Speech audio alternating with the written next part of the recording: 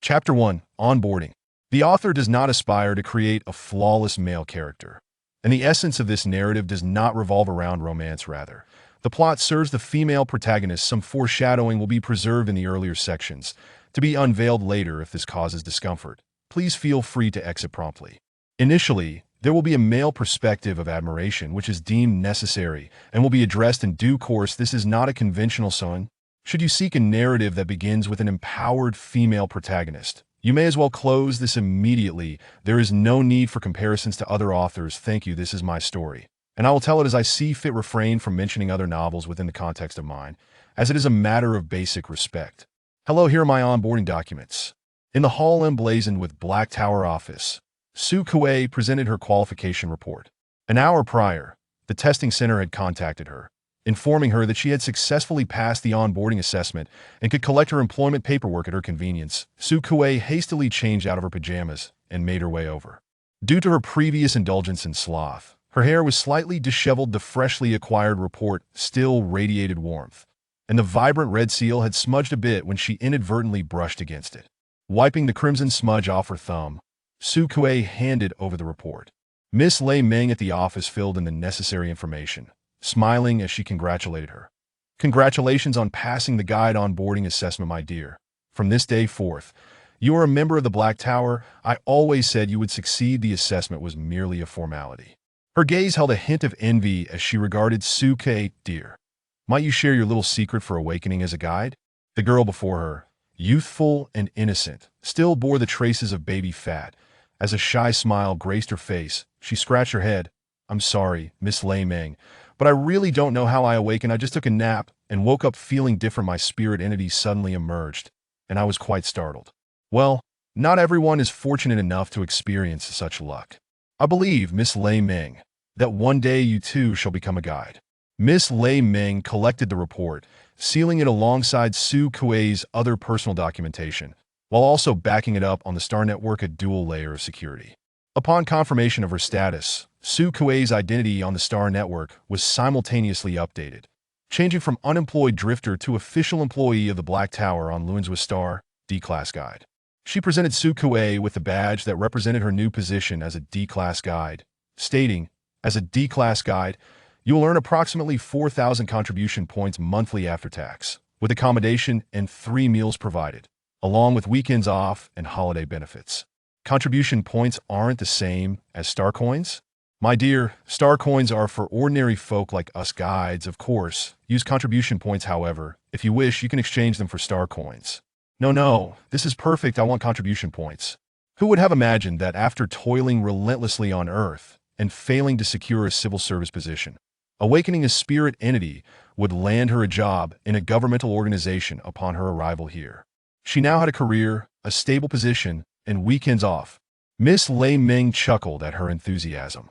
The work at the Black Tower office was typically quite relaxed, and not just anyone could secure a position there. Besides being exceptional, Sue Kuei also had some background, though she couldn't fathom why she felt more elated hearing such trivial remarks than when she learned of her awakening as a guide. Yet, she was infectious with joy, her voice softening.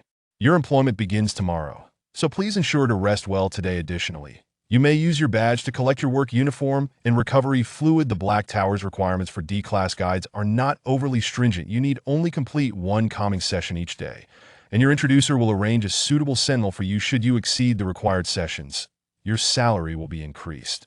All of this was outlined in the contract, which Sue Kuei had duly reviewed, and she expressed her gratitude to Miss Lei Meng for her kind explanations, suggesting they share a meal together when convenient.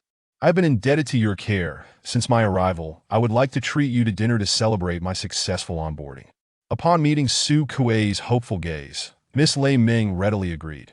All right, let's wait until you've acclimated to your work duties. There's no rush. In the end, Sue Kuei posed a crucial question. When do the meals commence? Can I eat today? Of course, Miss Lei Meng replied, observing Sue Kuei clutching her badge as if it were a treasured gem, her thoughts drifting to the routine checks that had unveiled the girl's background. Born in a small clinic's incubation chamber, she had endured the loss of her genetic donor during an insectoid invasion in her teenage years, ultimately becoming a refugee on Lunswa Star, scraping by on 120 rescue coins each month, and recently recovering from food poisoning that had necessitated a hospital stay. Having grown up in comfort, Miss Lei Ming felt a pang of compassion as she regarded Su Kuei's frail shoulders. Speaking softly, "Your information has been entered into the Black Tower's headquarters. Every Black Tower on each planet is now accessible to you even if you lose your badge. It matters not as long as your genetic information remains. You may eat as much as you desire." Su Kuei was oblivious to the gravity of her circumstances, simply pleased that she could enjoy a free dinner tonight. Bidding farewell to Miss Lei Ming, she exchanged her badge for 3 identical uniforms and what was referred to as recovery fluid. And with her arms full of items, she cheerfully made her way to the dormitory assigned to her. Employees of the Black Tower, besides those like Miss Lei Ming, who were affluent and influential, included a small number of guides. In the age of interstellar travel, humanity had evolved to combat the common threat of insectoid invaders, giving rise to Sentinels with formidable combat capabilities but fragile mental domains, and guides who possessed high mental faculties yet were physically delicate. Typically, initial assessments were conducted upon birth in incubation chambers, with those awakening as Sentinels or guides at the first assessment being notably stronger. A second assessment occurred during adulthood, and while the number of individuals awakening during this period was scarce, it was not unheard of. Su Kuei did not fall into either category. Her situation was somewhat unique, as she had awakened through transmigration. However, externally, including in the Black Tower's assessments, she was regarded as having awakened in adulthood. After all, she just happened to be at the age of 22 when she arrived. Interstellar beings generally enjoyed a longer lifespan, with 22 being considered adulthood. Her previous incarnation had only lived to that age. She had perished due to food poisoning from expired nutritional fluid. When Su Kuei opened her eyes, she was bewildered, devoid of any memories from her former life, merely feeling an overwhelming hunger, only to turn and encounter a sea anemone writhing beside her head, which startled her into flight. Coincidentally, her landlord, worried that she might have died in her apartment and that it would be difficult to rent out afterward, had reported her absence to the police upon their forced entry. The officers first laid eyes on Su Kuei, who had collapsed on the floor, and then noticed the sea anemone, her spirit entity. Their expressions shifted to astonishment as they gathered Su Kuei and the anemone, transporting them to the hospital while simultaneously notifying the Black Tower of their discovery of a wild guide. The Black Tower acquired a guide, the police received a reward, the landlord was presented with a commendation, and Su Kuei was gifted a golden opportunity. Everyone had a promising future ahead. The dormitory was a warm yellow building. In stark contrast to the Black Tower's pristine tranquility, the accommodations designated for the precious guides were charming and cozy. 1,300. Su Kuei read her door number aloud. 1 unit per floor. The entire 13th floor was hers alone. Clutching a bag filled with assorted small items, all complimentary from the Black Tower uniforms, matching shoes, hair ties, and accessories, she also discovered a steady off-tart light brain within. At the size of a wristwatch, it was a custom model, engraved with her name on the back. Ding! The elevator doors opened. As Su Kuei stepped inside, she gasped in awe. This spacious flat, the exquisite decor and complete furnishings. Welcome home. My esteemed master, I am your house spirit. You may bestow upon me a delightful name, my precious guide. The cheerful mechanical voice activated the lights and aromas within the room, and soft melodies filled the living area. Is this what you call an employee dormitory? Chapter 2. Lunzwistara, the allure of being a civil servant in the interstellar era, is simply irresistible. Su Kuei languidly reclined on a sofa, so spacious that one could easily roll around on it, while her house spirit, affectionately named Dammy, played the news for her. On March 23, 3137, the Zerg launched an attack on the coordinates of Ida Star, which has now been reduced to a Zerg nest. With the original inhabitants successfully evacuated, the live broadcast displayed the once beautiful Ida Star now riddled with craters. After the Zerg's arrival, every bit of vegetation had been devoured, transforming the planet's verdant landscape into the distinct grayish-yellow hue characteristic of a Zerg lair. This was the planet where Su Kuei's original self resided, and she was among the few fortunate survivors who had been relocated. The arrival of the Zerg marked the commencement of the first battle of 3137. And our energy cannons are already trained on the Zerg nest. This campaign deployed 3,528 Class A Sentinels, while as Sentinels, the scene shifted to the Star Alliance's latest energy cannon, its barrel poised and ready. Surrounding it were numerous tall and imposing sentinels, clad in uniforms that concealed their faces, exuding an aura of cold ferocity. Their spiritual forms were predominantly predatory animals, baring their teeth like fearsome beasts. The atmosphere was laden with a menacing chill, making one involuntarily hold their breath.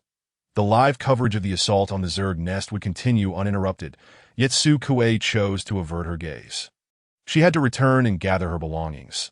The original self had rented a small house in the suburbs, quite distant from the location of the Black Tower, clutching the few remaining star coins. Su Kuei boarded the hover train, which took an hour to reach her destination, a testament to its remote location. Here, the environment was a melting pot, and upon straying from the city center, one could occasionally spot ordinary individuals sprawled drunkenly on the ground. During her time residing here, the original self had ventured out very rarely, and on the few necessary occasions, she had taken great care to conceal her face and figure, although Lunswa Star boasted relatively good public safety. The homeless on the streets of the old town remained akin to ticking time bombs. Besides the typical divide between the wealthy and the powerful, the differentiation between sentinels and guides had further constricted the living space for ordinary individuals. Su Kuei hastily withdrew her gaze and returned to the hive-like residential area. The narrow corridor barely allowed room for a single person to pass, with uniform-colored doors lining both sides. 13125 that this was the original self's door number. Room 125 on the 13th floor. The small room, measuring only a few dozen square meters, was maximally utilized. Even a girl like Su Kuei felt somewhat cramped when turning around. The rental unit contained a few basic necessities and a handful of clothing, all of which she had brought with her during her escape, along with some other personal items belonging to the original self. These were all trivial belongings, but Su Kuei was reluctant to part with them. The girl in the mirror bore a striking resemblance to her, yet she appeared excessively thin and pale, a consequence of hunger. The thought of her cause of death inevitably tugged at Su Kuei's heartstrings. It's all right, once I enter the Black Tower, I'll have a secure future, earning a post-tax salary of $4,000 each month. The costs of living and leisure activities won't be too burdensome, and I might even save a little. She reassured herself in front of the mirror.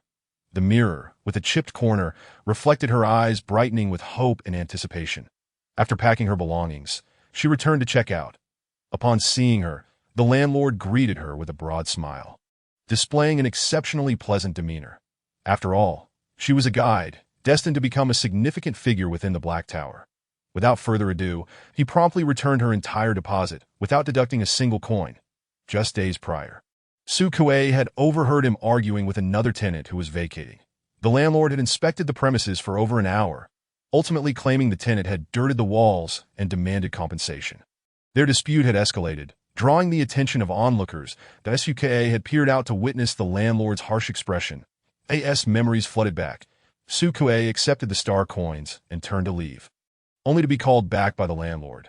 You see, you've been living here for quite a while, and I'm not a bad person, just a bit straightforward that I have a child at home who is currently unemployed. Is there any demand for workers at the Black Tower? We can negotiate the price. That SUKA hurriedly made her exit by the time she returned home. Night had fallen. She visited the cafeteria at the Black Tower for a free meal. The variety and abundance of ingredients were impressive, and there were no restrictions on portions. Su Kuei feasted to her heart's content. That it was the first time she had enjoyed a satisfying meal since arriving here. The cafeteria was sparsely populated, and Su Kuei only spotted a few individuals. Notably absent was Miss Lei Ming. The rest were unfamiliar faces, and after finishing her meal, she returned home. However, others recognized her. This the newly discovered wild guide. I heard she just awakened recently. What is her spiritual form?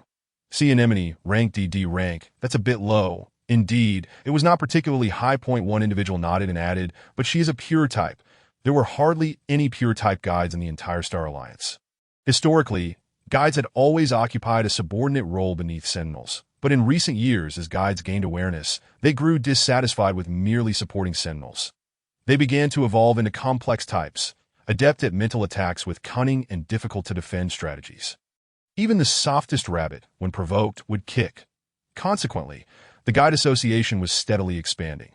Lunswa Star also had a guide association, which swiftly contacted the Black Tower upon discovering Su Kuei. After confirming that her sea anemone was a mindless pure type, they reluctantly abandoned any intention of recruiting her. There existed a treaty between the Guide Association and the Black Tower, prioritizing the interests of the Star Alliance. Clearly, Su Kuei's abilities were better suited for the Black Tower. Su Kuei had heard of this, but she believed the Black Tower was quite satisfactory, that IT was affiliated with a national organization and had fewer restrictive regulations. Furthermore, as her abilities improved, the benefits and treatment would become even more generous. Without grand ambitions, Su Kuei had no desire to step onto the battlefield or become a fierce warrior. Her life goal in her previous existence was merely to secure a government position. Now that her objective was achieved, she sought only to enjoy a comfortable life. The Black Tower, employee dormitories, and cafeteria were all situated in close proximity, allowing for a pleasant stroll home. The news coverage of the assault on the Zerg nest had yet to conclude. The energy cannon's barrage had merely shattered the outer structure, with a multitude of bizarre Zerg creatures spilling forth. Sentinels and their spiritual forms surged forward, that Su Kuei switched channels, no longer wishing to watch. The Interstellar broadcasts were too graphic, leaving no room for censorship. Moments ago, Zerg bodily fluids had splattered across the live feed, that IT was somewhat nauseating. After tidying up, she prepared for bed, knowing she needed to be alert for her first day of work tomorrow. Although she had undergone 3 days of intensive training and passed the entry assessment at the testing center, it all felt rather rushed. She had heard from Miss Lei Meng that due to the scarcity of guides, the appointments for Sentinels at the Black Tower had been scheduled 3 years in advance, a situation echoed across other planets. Finally, a pure-type guide had arrived. Naturally, swift employment was necessary to pacify the restless Sentinels. Pure-type guides, devoid of any offensive capabilities, posed no threat, even if they were inexperienced. Chapter 3. Black Tower dressed in a white shirt and short skirt, complemented by little leather shoes and a pink hairband.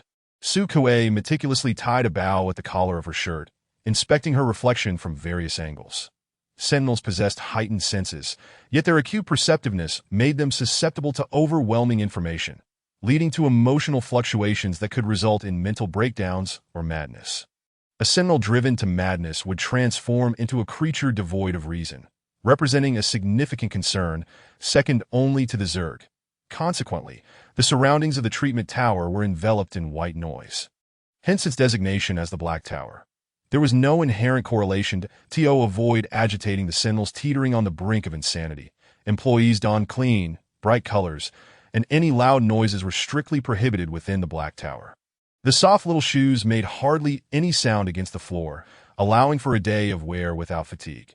Each guide was assigned an individual calming room, uniformly structured. Upon entering her office for the first time, Su Kuei eagerly surveyed her surroundings. Her eyes fell upon a white desk, not overly large to create a sense of distance, that a sofa nearby was piled with blankets, and the room maintained a constant temperature. With walls capable of simulating various environments, Daisuke discovered this intriguing feature and began pressing the buttons on the wall, transforming the overhead ambience from gentle rain under dark clouds to the warmth of a bright sun. Her excitement grew, and she failed to notice the door behind her sliding open silently. "Hello." The sudden male voice startled her, prompting her to turn and see a young man with pale yellow hair, almost white, clad in a gray-blue uniform.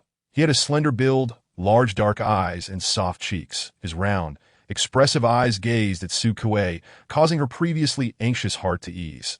The young man awkwardly turned his head. "I'm sorry, did I scare you? I rang the doorbell." "No, not at all," Su Kuei replied, though she hadn't heard the bell. She walked back to her desk, adopting a professional demeanor as she sat down, clearing her throat. "Please come in."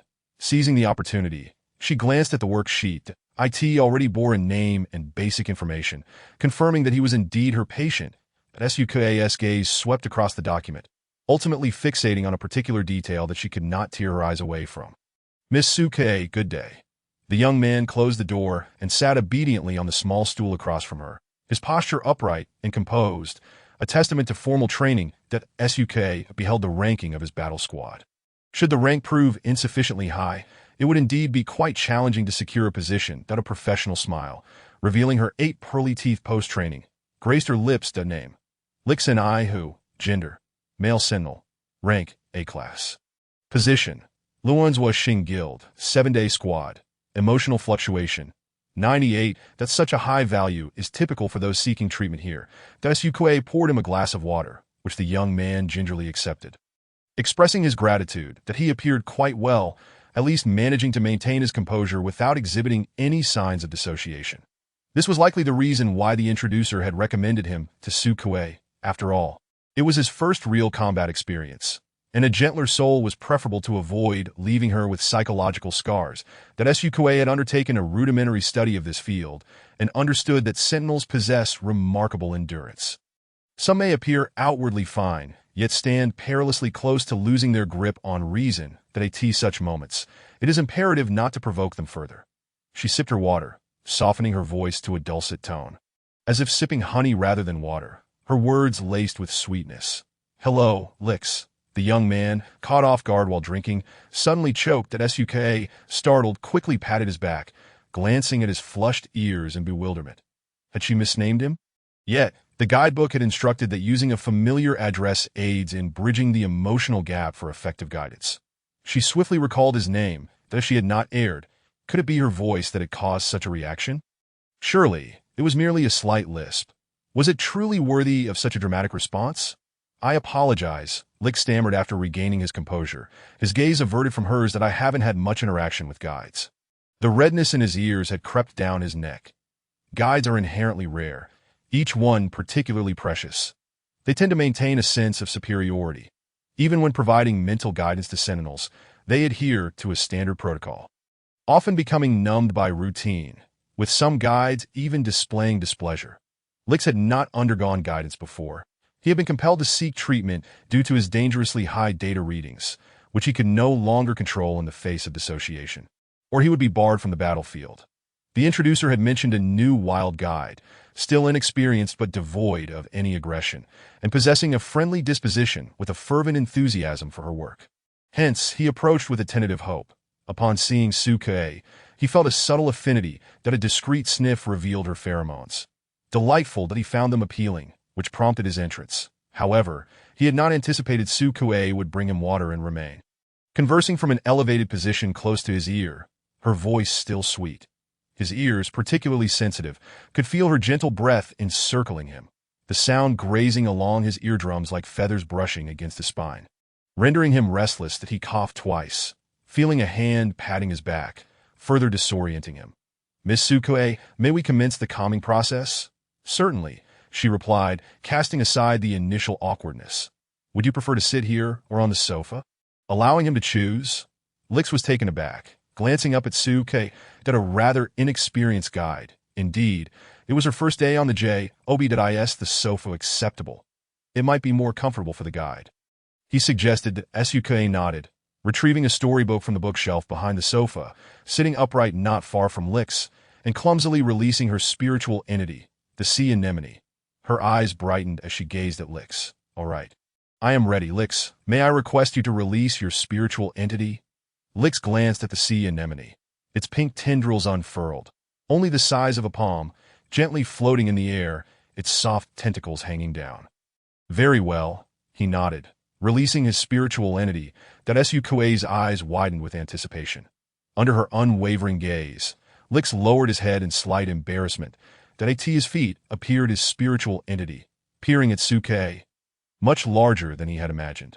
Approximately 3 meters in size, its fur was nearly white with a hint of light yellow, long and fluffy, soft, with the tip of its tail a shade of dark brown. That a small head with large ears, long whiskers by its mouth, and big, watery eyes regarded her with caution. Suke felt her heart flutter. An ear-tufted fox, how utterly adorable. She had been eager to see the mutated ear-tufted fox after glimpsing it on the information panel. Sukue smiled, guiding her sea anemone closer to the fox. Despite its considerable size post-mutation, it remained charming.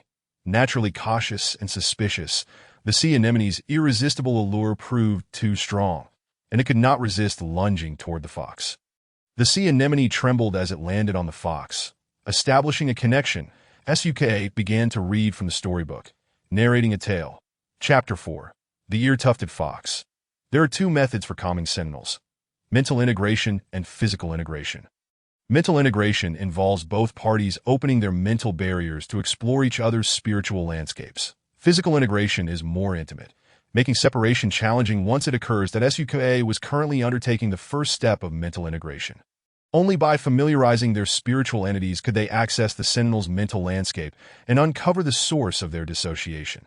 The ear-tufted fox pawed at the sea anemone, licking it gently, while the young man with light hair trembled slightly. A faint blush gracing his cheeks, SUKA felt a touch of unease. Yet she adhered to her training, firmly continuing to read, allowing Lix to gradually relax. Lix was unaware of when he had drifted into slumber. The ear-tufted fox had curled its paws tightly around the sea anemone, closing its eyes as well. How adorable! Sukue tiptoed closer, squatting before the fox. Its large ears twitched, and it opened its eyelids to glance at her, stretching before pulling the sea anemone closer and turning its body to continue its slumber. Truly charming. Such delightful creatures. In her previous life, she had never had the opportunity to observe an ear-tufted fox from such proximity. Influenced by its counterpart, the sea anemone extended its tentacles to embrace the fox's head, gently rubbing its fluffy crown. The little fox let out soft whines, disturbed from its sleep, prompting Lix to awaken groggily. He sat up, realizing he had been covered with a blanket. The brief nap had been short, yet remarkably restful, alleviating the torment of sleeplessness caused by his mental turmoil. Initially, he was slow to regain his bearings.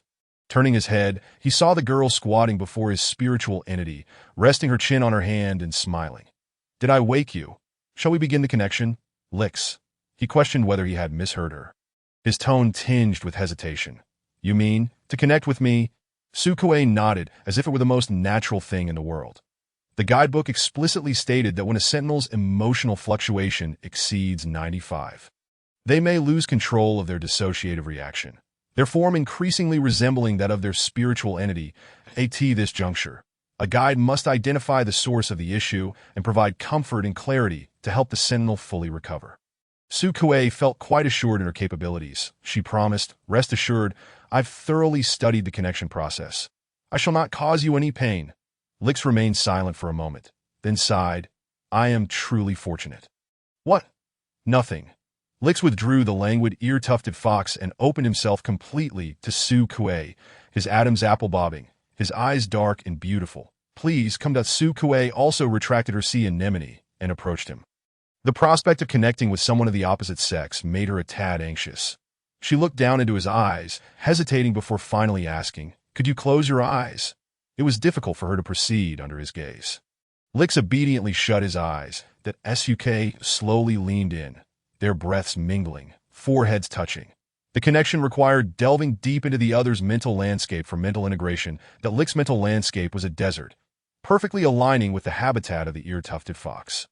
As her spirit entered, the entire desert shimmered with ripples that Lix's breathing quickened, his fingers gripping the sofa tightly. Following the textbook procedure, Sukue guided her spirit deeper into exploration until she found the knot, meticulously untangling it like a ball of yarn. "All right," she whispered as she gently withdrew. That a glimmer of moisture clouded Lix's eyes. That he sensed an unprecedented clarity in his mental state. The restless urge to engage in frenzied combat had dissipated. His thoughts agile and mood serene, that he rose to express his gratitude. That Suk, though weary, felt elated. Her first patient had been a resounding success. That it was a pity she had not truly touched the ear-tufted fox. She hoped the Sentinel would return to seek her out again. Just then, Lix made a request. "May I bind myself to you as your long-term comfort subject?" Each guide may bind multiple Sentinels. And with Sukue being a D-class, she currently had 2 slots available. She felt a fondness for Lix. His spiritual entity was adorable, his emotions stable, and their compatibility was high, culminating in a delightful first connection. After a brief moment of contemplation, she readily nodded. "Very well. Let me register you." Upon completing the registration, an additional line appeared on Lix's personal information indicating a guide. Sukue, beneath Sukue's work account. His name, Sentinel. Lix and I, who also surfaced, accompanied by a blank field below. Until next time. After bidding farewell to Lix, Sukue wiped the sweat from her brow, humming a tune as she prepared to finish her workday. Such are the rules of the Black Tower. Every guide is free to manage their remaining time after accomplishing the day's objectives, without stringent regulations on working hours. Thus, the entirety of the afternoon belonged solely to Su Kuei. She gathered her belongings and decided to enjoy lunch at the cafeteria before visiting the nearest mall. Although fatigue weighed upon her, it was a burden she could overcome as she pushed open the door to exit. A cacophony of sounds reached her ears, accompanied by a low, oppressive roar of a beast, the noise muffled and indistinct. Several individuals rushed down the corridor, striding purposefully, pushing a massive metal cage that nearly filled the entire passageway.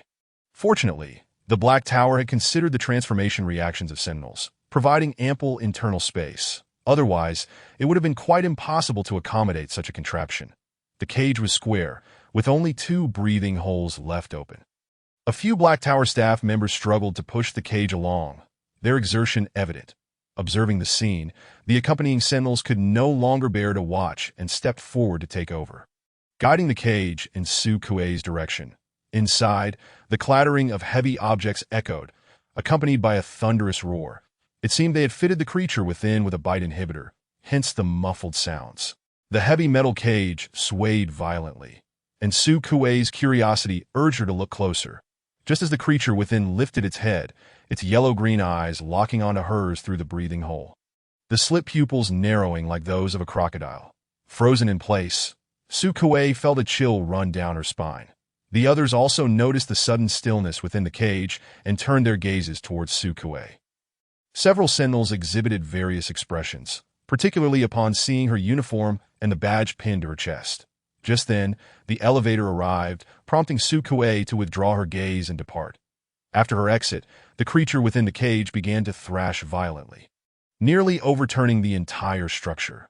The other Sentinels, abruptly returning to their senses, were left in a quandary. What should they do? With such severe transformation, could they administer another dose of sedative to calm the captain first? Otherwise, even if they managed to deliver him to the guide, no one would dare to soothe him. The Black Tower employees exchanged wry smiles. No, we have already administered several doses of sedative. His mental state is already unstable. Another dose could lead to serious consequences. What about a tranquilizer? Is it possible to add more calming agents? They had tried all the calming agents available at the Black Tower, and none were effective. He was extremely resistant. I'll apply for a dose from another planet. For now, we can only proceed as is. Chapter 5. The outcome, revised. Su Kuei deliberately took a detour to the office area. Today, Miss Lei Meng was absent, and another woman was present in the office. Unfamiliar with her, Su Kuei opted not to approach and instead passed through the employee passage to the cafeteria that today's lunch featured fishball soup.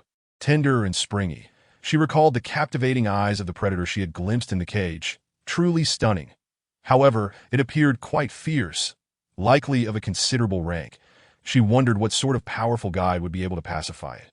Moreover, facing such a beast, that guide displayed commendable courage.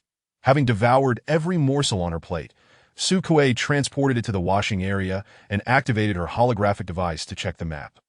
The Black Tower was situated within the city center, part of the second ring. Due to its unique nature, a vast expanse of open space surrounded it. The journey to the nearest mall would take approximately 20 minutes. Bored and intrigued by the hover train, she felt no aversion to the 20-minute ride. After purchasing a seasonal beverage, she set off, swaying gently as she went. Lix and I, who exited the calming room and proceeded to the testing center. He felt that the previous calming had been extraordinarily effective and wished to check his current mental fluctuations. Recently, he had been unable to control his transformations. For instance, before entering Su Kuei's calming room, the large ears characteristic of his species had involuntarily sprung forth from his head. Fearing he might frighten the guide, he had desperately suppressed them. However, now, that uncontrollable feeling had vanished entirely, that I in high spirits. His steps felt significantly lighter. Upon entering, he encountered several colleagues just exiting, and they exchanged greetings. Although their mental states made them instinctively view one another as prey, human rationality still allowed for peaceful coexistence. In contrast to Lix, the expressions of these Sentinels were notably grim. It was not solely due to unfavorable data. They were struggling to maintain control, their features tainted with irritation and bloodlust, their transformation forms surfacing repeatedly. A few bore delicate scales upon their skin. At the center of the group stood a robust man, towering at nearly 2 meters. His exposed skin was pale, and his demeanor appeared lethargic, with an air of persistent gloom shadowing his eyes. He glanced at Lix, his pupils taut and narrowed. The Star Alliance possessed no military. Only guilds existed, each composed of various teams ranked by strength and contribution points, typically comprising members from land, sea, and air. Lix's team, the 7-Day Squad, ranked 7th overall, while the individuals before him belonged to the 5th-ranked Crocodile Squad. After exchanging pleasantries, they were about to part ways when one Sentinel stretched his neck to sniff the air, catching a whiff of a faintly sweet aroma. His expression momentarily froze, and he exchanged a glance with his companion, pausing to investigate further. "And I who? I heard you underwent mental calming. Didn't they say our tower's guides were fully booked?" "Which guide did you see? That guide of yours seems rather pleasant." Lix replied, "Indeed, I just completed a mental calming session and am heading to check my fluctuation status." The Crocodile Squad Sentinels exchanged glances, looking to their deputy leader for guidance. The black-scaled man finally spoke, his demeanor seemingly unperturbed, though the dark circles under his eyes hinted at fatigue. "This Sen has never been present within the Lunzoxing Black Tower. Has a new guide joined?" Upon hearing this, the other Sentinels shared knowing looks and simultaneously forced friendly smiles, closing in on Lix. "Hey, we'll accompany you to check it out." Despite Lix's polite refusals, he found himself leading the newly emerged Sentinels back inside. The employees, with an express surprise, "Didn't you just finish testing?" Members of the Crocodile Squad replied, "We're here to accompany him and assist with his examination." "And I who? What was your previous data?" The data was recorded at the testing center, and Lix answered without concealment, sitting beneath the scanning machine. .98, that the testing personnel noted, "Yes, you were here earlier this morning. Have you completed the calming session? It appears your condition is quite good." The results were quickly generated. The testing personnel examined the report for a moment and then retrieved the morning's report for comparison. Lix inquired, "Is there an issue?" "No." The testing personnel scrutinized him. "Are you certain the guide who performed your calming is a newly assigned D-level guide? Are you sure you didn't mistake someone else?" She presented the report to Lix, showing a stark difference between 98 and 88 that the introducer had intended for Lix to be assigned to Suke due to her lower rank, hoping to find a manageable case, as even a reduction of 1 point would not be deemed a failure. After all, other guides typically managed a decrease of only 3 to 5 percentage points per session. "Would you like to undergo another test? We can try a different machine," the staff suggested. Lix nodded. After another round of testing, the results remained unchanged, and the accompanying Sentinels remained silent. Lix pondered for a moment. "Perhaps it's because she connected with me." "Connected? Are you certain?" This inquiry came from one of the vice captains of the Crocodile Squad. The black-scaled man certain. The others pressed, "Why? Did you know her beforehand? Was your relationship close?" Lix clarified, "I didn't know her. It was our first meeting." "Then did you give her an extravagant gift?" "What was it?" "Nothing. Rather, she poured me a glass of water." This revelation. Silence enveloped the room. One of the staff couldn't help but murmur, "What kind of luck are you having?" "In all my time at the Black Tower, I've never heard of a guide willing to connect with a newly met Sentinel." "Indeed, I am quite fortunate," Lix remarked with a smile, not mentioning that he not only received water, but also a captivating story to share. "Is an I who attempting to deceive us? This sounds rather far-fetched," someone commented, scratching their head and flicking the tail behind them, struggling to believe. The black-scaled man interjected, "We'll know the truth soon enough." They sought information and soon discovered that a new guide named Suke had recently joined the Black Tower, the very one who had attended to Lix and I who earlier that morning. Without pausing, the black-scaled man and his group made their way to Suke's calming room, only to find the door locked, with an electronic sign stating, "Today's consultations have concluded. Please return tomorrow." Thus, they sought out the introducer. "Schedule me for tomorrow with Suke." The introducer replied, "You are A, with strength nearly approaching S level. Your ranks do not align, and even with a connection, it may not yield results. A level is acceptable. A will do." The black-scaled man insisted, "O level. Are you referring to Lord and I who?" Miss Suke indeed attended to him. Yet the report was not transmitted back, leaving us currently unable to ascertain whether she could provide solace. Just as the report arrived midway through the conversation, the introducer glanced over and thought, It seems to be effective indeed." Chapter 6. D-Class Guide. In the past, D-Class Guides were hardly coveted by the Black Tower. Alas, given the current circumstances, every guide has become a rare breed, with the pure types being akin to pandas among rare species. The introducer must first consult the respective guide's opinion before arranging for a Sentinel to come over. Only upon the guide's consent can they proceed. Prior to his arrival, Lix had indeed inquired about Su Kuei's stance, and she readily agreed, stating that they could proceed as they saw fit. This time was no different. Upon hearing that a certain gentleman was aware of her morning treatment success and strongly requested to be attended to as well, Su Kuei felt quite pleased. She readily acquiesced and went back to review the guide manual. Diligently noting every step and implementing them rigorously, that it appeared that the results today were promising. If this continued, the Sentinels would surely give unanimous praise, and she would undoubtedly receive high marks in the end-of-month evaluation. Along with a considerable influx of contribution points, the SUK had already begun to ponder how to spend that money. Today, she visited the mall merely to browse, taking the opportunity to assess the current state of the world and prices. There was a period when the trend of guides awakening reached its peak, with everyone donning combat uniforms, resulting in a decline in sales of dresses and jewelry in the mall. Prices had yet to return to normal. She had just set her sights on a bracelet, which was reasonably priced and currently at a 20% discount. Thinking she would purchase it once payday arrived, as it would certainly look lovely stacked with her holographic wristwatch. Well-fed and well-rested, she awoke in high spirits that SUK donned her little leather shoes and set off for work. Before she even reached her office, she spotted a throng of individuals standing at the entrance. Each possessed a tall stature and long legs, their black uniforms accentuating their perfect forms, with skin tones unified in cold hues, resembling a gathering of cold-blooded creatures preparing to bask in the sun. Su Kuei cast a few glances and struggled to weave her way through the towering figures. "Excuse me. Thank you." Members of the Crocodile Battle Team observed this diminutive figure squeezing in. Soft and harmless, her delicate skin exuded an appetizing fragrance that as the faint sweetness drew nearer, some individuals gradually lost focus, their lips twitching, tongues tantalizingly visible. One companion swiftly covered their mouth, offering a silent warning. "Behave." Dante frightened the guide. Before their arrival, the vice captain had already issued a warning. Anyone who startled the guide would be thrown out. They quickly regained composure, adopting stern expressions that as the guide approached them. Her swaying ponytail bounced like a grasshopper. The lizard-like sentinels found it increasingly difficult to maintain their composure, turning away to avoid direct eye contact, merely sneaking glances from the corners of their eyes. An odd silence enveloped the atmosphere. SUK was unaware of the purpose behind the gathering, considering she only attended to one patient a day. Upon entering the office and checking the name of the scheduled patient, she hesitated and inquired of the towering figures outside. "Which one of you is Hei Lin?" "I am." A figure stepped forward from the center, while the others parted to make way.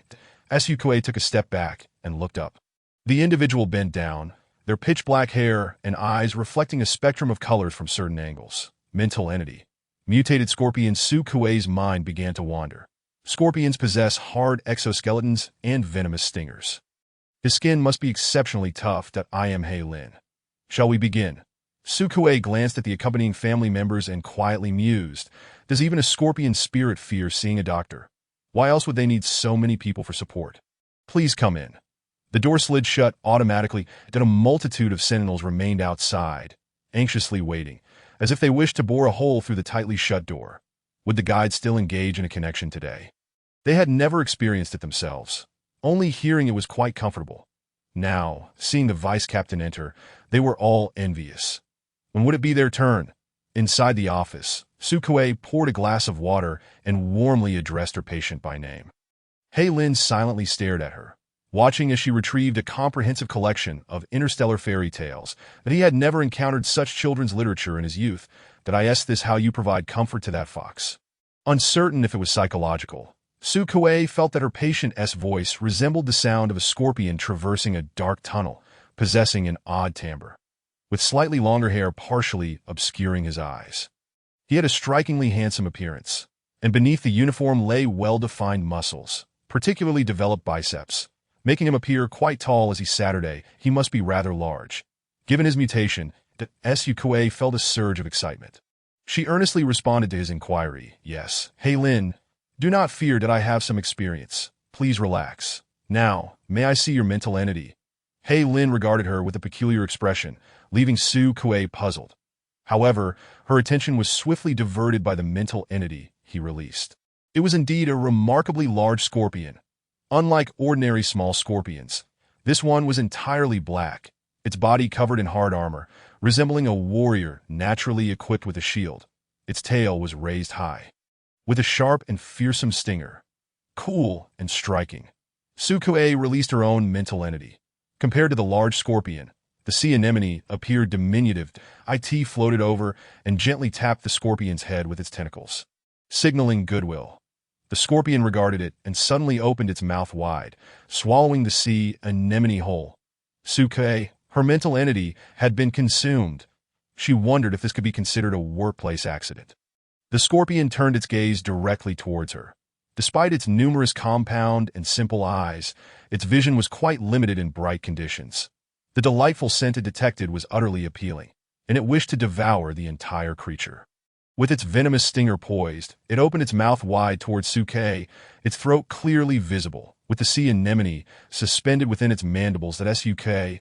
Ah, the patient is eating someone. Hei Lin pressed his temple, and the large scorpion instantly vanished, recalled by him. Apologies, he restrained Su Kuei's hand, which was poised to call security. Residual effects of the battlefield.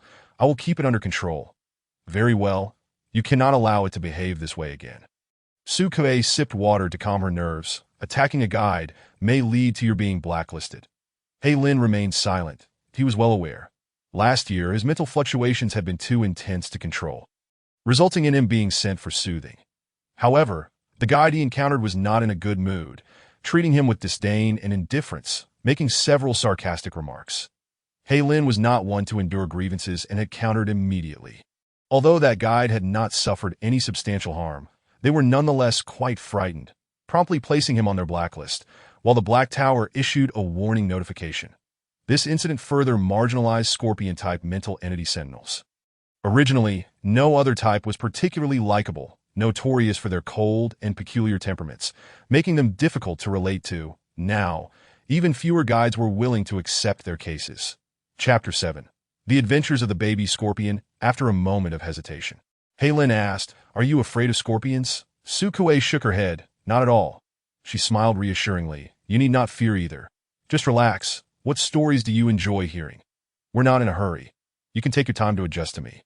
Hei Lin had never heard a story before. The two settled at a comfortable distance from one another. Su Kuei opened the fairy tale book, locating a story titled The Adventures of the Baby Scorpion. And her spirits lifted. "That I will read this to you." She turned to the corresponding page and read each line earnestly, occasionally sharing her opinions and inviting Hei Lin's input to engage him. Hei Lin. He wanted to express that this story was utterly childish, and considering that scorpions lay numerous eggs at once, how could there possibly be just one? Referring to it as a baby was quite distasteful. Furthermore, scorpions enjoyed feasting on crickets and could never befriend one, let alone dive into the water to rescue a little turtle. Turtles could swim perfectly well. He had no desire to hear such a foolish tale. Yet the voice continued to drill into his ears, compelling him to listen. Unable to contain himself, he finally retorted, "Nonsense! How could a scorpion be so foolish as to be outsmarted by a rabbit?" Su Kuei nodded. You're absolutely right." Realizing he had been drawn into the conversation, Hei Lin's originally gloomy expression darkened further. However, it was uncertain whether it was due to the mindless story distracting him. But he did indeed feel a bit better. Taking a deep breath, he caught the faint scent of Su Kuei's guiding essence nearby. While her mental entity was an oceanic creature, she always carried a hint of sweetness. Was this a trait of girls? Hei Lin had never interacted with the opposite sex, but since Su Kuei was not afraid of him, his mood lifted. "Are you beginning to adapt to me?" Once the story concluded, Su Kuei closed the book and asked, "May I allow your mental entity to emerge so we can communicate? Otherwise, the connection might be somewhat challenging later." The connection, the mere mention of this word. Hei Lin fell silent and released his mental entity, allowing it to obediently lie on the ground while the sea anemone settled atop its head. During this time, Su Kuei altered the room's ambience, simulating a rainforest. The rhythmic patter of raindrops created a soothing white noise, and the damp, dim environment was quite appealing to the scorpion. even if it was not genuine. Hei Lin's back relaxed as he inquired, "Do you mind if I partially mutate?" Su Kuei shook her head. "Not at all. Thank you." His pallid skin was adorned with delicate black scales, resembling a hard shell, and he let out a comfortable sigh, indicating that he had indeed endured for quite some time. What a wondrous world this is, that Su Kuei observed discreetly for a moment, and upon seeing the two spiritual entities interacting amicably and peacefully, she proposed, "Shall we begin the connection now? What do you think? Is that acceptable?" Hei Lin reclined against the soft sofa, the pleasant aroma lingering around his nose, his body and mind utterly relaxed, with his eyes closed. He lazily opened his arms at her words, sure that Su Kuei approached and made contact with his cold, rigid skin. The temperature was somewhat low, but considering he was a scorpion, it was hardly surprising. She pressed her forehead against his. And because he had his eyes closed, he was unaware that, at the moment of contact, his Adam's apple moved slightly, but he opened his eyes to gaze at Su Kuei before slowly closing them again. As their minds delved deeper, his brow furrowed in evident strain, particularly when Su Kuei tentatively touched his knot, causing him to shudder involuntarily. Unable to suppress his altered state, his scorpion tail suddenly shot out with a hissing sound. The connection with Hei Lin proved to be exceptionally challenging. Even when he relaxed, Su Kuei felt it was quite taxing. The disparity in their levels was simply too great, and ultimately, she could no longer hold on. "Well, it seems I've reached my limit." She thought that Su Kuei actively severed the connection, realizing that if she continued, her spirit would be utterly drained. At that moment, her spiritual entity was already feeling quite lethargic. Apologetically, she stood, only to discover that she was still confined. The arms, as solid as iron walls, reluctantly loosened under her gaze. "That I need to use the restroom." That Su Kuei guessed he wished to transform back to put on pants. So she nodded and instructed the intelligence system to clean up the tattered remnants of his uniform. Hei Lin tidied himself in the restroom, to accommodate the height of the guide. The mirror was somewhat low, forcing him to bend over to see his entire reflection. The man who appeared in the mirror was impeccably dressed in uniform, with long, powerful arms. The hard shell on his body had retracted, and although only partially, his mental state appeared quite robust. Even the innate sense of gloom had been significantly lessened. Upon exiting the restroom, he found the surroundings transformed into a subterranean cavern, dimly lit. Su Kuei, holding a small blanket, suggested, "Why not take another nap? A little more sleep would be quite pleasant." Her farewell words were swallowed back as Hei Lin obediently lay down on the sofa. It was a bit cramped. His legs could not stretch fully. Su Kuei covered him with a blanket. Hei Lin fell asleep faster than he had anticipated, and he slept deeply, unaware that Su Kuei had stepped out briefly. Remembering the family members outside, Su Kuei speculated they might be worried about the patient. She tiptoed out, lowering her voice to speak with the group of sentinels. "He's in good condition. He's already asleep, so there's no need to worry." The sentinels exchanged glances. The Vice Captain Hei Lin, asleep in an unfamiliar place. "He can sleep," someone whispered, imitating Su Kuei. "Excuse me, Miss Guide, did you manage to connect with him?" Su Kuei replied, "Yes, but my spiritual entity's level is too low to do more than a little bit of sorting." The sentinels exclaimed, "Really? A connection?" They wanted to have one too. Their eager eyes turned towards Su Kuei. But unfortunately, due to their long-standing stern expressions, Su Kuei failed to notice their subtle hints. After giving her instructions, she prepared to return, anticipating that when the patient awakened, she could finally clock out. Just as she was about to enter, someone finally gathered the courage to call out, "Wait." Su Kuei turned around. The sentinel had striking blue hair, standing out prominently in the crowd. He had a matching tail trailing behind him, adorned with vibrant feathers and eye-like patterns. He seemed unaware that his tail was out, staring at Su Kuei's face with heightened tension. "May I request your assistance in calming me? My mental fluctuations are quite high. Could you please connect with me?"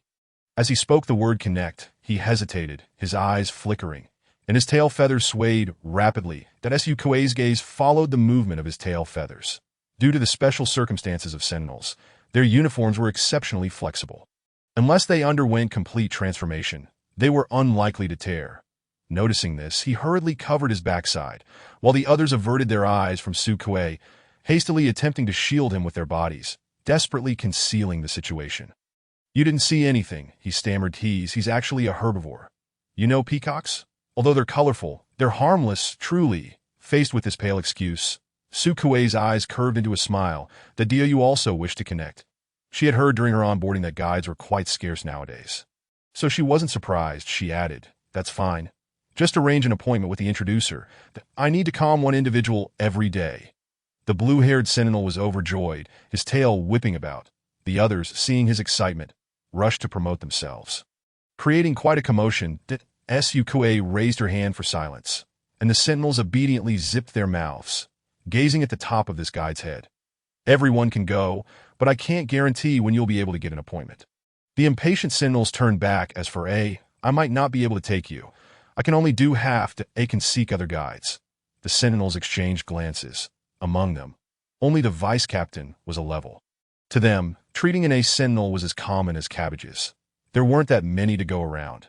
The door to the calming room slid open, and Lin stood at the entrance. "What's all this noise?" The others straightened up immediately, and Sukue turned to him. "Oh, you're awake. We were discussing appointments. Your level is too high, so I suggest you seek another guide that no need," Lin said, looking at her. "You can do it." Sukue chuckled softly. Lin looked down at her, clad in a white shirt and skirt. He still remembered the sight of her pure, pleated skirt fanning out against the cold texture of his black uniform pants. "Are you off work now? Let me escort you home." Sukue was taken aback, meeting his beautifully shaped eyes. She smiled and waved her hand. "No, I live quite close to the dormitory. You should all head back to rest early." Goodbye. Today had indeed been a bit exhausting. She and T expected that calming an would be so strenuous. Now she felt utterly drained and just wanted to have a hearty meal and a good night's sleep. Lin did not insist further. He nodded slightly and led the group away. As this tall assembly departed, Sukue felt a significant ease in her breathing, as though the air had become more abundant. Just as she was preparing to leave, she was intercepted by a staff member from the Black Tower. "Hello, Sukue guide." The staff members were all dressed in uniform white attire, with the guides' uniforms being more refined and luxurious, distinguished by badges on their chests. The individuals before her were clearly ordinary employees, and one of them, stepping forward, spoke first. "We are members of the research lab. Yesterday, a certain adult experiencing a mental breakdown was brought in for calming and guidance. But he strongly rejects the presence of other guides. We would like to see if you could assist." Sukue inquired, "What level is he, and what are his mental fluctuations?" "S level, with mental fluctuations at 120. "Oh, that is probably not feasible." Sukue waved her hand. "Today, I couldn't even fully assist an who maintained his rationality at 99, and this one without rationality is too dangerous. You should seek someone else." "You misunderstand. We don't require you to take risks. That we only need to extract your guiding essence to synthesize a calming agent for injection." Sukue responded. "Oh, I see. Calming agents are generally the first choice for Sentinels who cannot schedule a guide for calming and guidance. There are many types available on the market, categorized by different guide scents into niche, popular, and blockbuster varieties. Among them, the guiding essence is extracted from the guide's body to synthesize. Upon injection, it can effectively improve the mental state. It is somewhat akin to having a cold, but being unable to get an appointment at the hospital, so one has to make do with cold medicine at home. The renowned calming agents from a few top guides in the Black Tower could fetch exorbitant prices. And whenever they were listed on the marketplace, they would sell out within moments, often remaining out of stock. There was nothing in this that couldn't be cooperated on, as the contract also outlined this clause. However, Sukue couldn't recall how much the profit share would be. She activated her light brain to open the electronic version of the contract for review. According to market prices, it's a 50-50 split. "All right," Sukue asked, "what do I need to do? Also, when will I receive the payment? Will it be issued with my salary?"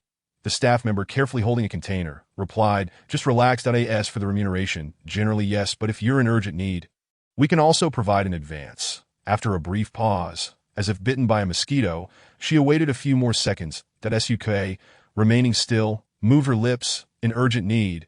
Could I possibly receive it shortly?" The staff member responded affirmatively and departed with the container.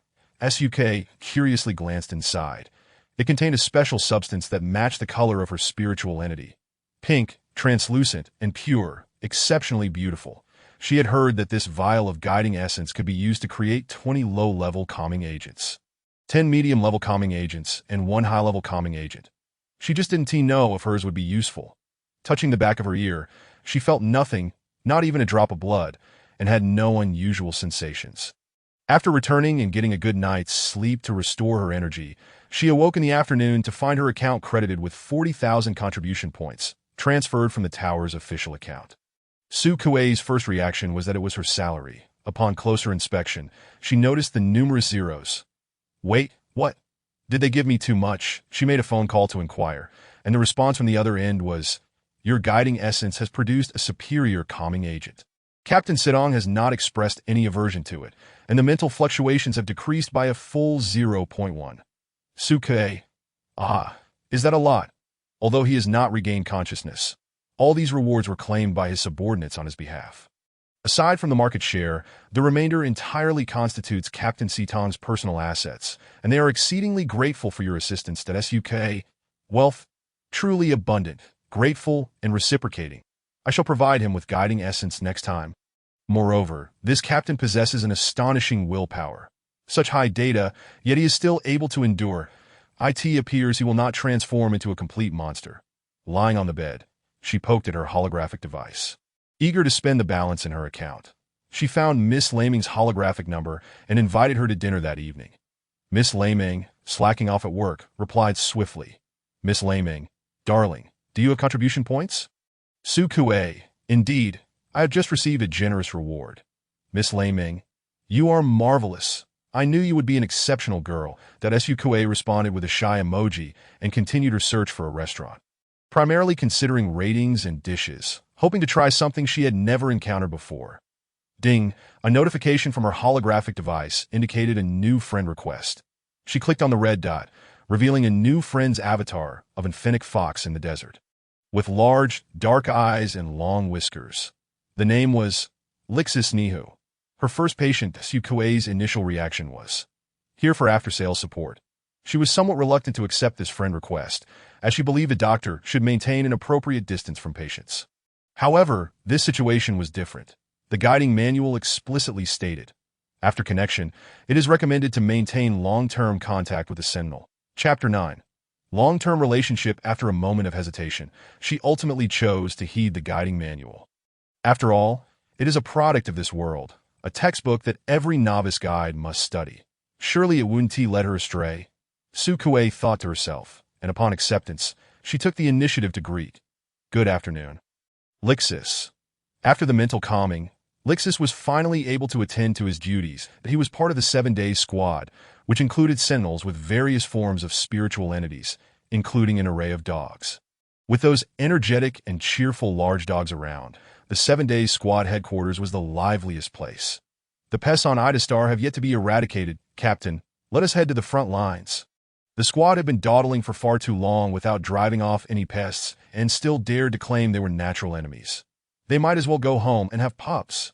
The speaker was a young man with half-black, half-white hair and sparkling blue eyes, clamoring at headquarters, his resonant voice overshadowing everyone else. Noticing the commanding officer's gaze, he raised his voice even higher, passionately exclaiming, we strongly demand to be sent instead of other squads. Why shouldn't we go, considering we are nearby? The blond youth beside him was so taken aback that his head buzzed, slightly frowning as he moved away, casting his gaze elsewhere, unwilling to look at his teammate. Finding him bothersome, he remained oblivious to the disdain he garnered. Yet, even if he were aware, he wouldn't care. Xia urged the others, and a few belligerent members immediately echoed his sentiments. However, some remained indifferent and lethargic. Jean Fumoya, what do you say? The two designated sentinels, one still gazing out the window, pretending not to hear, while the other, just returning from his reverie, revealed a languidly beautiful smile. What did you just say? Disheartened by his companion's lack of enthusiasm. Xia placed all his hopes on the officer. Captain, let us reclaim Interstellar. Let them see our true strength. Why should they rank 5th or 6th while we are in 7th? This time, we shall defeat them comprehensively and reclaim what belongs to us. Howling with excitement, he raised his neck and began to wail, prompting other sentinels to join in, each producing a cacophony of discordant sounds that could only be described as ear-piercing. The nearest blonde sentinel shut his eyes, enduring the noise without retaliation. The commanding officer, solemn and imposing, interjected, silence. The discordant howls abruptly ceased. From afar, Lixis recognized that familiar commotion. It seemed they gathered every few days to vocalize as a group. And he had grown accustomed to it. He entered and knocked to report his work. The leader of the 7 Days squad was named 7 Days, and his spiritual entity was a mutated swan. Upon hearing Lixus's report, 7 Days inquired, "Your condition seems satisfactory. I heard you provided soothing. Is this the contribution of the new guide you mentioned?" Lixus nodded affirmatively. "Yes, she is a delightful guide. You should give her a try." 7 Days replied, "I currently have no time, nor do I require it." Others nearby, particularly the curious Shia, leaned closer to inquire, "What new guide? Do we have guides of that caliber in our Black Tower? When did she arrive? Why was I unaware?" Lixus, ever amiable, responded, "She arrived just a few days ago. If you don't pay attention to these matters, naturally, you would be oblivious, whether due to an exceptionally good mindset or sheer luck." Shia's mental fluctuations remained remarkably stable, having never undergone soothing nor utilized calming agents frequently. His mind was solely occupied with combat, leaving no room for other thoughts. "That I have heard a little. It is said she is a resident of Ida Star and only awakened after being relocated here. Quite fortunate." Shia, lacking enthusiasm, nudged his neighboring companion. "I sense your mental fluctuation quite high. Why not give it a try?" The blond youth sidestepped his hand, replying, "I can manage with calming agents. Oh, you haven't undergone soothing. You feel embarrassed to go. No worries, bro. I'll accompany you. Get away. I am not embarrassed. Remove your hand." The blond youth, thoroughly exasperated, found himself on the verge of a quarrel. 7 Days, uninterested in their bickering, turned to Lixus, asking, "Does this guide wish to bond with the Sentinel? Is that true?" Upon hearing this, Xia halted his antics, and the blond youth turned to listen. While the allure of bonding was not particularly enticing to 7 Days, he wished for his subordinates to experience such an opportunity.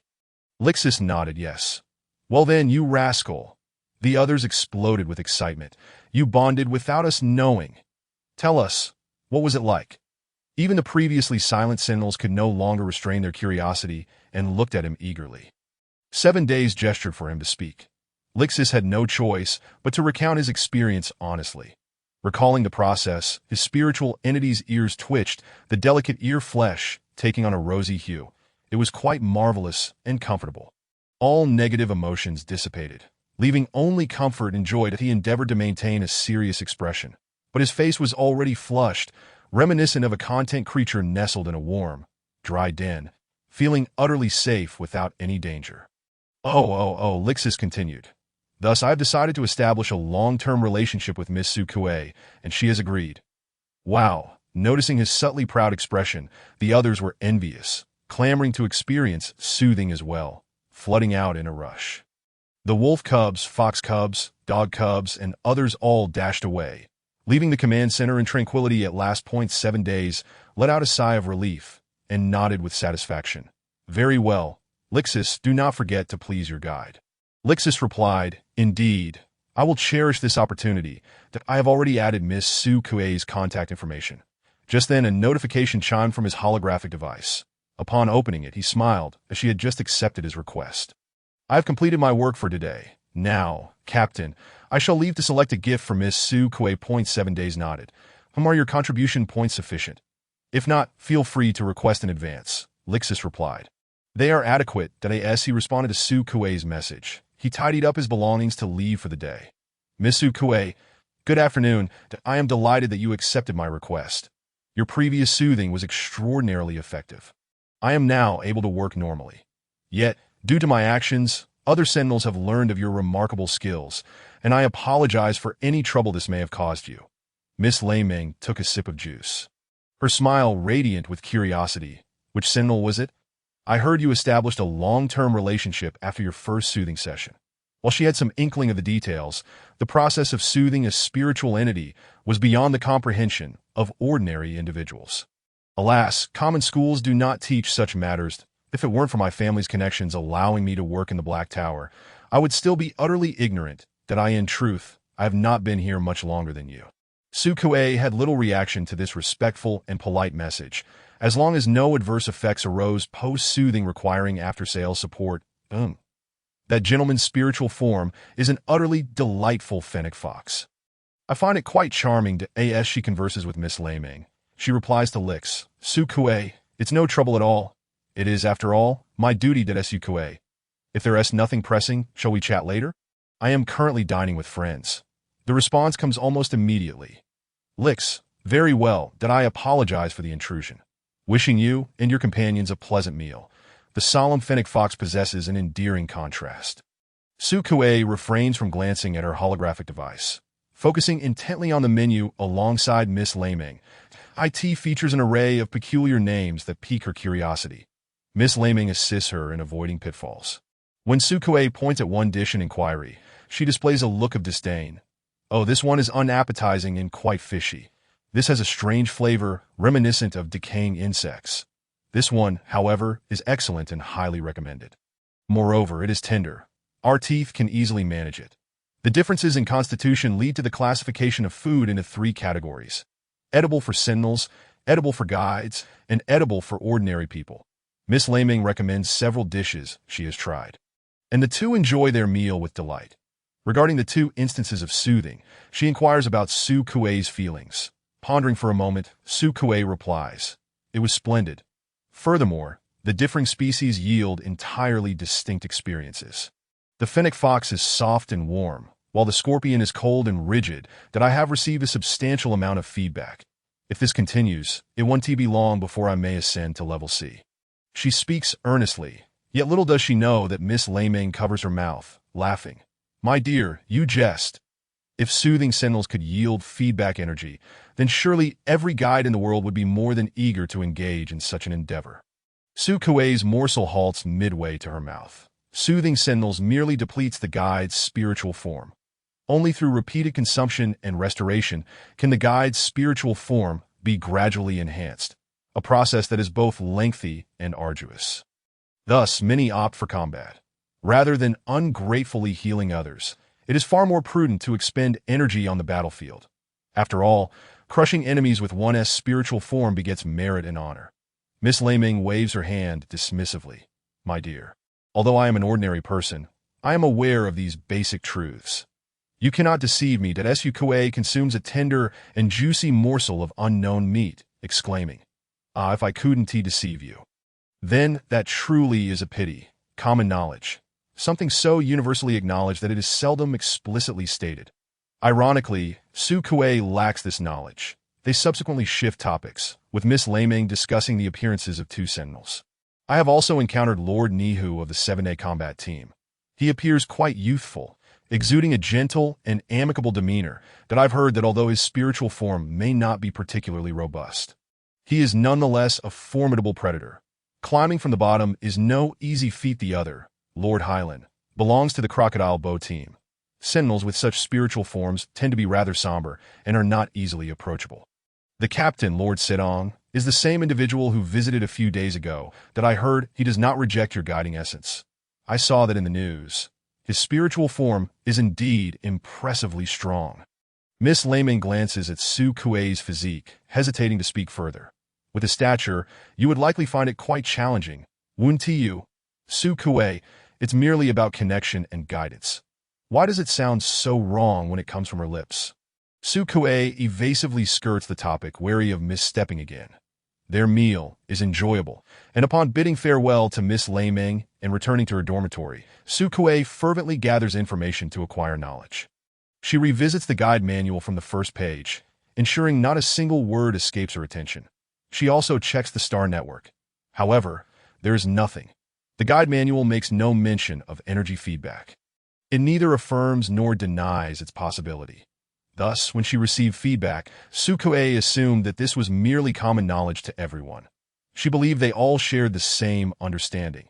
After their connection, both Lix and Hylan had bestowed upon her a generous amount of pure, clean energy, leaving Sukue feeling quite satiated, even slightly overwhelmed.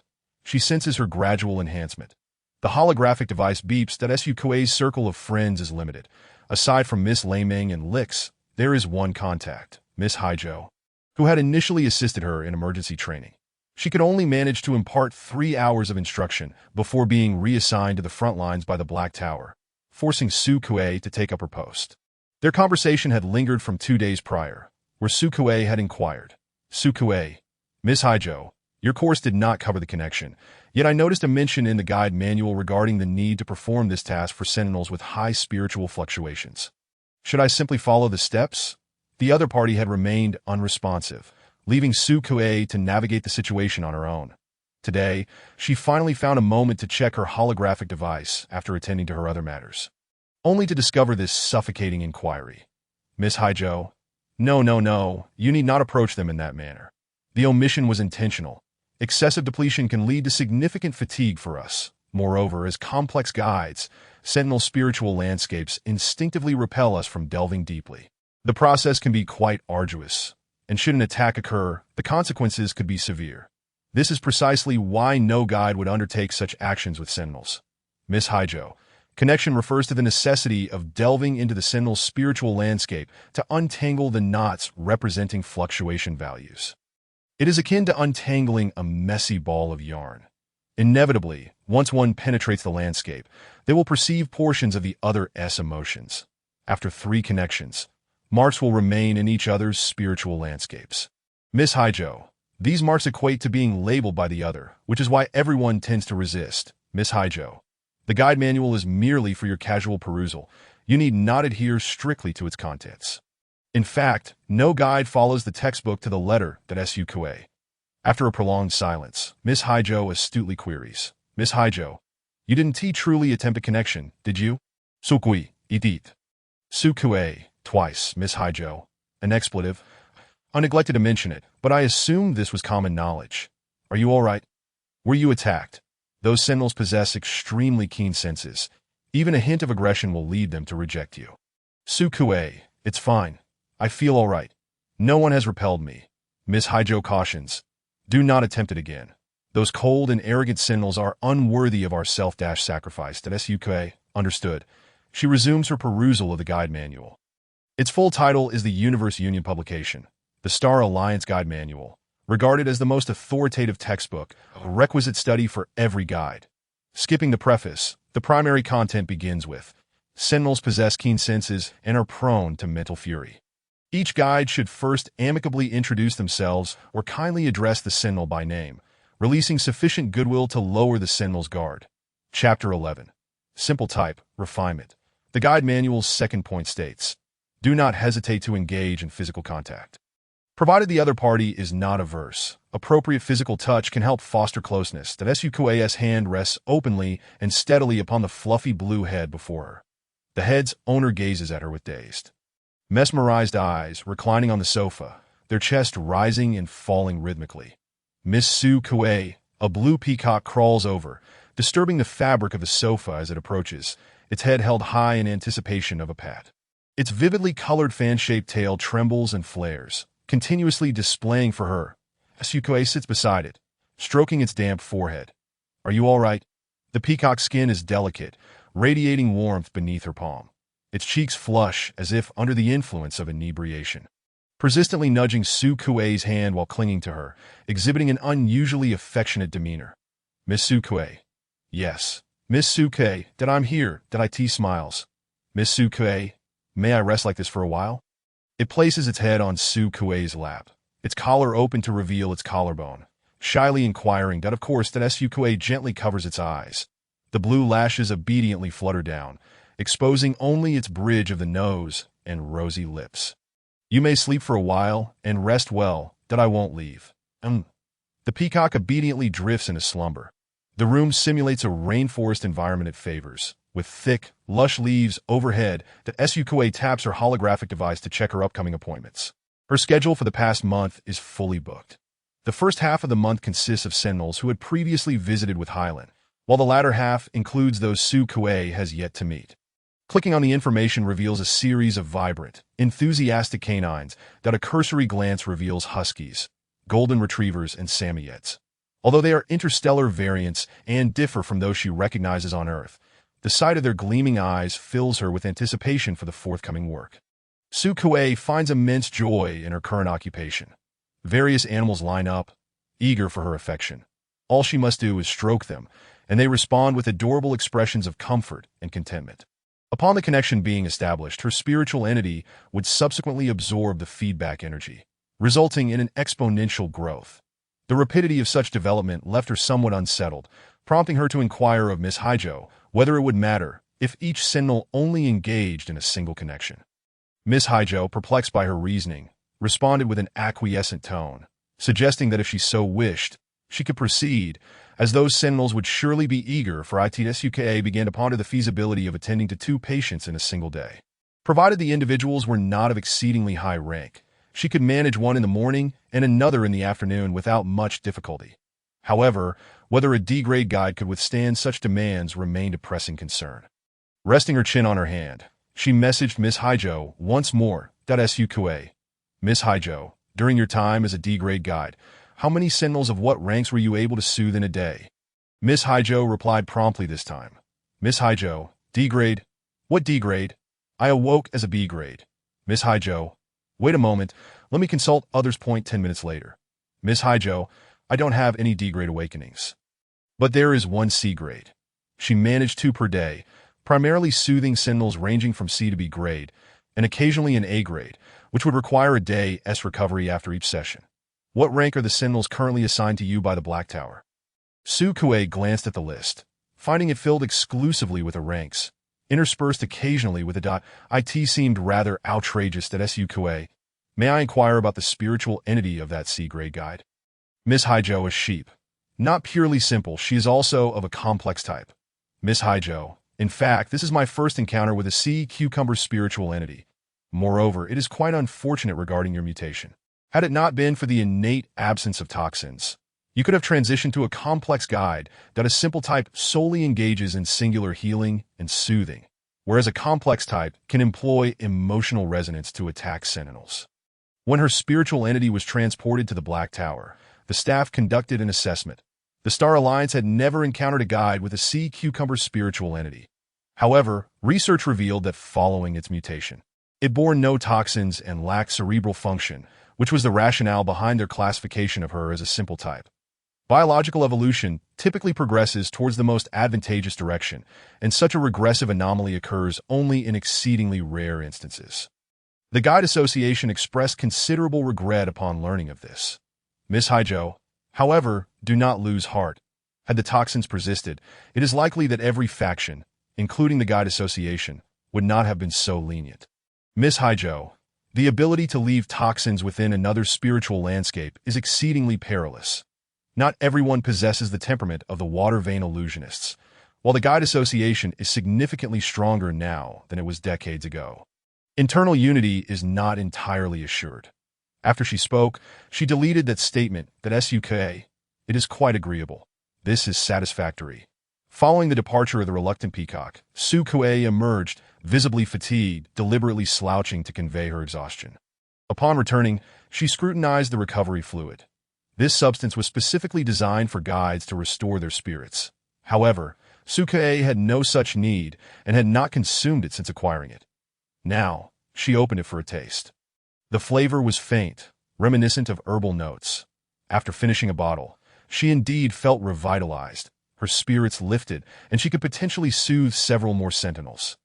Yet this was merely a fleeting consideration. She now needed to follow the necessary procedures. Su Kuei cleared her throat and reached out to the contact of the Black Tower staff, raising her voice in indignation as she demanded to know their reasoning for assigning her a D-grade to manage so many A-grade Sentinels. She expressed that after 3 consecutive days of attending to Sentinels, especially one of a rank, it was utterly unmanageable, and she had come to work today only by sheer will. Despite having consumed recovery fluid that morning, her spirit still far from restored. They were exploiting and deceiving her. If this continued, she would resign. She intended to take them to the Star Alliance court. Upon realizing her distress, they hastily began to explain with conciliatory tones. The primary reason was the proximity to the front lines. Each A-grade Sentinel descending from battle exhibited significant spiritual fluctuations, necessitating immediate soothing. Regrettably, there were few guides available, leaving them no choice but to place her a D-grade in a temporary position to SUKA. I can assist temporarily, but the toll on my spiritual entity is considerable that I require a doubling of my compensation. A schedule of 3 days on and 4 days off, along with an adequate supply of recovery fluid. Otherwise, it is simply unfeasible. The other party hesitated. Very well, I will report your requirements to my superiors. Less than 2 minutes later, the phone rang again. Hello, Miss Sukue. We can accommodate all your requests. You may collect recovery fluid at your convenience, and we can also arrange delivery to your door. Doubling your salary was initially a casual suggestion, yet it seems we are in agreement. She hung up the phone, feeling a mix of annoyance and regret. The rapid acquiescence of the Black Tower left her feeling as though she had been shortchanged.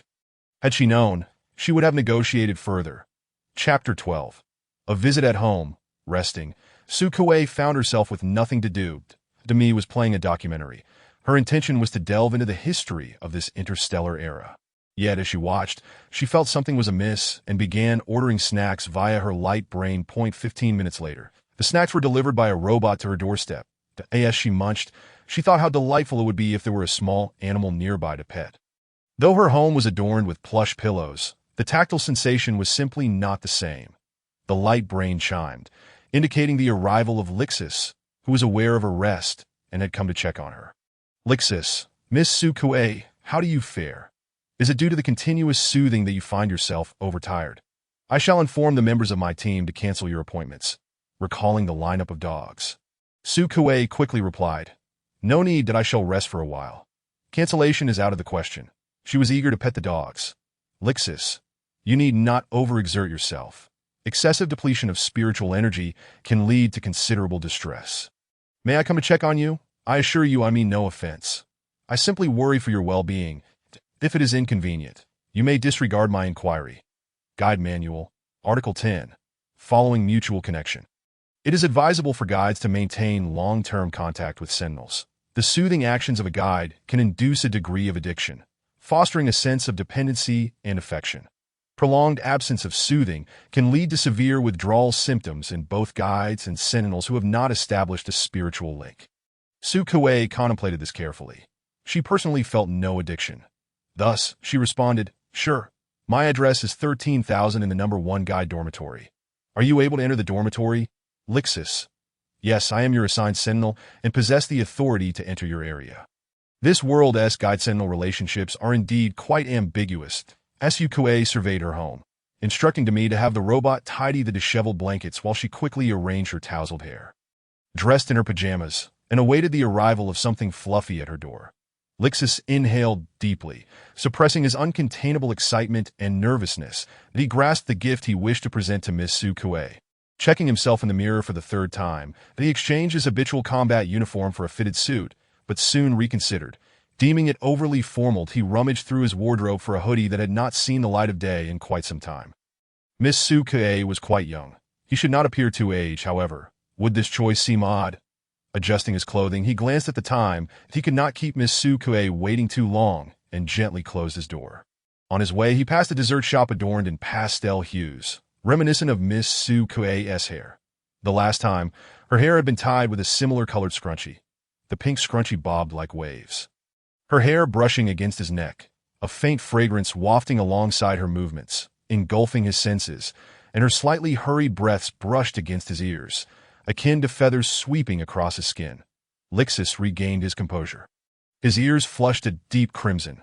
The precious guide lady, a male sentinel, awaited at the door. Hearing Demi's intelligent voice announce the arrival, Sukue approached to open the door, though she could command the door to open automatically. That would convey a degree of disrespect, as they were not yet familiar enough to warrant such familiarity.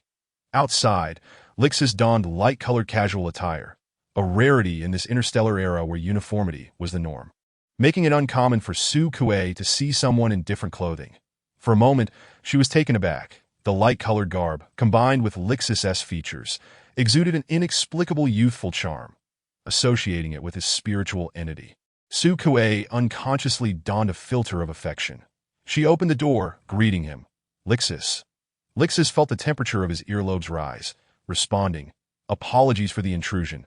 Miss Sukue extended the dessert he had carefully brought.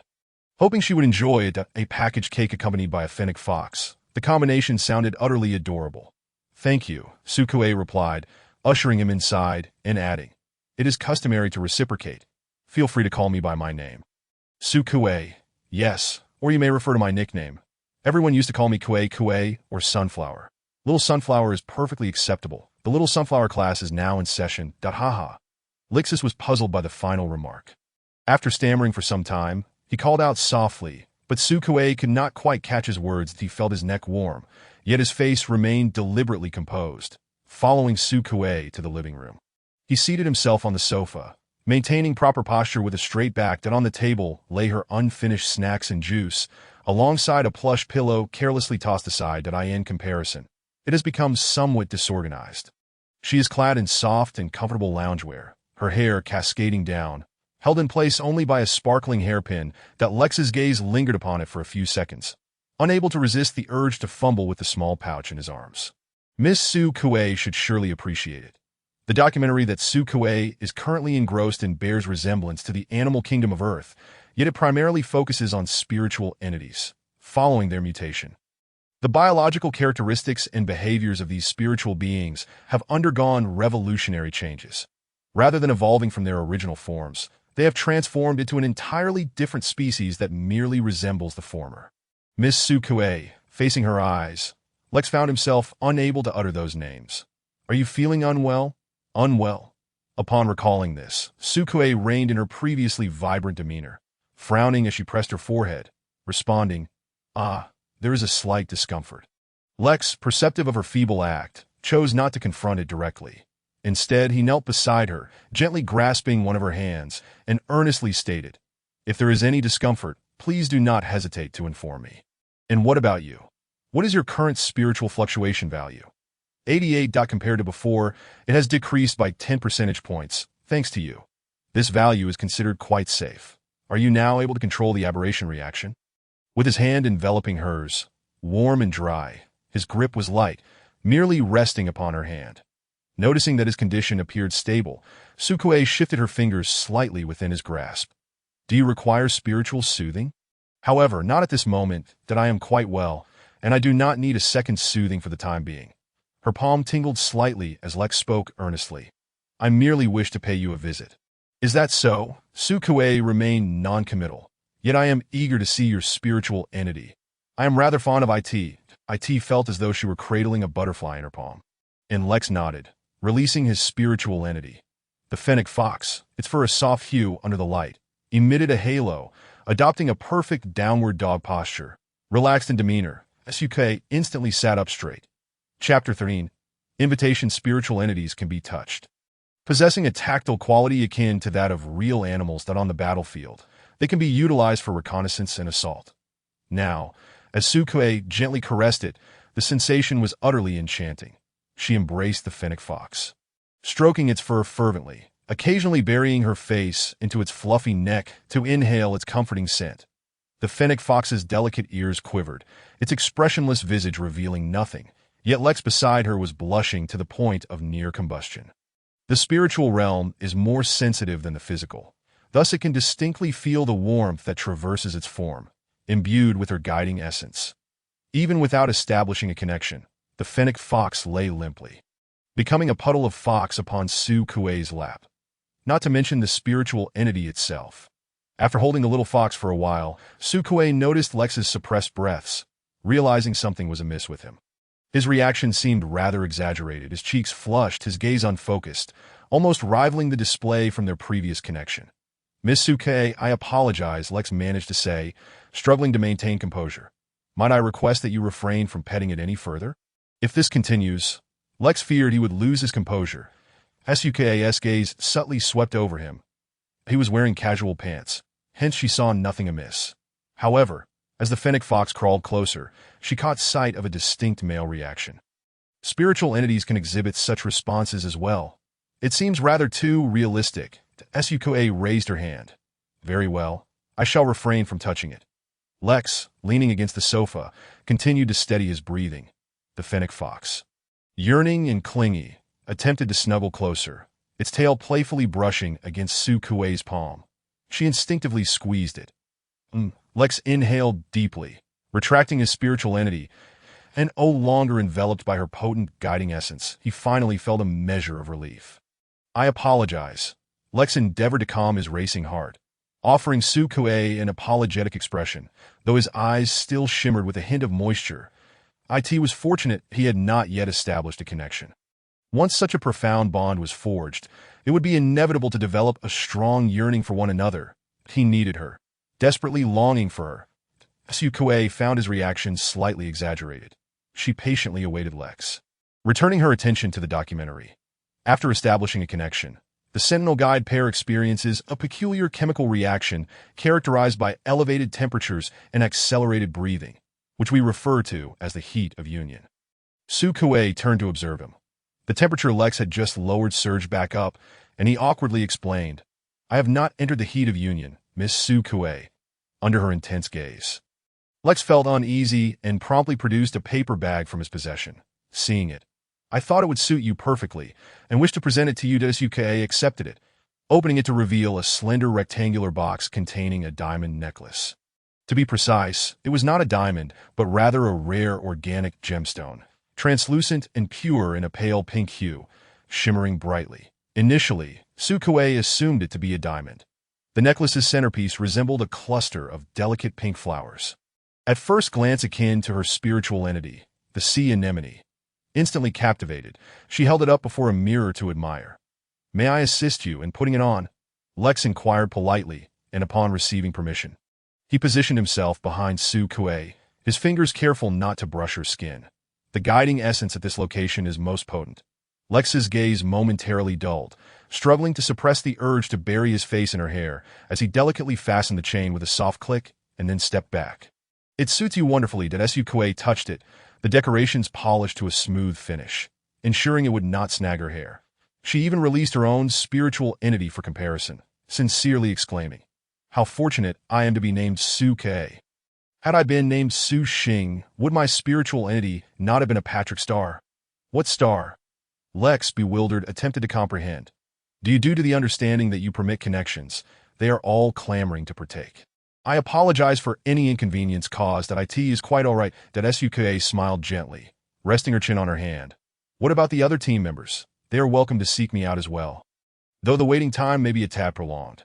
"That is not much of a wait. It is rather commendable," replied Lix. "To my knowledge, other guides have appointments booked for 3 years hence. As you are new here, many Sentinels have yet to hear of your reputation. It may not be long before we can no longer secure an appointment with you. That is no concern. So long as you come, I can offer you comfort whenever you need it. After all, you are an exceedingly charming fennec fox." However, she did not forget to remind him, "Do remember to leave me a good review. 5 stars and a comment of over 20 words. The Black Tower section on the Star Alliance has been updated for evaluations now. This significantly impacts my end-of-month assessment." Lix nodded earnestly, assuring her he would certainly do so upon enjoying a delightful meal. Sukue savored a dish of meat that chirped when poked. Cut into small pieces by the chef, Lix seemed to relish it, taking a bite that produced a chirping sound that he continued to chew as usual. But upon noticing Sukue's gaze fixed on his mouth, he appeared somewhat flustered. "What is it? Do you not like it?" he inquired after swallowing the piece. "No, it is not that. The sound resembles that of insects. And the fact that it continues to chirp even when cooked is somewhat testing for a human's capacity to endure." Sukue picked up a piece for closer inspection. Thankfully, it merely emitted sound. The meat itself did not writhe or ooze blood. When she attempted to take a bite, she was pleasantly surprised by its tenderness and flavor. Seeing her eyes light up, Lix asked, "Do you enjoy it?" "Unexpectedly delicious," she replied, "though it is a bit noisy." As she spoke, her mouth produced a series of chirps. After swallowing, she curiously wondered, if one were to swallow it whole without chewing, would it chirp in the stomach? Lix smiled. "You may certainly give it a try." Sukue indeed swallowed a small piece whole, quietly listening for any sounds from her stomach. "Lix," a loud call came from behind. Lifting his gaze, Lix glanced at her, and Sukue turned to see several young individuals approaching with their arms around each other's shoulders. Clad in uniform black attire, the emblem on their chests depicted an elegant and majestic swan in flight. Indicative of the 7-day team, one of the tall Sentinels, a male with hair that was half black and half white, greeted Lix with a bright smile, but upon noticing Sukue, his smile momentarily faltered. His eyes suddenly alight with interest as they fixed upon her like a light bulb. He released his companions and hurried over, his gaze unwavering on Sukue. "Who is this beautiful sister?" "Lix, are you secretly dating?" Lix sighed, introducing, "This is Miss Sukue, my comfort guide." Miss Sukuei, this is Xia, whose spirit animal is a Siberian Husky. Sukuei deduced from the appointment information that he ranked first among the dogs. With an avatar depicting a wise-eyed husky. Unable to contain her amusement, she greeted. Hello. Xiao's smile widened, his hands enveloping Sukuei's. His large hands held hers gently, shaking them up and down, his youthful voice clear and melodious. Miss Sukuei, it is an honor to finally meet you. I heard you were exhausted from comforting reptiles and chickens. You have truly worked hard. I was eager to visit you after hearing the news. But regrettably, I did not know your address, and we cannot access the staff dormitory of the Black Tower. IT is utterly unacceptable. It is their fault. How could they let you connect with sentinels of such disparate ranks? A flurry of complaints spilled forth, his speech rapid yet articulate, drawing numerous curious glances that a companion nearby frowned at the noise, nudging him from behind, whispering, Lower your voice. Do not frighten Miss Sukuei. Xia softened his tone, cradling Sukuei's hand with a trembling, pitiful plea. Miss Sukuei, are you all right?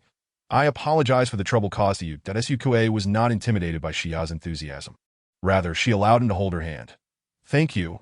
I am well. It is just that your comforts will have to be postponed. We are quite all right. Your health is of utmost importance, the young man replied, his eyes glistening with tears. What a kind-hearted Miss Sukuei, a disgruntled companion, feeling overlooked, squeezed in. With snow-white hair and eyelashes, he resembled a cute rice dumpling that had intruded. He smiled sweetly. Hello, Miss Sukuei. I am Mo Yi from the 7-day team. A Samoyed. Unable to withdraw the hand held by Xia, Sukuei awkwardly extended her other hand. Hello, Miss Sukuei. You are even more adorable than I imagined. His tone was slow, yet his pace was brisk. As he grasped her hand, his fingers accidentally brushed against the inner wrist, and he confessed, My heart races upon meeting you. Surrounded by delightful creatures, Sukuei could hardly contain her joy. This is the life a woman ought to enjoy. She did not neglect the other dogs, greeting them with smiles as she matched their appointment avatars. 4 dogs had come in total, besides the husky and Samoyed. There was also a blonde sentinel and a black-haired sentinel, both silently observing her. Xia drew the 2 companions closer. This is Audacious, and this is Jinfu. The burly black-haired Audacious nodded at her, his muscular physique straining against the taut fabric of his uniform.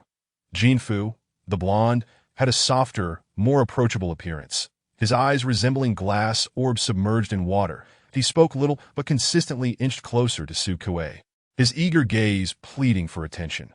When Sukuei looked at him, he unconsciously displayed a heart-melting expression. The golden-haired one was an exceedingly affectionate dog. If his spirit animal were present, would he not be wagging his tail enthusiastically? Chapter 15. Sharing a table. Due to this serendipitous encounter, they all decided to share a table. This was primarily Xia's suggestion, as he fervently insisted on dining alongside Sukuei, enthusiastically recommending dishes. A lively gathering ensued, with Sukuei seated in the center, enjoying the treatment befitting a queen. Lix had initially intended to sit beside her, but 2 figures were quicker to act. Xia squeezed past him, while Mo Yi promptly positioned himself beside Sukuei. The other 2 swiftly took their seats, leaving Lix with no choice but to sit across from her. Understanding his companion's sentiments, he refrained from contention, allowing them to shower Sukuei with attention. While Xia did not require deep comfort, it did not hinder his interest in a guide capable of providing it. He enjoyed conversing and was adept at it, easily sparking discussions that kept Sukuei in fits of laughter, alongside Mo Yi. Jinfu poured juice in front of Sukuei. Thank you, she said, turning to him with a friendly tone. Do you often come here? Lix mentioned you just now. Because the chirping meat is delightful, Xia answered without hesitation, gesturing towards Jinfu. This fellow enjoys it the most. Jinfu retorted, You like it too. Turning to Sukuei, his hair gleaming like gold, he asked intently, Miss Sukuei, please try this. It is handcrafted from Luanzhou Star's ocean cherries, renowned for its beautifying properties. Sukuei lifted the cup filled with the crimson liquid and took a sip, exclaiming, Wow, this is truly delicious. That do not be so formal. You can simply call me by my name. Certainly, Jinfu savored her name before finally pronouncing, Sukuei. Xia clapped in encouragement. Miss Sukuei, your name is lovely. Just like you, it is exceedingly charming. May I call you Kuei Hua? On B11, there exists a harmless plant adorned with fine soft fuzz, alternating between pink and white blooms, known as Kuei Hua. Regrettably, they are rare and can only be found on B11. But now that Miss Su Kuei is here, Luanzhou Star possesses its own unique Kuei Hua. That sounds delightful. Kuei Hua, Xia exclaimed. And Su Kuei happily complied, her ice blue eyes curving into a smile. Leaning on his hand, Xia mused, I have somewhat changed my view of guides. Oyi leaned in. What about me? May I also call you by your name? Miss Su Kuei. His smile revealed small dimples as he rested his chin on the table, gazing up at Su Kuei, his snow-white eyelashes blinking innocently, his voice soft and sweet. I wish to call you Kuei, and you may call me Yi. Not the Yi from Mo Yi. Of course, he took Su Kuei's hand and began to write in her palm. Inscribing the word Y, Su Kuei felt a tickling sensation in her palm. Marveling at how charming these dogs were, each one more endearing than the last. They were so delightful that no special effort was needed to win her over. She would willingly provide them with comforting guidance. As the pleasant dinner concluded, upon learning that Su Kuei would not be working the following day, they eagerly invited her to visit the 7-day team headquarters. Su Kuei felt tempted. Is that permissible? Of course, replied Lix, that if he remained silent any longer, Su Kuei's attention would be entirely diverted by the others. While she wished for her companions to foster good relations with her, she did not want to exclude him. The others quickly chimed in. If Miss Su Kuei attends, everyone will surely welcome her warmly. 7 days is an S-rank powerhouse that Su Kuei had seen this esteemed individual on the news and beyond his prowess in battle. What captivated many was the Swan's unwavering loyalty.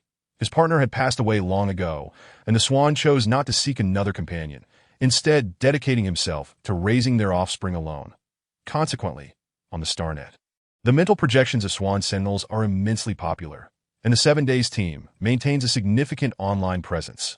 When Su Kuei visited, she encountered a delightful array of dogs, foxes, porcupines, and hedgehogs.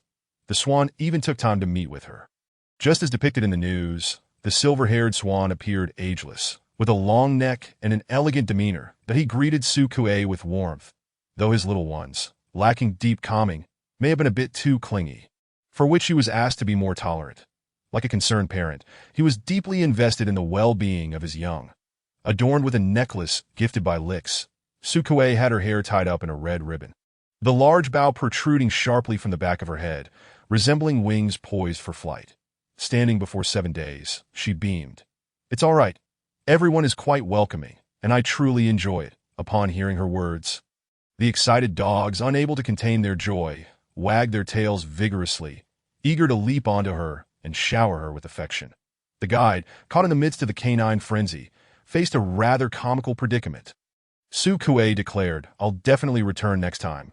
She relished a delightful day there, and the following day, she finally returned to work. Her first task was to extract guiding essence, specifically for that esteemed Lord Citan.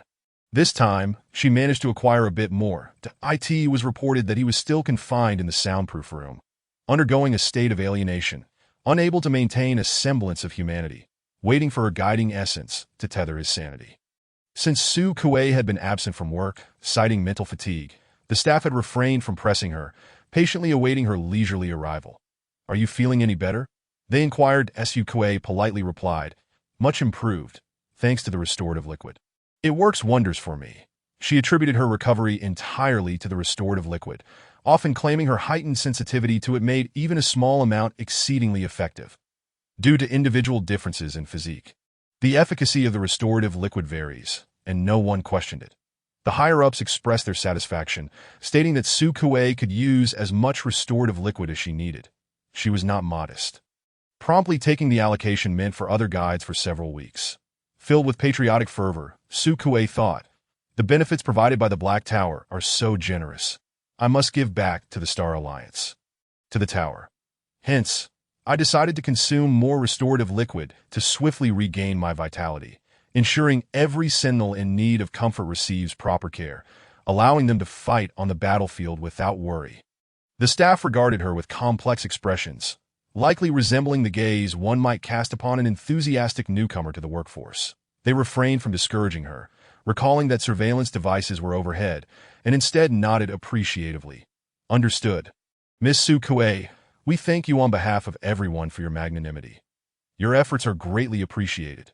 Standing at attention, she declared, "It's no trouble at all. For the Star Alliance." The staff raised their arms in unison. For the Star Alliance. Chapter 16. Shrimp Balls. After the cheers concluded, Sukue departed. The staff sighed, wiped their faces, and returned to their seats, taking a sip of water. They had shouted a bit too loudly, straining their voices. Other employees entered, clutching documents, and curiously peered in. "What were you shouting about?" "We heard you from quite a distance." After she recounted the events, they exchanged puzzled glances, whispering, "Isn't it odd? Is she really that passionate?" "Just a few days ago, we heard she intended to sue the Black Tower for unreasonable matching." One colleague pondered, remembering the incident. "That's right. That is why the Black Tower doubled her salary. Dutto. That makes sense then. With a salary increase, I would want that too." Today's patient was a mutated alligator turtle, exhibiting a temperament far from docile, exhibiting swift, aggressive movements that signaled it was not to be trifled with. Its mental projection mirrored its combative nature, covered in rigid, sharp spines, making it an A-rank sentinel. Upon entering the mental landscape of the creature and establishing a connection, Sukue felt a distinct prickling sensation. Sentinels who had not previously made such a connection instinctively tensed up in resistance. However, Sukue, maintaining a measured distance, gradually soothed the tension along its rigid spine. After several attempts, the creature's body began to relax, and it raised its arms to embrace her waist. In the simulated rainforest environment, sunlight began to filter through, and as it basked in the warmth, it heard Sukue softly inquire, "Do you prefer little fish or shrimp?" "I enjoy fried shrimp. They are crispy and delightful." In truth, the sentinel barely registered her words, his focus entirely on the profound connection they shared. Suddenly, a flash of white light appeared before him, and it took a moment for his mind to catch up. Slowly, he raised his head, revealing a flushed face, breathless as he replied, "Shrimp balls. I like shrimp balls." Sentinels with inherently volatile temperaments exhibit even higher mental fluctuations. Upon entering, the creature had radiated hostility, as if ready to strike. Now, however, the impatience that once marked its features had softened, granting a rare moment of tranquility. Sukue rested one hand on its shoulder, the other around its neck. The creature perspired. Its sweat made her hands sticky. In such close proximity and posture, the sentinel found it hard to maintain its defenses. Feeling the pulsating blood vessels in its neck, the rhythm of life thumping beneath her fingertips, Sukue concluded the connection. Rising, she smiled and said, "Shrimp balls are indeed quite delicious. Will you have some tonight?" The sentinel's gaze followed her intently. More than shrimp balls, he craved something else entirely. However, their session had concluded, and he watched her for a long moment. Sukue, puzzled, returned his gaze. "Would you like to sleep a bit longer?" "No need," he replied, standing and straightening his clothes before departing. Sukue prepared to leave. She washed her hands and received a notification from the Black Tower. Following the war with the insectoid species, this region of space had transformed into a battlefield. Aside from Ida Star, nearby planets had also deployed garrison troops, and the conflict's reach continued to expand.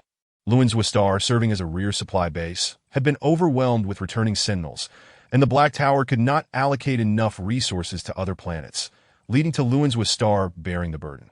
The essence of the notification conveyed urgency. The war was critical, and the mental fluctuations of the sentinels had risen dangerously high, raising concerns that they might fully alienate at this pivotal moment. Thus, all guides were mandated to forfeit their rest days, with each required to soothe 2 sentinels daily, with generous compensation for their efforts. This directive was a compulsory order that every guide was obliged to follow. Sukue perused the notification. She noted the requirements for guides of each rank. To prevent any complacency, it stipulated that the soothing provided by each guide must be effective, requiring a reduction of 8% in mental fluctuation values, barring special circumstances. She did not find any fault with these demands. After all, it was a time of crisis. However, during lunch at the cafeteria, she overheard some guides complaining. Due to this mandate, those who had completed their soothing duties in the morning were unable to leave for home at noon, resulting in an unprecedented crowd in the cafeteria. The long-standing tensions between sentinels and guides had only intensified, with extremists exacerbating the situation. Sukue heard someone remark, "Our offensive capabilities are strong as well. Why are we not allowed on the battlefield, sentinels, after all?"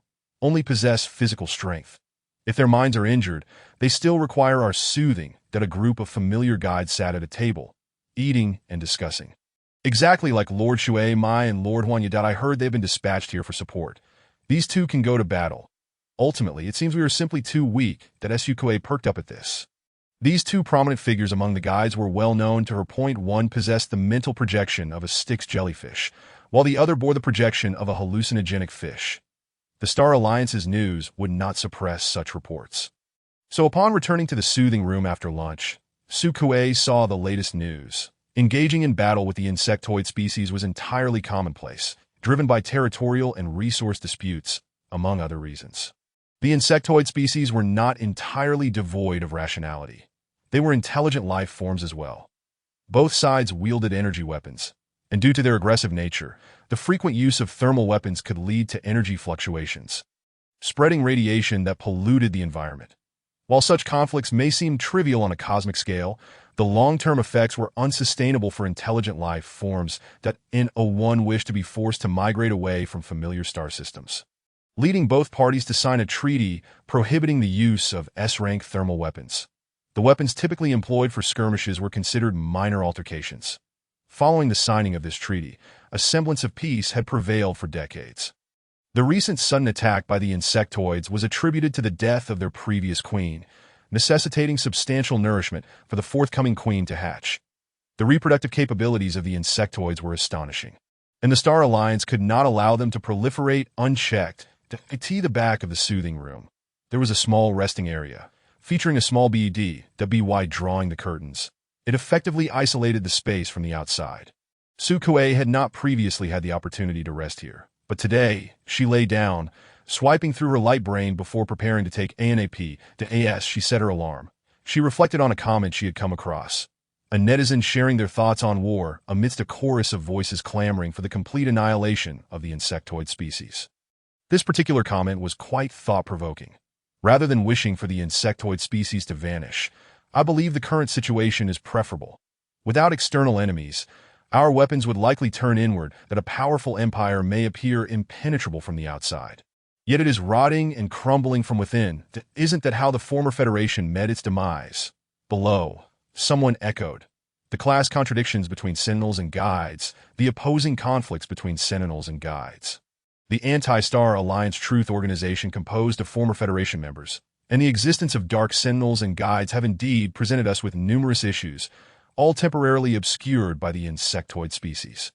If the insectoids were to vanish, these contradictions would erupt, and I shudder to think how long the Star Alliance would last. Chapter 17. At the end of the guide manual, there is an introduction to the rare Dark Guides. Dark Guides represent a unique subtype among Guides. They are less susceptible to the emotions of Sentinels and can effortlessly penetrate the mental landscapes of other Sentinels, exerting mental control or intervention, and even directly manipulating and reconstructing the mental states of other Sentinels, transforming them into puppets. This ability is exceedingly rare among Guides. However, none of this currently bears much relevance to her. Su Kuei yawned and fell asleep. The members of the Crocodile War team arrived in the afternoon. That he was not alone. Another person accompanied him. Su Kuei recognized the individual behind him, the one she had calmed earlier that morning. He handed her a food container, succinctly stating, "Shrimp balls." That Su Kuei took it in confusion, opened the lid, and a delightful aroma wafted toward her. Inside, the shrimp balls were plump and round, nestled closely together. The other party smiled briefly, saying, "They're delicious." After that, he departed. The cold-blooded creatures are indeed this cool. Her patient in the afternoon crossed his arms and, with a blank expression, asked, "When do we start? Don't waste my time." Su Kuei thought, yet another cool guy. She carried the food container into the room. Less than an hour later, that cool guy was no longer cool. On the table, she had casually arranged flowers she picked from the garden, their bright red petals curling. The cool guy on the sofa looked utterly limp, and Su Kuei poured him a glass of water, kindly saying, "If you need to leave urgently, you can do so now." The other party's lips moved slightly. No, Su Kuei chuckled and did not press him further. Observing the cold-blooded creature's temperature rise and color change was indeed quite entertaining. Once she finished with each patient in turn, it was time for the dog she had eagerly anticipated. The first was Xiao. He arrived cheerfully, not in a hurry upon reaching Su Kuei's calming room. and engage her in casual conversation about recent battles. Clearly, the opportunity to be out and about pleased him immensely that SUKA allowed the two mental entities to connect, and the feedback indicated a very positive state, prompting her to inquire, "Then why do you still need calming?" "Even though I am a D-class, the fees are quite high," Xia replied with a grin, "because I haven't tried it before. I want to experience it." "What do I need to do, Kwai?" "Nothing at all. Just relax." Xia blinked. "I am already very relaxed." Indeed, Sukue could see that. "Next, I will enter your mental landscape, so please do not resist." She cupped Xia's face and leaned in. His icy blue eyes were mere inches away. And as they locked gazes, their breaths drew closer. Xia's broad smile gradually faded, and surprisingly, he looked rather handsome when serious, devoid of the foolishness typical of his companions. That Sukue shut her eyes and pressed her forehead against his. Xia furrowed his brow slightly, not quite accustomed to it, but it was merely a fleeting moment before he relaxed his mind, allowing Sukue to enter. She felt her mental energy gradually seep into him. Soft and non-aggressive, carrying a soothing quality akin to gentle ripples, he was enveloped by the sweet essence of the guide, his nose twitching as he drew closer to sniff. Unable to restrain his instincts, he reached out with his tongue to lick the spot with the strongest scent. That Sukue recoiled slightly, teasingly saying, "Don't lick me there. It tickles." Xia cast her a sidelong glance before redirecting his attentions elsewhere. The enthusiastic dog, stimulated by the mental connection, eagerly licked the area behind her ears. That Sukue burst into laughter at the ticklish sensation, feeling as if she were holding a rather unruly husky. The dog panted, extending its tongue to wash her face, nudging her neck with its cool nose. Suppressing her laughter, Sukue completed the connection and pushed his face away. "All right, stop licking." Xia, retreating slightly at her palm's urging, extended his tongue to lick her hand, but he shook her playfully, his face breaking into a radiant smile. "Is this what connection feels like? So comfortable?" His ice blue eyes squinted in contentment. "I want more." "Then you should queue up. Today's session is over." Sukue patted his half-black, half-white fur, its softness prompting her to pet him a few more times. Xia lifted her playfully, then petted her again. That Sukue pinched his ear. In the afternoon, Mo Yi arrived, holding fresh flowers and standing at the door with a blossoming smile, sweetly knocking. Kwai. "Open the door, it's me, Yi." Reluctantly leaving his spot on the sofa, Xia got up and opened the door. Upon seeing Mo Yi, he maintained his smile. "Where's Kwai?" Xia, arms crossed behind his head, pointed with his chin, washing her face. "You came too early. She hasn't had lunch." That Mo Yi rep the guides fell into a hushed silence. Exchanging glances and refraining from further inquiries directed at Sukue, who remained indifferent. After finishing her meal, she bid farewell to Annie and departed with her tray. Once the afternoon nap concluded, Mo Yi arrived punctually, not a second late. Having satisfied her appetite, Sukue eagerly anticipated playing with Yi, delightfully tousling the fluffy fur of the creature. Mo Yi's voice had taken on a sweeter tone as he lay on the sofa, wagging his tail at her, even manifesting soft, furry ears that trembled in the palm of Sukue's hand. He breathlessly inquired, "Which fur feels better, mine or Xia's?" Sukue affectionately rubbed the dog's head and patted Yi's soft belly, replying, "Yours, of course." Then Mo Yi blinked his white eyelashes, a satisfied smile gracing his face. The silky, snow-white fur captivated Sukue, prompting her to allow the large, cloud-like dog to rest on her lap for a while before sending him off. With work commencing at 1 o'clock, and having completed her soothing duties by 3, time remained ample as Sukue tidied her belongings and returned to her dormitory to freshen up before heading to the mall, where she purchased the cherished bracelet she had long desired. Layering it with her luminous wristwatch indeed created a stunning effect, after snapping a photo and sharing it on her holographic network. Akin to a social media feed, she quickly received several notifications of likes. Recently, her friend list had grown considerably, and Sukue had taken the liberty of annotating each individual with their respective spiritual entity species. The fennec fox, husky, blue peacock, and black scorpion all bestowed their likes upon her post. Finding the situation quite amusing, she captured a screenshot for posterity. Upon noticing her bracelet purchase, the sales robot incessantly recommended other items. For it earned commissions on sales, with its bonuses being a form of maintenance. To deter the persistent recommendations, one merely needed to utter the command "go away," thereby activating the directive to cease further sales pitches. Sukue remained silent, observing the robot's fervent attempts to sell, driven solely by its need for maintenance oil, which evoked a peculiar sensation within her. In this era, most jobs had been supplanted by intelligent robots. Mass-produced in the interstellar age, akin to the cheapness of plastic bags on Earth. They required only maintenance oil and minimal energy support, never complaining about the workload or difficult customers, thus proving to be far more efficient labor than humans. Standard robots were mandated to differ in appearance from humans, with only a select few customized robotic lovers resembling humans to a limited extent, enjoying high sales. Large screens outside the mall promoted such products, showcasing stunning robotic lovers singing and dancing, captivating passersby. "Oh, you fancy robotic lovers?" inquired the sales robot, its eyes sparkling in an effort to find a topic of conversation. "Our store also offers customization, and we have jewelry and clothing available for your robotic lover." Sukue glanced once more at the screen, where the robotic lover's exquisite appearance blurred the lines of gender, noticing the accompanying small text indicating it was male. She shook her head, expressing her disinterest. "Please recommend other jewelry. I am interested in ear studs." The sales robot, gliding on its wheels, cheerfully led her to another display case, exclaiming, "Certainly, dear customer. The ear studs are right here." The mall was not overly crowded, and as the elevator doors opened, revealing the second customer of the floor, Sukue initially did not perceive the individual, but her spiritual entity began to alert her. The sound of boots striking the ground was firm and clear, and the platinum-colored combat suit enveloped a physique brimming with power. Standing tall, with matching cufflinks reflecting the mall's incandescent light, Sukue was momentarily taken aback. Finally turning her gaze towards the figure. "Hello, customer. How may I assist you?" Another sales robot glided over to offer help, only to have the individual curtly respond, "Go away, of course," the robot replied before gliding off. The individual perused the shimmering accessories, and Sukue's attention was immediately drawn to his attire.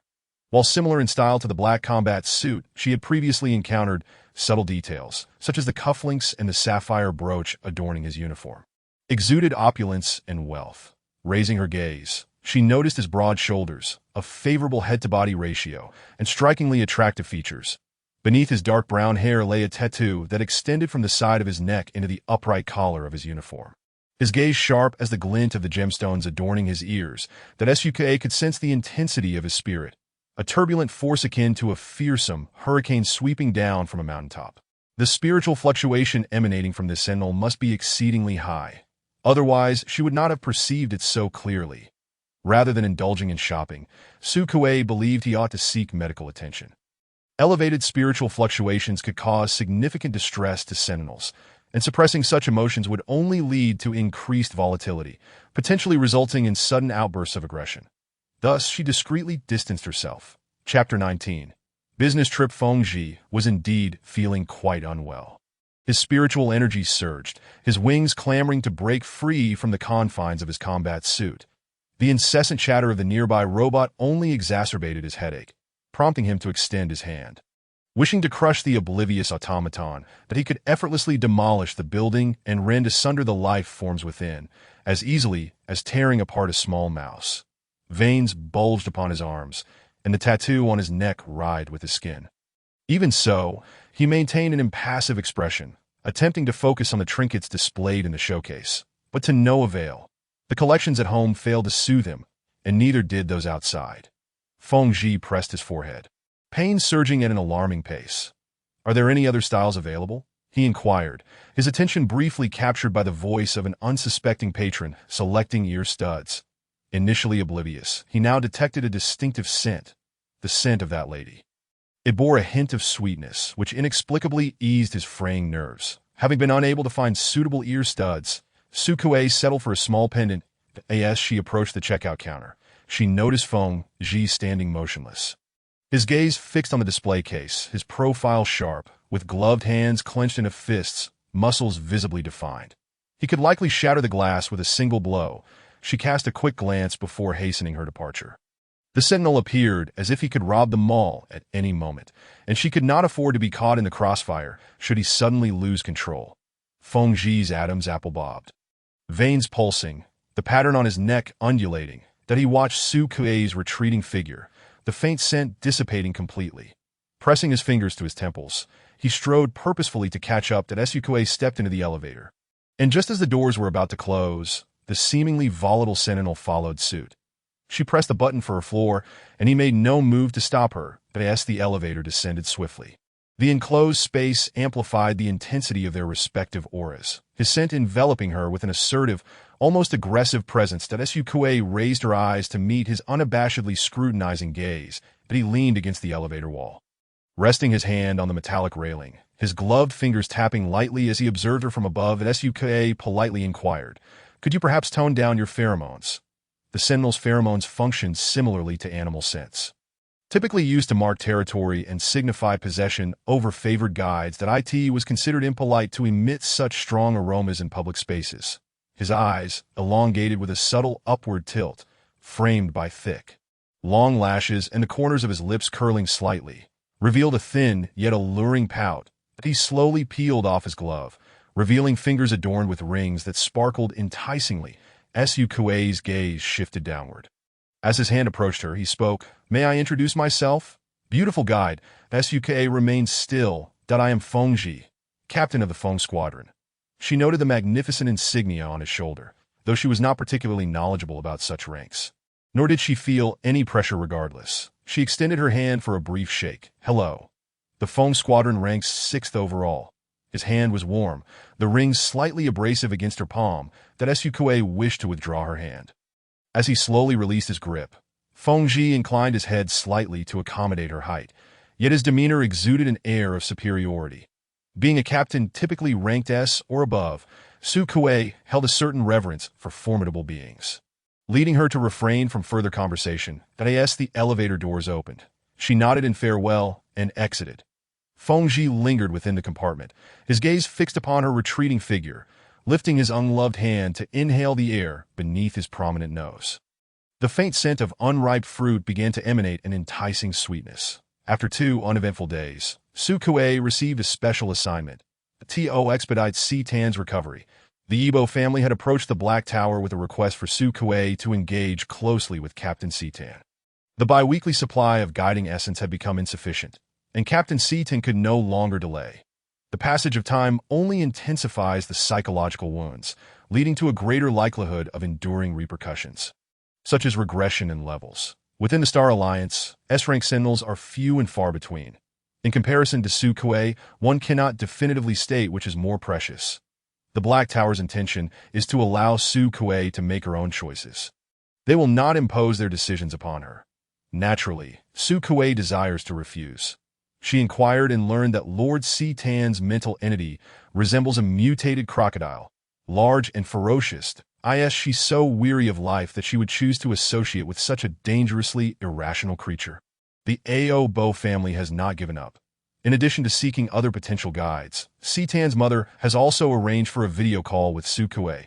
The Star Alliance's video communication technology can project a lifelike image, allowing her to clearly see the intricate patterns of her mother's skin. I understand this is perilous, so we are willing to concede that we will confine Citan in a cage to ensure your absolute safety, provided he can continuously sense your guiding essence.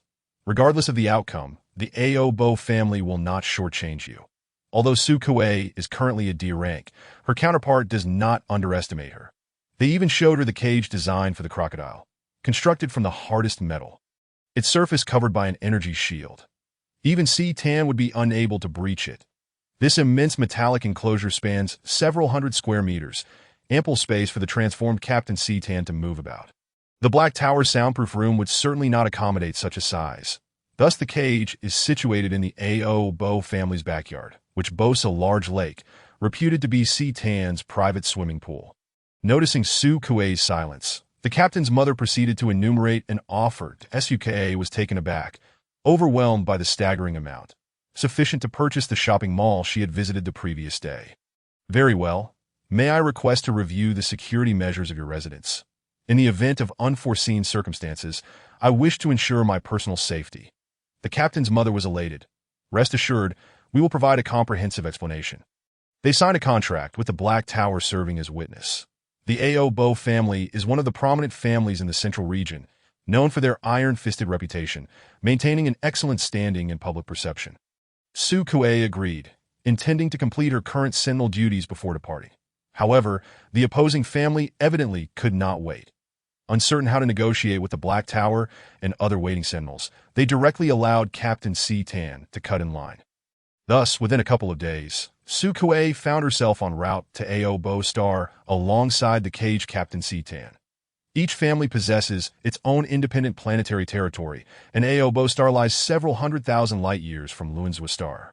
Requiring several days of travel by starship, Su Kuei accepted the assignment, motivated firstly by the substantial remuneration that left her no room for refusal, and secondly by her desire to experience starship travel. Chapter 20. Escorting Captain C-Tan. When Captain C-Tan initially began his transformation, it occurred near Luanzhou Star. Due to his elevated fluctuation levels, spatial jumps to return him home for recovery were unfeasible, necessitating his temporary relocation to Luanzhou Star. Now that his mental condition has improved slightly, he should be able to endure spatial transition. Captain C-Tan's private starship is quite expansive, adorned with a crocodile emblem. Su Kuei awoke and prepared her belongings.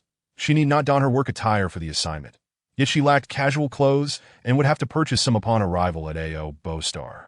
As she exited her dormitory, intending to have breakfast, she encountered several individuals waiting at the entrance, clad in black combat uniforms that enveloped their forms. Complete with black boots, gloves, and masks, they embodied the Star Alliance's penchant for ascetic uniforms and masked appearances. Strikingly appealing, the leader turned to her, his shimmering black hair and eyes obscured by the mask, revealing only his piercing gaze and prominent nose. Miss Su Kuei, greetings. We are the Ao Bo combat team, tasked with ensuring your safe arrival at Ao Bo Star. I am Vice Captain He Lin. He extended his hand, and they exchanged a firm handshake. Su Kuei scrutinized him and the others, recognizing familiar faces among those she had previously connected with. The enthusiastic blue peacock gazed at her with eager eyes, as if ready to flaunt its plumage. Beside him, a mutated crocodile tortoise crossed its arms, meeting her gaze. Its habitual frown softened slightly as it glanced at its teammate. Whispering, "Are we having shrimp balls?" The cool-looking man nearby rested his hand on his weapon, casting his eyes skyward and avoiding hers. Yet when their gazes collided, a flush crept up his ears after greeting each of them. Su Kuei announced her intent to head to the cafeteria. There are kitchen robots on the starship. Whatever dish you desire can be prepared. He Lin informed her. Xiaolong bow? Yes, he replied with a nod. Let's go. A smile crept across He Lin's lips as he stood to lead the way, the Sentinels forming a protective circle around Su Kuei as they boarded the starship. Their black combat uniforms accentuated their lean waists and broad shoulders, with long legs clad in boots deliberately slowing their pace to accommodate her. The air was thick with their distinct pheromones, subtly enveloping her. He Lin glanced back, noting the proximity of his teammates, yet said nothing. Su Kuei was acutely aware of the suggestive pheromones surrounding her, but pretended not to notice as they boarded the hover car bound for the space station. There, a colossal silver-gray starship awaited, and she looked up at the emblem, a cold crocodile eye, its vertical pupil fixated downwards, accompanied by the words Ao Bo beneath it. The starship's sleek, sealed design allowed the entrance to silently slide open, revealing an interior reminiscent of a honeycomb, with Su Kuei's assigned room luxuriously spacious. However, she chose not to inspect it just yet and proceeded to the dining area that the vice captain responsible for her protection. He Lin naturally accompanied her. The others dispersed to patrol the starship that he ordered the Xiaolong bow, and the robot began its preparation. Su Kuei watched through the transparent glass, while He Lin first brought over a cup of soy milk. Shall we drink this? Add sugar, she requested. He Lin turned back, adding sugar before returning with the drink. Su Kuei took a sip. This ancient delicacy was absent from the Black Tower's cafeteria, and she had longed for it. Although the taste was slightly different, it satisfied her craving. A bit of it smeared on the corner of her mouth, and she licked it clean, lifting her gaze to meet He Lin's, his eyes, transitioning from the typical human round pupils to elongated slits, locked onto her. Are you frightened? His voice sent a shiver down her spine, akin to the sensation of small creatures skittering across her skin. Apologies if I startled you. He pressed his hand to the outer corner of his eye, narrowing his slanted gaze, his lashes brushing down as his focus remained fixed on her. The darkened tail spikes swayed gently, signaling a predatory instinct. Powerful pincers and a vague mouth part lurked in the shadows. Not at all. Sukue smiled at him, that you're perfectly fine as you are. Hei Lin raised an eyebrow, as Sukue could not discern his expression beneath the mask. Nudging the soy milk towards him. Would you like some? No, thank you, he replied, glancing at her. You may enjoy this ancient breakfast on your OW. And Sukue felt a twinge of regret. She wished to see him display his tail spikes once more. To reach out and touch them. Where is Lord Citan? After finishing her meal, Sukue wiped her mouth, recalling the patient she was to attend, that he is right next door. Hei Lin replied. The Black Tower administered an anesthetic laced with your pheromones. He won't awaken for 3 days. Would you like to see him? If I go, will I be able to see him? Sukue inquired. Hei Lin chuckled lazily. No, that room is completely sealed to prevent him from waking prematurely, isolating him from all external sounds. You would only see a heavy metal door. Very well, Sukue asked. What can I do now? There is indeed something you can assist with, Hei Lin said, rising and pulling out a chair. He approached her, taking one of her hands and rubbing it gently. The captain is an S rank, and currently, he is unable to summon his mental entity. That it would be impractical for you to enter his mental landscape unexpectedly, as you would not be able to endure it. Therefore, in addition to ensuring your safe arrival at AO Bo Star, we have a secondary task. His gloved hand warmed hers, fingers spreading apart gently. I trust the Black Tower has already informed you. Sukue looked up at him. Are you referring to the necessity of activating my bonding heat? Precisely. When entering bonding heat, your guiding essence will be 3 times more potent, allowing the air infused with your pheromones to permeate into the adjacent room, hastening the captain's recovery as he sleeps in your scent. However, I must decline, Sukue interjected, withdrawing her hand from his grasp. While she had agreed to assist in his recovery, she was not a tool for treatment. Such actions felt insulting to her. The arrangement for these sentinels to frequently engage in intimate connections would inevitably stimulate her guiding essence. Sukue did not reject mental connections, yet she could not accept physical intimacy. Before her arrival, she had reiterated her stance to both the Black Tower and the AO Bo family. She was solely interested in the sentinel's mental entity, not the corporeal form. She had emphasized her refusal of physical union. The contract she signed with the Black Tower did not encompass this aspect. That it was not a matter of compensation that could alter her decision. Should they not acquiesce, she would have to consider terminating the agreement. Did the AO Bo family not convey this to you? Sukue inquired. Hei Lin stepped back 2 paces, just as her holographic device chimed. He glanced at it and responded, They have now. Chapter 21.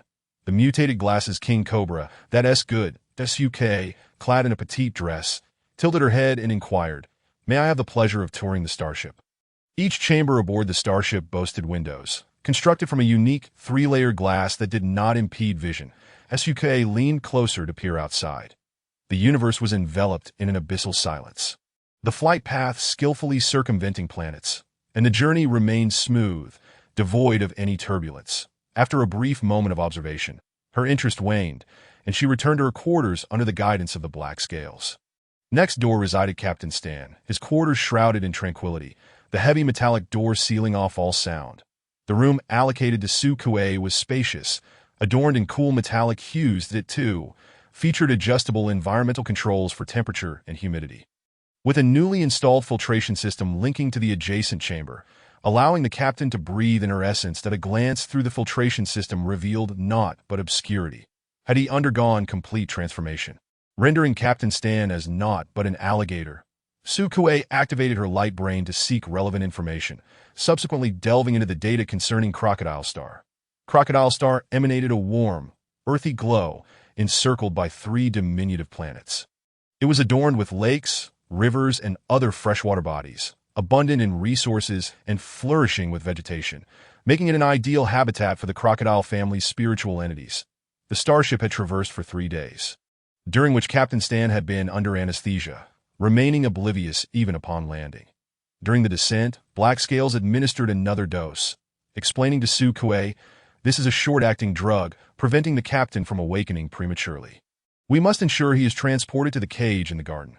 Black Scales and his team first attended to Captain Stan, leaving Sukue to await their return on the starship.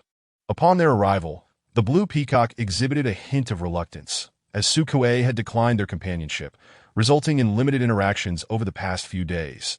The expressions of her companions conveyed a sense of confusion. Was it possible for dependency to develop after a single connection? Reflecting on the canine companions who, aware of her impending departure, appeared dejected, their expressions reminiscent of impending tears, they had repeatedly implored her through the star network to safeguard herself and return promptly. "Miss Sukuei, I shall miss you dearly," the blue peacock lamented, his shoulders sagging in despair. "May I give you a hug?" The others, though less overt in their emotions, shared a semblance of melancholy. Observing this, Sukuei opened her arms in acquiescence. The towering sentinels formed a line, each bending to embrace her in turn. "Will you not accompany me?" Sukuei queried. The captain's mother assured me that his subordinates would protect me. She presumed they were the ones she referred to. Black Scales placed his palm gently on her lower back, lingering for a few seconds before withdrawing and shaking his head. "It is not us. We have other tasks, solely responsible for escorting you here. Upon arrival at Crocodile Star, others will take over." It was another vice-captain, Qing He, whose spiritual entity had transformed into the mutated Glasses King Cobra. Sukuei gasped in astonishment. "Wow." Black Scales leaned down, gently patting her head. "We emerged from the same gestation pod. Genetically, we share a fraternal bond. There is no need for fear. He will not harm you."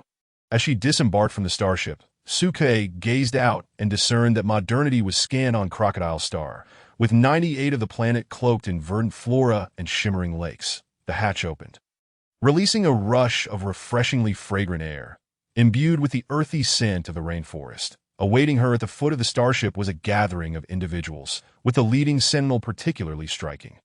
It was him.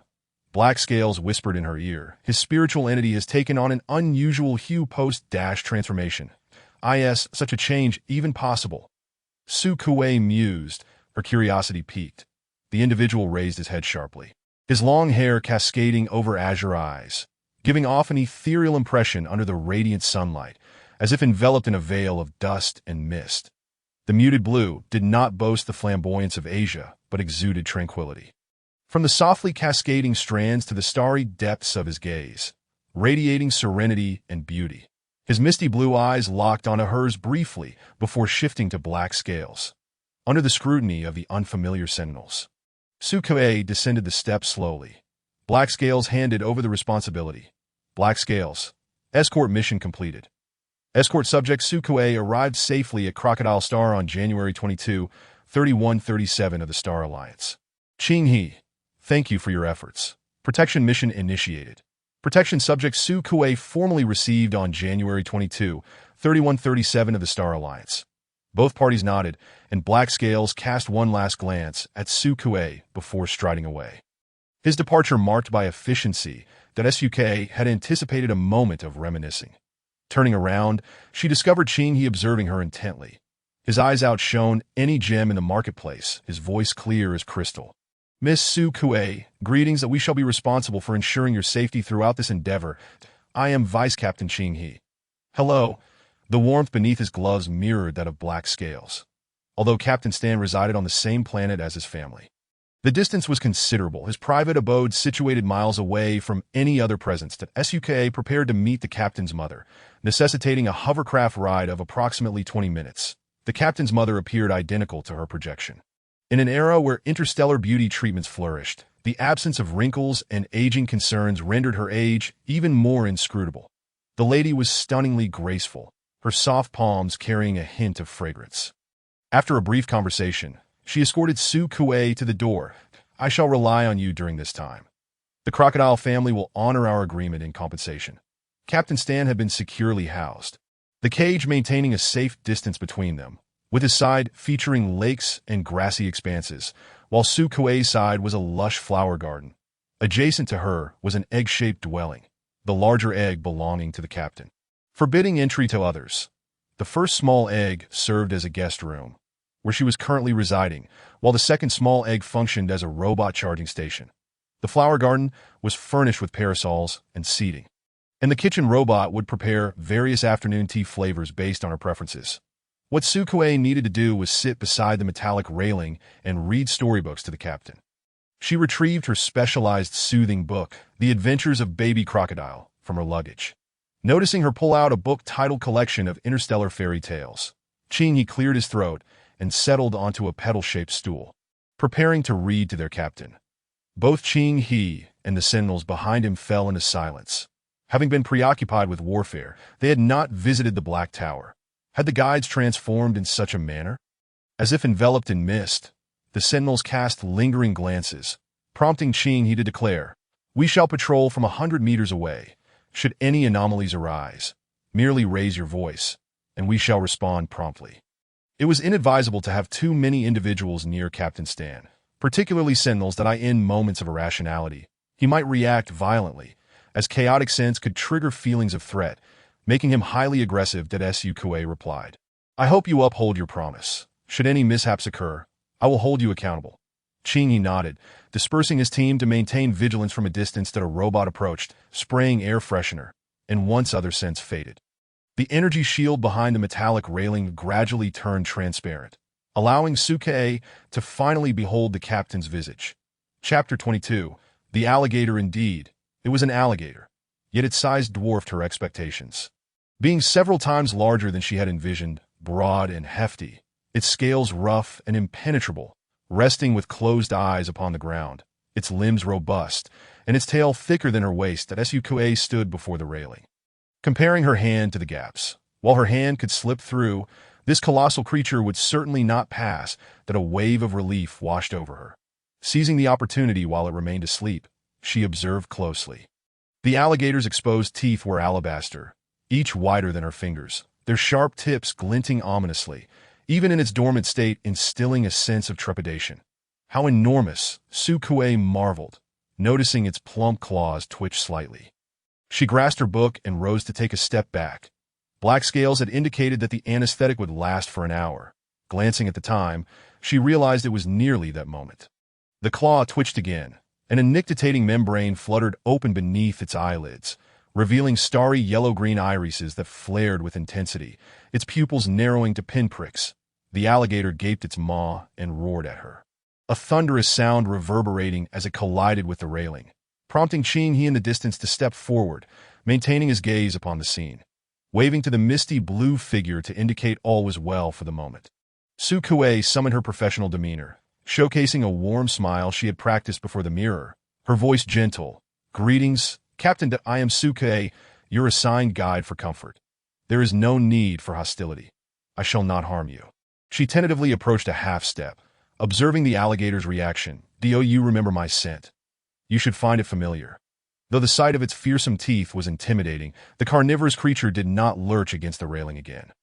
A breeze swept through, carrying Su Kuei's essence gently towards the alligator's gaping mouth. The creature shifted, redirecting its roar towards her back. Turning, Su Kuei spotted a robot blowing air in their direction. How remarkably advanced, she thought. The robot bore no scent, yet the captain exhibited signs of aversion, prompting Su Kuei to gesture for it to withdraw. Ching He manipulated controls before the robot, equipped with a fan, gradually retreated. Realizing it was under his command, Su Kuei continued to soothe the alligator.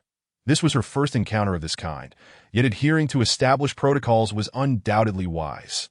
"Captain Stan, may I address you by your name directly?" The crocodile offered her no response.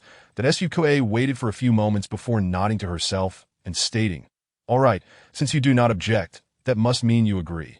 She made an effort to sweeten her voice, calling out his name as if it were laced with candy. "Tan. Step 1. Address the other by name." The crocodile stared at her, emitting a low, threatening growl.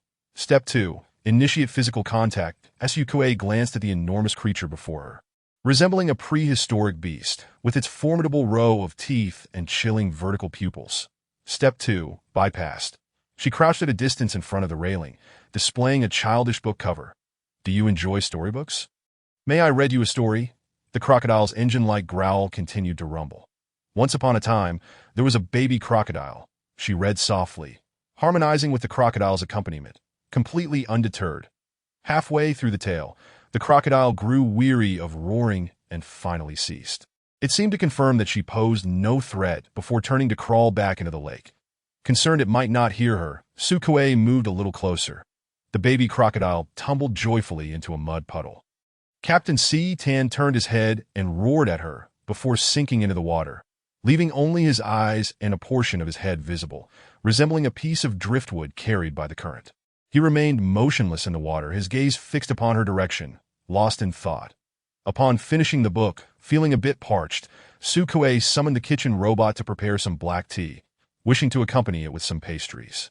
The robot moved swiftly, and Sukuei washed her hands before elegantly enjoying her afternoon tea. The various flavored cookies crunched delightfully as she bit into them. The rich, fragrant black tea was savored as she took a sip, while the crocodile continued to observe her from beneath the water's surface. After indulging in an assortment of cookies, Sukuei instructed the robot to fetch a sunshade and a lounge chair, ensuring they were moved away before the crocodile could roar. She settled onto the lounge chair. "That I intend to sunbathe and take a nap. Could you please remain calm?" Sukuei negotiated silently, with the two pairs of eyes visible from the crocodile, patiently waiting for mutual silence before donning a sleep mask and draping a blanket over her abdomen. The water flowed quietly, and the rustling of leaves in the wind was audible. The sunlight felt warm. Sukuei breathed steadily. With her head submerged, the crocodile noticed Sukuei had fallen asleep and lifted its head slightly. The crocodile's nostrils, located at the apex of its head near its eyes, feature a valve that closes automatically when submerged to prevent water from entering. Upon surfacing, the valve opened, allowing its keen sense of smell to detect the faint, sweet aroma mingling in the air. Remnants of cookies and black tea. This scent was familiar to it. The sweet fragrance nourished its parched, cracked psyche, soothing its frenzied emotions as long as it remained enveloped in this atmosphere. Instinctively, it drew closer. The crocodile quietly emerged onto the shore, dragging its body through the mud and crawling to the edge of the railing, straining to push its snout through the gaps in the railing to inch closer to Sukuei. The sun warmed it comfortably. It hadn't basked in such leisure for a long time, prompting it to close its eyes. That Sukuei pinched the corner of her sleep mask. "Excellent. The patient's emotions are stable. We can continue the treatment." After lounging for 20 minutes, before the end of her shift, Sukuei released her spirit body, allowing the crocodile to familiarize itself with the pink sea anemone. Its gaze was indeed captivated, with its pupils darting left and right. The anemone did not approach closely, swaying from a distance before being retracted by its owner. Sukuei rose, clutching her book. "It was already 5 o'clock, that I must clock out now. Setan, see you tomorrow. Rest well tonight." The crocodile followed her retreating figure. Sukuei encountered Qinghe, reporting her progress. "He is receptive to my proximity. Under the condition of ensuring safety, I shall attempt to soothe him." Qinghe nodded, his voice calm. "You've worked hard. That IT hasn't been too arduous, merely somewhat hazardous. The captain's spirit body cannot be summoned within the mental landscape, so we must take our time to acclimate." Qinghe escorted her back to her quarters, reaching the door before stating, "An A-level guide sponsored by the Crocodile family is en route from other star systems, despite the substantial remuneration for her arrival. Sukuei is not irreplaceable. Every family maintains their own guide, with A-levels available, who would require a D-level like her." Sukuei thanked him, smiling as she replied, "It's all right, our contract stipulates that even if I am no longer needed midway, compensation will still be paid daily." With her long hair cascading like a waterfall down her back, Qinghe turned to leave, but was called back. Turning, the vertical pupils reflected the guide's radiant smile as she sweetly inquired, "Do you require mental soothing and guidance? I can connect with you. The price is the same as at the Black Tower, and there's no need to queue." Chapter 23. Alexei Sukuei had inquired with Xia and the others, discovering that each appointment with her cost 10,000 contribution points, whereas her monthly salary was only around 8,000.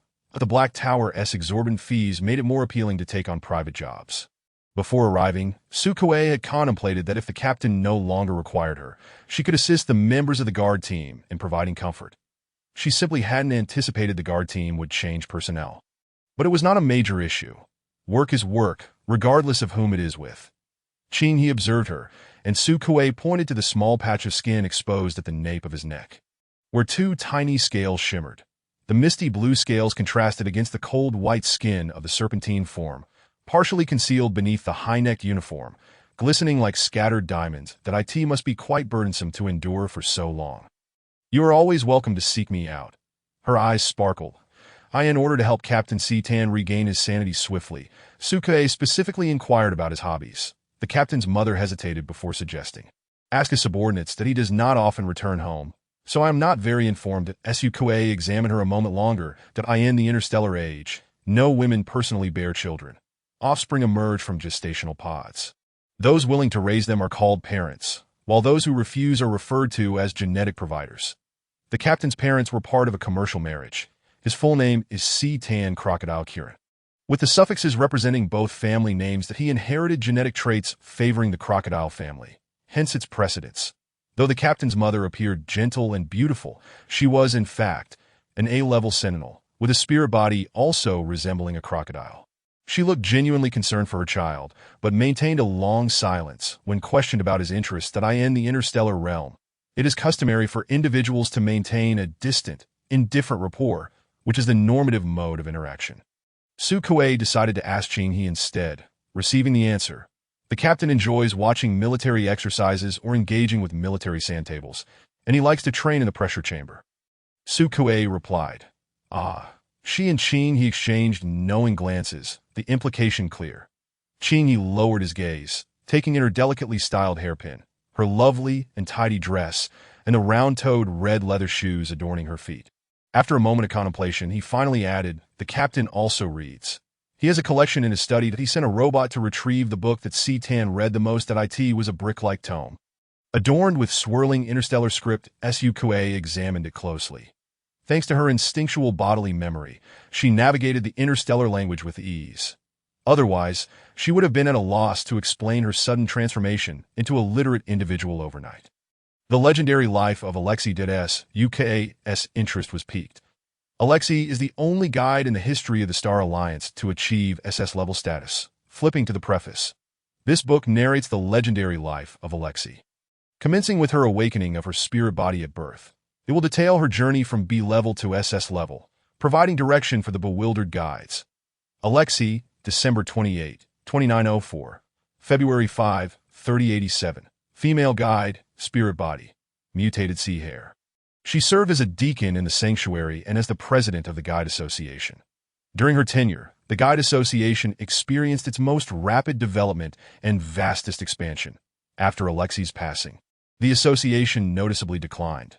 And while there are emerging talents now, none possess the true authority of a spokesperson. This work, even in the library, required an exorbitant number of points to borrow that Sukue had previously wished to read it. But lacking points, she regrettably had to forego it. Her surprise, she encountered it by chance here with the captain, and as a Sentinel, he also reads literature intended for guides.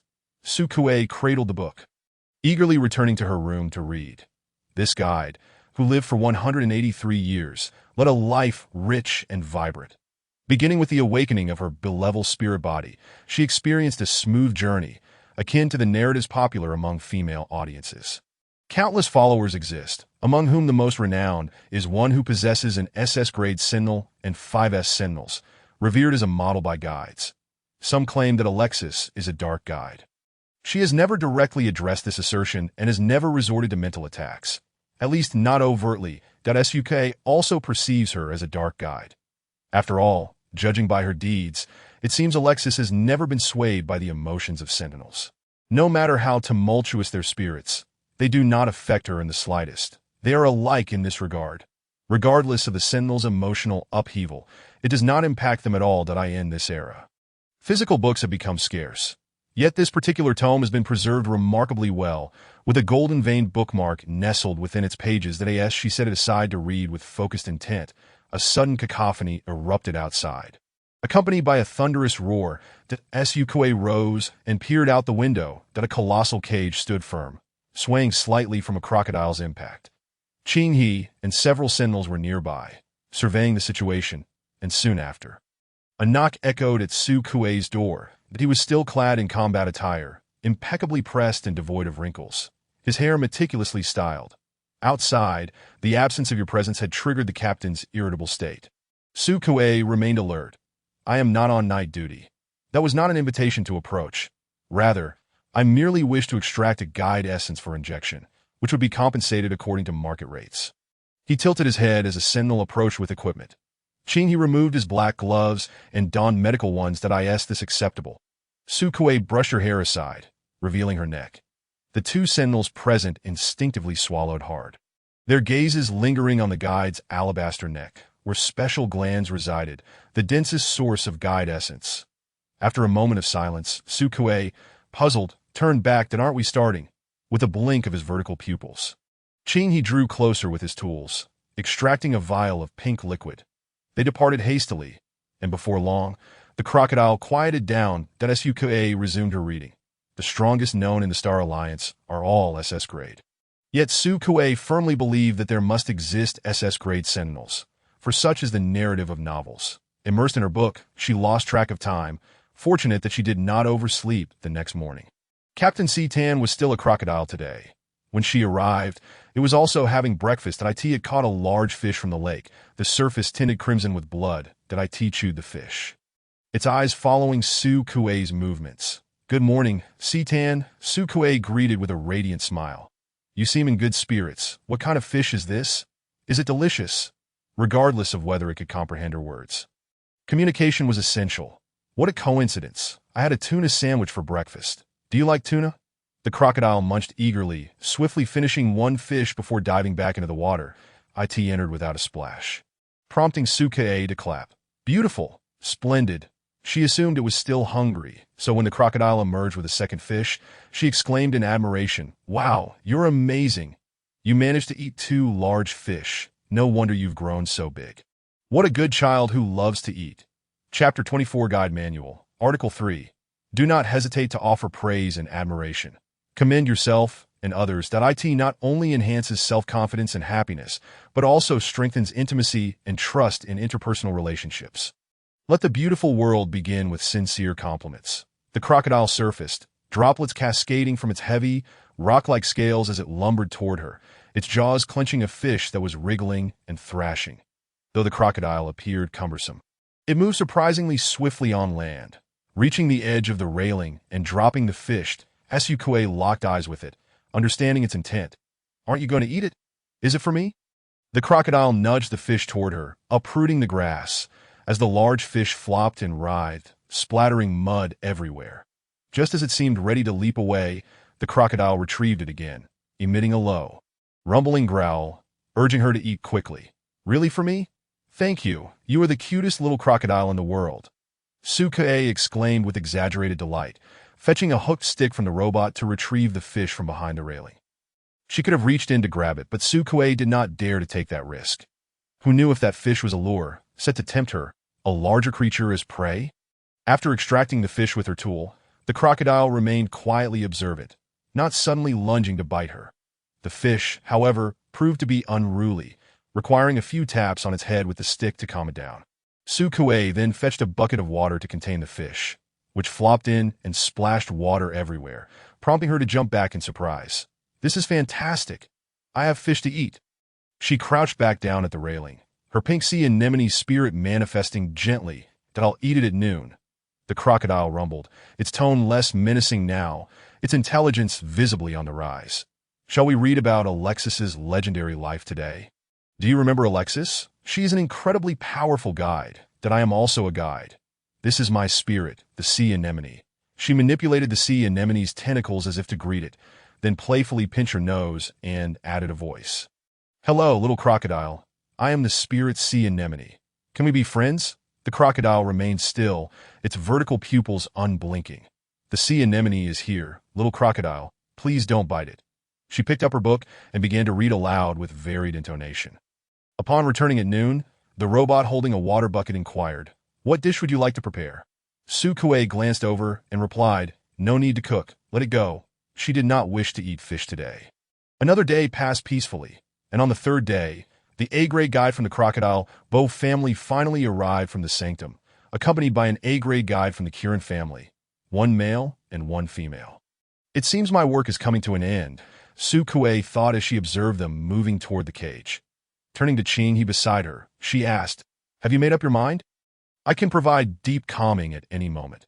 His hue was strikingly beautiful, and Sukue longed to touch his cold, silky hair. That a cold-toned serpent, his colors were dreamy, his figure graceful yet twisted, a thought that thrilled her. Qinghe cast a glance at her, his expression unchanged, yet today his face bore delicate scales. Just below his eye, a hint of the otherworldly shimmered through his calm demeanor. They might not be permitted to approach the captain. With just a glance, Qingyi lifted his gaze toward the two guides tentatively advancing, noting that A-grade complex guides possess offensive capabilities, and the captain would not allow them to draw near. He was indeed correct. As the two guides entered the territory, the crocodile basking in the sun opened its eyes and emitted a threatening growl. The pair hesitated, slowing their pace further. The crocodile glared menacingly, suddenly lunging with a ferocious roar, its massive body colliding repeatedly against the railing. The two had no choice but to retreat, refraining from provoking it further. Suke inquired, "Isn't the guide from the crocodile bow family not a simple type either?" "No," Qingyi replied, "that as far as I know, there are only 3 simple types among the 12,728 Black Towers in the Star Alliance. You are the 4th. Wow, it seems I am quite precious," she mused, stroking her chin in thought. "That so? Does that mean the pay at the Black Tower is lower? If you wish, you can enter the central area of the Black Tower at any time, even the Sanctum," Qingyi stated. The Sanctum, a peculiar organization positioned between the Star Alliance government and other institutions, bears resemblance to the ancient Earth churches. The IT sounds akin to a sinister cult, yet they have indeed made remarkable contributions to genetic research, with their most notable achievement being the development of gestation pods, addressing potential genetic diseases arising from offspring born through them. In the legendary life of Alexis, her ancestors also partook in the legislation surrounding the approval of gestation pods. This matter traces back to a galaxy-wide resistance movement known as 12, which erupted thousands of years ago. This unprecedented large-scale rebellion consisted entirely of women, united by the possession of a peculiar pear-shaped muscular organ. After the Star Alliance underwent fragmentation, reorganization, and the rebuilding of their homeland, everything gradually returned to normal within the Central Star region, giving rise to an industrial chain that relegated lower-class women to live tools with price tags for their organs. At that time, there were no spirits, no distinction between guides and sentinels, only simple men and women. The significance of 12 lies in their shared humanity, complete halves of a closed loop. They were not tools, not parts. They were living beings, equal to their counterparts. Human reproduction should not be predicated upon the oppression of women. During the most fervent years of resistance, many women voluntarily underwent hysterectomies. They preferred to sever a part of their flesh and blood rather than bear children that could turn against them like a dagger. Want it? We won't even let you discard it. The gestation pod was conceived during that time. The deafening cries and extreme, even radical, acts of defiance ultimately secured their rights. The Sanctum was initially established by the women of 12, originally bearing a different name, which later transformed into the Sanctum for reasons unknown. Organs are not the original sin of suffering that we do not wish to tread upon anyone's back. All we seek is equality. Suke recited a slogan from many years ago, her thoughts drifting back to the present. The two guides were unable to approach the crocodile, so Suke had to take over. The 3 guides present saw each other from a distance. Suke offered a polite smile. The guide from the Ebo family nodded in acknowledgement, while the guide from the Kirin family ignored her, walking away with an air of arrogance that a robot approached. Spraying air freshener liberally, it seemed there was no chance for a connection in the short term, that Suke felt a sense of regret. After a connection, her spiritual entity would retain the scent of the other. And the current Captain Stan would surely not accept that. Qingyi responded with a soft affirmation, his gaze remaining calm. Chapter 25, The Monotony of Humanity. Can you still hold on? Suke prompted. That guide from the Ebo family seems quite amiable. Wouldn't it be prudent to take the opportunity to comfort him? As a direct subordinate of Captain Stan, you should be able to do so without charge. Right. Qingyi looked at her. We will wait for you. A connection. As he spoke, his upper lip parted slightly, revealing the faintly hooked tips of his white teeth, his scales glimmering beneath his eyes. What sentinel wouldn't yearn for that? We will wait for you to heal the captain. Suke smiled in return. All right. However, I must caution you. As an I can only do it halfway. That is fine, Qingyi replied, as long as you are not afraid. For instance, in a few days, my head might transform into that of a snake. Suke imagined. A snake head? How exhilarating. The snake head with its vertical pupils and forked tongue, paired with a uniform that accentuated broad shoulders and a narrow waist, was undeniably alluring. Humanity is monotonous. Animals shall save the world, Sukue mused, her voice lifting in delight as she propped her chin on her hand. The crocodile lying on the grass observed her in silence. Today it seemed even quieter, a glimmer of wisdom shining in its eyes. Haikae attempted to slip through the railing's gap, yet it showed no reaction. As she cautiously approached, inching forward, she halted to observe. Moving intermittently, she successfully inched closer to the crocodile's eyelids. That Sukue pinched her nose and playfully said, "Little crocodile, I'm here to play with you. Please don't bite me." She crawled from beneath its eyes to the top of its head, safely landing after passing by its massive, closed jaws. The crocodile glanced up at her with a sidelong gaze that Sukue did not rush to connect. Instead, she opened her book and continued, "All right, let us read what is above." Last time, we discussed how Alexei encountered a frail young man during a cosmic voyage. Judging solely by appearance, one would never guess he was a high-level Sentinel, yet he claimed to bear the surname Ebo. Alexei and the young man hit it off remarkably, establishing a connection. Sukue paused, realizing why he had chosen to read this. However, upon reflection, she revisited the notion of a sentinel with a crocodile spirit being frail.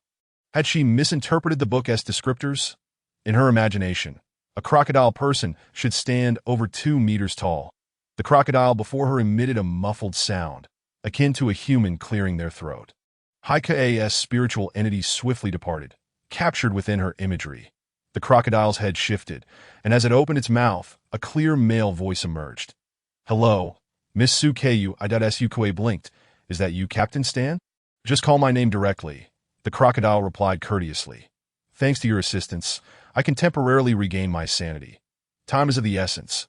May I request that you attempt a connection now? I will restrain myself.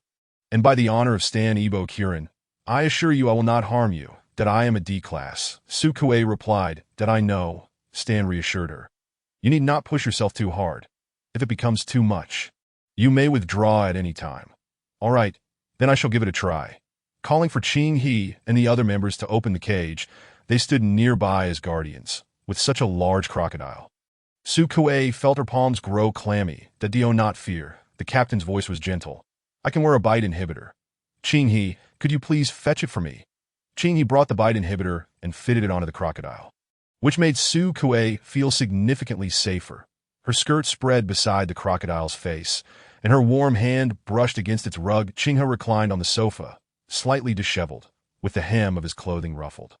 Supporting his arm against his leg, he stated, "No, I have not injected any venom." Sukue, pondering thoughtfully, inquired politely, "Where are your venom glands? May I touch them?" Ching He grasped her hand, halting her movement. "They are located on my maxilla." He had no intention of opening his mouth wide for her to reach inside. Sukue expressed her disappointment. "All right then." Sukue carefully examined her spiritual entity, that a palm-sized sea anemone had grown slightly larger, now about the size of 2 palms. Its delicate pink tentacles swayed gently. Upon reevaluation, her level should have progressed from D to D, or perhaps even C. After all, without any detection instruments, she could not be certain. The ascension of a guide's level is a slow and arduous process, and Sukue felt a hint of anxiety about how to conceal the fact that she was advancing too swiftly. To safeguard the mental well-being of guides, the Black Tower conducts regular annual health examinations to assess any mental impairments, making the changes in each individual's cerebral domain glaringly apparent, as long as one avoids examination. No one would discover Sukue's secret. After contemplating for a while, she could not devise a method to evade scrutiny. Should she simply state it, that she is a naturally gifted guide, but would the Black Tower believe her? Never mind, as the regular assessments typically occur at year-end, there is no immediate rush.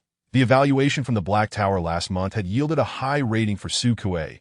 She navigated to the guide section of the Black Tower, Lunswa Star on the StarNet, where she found her information at the bottom of a list filled with ABBCC rankings. Name: Sukue. Age: 22. Spiritual entity: mutated sea anemone, non-toxic, level D. Specialty: connection guidance rating. Upon clicking the reviews, they were arranged chronologically from top to bottom. The first was from Lixus and I. Fox. Miss Sukue is an exceptionally outstanding guide, patient, meticulous, gentle, and friendly, possessing a wealth of professional knowledge and an in-depth understanding of the diagnosis and treatment of spiritual entities. The lengthy review exceeded 100 words, accompanied by an image of Sukue at the entrance of her soothing room. Suke could not help but smile, sending a message to the ear-tufted fox to express her gratitude for the glowing 5-star review. Below were commendations from others like Xia Moyi, and nearly everyone she had provided comfort to had come forth with positive feedback. The last remaining spot for long-term comfort was also filled by their applications. Su Kuei found herself in a quandary. The animals were both intriguing and adorable, making it difficult to decide who to award the final slot. After a moment of thought, she resolved to give it to no one. It was fine. When she elevated her level further and could openly demonstrate her abilities to the Black Tower, there would be more slots available, and everyone would have a chance without the need for competition. The Black Tower disburses salaries on the 5th of each month, which is tomorrow. The rewards from the month-end evaluation would be credited to her personal account alongside her salary that Su Kuei kept track of time. And upon waking on the morning of the 5th, the first thing she did was check her contribution points balance. Now that she had emerged from poverty, there was no longer a need to receive the meager assistance funds. Observing her balance lifted her spirits, and she indulged in shopping on Starnet for daily necessities, clothing, shoes, hair ties, and trinkets to be delivered to the staff dormitory, so she could enjoy unboxing the packages upon returning home. Today, she could delve deeper to in the garden. Su Kuei caressed the skin of the crocodile. Having never been this close to such a creature, her curiosity piqued as she explored from head to tail.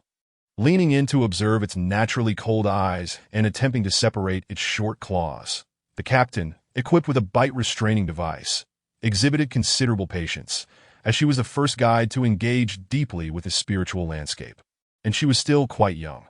However, when Su Kuei's hand reached toward its soft abdomen, Captain C-10 flinched slightly.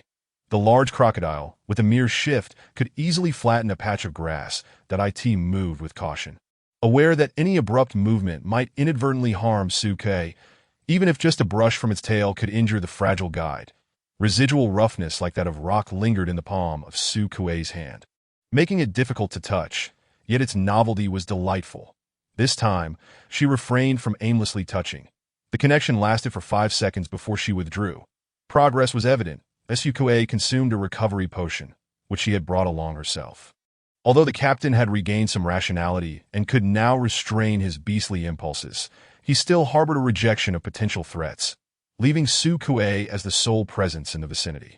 The area near the water was muddy, which would soil the hem of her skirt and little shoes, so she had donned smooth, waterproof trousers and tall boots today. She asked the robot to set up an umbrella and brought over a fishing rod. Settling down on a small stool by the riverbank, intending to fish alongside the crocodile. Bait secured, she cast her line and pretended to wait patiently, not forgetting to converse with the crocodile at her side. "Do you like fish? I'll let you eat whatever I catch, all right?" She glanced at its size and mused, "But if it's just fish, will you be full?" The crocodile star was abundant in vegetation. There should be other animals around, though Su Kuei had not seen any nearby. The crocodile, unable to speak, gently nudged her calf with its large mouth, still restrained by the bite guard. Chapter 27. A-class guide, you mentioned mental barriers? In the guest room of the crocodile family, a young man clad in a gray-blue combat uniform wore a worried expression. His spiritual entity's large ears perked up, and its glossy black eyes fixated on the girl across from him, emitting soft whimpering sounds. Lixus and Fox, who circled around his legs, attempted to leap towards Su Kuei, nodded seriously. Indeed, Captain C-10 is an S-class Sentinel, and providing comfort for him is a perilous endeavor. Even a rational Sentinel instinctively rejects external entities from entering the mental barrier. Su Kuei longed to embrace the eager little fox, but alas, they were merely engaged in a video call. Even the most lifelike projection could not facilitate genuine contact. Regretfully withdrawing her gaze, Su Kuei contemplated, "It is indeed challenging, but no worries, I shall overcome it." Yet in truth it was not so. Mental barriers, they did not exist. She felt nothing at all. "When can you return?" Lixus, not dwelling on the previous topic, shifted the conversation to other matters, his eyes mirroring the gentle gaze of the ear-tufted fox. "The team members are all eager to see you. Did I miss you all too? Should be back soon. Right? Captain C-10 has been stable lately and has not gone into a frenzy again. Although he remains in a state of aberration, it may be due to my own limitations. Nonetheless, I believe that with gradual accumulation, his recovery is inevitable."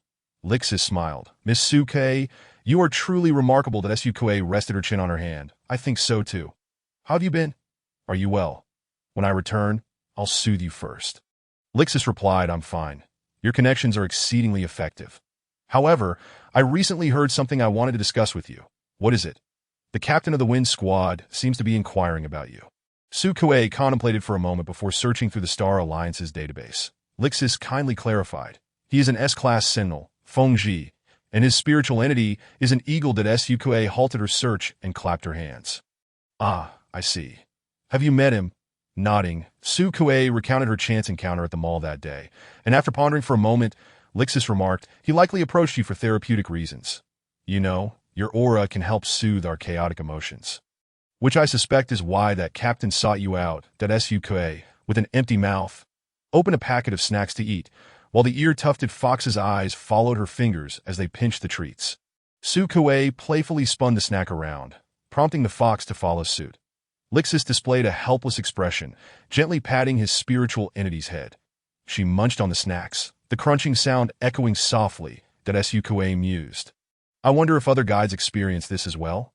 Lixus pondered for a prolonged moment before apologetically smiling. I'm sorry, I don't pay much attention to such matters that I've only encountered a few other guides. And each guide's pheromones differ. At least for me, they do not elicit such effects. Perhaps it is because I am not compatible with them, Su Kuei replied. Oh, I see that I guess my pheromones are rather universal, allowing me to adapt to more sentinels. Lixus, with a serious demeanor, and the ear-tufted fox puffed up its chest, declared, No, you are one of a kind. Su Kuei laughed. Everyone is unique. After exchanging a few more words, she ended the video call. Today, there was no need to accompany the crocodile, as those two A-class guides had yet to depart and seemed to intend to teach her how to provide comfort after their prolonged treatment.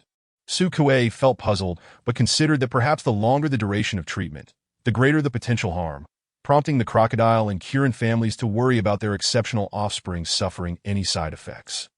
Hence, they were taking such measures. With a mindset of learning from her seniors, Su Kuei approached. The crocodile family's guide, April, was a young and gentle woman who smiled warmly and nodded at her. The male guide from the Kirin family sported a head of curly hair and striking features. Snorting disdainfully as Su Kuei entered, his elevated chin reflecting his contempt. Instantly, Su Kuei retracted her smile, choosing a seat closer to April. Such rudeness was typical of guides from remote star systems. The speaker, Guide Alan, was adorned from head to toe with symbols of affluence. From his exquisitely curled hair, exuding a rich fragrance, to the tassel brooch emblazoned with the emblem of the sanctuary and the translucent, verdant ring adorning his finger. Each item proclaimed his resplendent status among the elite. Sensing the scrutiny from this impoverished country dweller, Alan straightened his back even further, and no matter how remote or destitute a planet may be, none are oblivious to the existence of the sanctuary. This colossal entity stands shoulder to shoulder with the Stellar Alliance government, towering in the central region like a sword piercing the heavens. Alan awaited the ignorant girl who dared to offend him to tremble in fear. This child, born from an antiquated birthing pod on a wretched planet, was as lowly as a sewer rat. Her genetic contributors were not even any high-ranking sentinels or guides. Having long resided in high society, Alan found it intolerable to share the same space, to breathe the same air as such a person. He pinched his nose and shifted back, perplexed as to why an adult would permit a guide of her ilk to approach. Perhaps he had been too long in confrontation with insects, thereby impairing his sense of smell. How could they forsake A ranks like us, opting instead for a D rank to placate him? He must still be in a daze, Su Kuei, clad in her favorite little dress, regarded Alan with a sudden smile, pointing at his head and remarking, Your Excellency, if I may be so bold, your hairstyle bears an uncanny resemblance to that of a teddy dog, that if my purpose here today is merely to listen to a dog bark, it would indeed be a waste of my delightful morning. The two guides were momentarily taken aback, and she strode to the door, turning back to add, As for the reasons behind Stan's rejection of you, perhaps you should reflect upon yourself. For instance, the scent of greasy hair that even the Alliance's latest perfume cannot mask. With that, she departed, leaving behind the sound of Alan cursing under his breath. Su Kuei swiftly turned back. Oh, and a friendly reminder. While the perfume itself smells delightful, an overpowering scent can be quite nauseating. The other party's emotions flared more intensely, and he rose from the sofa. April, sitting nearby, also stood to comfort him. offering an apologetic nod to Sukue. With a cheerful demeanor, Sukue turned and left. After returning to wash away the mingled scent of perfume and greasy hair from sharing the same space. She took a book to the lake. Captain Stan, aware of her whereabouts, was somewhat surprised to see her return so soon. Observing her expression, he could not discern what had transpired. Gently nudging her, Sukue squatted down to pat the crocodile's head, reminding him, "Sir, it seems those two high-ranking guides are rather averse to me. Just to clarify, should they decide to expel me midway, the fee remains unchanged, as this is not my fault." Chapter 28. The unusual, muffled sound emanated from the crocodile's throat. Sukue pondered. "What do you mean? You want me to leave right now, and yet not a single star coin less? Is that incorrect? Do you intend to compensate me for my mental distress today?" "Ah, that would be most generous of you. You truly are a good person," Sukue exclaimed in delight, shaking the crocodile's claw. Meeting his beastly gaze, she quickly corrected herself. "Good fish." Captain Stan, in resignation, thumped his tail against the ground. Sukue hurriedly dodged, bemused as to why he would be upset over merely requesting compensation for her mental distress. Meanwhile, Qinghe approached silently, removing the crocodile's bite restraint. "Just call me by my name." Captain Stan said, "You need not worry. I shall ensure they leave, and the mental distress fee will be theirs to pay." "Wow," Sukue exclaimed.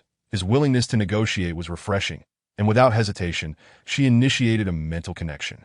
Although she would soon exit due to the overwhelming sensation, having something was better than nothing. Moreover, with the infusion of her guiding essence into her body, after 1 month and 8 days on Crocodile Star, Captain Stan was finally able to approximate a human form. Given the terrifying nature of his crocodilian physique, he transformed into a humanoid body with a crocodile's head and a tail adorned with bony spines. Surprisingly, his human form was unexpectedly slender, covered in a thin layer of muscle. Though strong, he was not the bulk of a muscle-bound giant. Consequently, the juxtaposition of his fearsome head and tail appeared excessively grotesque. The transformation was sudden. Just after concluding a deep calming session, Sukue stepped back, her blurred vision catching sight of the crocodile's scales shedding from his back as he lay prone, his spine protruded. And the muscular arms, veined and taut, supported his weight against the ground. "Wow," she exclaimed upon his glance. She hastily covered her eyes, peeking through her fingers in delight. "You can turn into a person now." Quick to respond, Qinghe provided a set of clothes prepared in advance. Captain Stan donned the attire, requesting Sukue to wait a moment as he needed to freshen up. Sukue nodded and lowered her hands, wondering why she had felt the need to cover her eyes when she had already seen everything.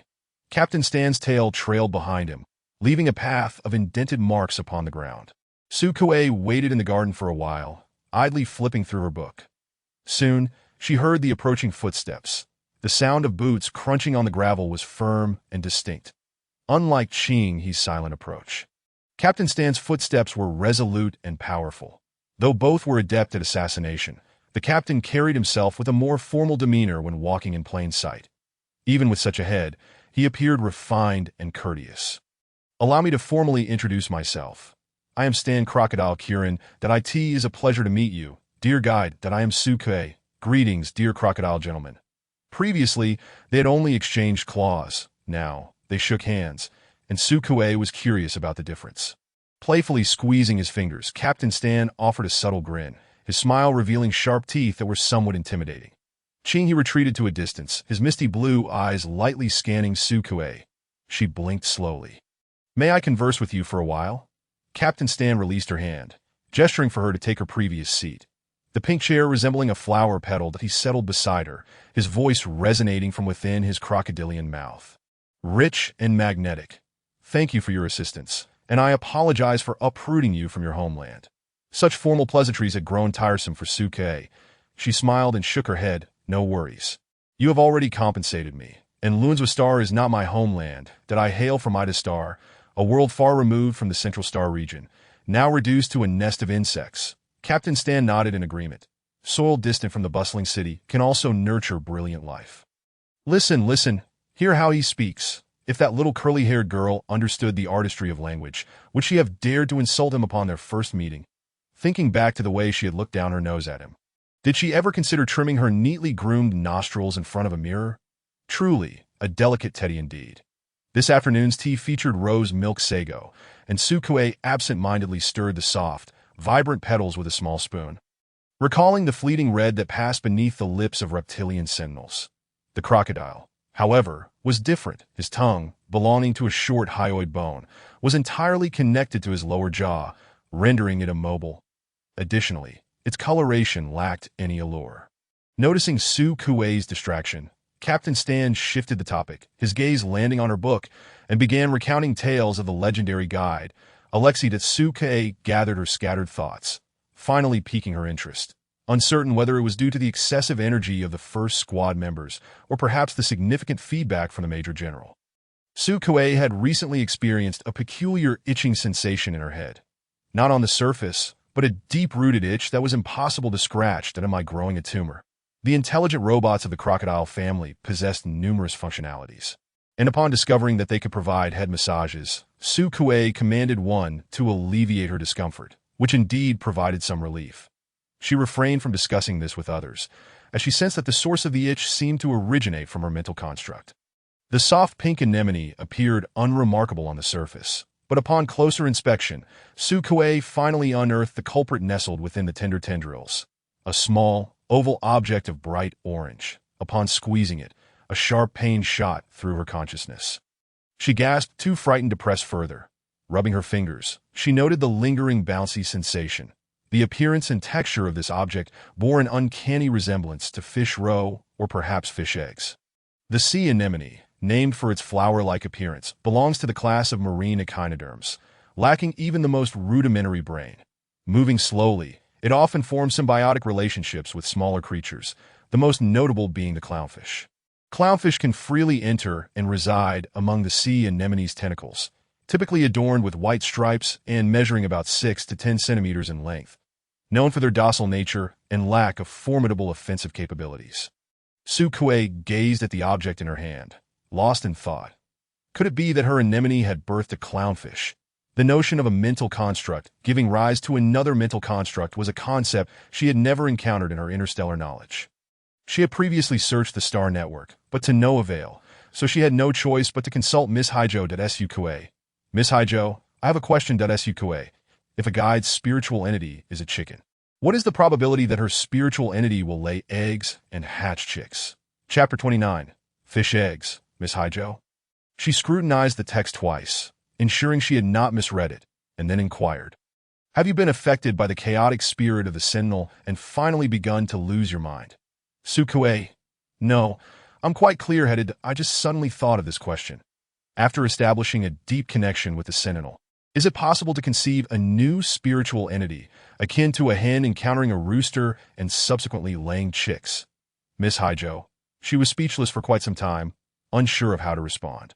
The guide beside her, noticing her prolonged gaze at the screen, leaned in to ask, what's wrong? Miss Hijo repeated the question, and the guide fell silent, pondering for a moment before finally uttering, you're a newcomer. Aren't you? Miss Hijo nodded, indicating she had only awakened a few months prior. That explains it, the guide chuckled lightly. Newcomers always have peculiar questions and whimsical thoughts. Just a friendly reminder, do not experiment recklessly with your spiritual entity. Injuries cannot simply be remedied by a hospital visit. Miss Hijo nodded and replied, your idea is quite creative, but please refrain from considering it further. The recommendations in the guide are not obligatory, but the taboos must be strictly observed. That Sukue understood that I realize now that this is not common knowledge, at least in the hundreds of years of history between Sentinels and guides in the Star Alliance. There has been no concept of a spiritual entity giving rise to another spiritual entity. Sukue tucked the fish eggs back away. Having brought them to life, she could not simply discard them. They were not something she had purchased externally. Would they truly hatch in a clownfish? How long would she have to wait? Would re-establishing the connection during this period cause any effects? Burdened with a plethora of questions, Sukue proactively sought out Captain Tan in the afternoon. Typically, she only engaged in the connection once a day, claiming fatigue and the need for rest afterward. That in reality, she felt quite energized and could perform several sets of calisthenics in her room. Captain Tan was somewhat puzzled by her visit. He switched off the content projected by his holographic terminal. The projected material could be divided into external visibility and personal visibility. Sukue saw nothing and had no desire to look. Apologies for the intrusion. The access to Captain C-Tan's personal quarters was granted to her, and she politely pressed the doorbell to enter, keeping her gaze straight ahead, avoiding the holographic terminal. What brings you here? Captain C-Tan inquired gently. Is there something you need? Sukue approached and sat across from him, saying, I just consumed 2 bottles of recovery liquid, and I feel quite well, so I wanted to ask if you require a connection today. A fortunate opportunity presented itself, and Captain C-Tan did not decline. He nodded and extended his hand, inviting her, come sit beside me. Although she was eager to observe the changes in the fish egg within her mind, she was careful to enter his spiritual landscape slowly. That a torrent of spiritual waves surged into her, akin to being engulfed by a tsunami, and Sukue felt as though she were drowning, momentarily gasping for breath. The crocodile's habitat was muddy and damp, the swamp pulling her down heavily, allowing her to perceive Captain C-Tan's myriad emotions clearly. If she wished, she could even peer through their connection and glimpse fragments of the Sentinel's memories. The connection was indeed an exceedingly intimate act. This time, the duration was somewhat prolonged, lasting around 10 minutes, during which Sukue successfully unraveled a portion of the tangled mess, finally pulling out a long thread. However, just as she aimed to press on, success eluded her, that a faint pain throbbed in her brain, and she instinctively withdrew. This time, Captain C-Tan's hand caught her in the nick of time. Sukue, quick-witted, grasped the fabric of his uniform. But alas, the combat suit was sleek and form-fitting, leaving her fingers to only brush against the firm, resilient muscles hidden beneath. The sensation was pleasant. Pressing down elicited a bounce back. She paid no mind, having consumed the recovery liquid and not intending to leave, engaging in casual conversation with Captain C-Tan. She remarked, this time, the duration was noticeably longer. Did you feel anything different? Captain C-Tan tilted his head, momentarily perplexed by her query. Sukue observed his reaction and continued. For instance, do you think my sea anemone appears more beautiful? Captain C-Tan chuckled, responding in agreement. Indeed, it is exceedingly lovely. It seemed he had not detected her anomaly. Was it due to the insufficient connection time, or was the entity simply too small and hidden too deeply? Sukue pondered thoughtfully, lingering for a moment longer before rising to take her leave. Upon returning to her room, she resumed her observation of the fish eggs. There were no surveillance devices in her room. She had thoroughly checked on the first day of her stay. Yet for precaution's sake, she had always covered the eggs with her clothing when taking them out. The same applied now. Covering the object in her palm with her coat, Sukue leaned in closer to scrutinize it. The orange-yellow hue had intensified, revealing 2 barely discernible black dots. They were indeed exceedingly tiny. A magnifying glass was necessary to see clearly. Would they grow if provided with nourishment? If they grew larger? Would they be detected by the Sentinel or the detection equipment? There were far too many issues to contemplate. Yet it was undeniably fascinating that Sukue eagerly anticipated the day of their hatching point 2 months into her stay on Crocodile Star. Captain C-Tan's tail was finally under his control, and the knot in his spiritual landscape had begun to loosen. By the 4th month, his head had returned to a normal human form, the knot growing smaller with each passing day. Captain C-Tan bore a striking resemblance to his mother. His head had finally adapted to a normal size, yet his appearance retained none of the ferocity characteristic of his spiritual entity. He had a fair and delicate visage, quite handsome. Sukue found herself somewhat puzzled as to why his muscles were no longer discernible once he donned his combat suit. They say black is slimming, and it proved to be true. Although the captain now resembled a human, his eyes remained the yellow slit pupils of a crocodile. Thus, he requested Sukue to stay for another month. Sukue drew closer to receiving her substantial final payment. Her spirits soared, and she remained cheerful each day. Even though her fish eggs had shown no significant growth, it did nothing to dampen her good mood. After catching lobsters, crabs, and scallops in Captain C-Tan's lake, Sukue sought his permission to set up a barbecue on the shore, preparing to cook them herself. They thrived in this environment, each one growing large and appearing quite delectable. Captain C-Tan rolled up his sleeves to assist. While Sukue prepared the sauce, he handled the lively crabs wielding their pincers. The interstellar crabs were immensely robust, and Sukue had struggled to pry one open with a knife, even getting her skirt pinched in the process. Captain C-Tan took over, rescuing her skirt with ease. His fingers were pale and smooth as he grasped the crab from both sides. effortlessly cracking it open. With a sharp snap, the imposing crab was cleaved in two, revealing an abundance of crab roe. Of course, his spiritual entity is that of a crocodile. A creature so large and hefty would find it easy to crush the crab's claw entirely. Chapter 30. Compensation for Spiritual Distress. What began as a simple barbecue for two fortuitously attracted Qinghe, who happened to be patrolling nearby and was beckoned over by Su Kuei. Among the three, only Su Kuei possessed a modicum of culinary experience, and that was nearly negligible. However, she did not intend to stand by the grill. Although the Interstellar barbecue grill required neither charcoal nor produced any smoke, she was merely eager to eat. Mixing the sauce was the extent of her contribution. She had suggested the barbecue and opted to be the hands-off manager. Nevertheless, the other two Sentinels were unperturbed by her stance that I in the presence of a guide with whom they had formed a deep connection. Sentinels were invariably accommodating and patient. Qinghe took over the grilling duties, and unexpectedly, he excelled at it. Perhaps he possessed a natural talent for cooking. The first crab was slightly overcooked and set aside, while the second one, perfectly grilled, was promptly handed to Su Kuei. Captain Tan did not mind his subordinate's actions. After washing and drying the utensils, he presented them to her, cautioning, "Be careful. It's hot that Su Kuei scooped a spoonful of crab roe, blowing on it to cool, and couldn't help but exclaim, "Fresh is simply delectable that it's creamy with a hint of sweetness. And there's plenty of it. Thank you, crab." Captain Tan scanned the remaining crabs, inquiring, "Is this sufficient? If not, I can catch more." Su Kuei swung her legs. "I'm fine." Crab legs. Qinghe passed a grilled crab leg to Captain Tan, which was nearly the length of his forearm. Upon receiving it, he opened it to reveal tender white crab meat. Cutting it into small pieces for Su Kuei's plate, Su Kuei forked a piece and took the opportunity to say, "You should eat too." Qinghe nodded, taking another crab leg to his mouth, crunching through both shell and meat in one swift motion. Captain Tan smiled elegantly, swallowing a crab claw whole. Su Kuei gave him a thumbs up. "Your teeth are impressive." Halfway through the meal, her holographic terminal chimed with a notification. Upon opening it, she found an unfamiliar transfer of 200,000 star coins. Su Kuei was perplexed. "I received 20,000 star coins. Is this your payment?" Captain Tan pondered briefly. "No, it should be a compensation from those two guides. That it's your compensation for spiritual distress. They really did send it." She had thought it was merely talk. Captain Tan chuckled.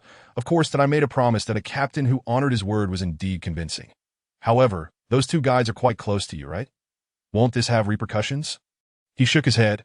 "I have only met the guide of the Kirin family twice, and this is the second occasion that I asked for the guide from the Ibo family, although they are indeed my kin. I have seldom returned here since entering the military academy, right through to graduation and establishing my squad on the front lines, and thus I am not well acquainted with Lady April. Did I ask that so?" Su Kuei rested her chin on her hand. "Moreover, my actions are also intended to curry favor with you." Captain Stan set down his plate and cutlery, wiped the corner of his mouth, and solemnly stated, "I am well aware of your capabilities, and therefore I wish to formally request a long-term soothing quota for the Ibo squad. Whether in contribution points, star currency, or any other resources, I can assure you that you will have the first choice." Qinghe, who was still barbecuing, quietly cast a glance at Su Kuei. Holding a small spoon, Su Kuei was somewhat taken aback. She had heard that if the majority of a squad's members harbor favorable feelings for a particular guide, that squad could use contribution points to exchange for a long-term soothing agreement with the Black Tower or the Sanctum, allowing the said guide to refuse other squads or individuals' soothing requests during this period. Although guides are highly sought after, it is still quite difficult to achieve a consensus among Sentinels. Currently, only a handful of squads possess dedicated guides, and those guides are invariably exceptional, most being of A grade. It is exceedingly rare for a squad to extend an olive branch to someone of her caliber, especially one ranked in the top 10. Alas, it is all due to her exceptional abilities. Su Kuei set down her small spoon and pondered her words. "First of all, I am very grateful for your trust. Two pairs of vertical pupils fixed their gaze upon her, serene, beautiful, misty blue, and deep, mysterious yellow green. Su Kuei's eyes swept across.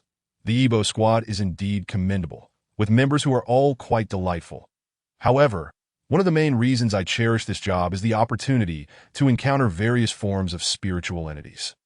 While the Ibo squad has many members, I do not wish to confine myself to just one squad. Foxes, dogs, wolf cubs, each is hard to part with. The corvidi are fascinating. Cats are elegant and beautiful. With so many squads and numerous spiritual entities I have yet to experience, one should not, at least, sacrifice an entire forest for the sake of a single tree that I have heard that other squads include mammoths. Saber-toothed tigers, blue whales, and various sharks. A mammoth. An actual living mammoth. Who wouldn't want to touch a mammoth? Touching a saber-toothed tiger would be splendid too. Captain Stan felt a twinge of regret, yet did not relent. If you change your mind, feel free to come find me. Furthermore, even if a cooperative relationship cannot be established, may I still request you as a soothing guide from the Black Tower? No problem. Sukue replied boldly. Feel free to do so. The two added each other as friends, exchanging contact information. Chingy remained silent, but also added a friend, and Sukue labeled them, one as Dreamy Light Blue Snake, and the other as Big Alligator. She made her notes without hiding it from them. Stan did not intentionally look but caught a glimpse inadvertently, shaking his head with a wry smile. The dreamy light blue snake across from him remained blissfully unaware. Continuing with the barbecue. With her back straight, long hair impeccably arranged, she pursed her lips slightly, attentively observing the condition of each food item that it resembled not a barbecue, but rather the review of documents. Sukue propped her chin, admiring her beauty. The genes from the same provider resulted in the dark-scaled, broodingly beautiful, sharply angular and dangerous black-scaled individual. Qing He, with a somewhat softer profile, exuded a cool, tranquil aura. Sukue curiously inquired, "Who is larger, you or the black-scaled one?" Qing He replied, "I am that I was born an hour before him. Yet you bear no resemblance to one another." Captain Stan chuckled. They indeed do not resemble each other. The conditions of the gestation pod were unique, making similarities exceedingly rare. For instance, Sukue turned her gaze to him. "Are there any now?" "None presently. There were some decades ago at Sukue's side. How unfortunate." Stan smiled. That pair of mutated orca sisters were extraordinarily powerful, nearing SS level, and were also the initial captains of their squad.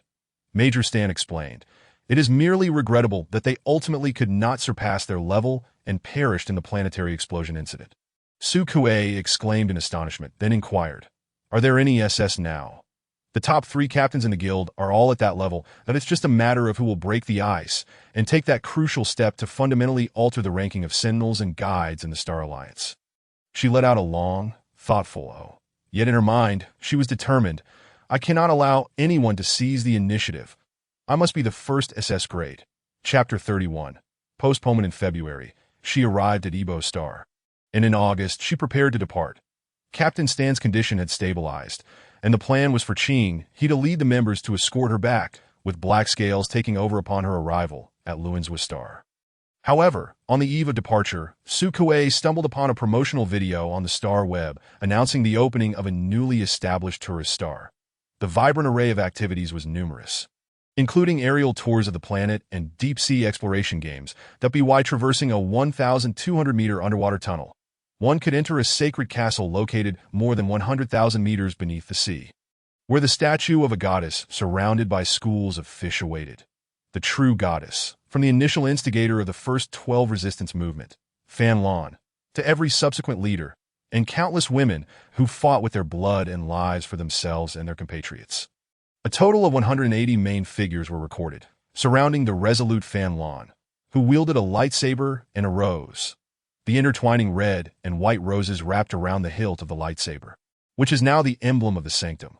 The last time Sukue saw the little curly-haired one wearing that badge, she thought it was beautiful.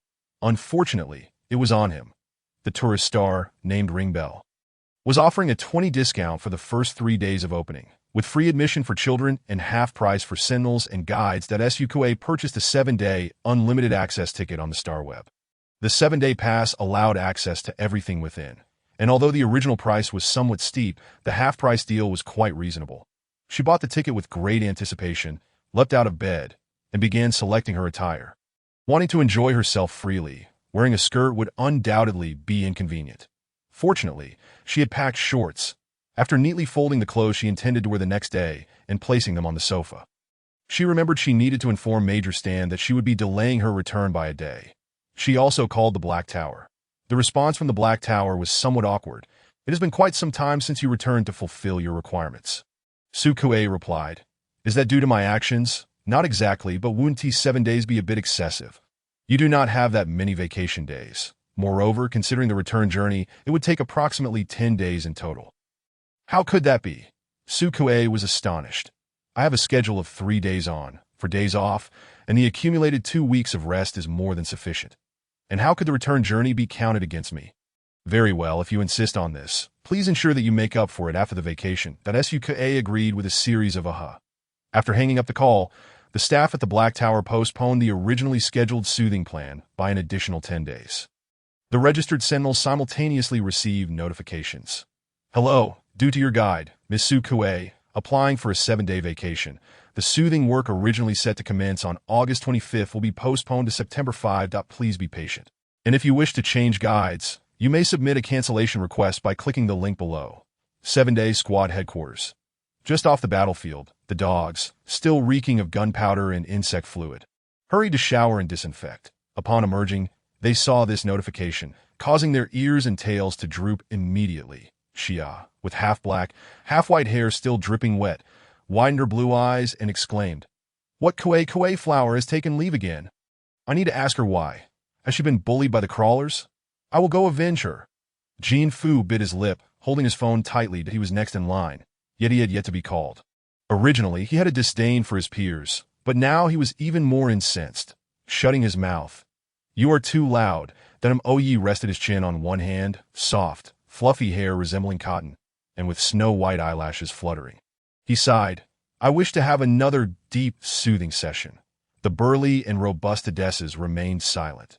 This Sentinel, a mutated German shepherd, was not fond of engaging in the fervent discussions of his companions.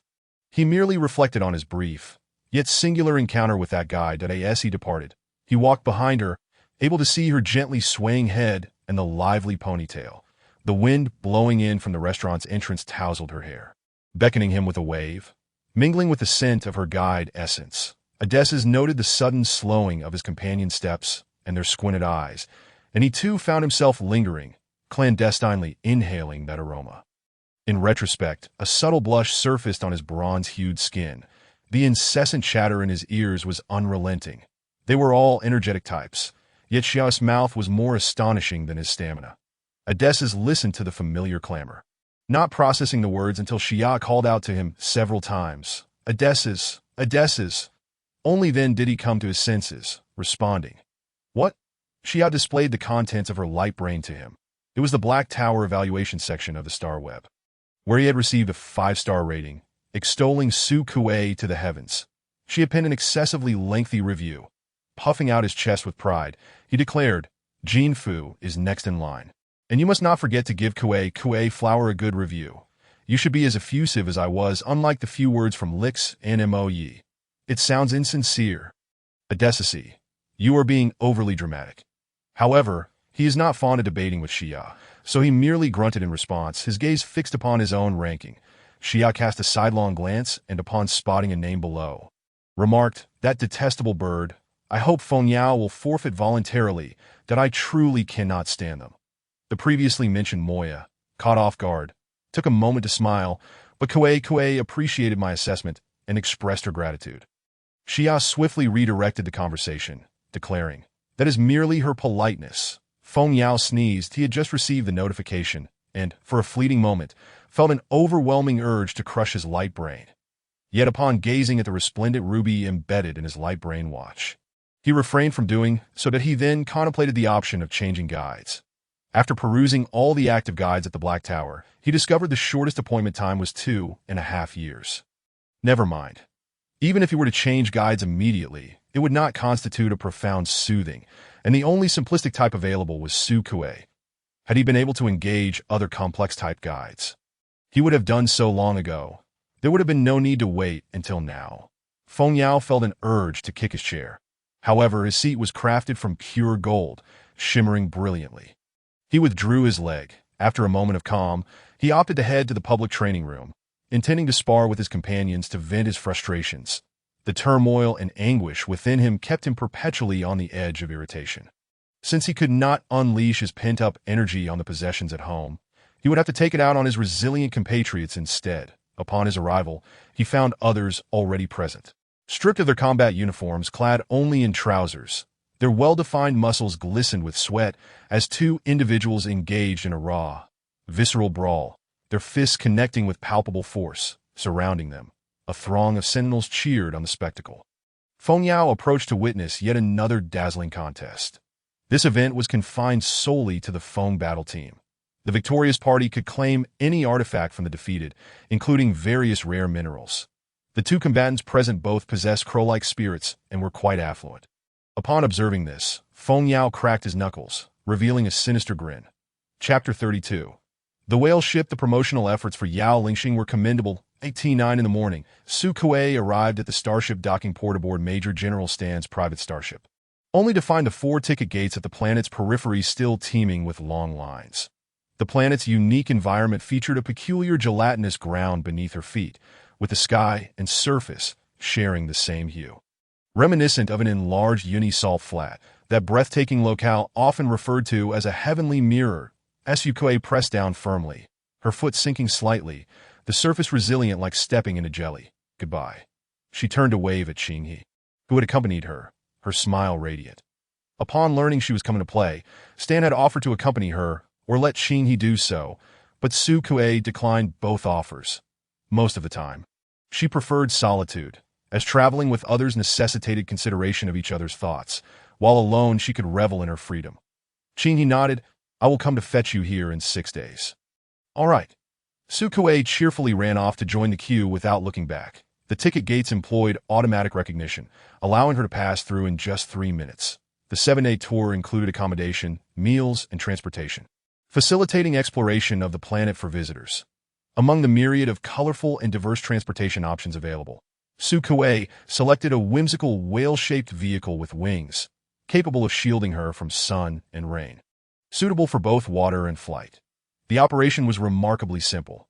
It could be set to automatic cruise, requiring no additional manual control.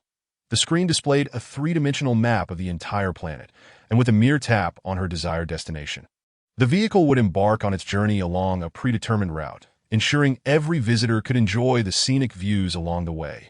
Should passengers have specific needs, the winged whale could transform like a transformer, retracting and reconfiguring into a pair of sturdy wings that enveloped the passengers in flight, generating an energy shield within a 1-meter radius to protect them from airborne collisions. That Su Kuei located the transformation button, pressed it, and the vehicle swiftly assembled, extending safety harnesses to connect her with the wings. The control panel morphed into 2 armrests, with buttons indicating their functions. That as the flight mode activated, the wings emitted a gentle hum, gradually lifting Su Kuei into the air, surrounded by a faint blue light shield.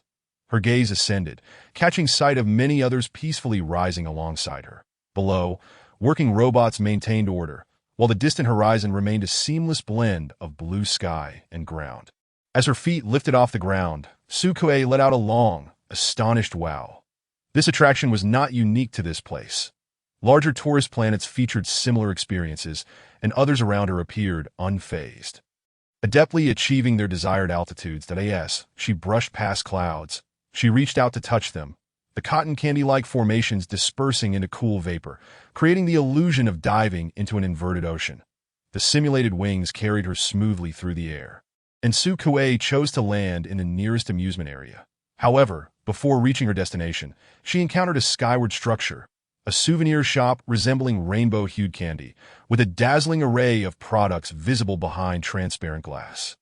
Su Kuei immediately altered her course. Having come this far, how could she resist purchasing a few mementos? 10 minutes later, she emerged empty-handed. The robot that had assisted her displayed a cheerful face on its screen. Miss, the items you purchase will be delivered to your hotel room in 5 minutes. That we welcome you to visit again and wish you a delightful experience. Her hands were empty, not due to a lack of purchases, but rather because she had acquired too many items, necessitating store delivery. Each item was exquisite and beautiful. Naturally, an adult would want them all. The accommodation provided was not limited to a single hotel. Rather, all hotels on the planet offered complimentary stays during the visit, thus alleviating the inconvenience of travelers shuttling back and forth. After a morning of flying, Sukue felt fatigued.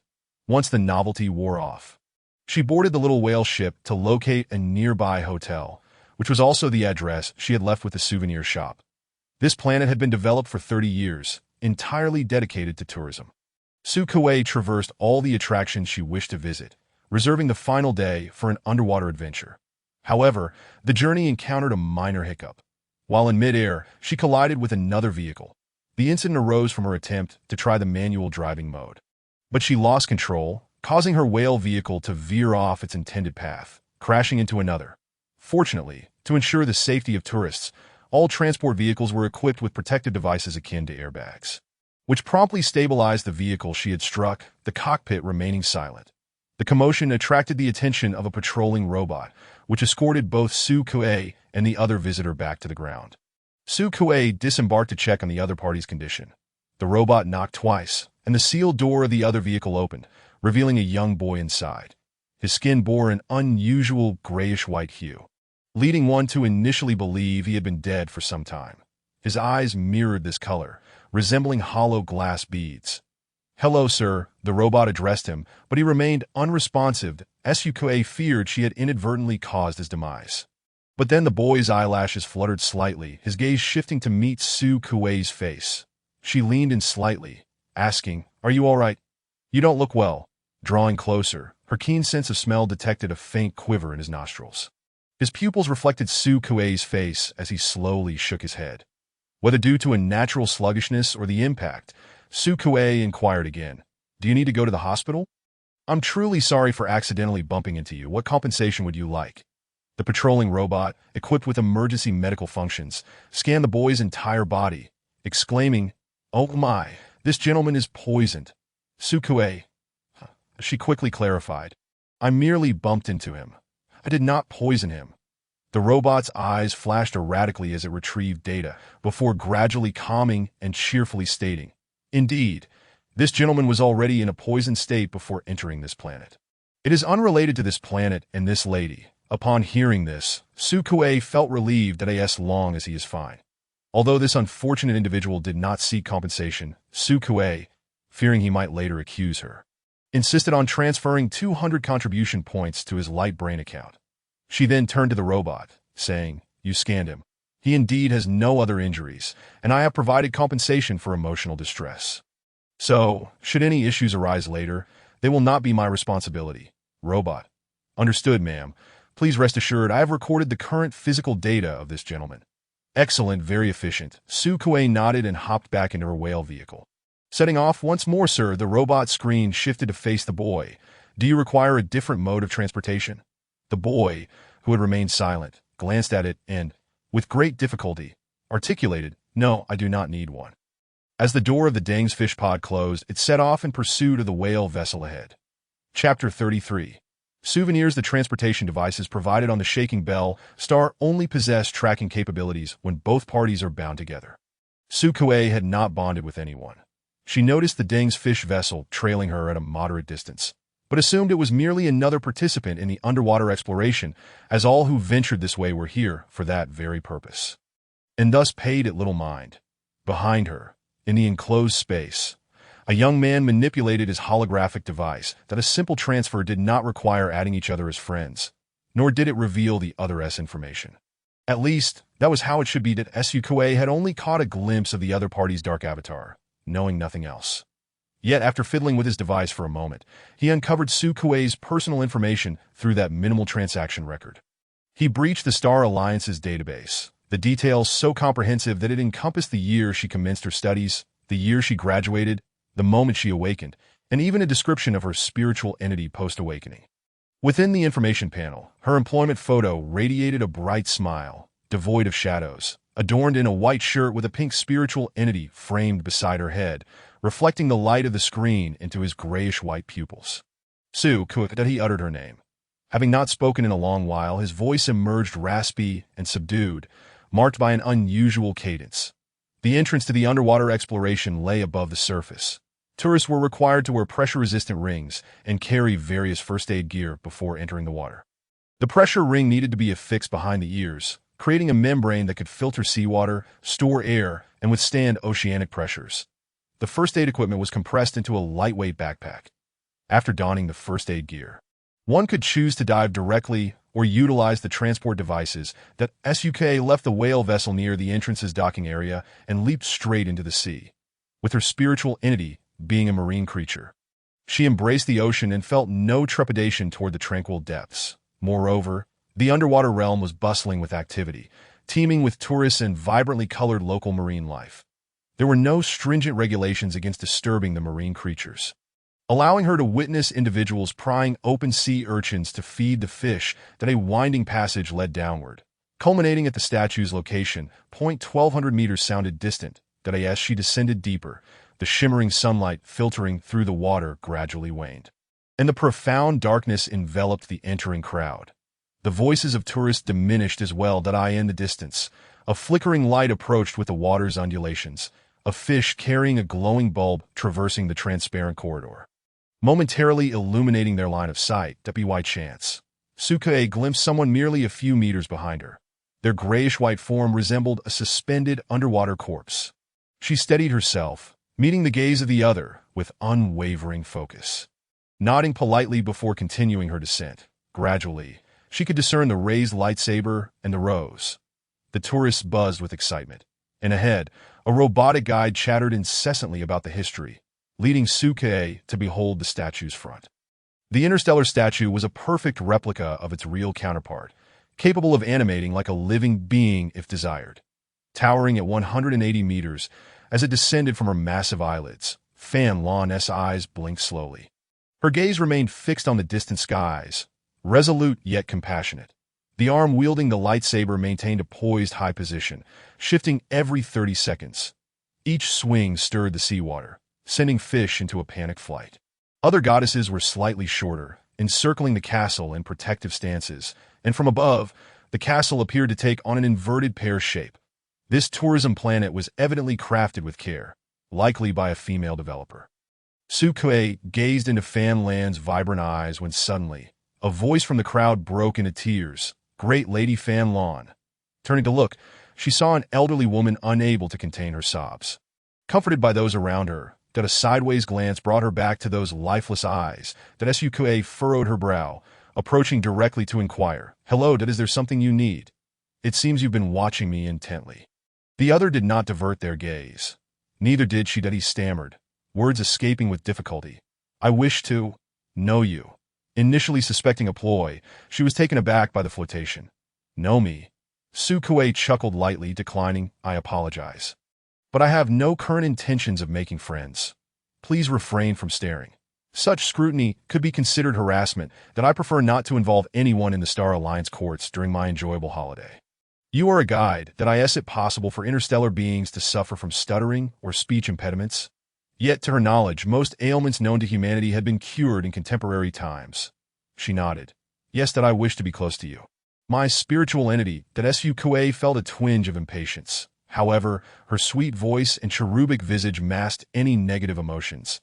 The figure continued to struggle with his speech. "I like you. That's so?" "How flattering," Suke responded with a forced smile. "If you seek comfort, you might consider contacting me through the Black Tower. However, even if you profess your affection, I cannot offer you any discounts." Was this person, still in a state of toxicity, intending to spread his affliction? Suke rubbed her arms, hastily distancing herself. She wondered why security had allowed him in.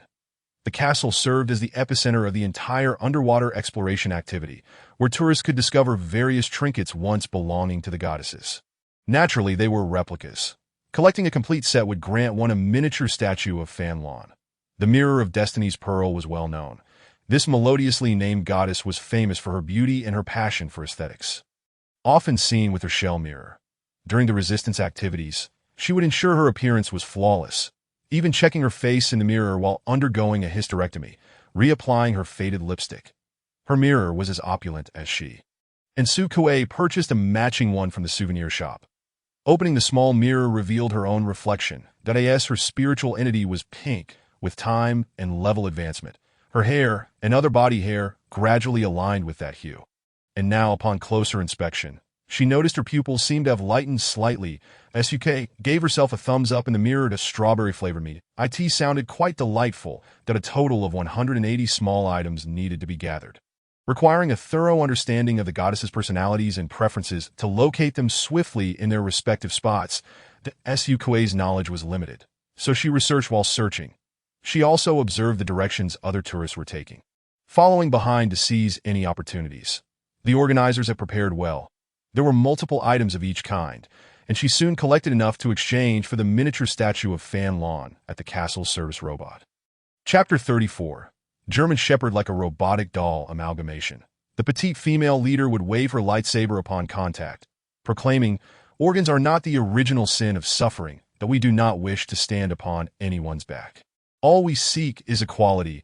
That it was said that her voice was that of Fan Lon herself, for which commercial rights had been sought from the Star Alliance. When the promotional video was released, viewers expressed their outrage, stating, "If the Shaking Bell Star is merely exploiting Fan Lon's name for clicks, we shall not hesitate to denounce you." Consequently, a throng of tourists arrived, only to forget their intentions after a tour. Returning home, happily clutching Fan Lon statues, SUK's collection of souvenirs proved too cumbersome for her to carry, so she had the robot transport them.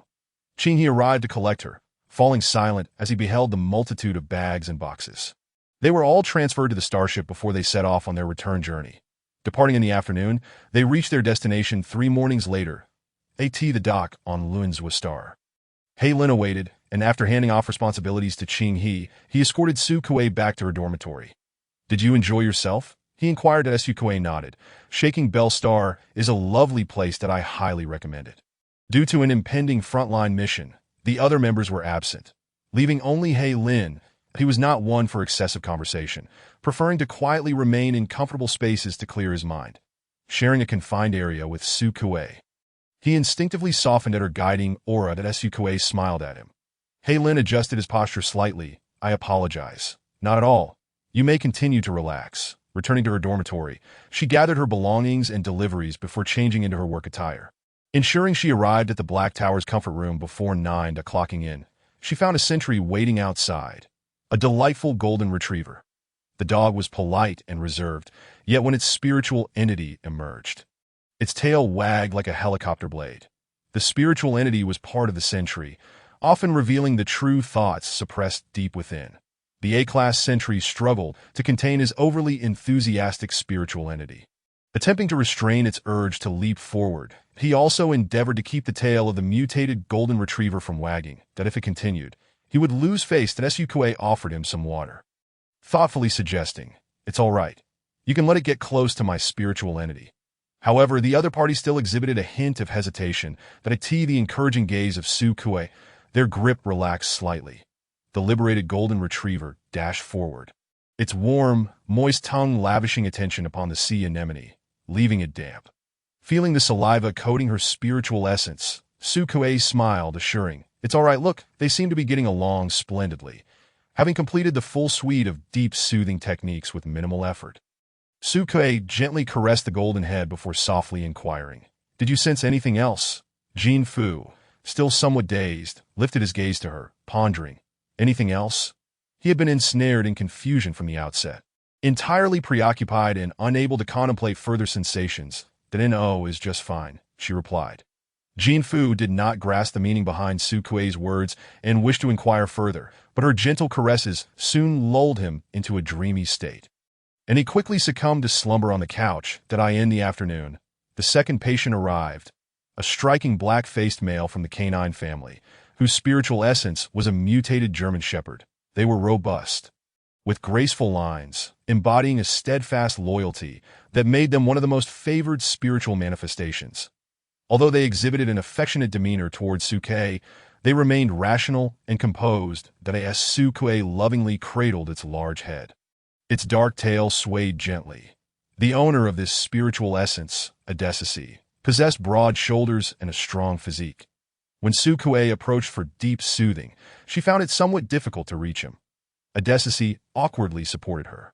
The mental landscape, which had never been open to anyone, gradually began to seep through as customary. After concluding the session, Su-Kuei posed her usual question. Upon receiving no unexpected response, she encouraged Adesisi, to lie down for a nap. Noticing he remained motionless, she patted her lap, saying, "You can rest your head on my lap for a while. But only for a little while, as my legs will start to numb if it's too long." She glanced at his large head, pondering whether it would be heavier than others that no need. Adesisi replied with difficulty. "All right then, you can lie down by yourself." That Sukue rose from the couch, that in truth, she rather enjoyed that sense of control. Sentinels generally towered above average height, with serpentine types typically exceeding 190 cm, their slender forms exuding elegance. When curled up on her small sofa, they always had to tuck their legs. The mutated canines were also notably large, with Adesisi being particularly robust, nearly spilling over the sofa's edge. Observing this, Sukue applied for a larger sofa. Although there was a bed behind the soothing room, it was hers, and she had no intention of sharing. She scheduled the sofa change before the end of her shift, allowing Adesisi to enjoy a good rest while she perused information about guides on the StarNet. The spiritual essence reflects the owner's personality and their most intense psychological state. And each individual possesses only one spiritual essence throughout their lifetime. Sukue had browsed those records. Indeed, there were discussions on StarNet concerning why individuals cannot simultaneously possess multiple spiritual essences. However, these inquiries were born out of boredom, akin to the age-old question of why humanity only recognizes two genders, male and female, without any conclusive answers. Discussions on such obscure topics were scarce, and scrolling further led her to the page on complex guides. Among them were several renowned figures, each accompanied by detailed descriptions of their basic information and spiritual abilities. Huanya, an S-class female guide, possessed a mutated hallucinogenic fish as her spiritual essence, with the ability to induce hallucinations. Shui Mai, an S-class male guide, bore a mutated river jellyfish, wielding the power of mental pollution that in contrast to the more apparent abilities linked to their spiritual essences. The current sanctuary steward, the Guide Association President Kwanzaa showcased a rather unique capability.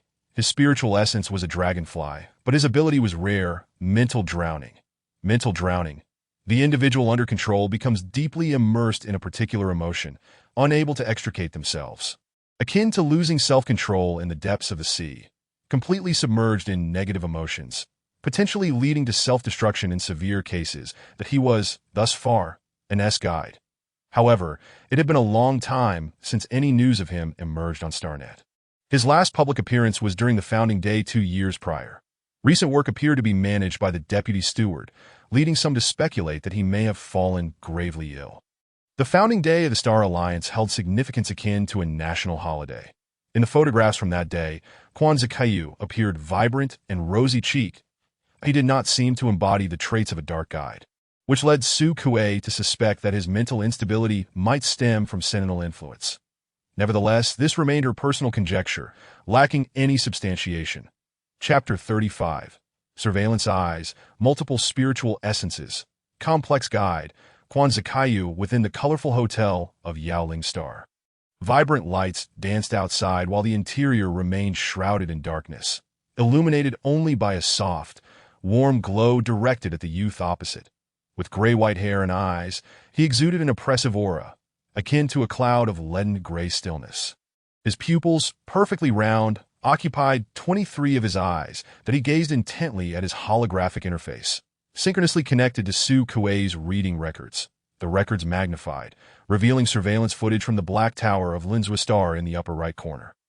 The soothing room was devoid of any surveillance devices, save for the corridor equipped with all-seeing monitoring eyes that he observed the dog emerging. The video magnified. Within, the Sentinel turned to bid farewell, the spiritual essence at their feet drooping its tail and ears. The volume was amplified, allowing even the faintest footsteps to be discerned. Sukue stepped out.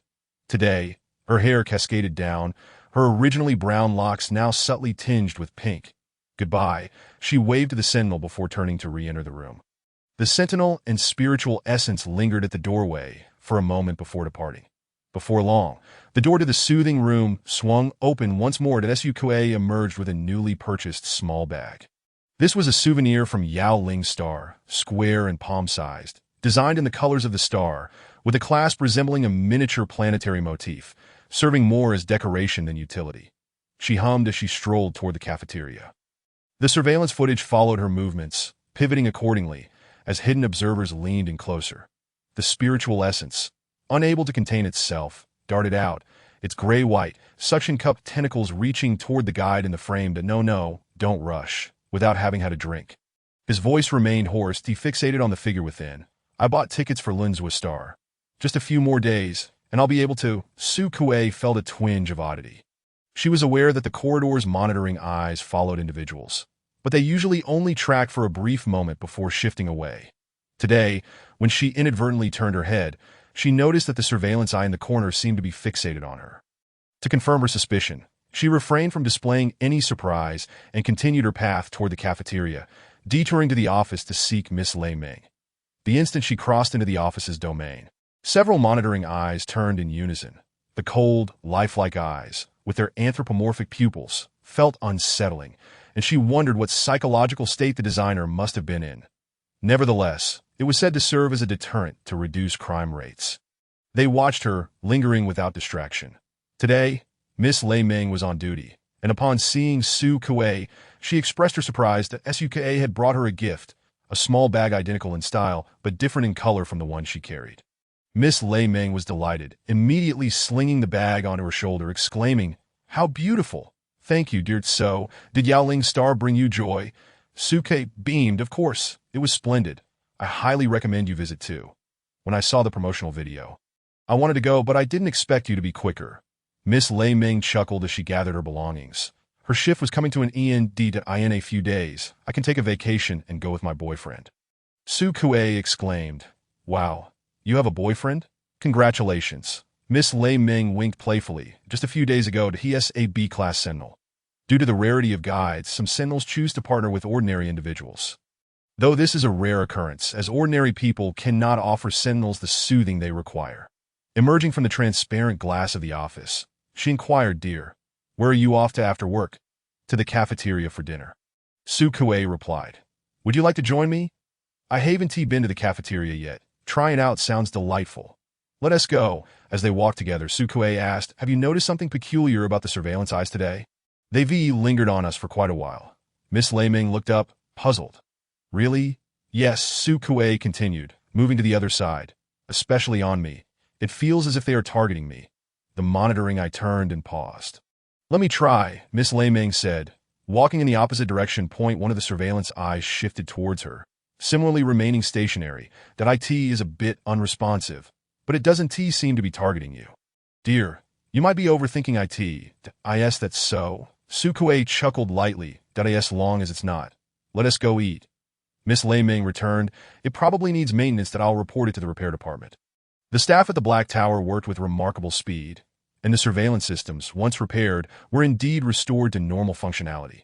However, that very evening, Su Kuei noticed an unusual reshuffling of her patient's rankings. The position had been swiftly claimed by the audacious captain of the Wind Battle Team. Feng Zhan, his avatar as flamboyant as he himself, showcased a striking image. Dark brown hair cascading down over a tattoo that extended into his collar, while the bridge of his ear glinted under the camera's light. His lips, thin yet beautifully curved, slightly lifted to reveal a hint of pearly white teeth.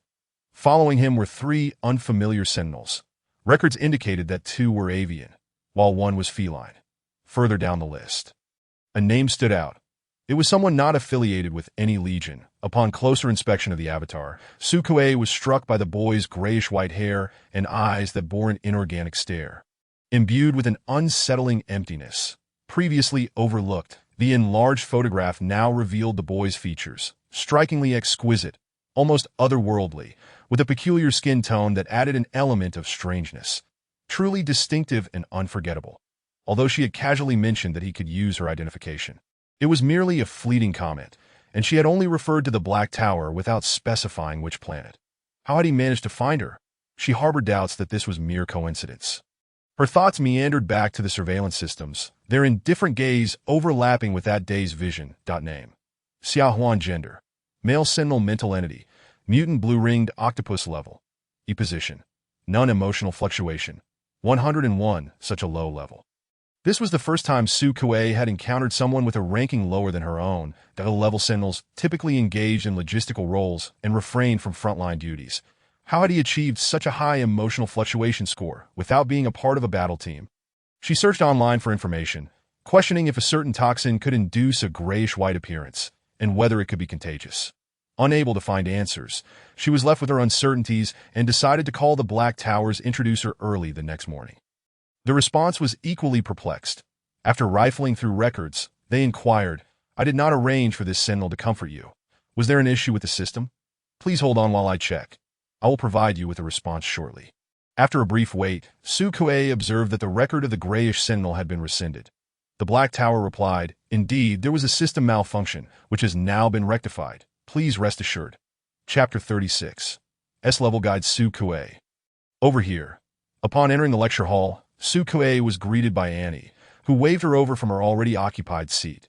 The others nearby turned to acknowledge her with polite nods. As Su Kuei joined them. She listened to their animated discussions. Annie exclaimed, "I can't believe we get to see the esteemed water vein and illusory tooth in person. I've only seen their photographs on the Star Network forums. And now they're coming to give a lecture. A lecture, no less," her friend chimed in with excitement.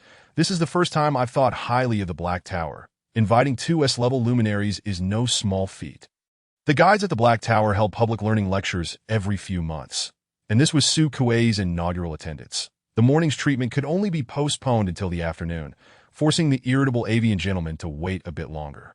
At 10 o'clock, just as the clock struck 9:59, someone stepped in with a graceful poise. The hall fell silent. Her strikingly light, multicolored hair cascaded elegantly over her chest, and her eyes shimmered with enchanting hues. This S-level guide, with a delicate face and striking features, captured the attention of all present. Annie gasped, "Oh my gosh, she's absolutely stunning." Su Kuei felt a thrill of admiration as well. "Hello everyone, I am Illusory Tooth." The S-level guide's voice carried a melodic lilt, sending a shiver through Annie beside her. "I assume you all recognize me and my mental entity, so I won't dwell on introductions. Here is my mental entity. A small, vibrant, illusionary fish, reminiscent of a colorful piece of candy. Strictly speaking, I am not a pure-type guide, so my ability to assist you is quite limited. Rather than treating Sentinels, I prefer to hypnotize them." She laughed lightly, her voice resonating through the microphone, sending tingles down spines. "However, I won't discuss that today. Instead, I'll share my journey of advancement, which I believe is what you all are most eager to hear." This enchanting guide spoke with a captivating flair, and within a mere 20 minutes, many guides below were already starry-eyed. Reluctant to let her go, their attention diverted from the next guide's lecture. The second guide entered quietly. His steps were light and elegant, as though he floated through water. With deep, subdued hues of purple-red hair, he exuded a melancholic tranquility, embodying a creature of the deep sea, the river Styx jellyfish. His mental entity was vast and peculiar. Officially measured at 30 meters in length, if its intricately coiled tentacles were stretched out, they would surely touch the 15-meter-high ceiling of the lecture hall. It hovered in midair. All the guides marveled at this colossal being. Its head appeared shrouded in a gray veil, with tentacle-like ribbons cascading down, creating an aura of serene mystery that Su Kuei overheard Annie's friend whispering. "What a stark contrast. One luminary shines while the other remains matte." Su Kuei couldn't help but chuckle at the description. The voice of the water-veined guide flowed like gentle ocean waves, effortlessly calming the audience. Who would have thought that such a mysterious, melancholic deep-sea entity would possess a terrifying capacity for mental pollution after mutation? Su Kuei found herself intrigued by this guide, for the river Styx jellyfish was known to harbor symbiotic eelfish. They shared the same symbiotic little fish, prompting her to wonder if this water-vein guide possessed a second mental entity as well. Unfortunately, no relevant information was available online, and it was impossible to discern with the naked eye whether the river Styx jellyfish concealed any symbiotic eels within its body. Su Kuei wished to obtain the guide's contact details. After the lecture concluded, she joined the other guides in approaching, but alas, the two S-level guides did not linger for anyone. They politely declined to engage further before swiftly departing. The guides felt a tinge of disappointment. Annie clenched her fist. "It's all right that I'll strive to level up. Once I reach A level, or A, the seniors will surely notice me." Su Kuei joined in with the others, encouraging her. Annie then looked at her thoughtfully. "By the way, I heard the captain of the wind battle team sought you out for comfort?" Everyone turned their attention to her. Someone exclaimed in surprise. No way, he's S level. How is your introducer managing that? If I remember correctly, you're Sukue, de-level ditto, right? Nearby guides gathered around, curious. What is going on? Why are you providing comfort to an S level? That seems mismatched, Annie suggested. Perhaps it's because the rest of us couldn't fit into the schedule. My appointments are all booked, and there's no room. That me too, that it's frustrating to think about. Another guide sighed, shoulders slumping, that there's nothing we can do. We might as well give it a shot. Besides, Sukue is quite remarkable. She just returned from Crocodile Star, and I heard Captain C. Tan is already better. I even saw a photo of him attending an event last night. He looks perfectly fine. His emotional fluctuations must have stabilized. At this, the surrounding guides gazed at Sukue in awe and curiosity that a pure-type guide is so impressive. One exclaimed that you're the first pure type I've ever seen. I heard that in the central region. There are only 2 pure types at the Black Tower and Sanctuary combined. Oh my goodness, I didn't realize I was in the presence of a national treasure. The hyperbole was excessive, that Sukue chuckled. Raising her hands in a gesture of humility, I can't help it. Initially, I couldn't even enter Captain C. Tan's mental landscape. Just touching him would consume a massive amount of energy, forcing me to drink recovery fluids continuously until my tongue tasted of them. Annie expressed sympathy. That sounds tough, that Sukue replied. Not really, that I actually enjoy recovery fluids. Others expressed their admiration. One remarked, you have such an unusual taste. Indeed, not many guides were fond of such beverages. Though they weren't particularly unpleasant, the necessity of consuming them daily led to weariness. No matter how palatable, they eventually became tiresome. Mentioning them now evoked frowns. As the crowd in the lecture hall gradually dispersed, Annie and her friends warned Sukue to be cautious. In the afternoon, it will be that captain, right? Don't feel too pressured. Do what you can. And if it doesn't work out, it's not your fault, that it's just that the population is too sparse. If there were more people, the guide community would be much larger. Her friend nodded, clearly affected by the situation. Exactly. And avian mental entities can be quite troublesome.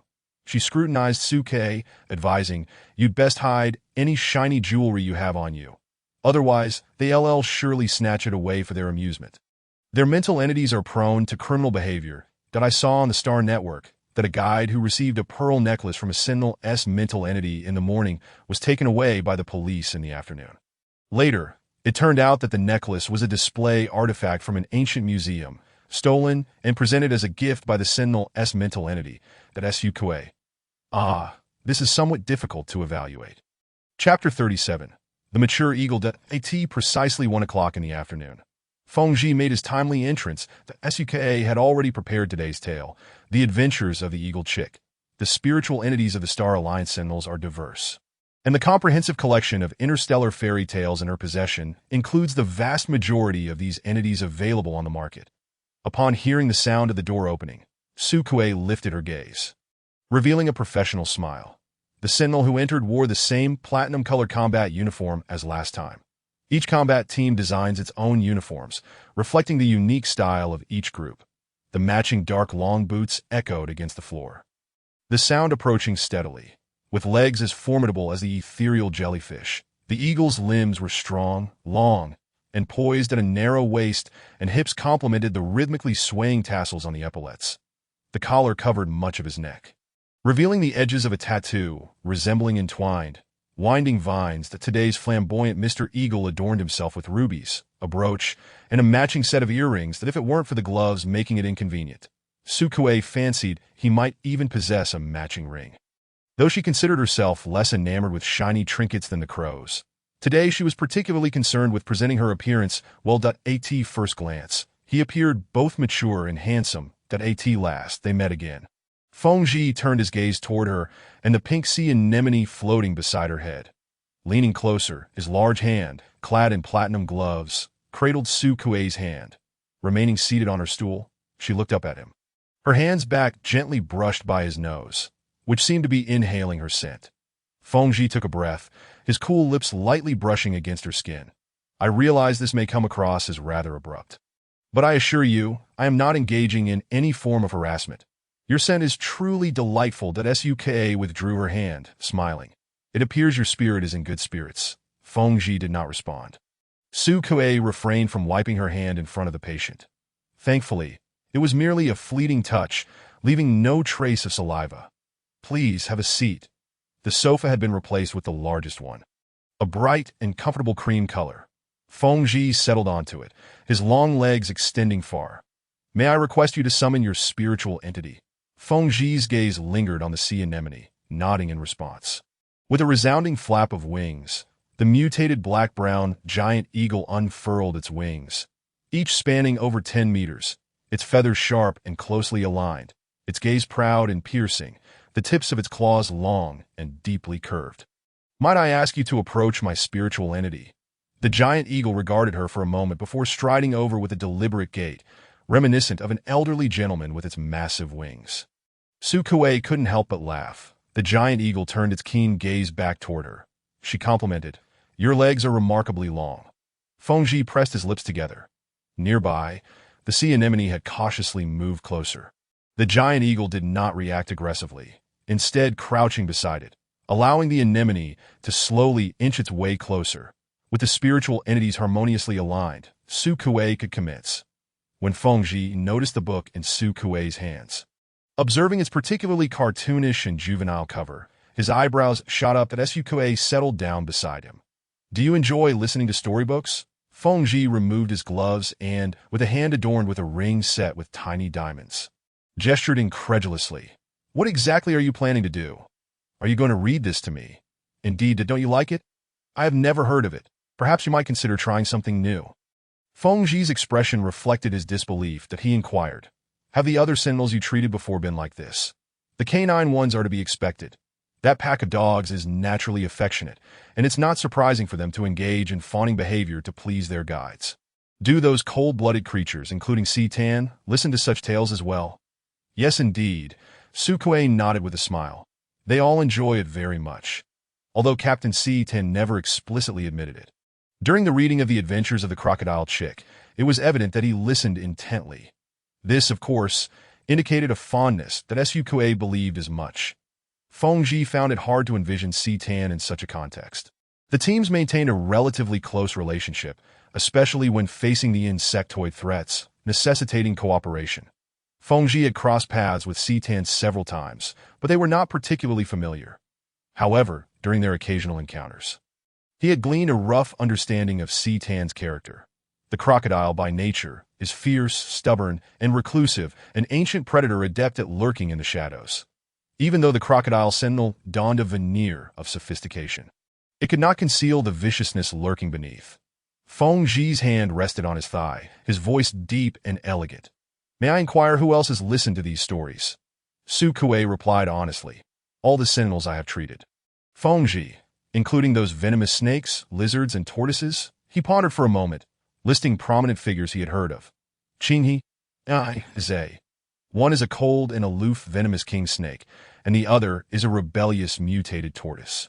According to him, Captain Tan's subordinates are formidable, having encountered them a few times on the battlefield, each exhibiting merciless and vicious behavior, characteristic of creatures from dark and damp corners. Suk patiently concluded her answer, inquiring, "Are there any other questions?" "May I begin?" Fengji chuckled softly. "No more." Pleased, he turned his arm, raising his gloved hand in a gesture of invitation. Suk began. On the edge of a steep cliff, a nest of eagle chicks is hatching. Fengji shifted to support his forehead with one hand, that a few strands of black-brown hair fell beside his hand, the edge of his single platinum glove embroidered with subtle threads, occasionally capturing a fleeting glimmer of platinum light. Fengji possessed exceptional vision. His dark brown circular pupils regarded Su Kuei, catching glimpses of her lips parting to reveal a hint of pink tongue. As she read intently, her neck slightly bowed, he noted that she blinked 6 times within a minute. The content of what Su Kuei read did not penetrate his thoughts. However, within the shared space, the scent of pheromones and the guide's soothing voice indeed provided a sense of relaxation. The giant eagle had half closed its eyes. The soft body of the sea anemone rested upon its head, its tentacles drooping down, resembling a whimsical pink cap adorning the proud giant eagle. Su Kuei closed the book. The atmosphere settled into a tranquil peace, and she spoke softly. "May we commence the connection now? Such matters should not be initiated by the lady." Fengji rose to stretch his limbs. In the simulated environment of the cliff nest, he approached Su Kuei, bending slightly and extending his gloved hand, graciously addressing the lovely guide. May I have the honor of receiving your guidance through connection? Su Kuei placed her hand upon his, thinking, quite theatrical. Though she did not fully comprehend, she maintained her smile, constantly reminding herself that her role was to heal her patients. Please forgive my intrusion. Fengji gently exerted force, pulling Su Kuei closer while turning to reposition himself, settling back onto the sofa. With Su Kuei landing upon his muscular, firm thighs, you may officially begin. Rest assured, I assure you there will be no aggressive intentions. Chapter 38. The Turtle Delivery Personnel. His dark brown strands cascaded on Su Kuei's shoulder. Su Kuei's hand rested calmly on his shoulder, the fabric of his uniform smooth and cool. The tassels swayed intermittently, brushing against her palm. The warmth of her hand heated the epaulette. Fengji found it somewhat overly warm. He cherished the wind, especially the wild gales at high altitudes. His internal spiritual imagery was filled with cliffs and the omnipresent whirlwinds. The feathers of the eagle not only enabled flight, but also provided substantial warmth. Fengji had always taken pride in his feathers. Yet this was the first time he questioned whether his plumage was overly heavy. Otherwise, why was he feeling so uncomfortably warm? The air in the soothing room felt somewhat stifling. The pheromones of both the guide and Sentinel saturating the space that SUK opened a window for fresh AI, or AS if nothing had occurred. She rose and addressed Fengji. The disparity in levels is rather significant. However, even if I can only do a little, the fee will not be refunded. Fengji sighed, chuckling softly. Are you certain this is the moment to broach that topic? Su Kuei, very well. I shall refrain. Would you like to take a short nap? Rest for a while. Your spirit will be better for it. After each workday, the soothing room undergoes automatic cleaning and disinfection, ensuring that despite the many individuals who have reclined on the sofa, it remains impeccably clean, devoid of any other Sentinel sense. Fengji acquiesced, lying back, observing Su Kuei as she fetched a small blanket, raising an eyebrow. No need for that I am already quite warm, that Su Kuei nonchalantly nodded. Taking a seat on the stool, the indoor lighting gradually dimmed, and Fengji rested one hand over his eyelids, wishing to engage in conversation with the young guide. Are you 25 this year? Su Kuei, no, I am 22. Fengji paused, his voice hoarse with amusement. Just recently an adult, then, indeed. Why have you come to the Black Tower? Given your circumstances, you could enter the sanctuary, which offers better treatment. My current life is stable, and I do not wish to change anything. Su Kuei, I prefer stability. With his gray eyes half closed, Feng Yao found it hard to discern anything, after exchanging only a few words. Fatigue washed over him, and he bid good night to Su Kuei before drifting off in that very position. Upon awakening, it was the sound of approaching footsteps that roused him.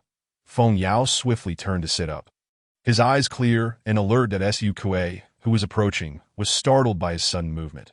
Recognizing her, he relaxed once more, casting a glance at the time, only to discover it was nearly 5 o'clock, that he had slept for over 3 hours. A fact that surprised even him. Suka had come specifically to wake him, as her shift was ending. Fortunately, his abrupt awakening spared her the need to call out to him that you're awake. Did you sleep well? She inquired, adjusting the room's lighting which gradually brightened. Feng Yao's pupils contracted in response to the light. He nodded slowly, methodically putting on the glove that had been cast aside, the platinum glove accentuating the delicate outline of the ring on his finger. He stood up to tidy his combat attire, glancing at Su Kuei with a contemplative expression. Very well, he affirmed, a sense of satisfaction enveloping him. As she took his hand, Su Kuei looked up at him, and the Sentinel's lips curled into a subtle smile, the upward tilt of his eyes softening his usual haughty demeanor. His full lips brushed against the back of her hand as he mused. I wonder if I have the honor of maintaining a long-term relationship with this lovely guide. Many Sentinels had extended similar invitations to Su Kuei, and each one that had been connected was no exception. Su Kuei, treating everyone equally, politely declined, saying, I'm sorry, I need to consider my second choice further. The first is Lixis and I who. Everyone knows. Numerous Sentinels expressed their bewilderment at his apparent good fortune. Well, I shall do my utmost to change your mind, he replied. After sending Feng Yao off, Su Kuei began to pack her things as she concluded her shift. Today, she had achieved another S rank, making it the second one that she could hardly wait to return home to observe any changes in her spiritual entity.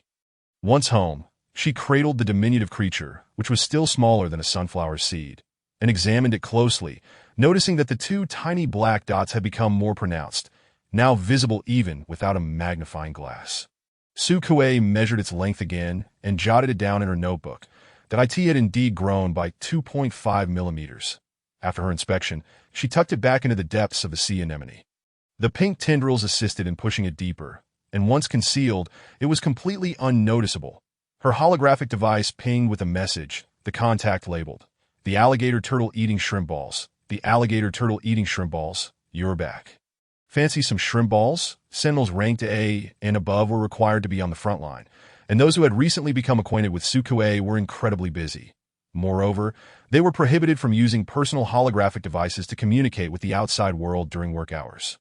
The message likely indicated that they were less occupied now. Sukue pondered for a moment and replied that she would love some, adding a playful expression. Unfortunately, there is nowhere outside that sells what you have. The Sentinel on the other end subtly smirked. Sukue had merely made a casual remark. Sentinels who had formed a bond with her often sought excuses to engage her in conversation, and she would respond when she saw their messages. The discussion about shrimp balls came to an end, and they exchanged a few more pleasantries that cold-blooded creatures had fewer words, unlike the endlessly chatty dogs.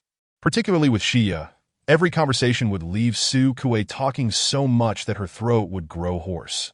After concluding their chat, Sukue received a communication request from the dormitory's security robot. Puzzled, she accepted the call, and the robot said, "Hello, is this Sukue? A spiritual entity has arrived to deliver something for you." The accompanying image revealed an alligator turtle approaching with a food container. Its limbs and shell were adorned with jagged spines, and it held its head high, black eyes glancing skeptically at the security robot. As the robot drew nearer, it seemed ready to bite. Dressed in her pajamas, Sukue descended the stairs. Upon seeing her, the previously menacing alligator turtle instantly abandoned the robot and swiftly climbed to her feet, gently rubbing its unarmored area against her calf. "What brings you here?" Sukue asked, bending down to stroke its uneven shell, while the turtle lightly tapped her foot, persistently gesturing behind it. "What is this?" Curious, Sukue lifted the bag closer to her nose. The scent wafting from the container was irresistible. Her eyes lit up with excitement. It's shrimp balls. Noticing her realization, the alligator turtle beamed with joy, nudging her affectionately and emitting a gentle purring sound. After bidding farewell to the turtle, she indulged in one of the shrimp balls. The outer shell was crispy, with fresh, bouncy shrimp inside, accompanied by 2 different dipping sauces. Without hesitation, Sukue sent a communication request to the owner of the spiritual entity, who answered immediately. "Where on earth did you buy your shrimp balls? Why can't I find any as delicious as yours?" She inquired. "Of course, you can't find them. Because I made them myself," came the reply. Sukue was genuinely astonished. "That's incredible," seeing her expression of admiration. And Isaiah could not suppress his smirk, proudly stating, "I don't like what is sold outside, so I buy the ingredients and make them during my free time. Besides shrimp balls, I can also make fish soup and kelp knots. My skills with seafood are certainly on par with the culinary robots outside." Chapter 39. Communication. This time, Sukue initiated a video call. The Sentinel on the other end had sustained minor injuries on the battlefield. A bloody gash marring his cheek from the sharp weapon of a bug. His dark brows were furrowed, and his gaze was fierce and brooding. With a naturally impatient countenance, the fresh wound only added to his intimidating appearance, making him seem anything but amiable. He could hardly be bothered to treat the superficial wound, allowing it to heal on its own. Only high-ranking bugs could leave such marks on him. In fact, his injuries were more severe elsewhere, the wounds deep enough to expose bone. When Sukue contacted him, he had just removed the upper half of his uniform to treat himself. Months without soothing contact had reignited a faint layer of hostility in his demeanor. The brief interaction with his guide had slightly lifted his spirits, especially when he observed her resting her chin on her hand while wearing soft loungewear. Her eyes, which curved into gentle crescents, made the irritable alligator turtle shift uncomfortably, hastening his actions. The wound visibly healed at an accelerated pace as he donned his clothing. Sukue sighed in regret. Just then, someone passed by the open door. and Nize instinctively attempted to adjust the visibility settings. But the indifferent passerby had no intention of peering inside. That it was only due to his conspicuous attempt to conceal himself that the individual cast a glance in. Halting in his tracks, that it was a familiar face. The time-conscious cool guy who always refrained from wasting time on unnecessary matters. That Sukue spotted him as well and waved. "Hey, you're back too." The other's footsteps abruptly turned toward her. The two reptilian beings exchanged glances, neither speaking nor feeling awkward. Clearly, this was the usual dynamic within the crocodile squad. Unlike the dogs who would casually drape their arms over each other and occasionally partake in team-building activities, the crocodile squad maintained a perpetual silence, their members harmoniously coexisting without disturbing one another. It was the first time they had entered another's resting space. There was a slight awkwardness, yet the cool guy remained, standing still and gazing at Sukue, seemingly lost in thought. "Where are you currently stationed?" "It looks like a dormitory," Sukue inquired. Nize explained. "We're at the disinfection center to prevent parasites. Sentinels returning from the front line must undergo disinfection and testing. Only after confirming their health can they leave. Otherwise, I wouldn't have sent my spiritual entity. I would have gone myself. I see. Are you not allowed to come out during that time?" "No." "How long do you have to stay?" 3 to 7 days, depending." "That seems quite long. When do you feel bored in there?" "No, we enjoy solitude and daydreaming." Sukue glanced at the gradually vacant expression of the cool guy and nodded in agreement. "That makes sense." Silence enveloped the room. With no topics to discuss, the three individuals exchanged long stares for a considerable time. Finding the atmosphere tedious, Sukue casually uttered a few words before she ended the communication. The guide's figure vanished. The stoic gentleman, who had remained silent throughout, departed on his own, and Nize resumed his tasks, as he had ample time in the past few days. Today, he took a moment to prepare shrimp balls to deliver. Tomorrow, he planned to procure a fish to showcase his culinary prowess in fish soup. Sukue once again encountered the peculiar E-class among her patients. Her curiosity piqued. She reached out to the personnel at the Black Tower, expressing her concerns over the inadequacy of their system's firewall, which left her and her colleagues' information vulnerable. The senior maintenance staff at the Black Tower braced themselves. Xinhuang technology had reached a level of maturity that made their systems not easily infiltrated by just anyone. However, this marked the second occasion when an intrusion into the Black Tower systems occurred with disconcerting ease, as if the intruder were returning home. Yet, they were utterly incapable of tracing the intruder's location, receiving only a stream of garbled data in return. Naturally, such matters could not be disclosed to Sukue. They assured her that the Black Tower's systems were infallible and that the individual harassing her would no longer return. Sukue remained skeptical. True to form, that very night, she received another message from an unknown sender. Today, her subject of soothing was a mutated red falcon, a proud and striking bird that held little faith in the ability of a D-class guide to pacify them, even through deep soothing. They believed her 5-star reviews were fabricated, a mere product of the naivety of those unacquainted with the soothing process, who were overly impressed by her rudimentary skills. Today, they had come to debunk her claims. However, the proud figure that strode in with confidence exited with legs trembling like noodles. Sukue bid farewell. The mental projection buried its head into its wings, refusing to emerge. The sight of the flustered retreat brought a smile to Sukue's face. After work, she returned home to enjoy a comedic variety show. The performers, two ordinary individuals, sang and bantered while subtly critiquing societal phenomena, and Sukue was thoroughly entertained. Suddenly, the screen froze, transforming into a grayish-white backdrop, and words began to appear one by one. "Do not refuse me any longer. I merely wish to meet you." Sukue ignored it, switching to another program. Moments later, the message reappeared. "How can I see you?"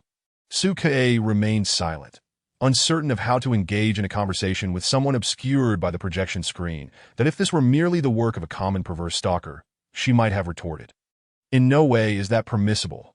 Following women and intruding into others' projections warrants a visit to the police station." Yet now, her interest in the individual's capabilities grew. She was curious to see the extent of their abilities. For instance, could they alter the results of diagnostic machines? In a bold display, she projected a query. "What species does a grayish-white toxin belong to, and is it contagious?" The screen fell silent for a moment before responding. "It is my own toxin." It is not contagious. The SUQA continued her inquiry. What type of mental patient would poison themselves? This time, the silence lingered a tad longer. I am not a mental patient. My mind is quite healthy. Su Kuei retorted, do mental patients assert their health? Really? If you do not believe me, I can undergo a mental assessment. She perused articles regarding the fabrication of mental evaluations. What I say is true. I am not lying. SUK then resumed reading self-help literature, cautious of falling into a self-justification trap that a man's lies. I'm not buying into that.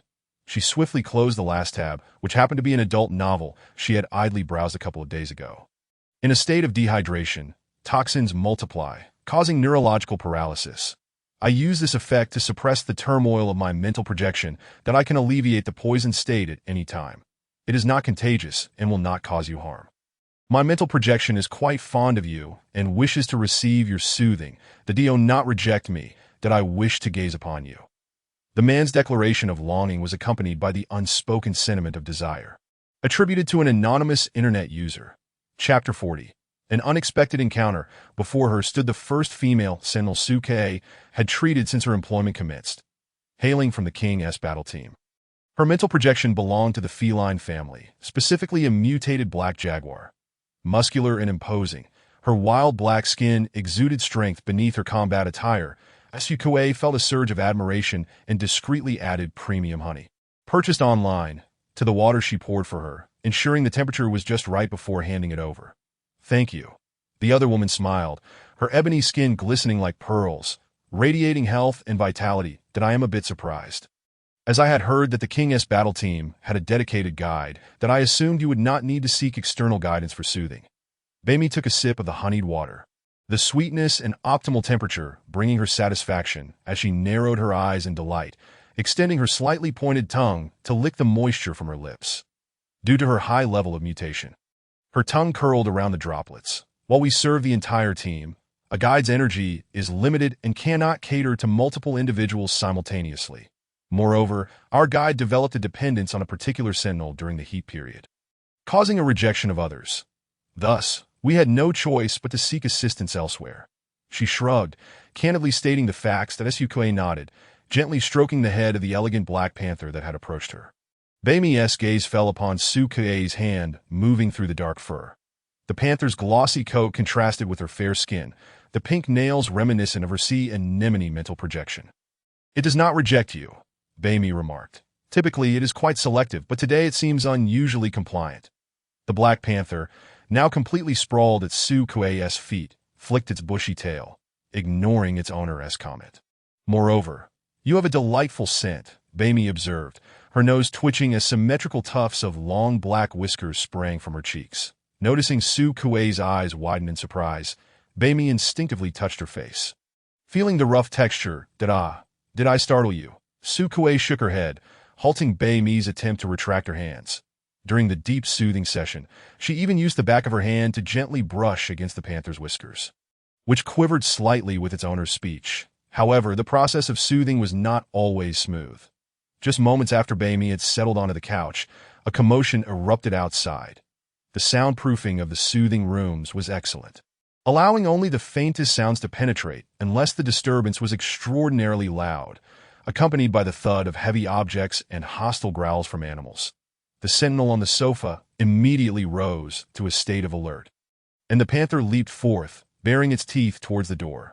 Nothing to worry about.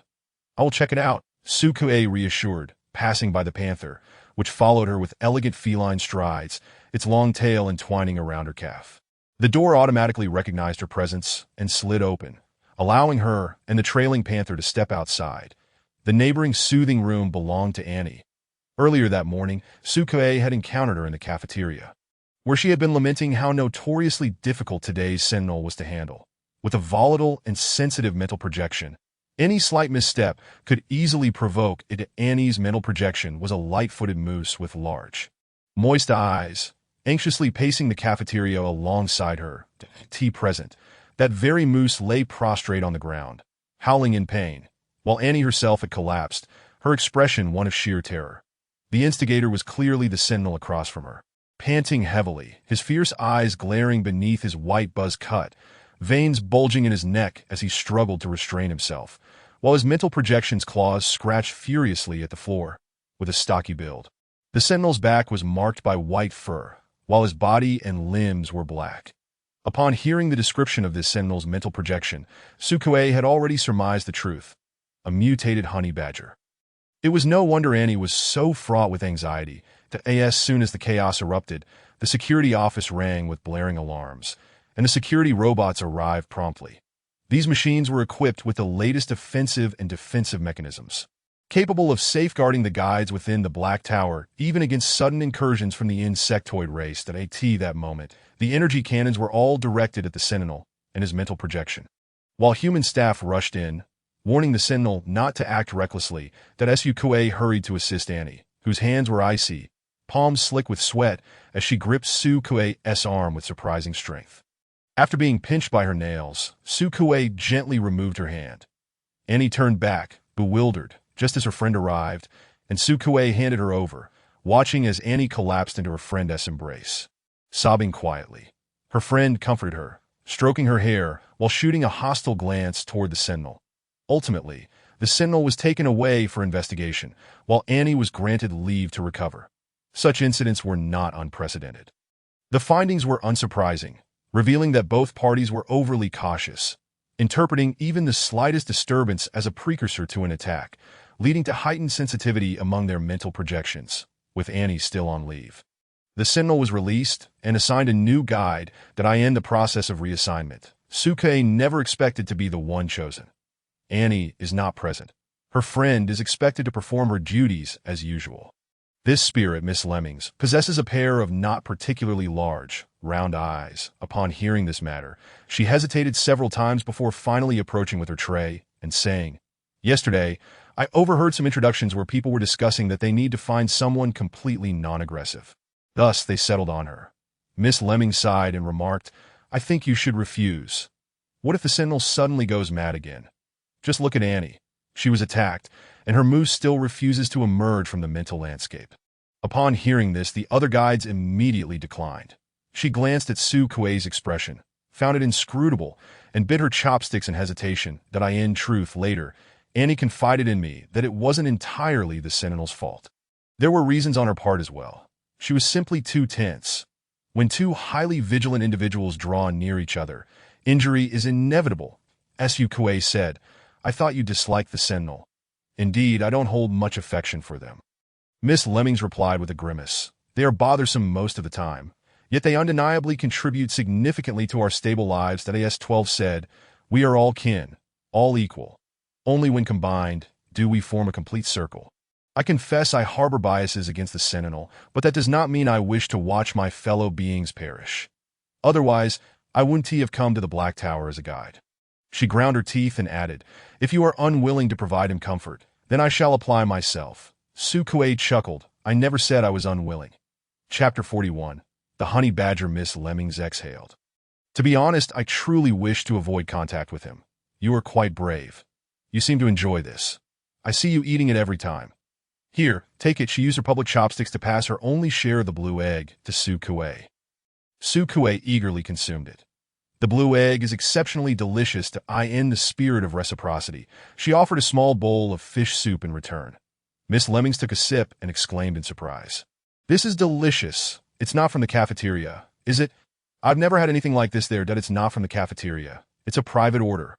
"Wow." Miss Lemmings gave a thumbs up. "Impressive." The rich white fish soup was fragrant and steaming, completely devoid of any fishy odor. It had been delivered by Turtle at noon, and she finished it, snapping a photo to send to the chef. That Sukue remarked, "It's super delicious. That you're amazing." The chef replied almost instantly, "If you like it, I'll send it to you again tomorrow." As she exited the cafeteria, she passed by a flower bed brimming with vibrant blooms. That Sukue plucked a few flowers of different colors, humming a tune as she returned, leaving a trail of fragrance in her wake. The vase she purchased online resembled a transparent glacier, lined up neatly on the windowsill. She felt little concern about the patients awaiting her attention in the afternoon. Unlike her usual routine of reading storybooks, she opted instead to simulate the living environment of the honey badger, ordering takeout for delivery, timing the arrival of her guest, and even stealing a moment to nap. At 1 o'clock in the afternoon, the Sentinel, just released from the investigation room, arrived punctually. Beneath his white buzz cut lay dark skin, and a scar traversed his cheek, slanting from his brow bone down to his chin. It was a mark left by a royal bug during a perilous battle. His skull had nearly been cleaved in two, but he had also severely wounded the royal bug. His eyes had been replaced with prosthetics. And while the scar could easily be removed, he chose to keep it as a testament to his valor. The long scar made his already fearsome visage appear even more intimidating that SUK had only seen his profile previously. Yet she had glimpsed that badge of honor through his expression. "Please, have a seat." The door closed behind them. The mutated honey badger was even more restless than before. After emerging, he couldn't sit still. His gaze warily fixed on Su Kuei as he curled his lips, revealing sharp teeth that Su Kuei maintained a considerable distance, ensuring her safety. "Do we have an afternoon to spend together? That I just watched the footage of your battle. May I discuss it with you?" Su Kuei activated the holographic projection screen, displaying a recording marked with a date, featuring the honey badger at its center, caught off guard by an ambush from the royal bug. The valiant Sentinel showed no fear. She pointed at the screen, asking, "I have never encountered the insect race. What distinguishes a royal bug from ordinary insects?" The honey badger, upon seeing the screen, puffed out his chest with pride. The honey badger's master regarded her with a determined expression that he spoke slowly, his voice hoarse. "Royal bugs possess not only superior physical attributes, but also the ability to attack with their mental prowess." Su Kuei listened intently, the atmosphere enveloped in her guiding essence, mingled with a faint, unknown floral fragrance. The fierce honey badger sniffed the air, his dark eyes locking onto the source, a pink sea anemone.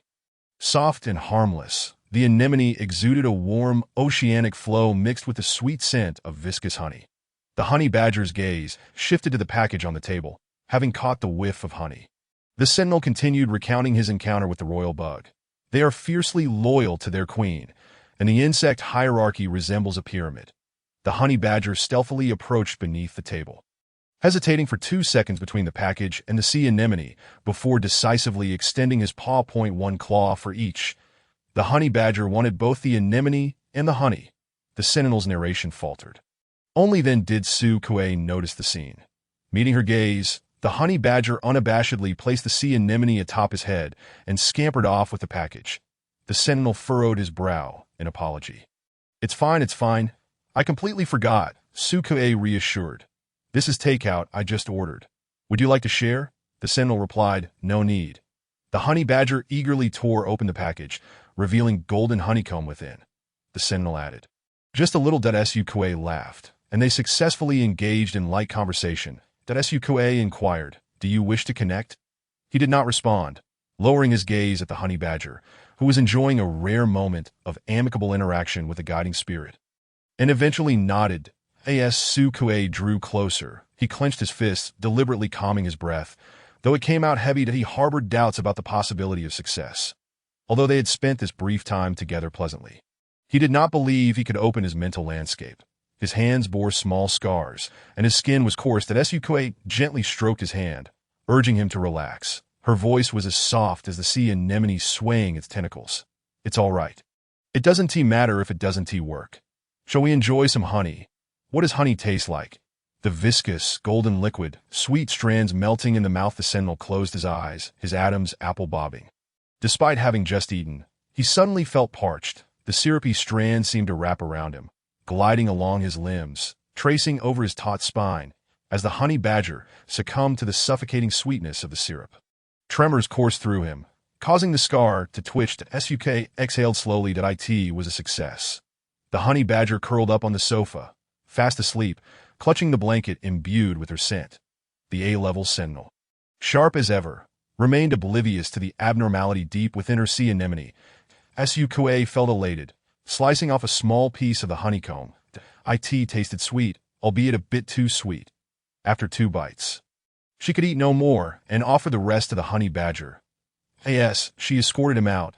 The door to another calming room nearby opened just then. Miss Lemmings emerged and hurried over upon seeing her, asking, "Are you all right?" She scrutinized her, noticing her spirited demeanor, and inquired uncertainly, "You didn't provide him comfort, did you?" "I did," Su Kuei replied, "and it went relatively smoothly." Miss Lemmings appeared incredulous. "Really? How did you manage that?"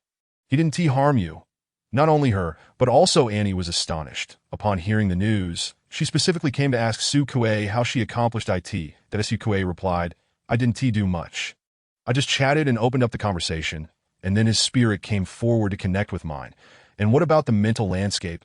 How did you enter it? I had him imagine I was honey. Ah. Su Kuei chuckled a couple of times, catered to their preferences. Perhaps you all could try to understand each other a bit before providing comfort? Annie remained silent as Su Kuei glanced at her light brain. A message of unknown origin appeared before her. Why can't I? How can I get closer to you? He seemed quite persistent, and despite Su Kuei having ignored him recently, he had not given up, consistently appearing among her patients, only to be reported by Su Kuei each time. Chapter 42. Where did all the money go? She did not add anyone as a friend, yet a grayish-white avatar quietly appeared in her list. Su Kuei provided no response, merely posting a moment on her social media. Fan Lan and Yali Kushi are both idols worthy of admiration. How wonderful it would be to obtain their electronic signatures. The accompanying photo featured her pink sea anemone, looking a bit forlorn with its drooping tentacles. Soon, a notification appeared indicating someone had replied. The ever-idle Annie, on her day off, was the first to comment. Me too. I want it so badly. But the electronic signatures of both seniors are blocked by the Star Network. They only allow viewing, no impressions allowed, sob. Miss C. Porridge chimed in, dream on. Husky added, poor little sea anemone. Do not weep, do not weep. Replies have been steadily pouring in, with Captain C. Tan among them. The formidable crocodile remarked. Miss Fan Lan does not possess one, but the crocodile family holds a signed photograph of Alakexi. Perhaps you would find it appealing. The urgent matter has reached a conclusion, and Captain C-Tan has finally found leisure to engage in conversation via his light brain. He inquired whether Su Kuei had time, as he would be passing by Lunswa Star in 5 days and could stay for a while. Su Kuei agreed. Although Alakexi's signed photograph had yet to arrive, her and Fanlan's treasured electronic signatures had already been delivered to Su Kuei. The courier was a grayish-white octopus, devoid of any trace of blue due to mutation, appearing dull and muddy like wall paint, even more matte than the waters of the underworld jellyfish. The security robots responsible for this area did not perform any inspection on this unfamiliar visitor. They not only allowed it to slither in, but also assisted in contacting Su Kuei to come downstairs. The large grayish-white octopus sat there, seemingly withdrawn, folding its tentacles, causing Su Kuei to mistake it for a stone pillar at first glance. Just as she was about to pass by, she sensed something amiss. The quietly resting octopus also caught her scent, slowly extending a tentacle from beneath its body, its tip trembling as it reached toward her. Clutching an object resembling a USB drive, which contained the authentic electronic signatures left by the two esteemed predecessors on the Star Network. Possession of it would constitute a crime. The SUK did not reach for it, but instead bent down to meet the octopus's gaze. Its eyes rested atop its head, the grayish-white pupils resembling smooth, polished jade beads. The octopus stared vacantly at her. Is this Xiaohuan? Greetings. The Su Kuei grasped the tentacle that reached out, rubbing the suction cups with her palm. Feeling the tiny mouths within open and close, adhering to her soft flesh, that I eagerly anticipate the day we can connect. May I leave this signature with you for safekeeping? The octopus tilted its head to regard her, its expression inscrutable. Yet, the small patch of skin that was in contact with Su Kuei began to change to a shade of red.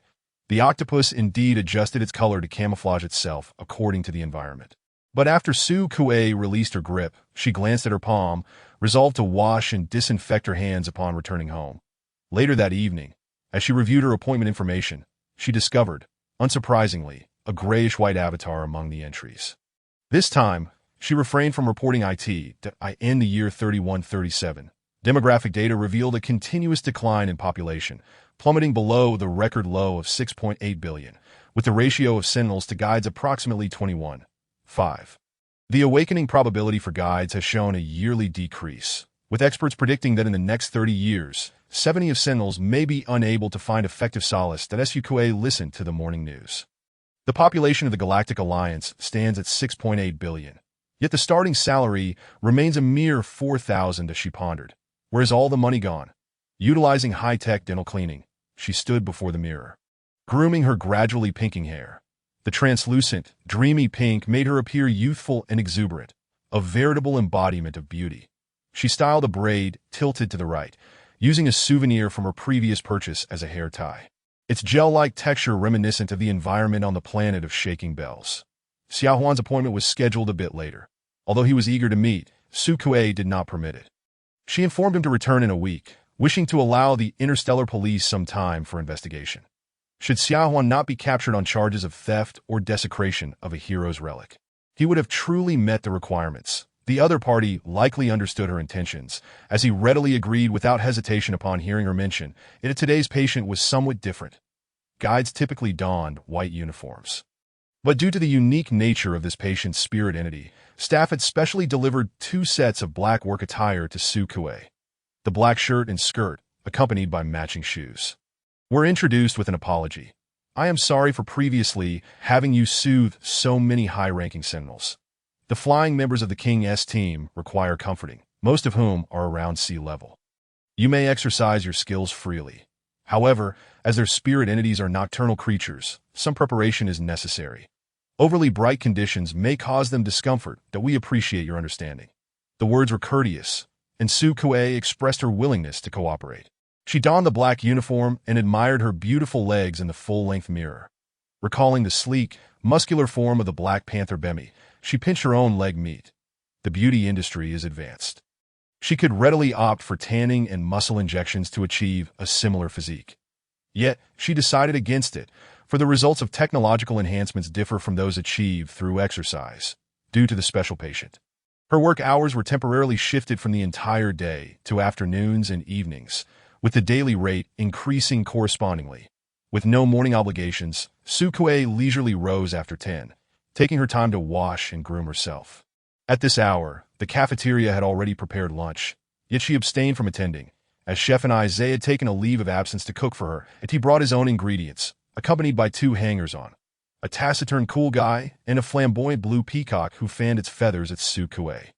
Su Kuei's spacious home felt instantly cramped with the arrival of the 3 towering sentinels. After exchanging brief greetings, the 2 who preferred silence dove into the kitchen to prepare, while the head chef and Isaiah assigned the 3rd, who was less capable, to wash the fruits that I in the living room.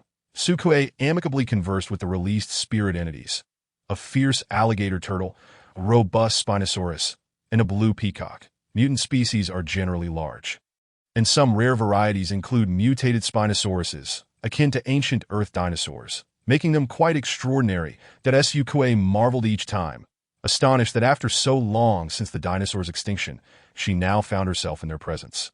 She raised her hand to shake, but the mountain-like mutated Spinosaurus blocked her view, its bulk forcing it to maneuver cautiously around the furniture. When it heard Su Kuei speak, it lowered its head to look at her, its nostrils puffing, causing her skirt to billow. The blue peacock's splendid feather crown brushed past her from behind, its cool beak inadvertently grazing her bare skin. Chapter 43. Bats. The owners of the spirit entities maintained a sense of peace. Yet the atmosphere among the entities themselves was somewhat tense. The mutated Spinosaurus occupied the space directly in front of Su Kuei, with the blue peacock behind it. The alligator turtle, having no room, initially squeezed closer to Su Kuei, but after its elongated neck failed to reach her, the irritable mutant alligator turtle bit down on its companion's paw. The blue peacock cried out in pain, reflexively preparing to retaliate. But upon seeing Su Kuei turn to look, it immediately withdrew, lifting its injured foot to show her the bite marks that a circle of teeth impressions surrounded the area. The peacock emitted a plaintive sound from its lungs. Nestling into Su Kuei's embrace like a fledgling to fighting, Su Kuei soothed, gently stroking its crown while also patting the alligator turtle's shell. The mutated Spinosaurus, still holding its paw in a handshake position, gazed at her vacantly. The meal was ready. The 3 sentinels brought it out, glancing at Su Kuei, who was encircled by the spirit entities, yet they showed no intention of reclaiming their spirits. They had already eaten breakfast before arriving, and their disciplined military lifestyle dictated their routines, so the 3 of them, along with the 3 spirit entities, watched as Su Kuei dined alone. Having prepared a bit too much, she found herself unable to finish. Considering putting the leftovers in the fridge, the blue-haired sentinel eagerly suggested, "Let us have it. We can take it with us." His sparkling eyes were fixed upon Su Kuei's plate, but as Su Kuei hesitated, "Isn't that a bit inappropriate?" Not at all. The Nize had already begun to clear the table, his eyelids drooping with indifference, his voice cold. Wasting food is disgraceful. The cool guy, silent as ever, swiftly snatched Su Kuei's bowl away. Very well. The Sentinels, having packed up the uneaten food, cleaned her home and escorted Su Kuei to the Black Tower. Annie returned to work today, just in time to witness Su Kuei being surrounded and brought in. She was a sea-level guide with 4 long-term soothing quotas. Yet none had ever been utilized as Su Kuei waved goodbye to the Sentinels and turned to meet Annie's complex gaze. Good afternoon. Good afternoon. Annie scrutinized her attire. Are you preparing to soothe nocturnal creatures? Yes. They are members of the King's team. For the foreseeable future, I may only be attending to them, that I have heard that you have a long-term soothing subject. Su Kuei nodded, Mr. Laikisi from the 7-day team. Although he is a fox, Annie hesitated, finally sighing. The Sentinel assigned to me today also possesses a canine spirit entity. Perhaps I should attempt to accept it. At the very least, not resisting so strongly might make things considerably easier. The topic has reached its conclusion, and each shall retreat to their respective solace chambers. Suk encountered a gleaming chrysalis at the door. Its thin bat-like wings unfurled to over 3 meters in length, capable of enveloping the humanoid sentinel completely when folded. Fortunately, it retained a semblance of rationality, and the tower's ceiling was smooth with no grips to hold on to. Otherwise, a sudden collision with such a creature could have frightened away his guide for the day. Upon hearing a sound, the bat wings trembled open, revealing scarlet eyes beneath a cascade of black hair. And sharp canines reminiscent of a handsome vampire from an anime, Suk ushered the lurking bat into the room. Behind her, Annie mused aloud. Ah, how remarkably bold she is, her patient had also arrived. Prompting Annie to attempt to relax. Though she was not yet able to achieve the comfort that Su Kuei effortlessly exuded, at the very least, it made the experience less daunting for both her and the Sentinel undergoing treatment. She mimicked Su Kuei's approach, rising for the first time to escort the Sentinel out. The Sentinel appeared somewhat perplexed, his ethereal form tilting its head in curiosity. Annie crouched down to gently pat the head of the meteorite border collie. Bidding farewell. Just before returning, she happened upon a robot gliding down the hallway, delivering takeout to Su Kuei's door. Annie paused, gazing in astonishment. The door opened, and Su Kuei emerged to retrieve her order. Through the gap, she caught sight of the Sentinel sprawled languidly on the sofa, appearing almost as if he had melted into a puddle. What did you buy? Annie inquired with curiosity. Some fruit, Su Kuei replied, accepting the items from the robot and producing a banana from within, offering it to her. Would you like some? Thank you. Annie was left even more bewildered. What purpose did fruit serve in the soothing process? However, Su Kuei had already retreated inside, and the door closed automatically. Thus, she resolved to ask tomorrow. Today, she was ready to clock out. Suk, carrying a basket of fruit, encouraged the recently soothed Sentinel to release his ethereal form once more. She adjusted the posture of the spirit, allowing the bewildered yet exceedingly docile mutated bat to recline upon her lap as she peeled the banana, bringing it to its mouth. Fruit during the soothing process seemed unnecessary. She simply wished to see the bat eat the banana. The Sentinel, having undergone deep soothing, could now retract his bat wings at will, gazing at her with his naturally blood-red eyes. The ethereal form could interact with food, naturally able to consume it.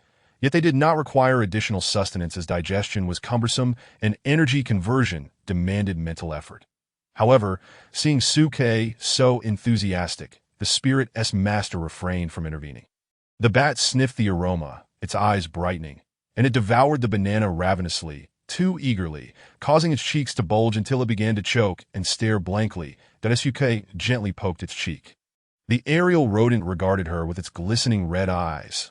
Unable to resist, she directed her light brain to capture a photograph and shared it on her Star Network's social circle with the caption, "The cutest little bat." She put away her light brain. Oblivious to the uproar it ignited among other spirit sentinels beneath the post, that moment, she found the bat to be delightful. The bat's wings were thin and quivered when she pinched the base. Its body soft, emitting squeaks with the slightest pressure. She poked at the bat's plump belly as if it were a toy that squeaked, enjoying the sensation until it ceased its sounds, then proceeded to prod a different spot. She pinched its ears and even playfully blocked its nostrils with 2 fingers. The bat was thoroughly petted from head to tail, evading her attempts, until it finally had no choice but to unfurl its wings and retreat to a corner. Peeking out carefully with its red eyes from behind its wings, the Sentinel on the sofa had long since covered his face with a blanket. The leading bat had merely come to gauge the guide's disposition towards them.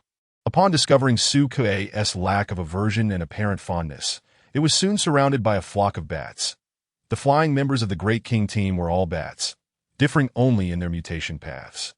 Aside from the highest-ranking one, classified as B grade, the others were either C or C, making their tasks relatively easy. Suke, armed with a substantial amount of restorative liquid, actively sought to include more, and after a few days of this practice, her fish roe began to show signs of vitality. The orange-yellow exterior gradually became transparent, resembling a faded hue, and the two small black dots vanished, had it not been for her spirit sensing it. She might have thought she was merely cradling air in her palm.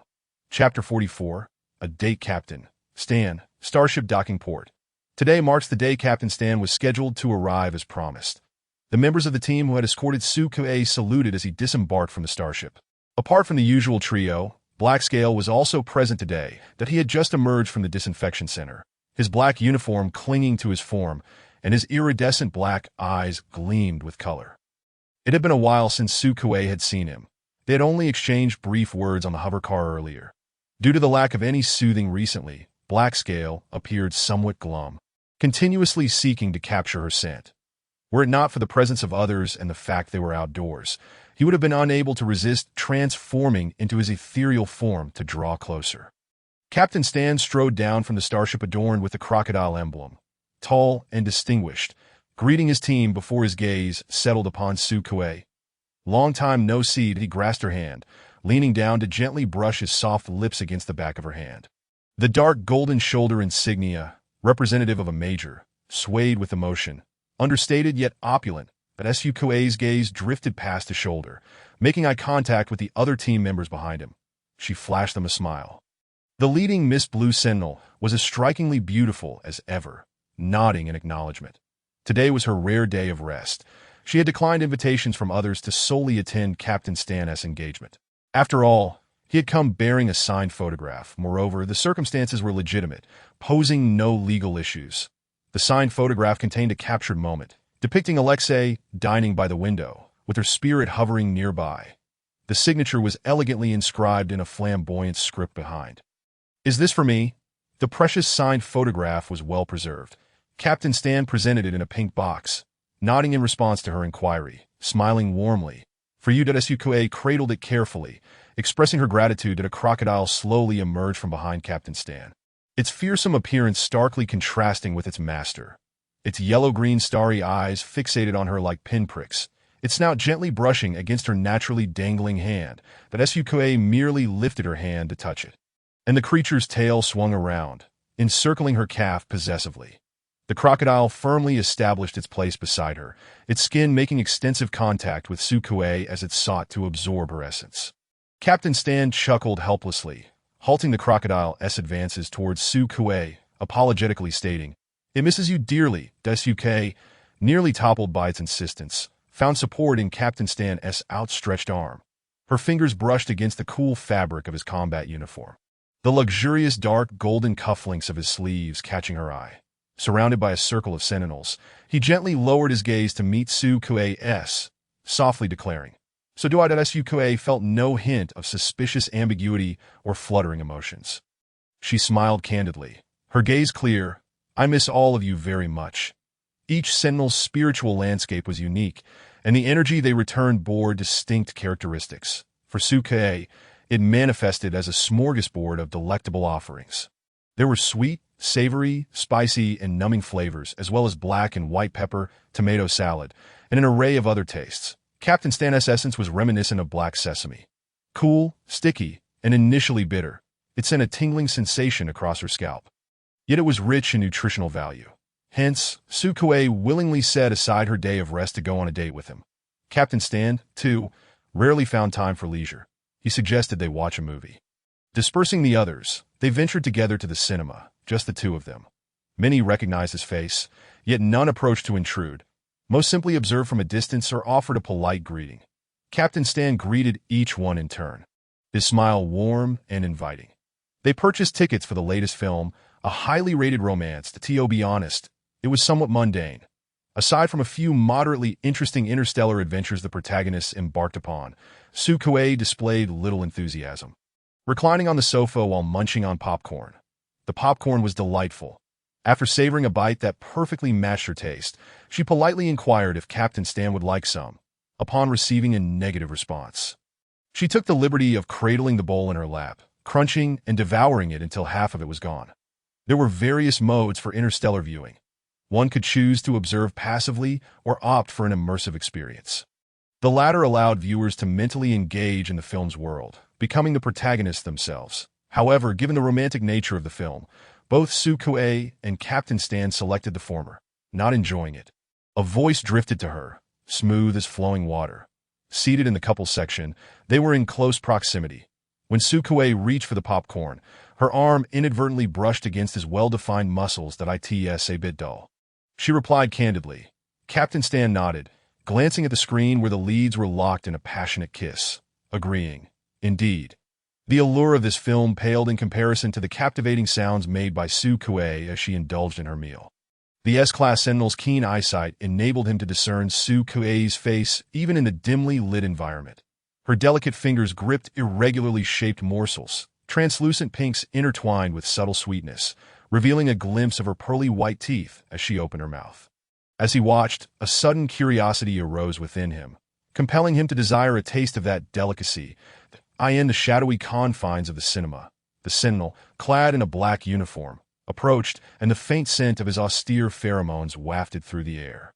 His features were sharply defined, with the acute angles of his eyes exuding an air of intimidation. Yet, due to his fair and smooth complexion, he intentionally softened this impression, appearing less menacing to avoid disturbing the viewing experience of others. Captain C-Tan spoke in hushed tones. Noticing his intent to speak, Sukue leaned in closer. Saitan's gaze shifted, resting on the nearby lobe of her ear. Could you pass me a piece of popcorn? He inquired, as Sukue extended the remaining half-bucket towards him. Thank you, he replied, popping a kernel into his mouth. Do you like it? Shall we buy another? Sukue asked. No need. Seitan declined after swallowing. I don't find it particularly enjoyable. Upon exiting the cinema, the two stood at the entrance, seemingly at a loss. Sukue pondered aloud. I wish to visit Starnet to observe the Zerg. Would you accompany me? She had just witnessed traces of the Zerg in the film, depicted primarily as a chaotic and irrational force, serving merely to propel the protagonists toward their final confrontation. Suk held little fondness for this portrayal. She sought to encounter the true Zerg, the wise and sentient Overmind. Starnet offered relevant materials and footage, along with simulations of combat against the Zerg, categorized into gaming and real combat scenarios.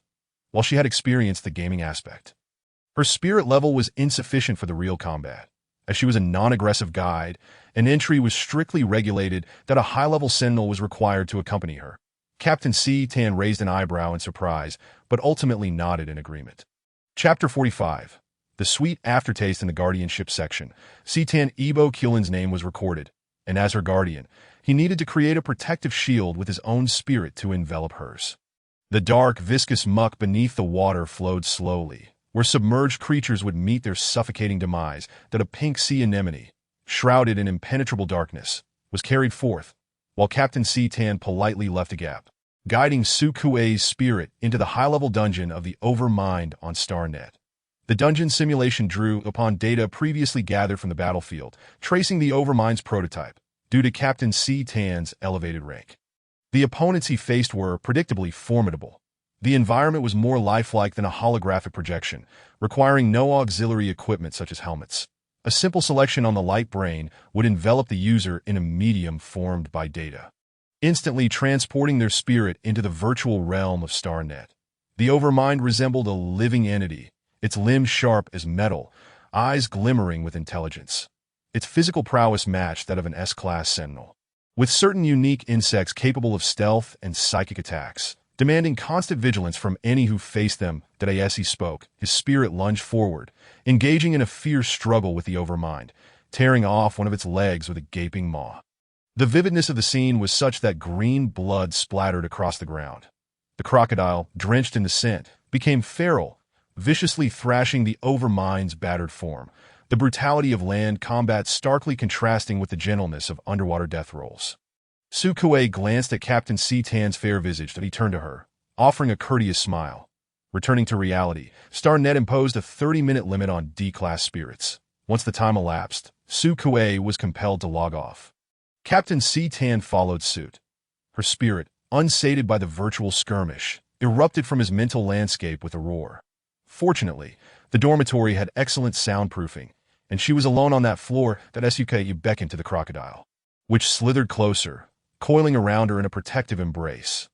Leaning against its solid form, she gently caressed the exposed teeth of the sea anemone.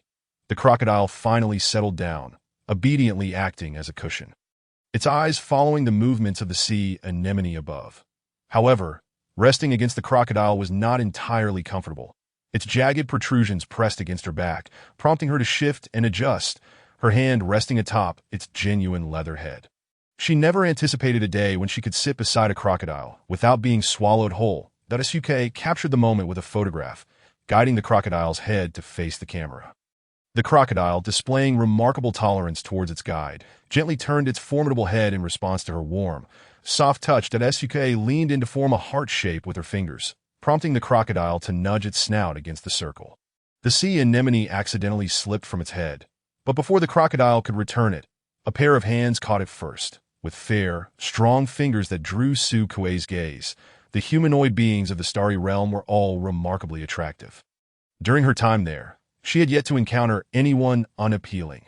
Those hands tenderly cradled her spirit, as if an invisible force enveloped her entire being. Itan cupped the sea anemone, curling his fingers to gently prod the soft, drooping tendrils that he smiled, directing the light brain towards his palm to capture a photograph.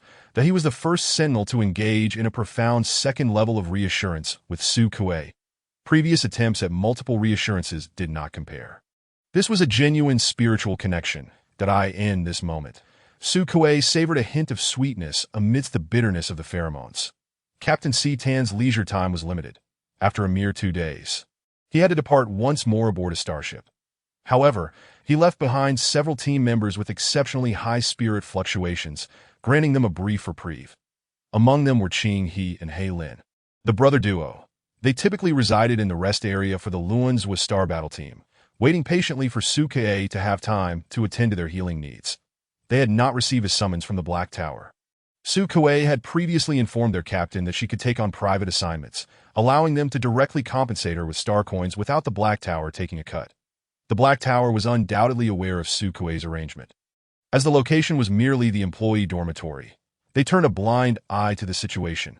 Other guides expressed confusion over her practice of working during the day and taking on extra shifts at night. Annie remarked, "Can you really manage to rest like this? Aren't you exhausted?" Sukuei replied, "Not particularly. I have recovery fluid. Recovery fluid isn't a panacea.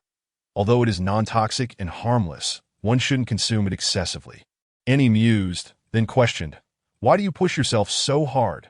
"The sensation of mental exhaustion is something I truly fear. Because I wish to have my own place." "Are you looking to buy a house?" Annie inquired. She owned property in the city center of Luans-Wistar, commuting daily, and would occasionally choose to stay in the dormitory when she didn't feel like going home. She had spent the previous night in the dormitory, which revealed to Sukuei that her friend lived right beneath her. Thus, they had breakfast together in the cafeteria that morning. Annie selected her preferred breakfast items. She remarked, "As long as you're not looking to buy a floating garden or property in a special zone. Purchasing a house is quite feasible. If your salary falls short, you can apply for subsidies. Guides receive subsidies for purchases, and with the housing fund, a small amount of star coins can secure you a decent place." Sukuei shook her head. "I want to buy a planet." Annie turned, exclaiming, "That might indeed be a bit challenging. But I will strive for it. I've even thought of a name for the planet." "All right then, good luck." Annie encouraged her, adding, "If you need assistance, I have some savings that could help, though it's not a large sum." Sukuei smiled. "Thank you." Miss Lemming suddenly approached from behind. "What are you two discussing?" "Oh, you're here for breakfast too. You arrived quite early today." Miss Lemming, also holding a tray, replied, "I had a quarrel with my boyfriend. Seeing him just makes me angry, so I decided to come in early for work." Miss Lemming's boyfriend was an ordinary person who had previously come to pick her up, exhibiting signs of social anxiety and being somewhat reticent in public. However, It seemed he was quite talkative at home. Miss Lemming had complained multiple times about his incessant chatter, and how he would even talk in his sleep to A.S. her close friend. Annie's eyes widened in surprise at this revelation. What? Why? What did he do? For breakfast, Su Kuei served herself a boiled egg. Miss Lemming, standing behind her, casually took one for herself, looking somewhat distressed at its definitely, because I provide reassurance to Sentinels. Chapter 46. The Confession. Arthur, while supportive of my work, harbors concerns that I might develop feelings for a Sentinel, that he seems to feel inferior due to not being a Sentinel himself, which is unlike him. Miss Lemming recalled, I remember when we first met. He told me that whether Sentinel, guide, or an ordinary person, everyone has their own intrinsic value, that he wouldn't belittle himself because of his identity. She then appeared downcast. The last time I mentioned that a Sentinel took my ring and then returned it. I merely wanted to vent about those detestable Sentinels, but he began to act strangely. The ring is a creation we fashioned together, bearing his name etched within it, a token he cherishes deeply. The three of them, each with their breakfast in hand, sought out a place to sit. While Annie and Su Kuei listened in silence, as details unfolded, Annie pondered aloud. In truth, I believe he is more concerned about you being bullied. Miss Lemus, disinterested in her meal, reflected, I know he is always worried about this. He also fears that I might waver in my feelings. Thus, she found herself in a quandary, uncertain of how to proceed. With her chopsticks, she offered her solitary piece of scrambled egg to Su Kuei. Annie interjected, You shouldn't let her eat that. Her level can't digest too much in a day. Su Kuei then spoke up. It's fine, and promptly devoured it in one bite. The high nutritional value warranted a limit. A D-grade individual needed only one per day. Yet Su Kuei relished the texture of the egg, never refusing when Miss Lemus shared. She comforts so many daily. Consuming one more isn't an issue. Miss Lemus sighed, We aren't really arguing. He doesn't engage in disputes with me. He simply wishes to contemplate how to balance work and family. She gazed at the ring on her finger. I desire to marry Arthur. I long to be with him forever. Regarding matters of the heart, the single Annie spoke eloquently, while Su Kuei displayed little interest, barely listening. The reproduction issue had been resolved by the birthing pods. Now, unions were formed from genuine affection. Regardless of the outcome, the present emotions were invaluable. After finishing their meal, as they headed to the comfort room, she harbored a singular thought. Relationships truly are a hassle. Would you like to date me? The speaker hesitated, finally articulating the words, their face flushed crimson, neck radiating warmth. The bat-like wings flapped anxiously, obscuring their face. Too timid to meet Su Kuei's gaze, they held their breath in nervous anticipation. As Su Kuei observed the bashful bat, seemingly steaming with embarrassment, but on their way back, they encountered this adolescent bat, whose eyes flickered as they claimed to seek her out. Following to a secluded corner, the bat averted their gaze, fixated on their own toes, struggling to articulate their thoughts. Just as she was about to depart, they mustered the courage to speak. This 19-year-old bat, still in the throes of academia, had ventured out during the holidays with a cousin. Having faced the harsh realities of society and the insectoid race, he found himself overwhelmed, resulting in heightened emotional fluctuations, leading to his placement in Su Kuei's care for comfort. Though she noted his age, she paid little heed, as 19 was already considered adulthood on old Earth, momentarily forgetting the average lifespan of interstellar beings. She proceeded with the usual connection facilitation. Throughout the process, the young bat reacted dramatically, causing Su Kuei to question whether he possessed some peculiar ailment. The youthful bat had innocent, doe-like eyes and delicate lips. His wings still underdeveloped, exuding fragility. During the comfort session, his tender wings endeavored to envelop her back. Rarely did Su Kuei lapse into silence. After a prolonged wait for a response, the bat timidly revealed only his eyes, glistening with unshed tears, evoking a sense of guilt in her. He presented her with a vibrant bouquet, the petals quivering as they neared her, before retreating into his wings. The young sentinel's emotional fluctuations were unstable. Though his anomalous state had vanished yesterday, today his wings had re-emerged. But Su Kuei declined the offering. I'm sorry, but I am not in the mindset for romance. It is currently my working hours. And should you have no further matters, I must take my leave. My patients await me. A loud whimper escaped him, unexpectedly heart-wrenching. His grip on the flowers tightened, revealing black claws that glistened ominously. The young bat was unaware of his transformation.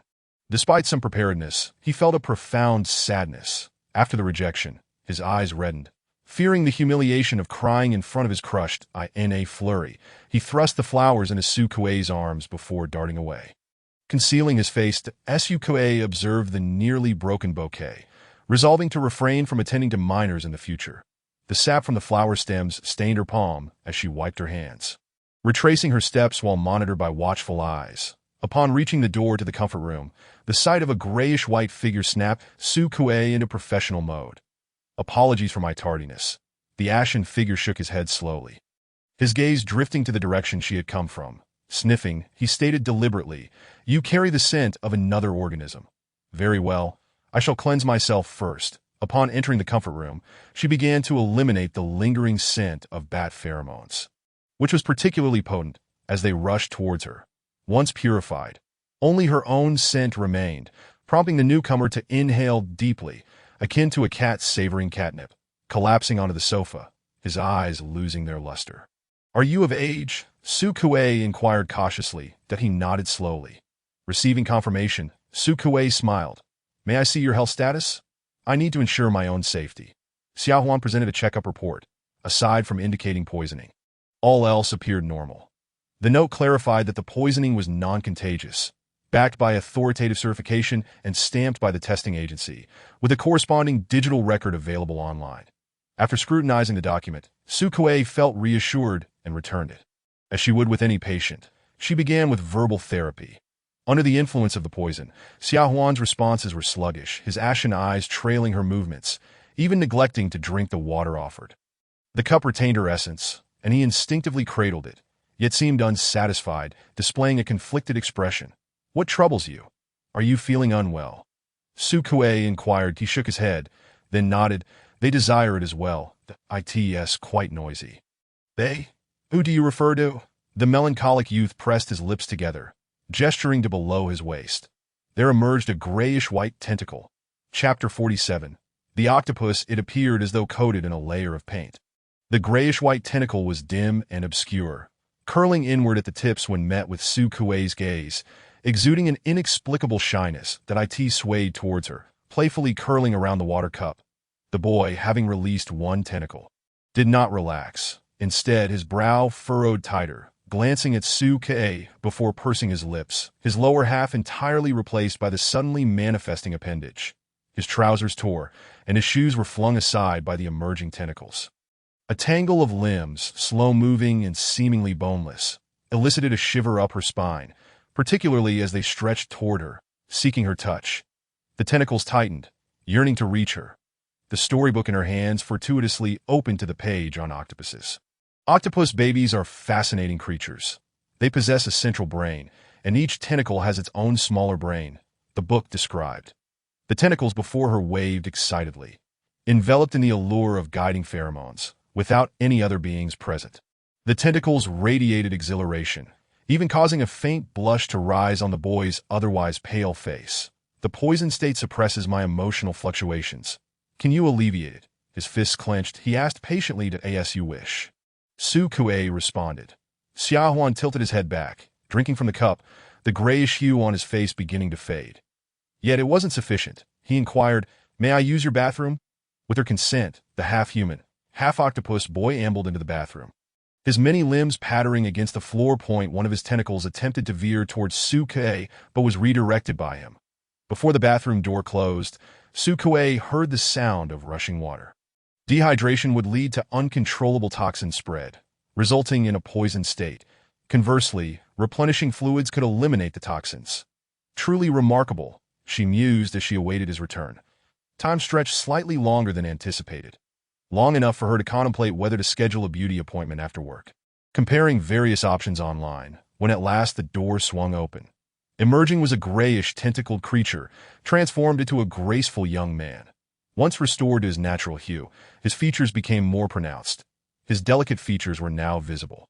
The gray tone replaced by a near-translucent white, his skin flawless and delicate.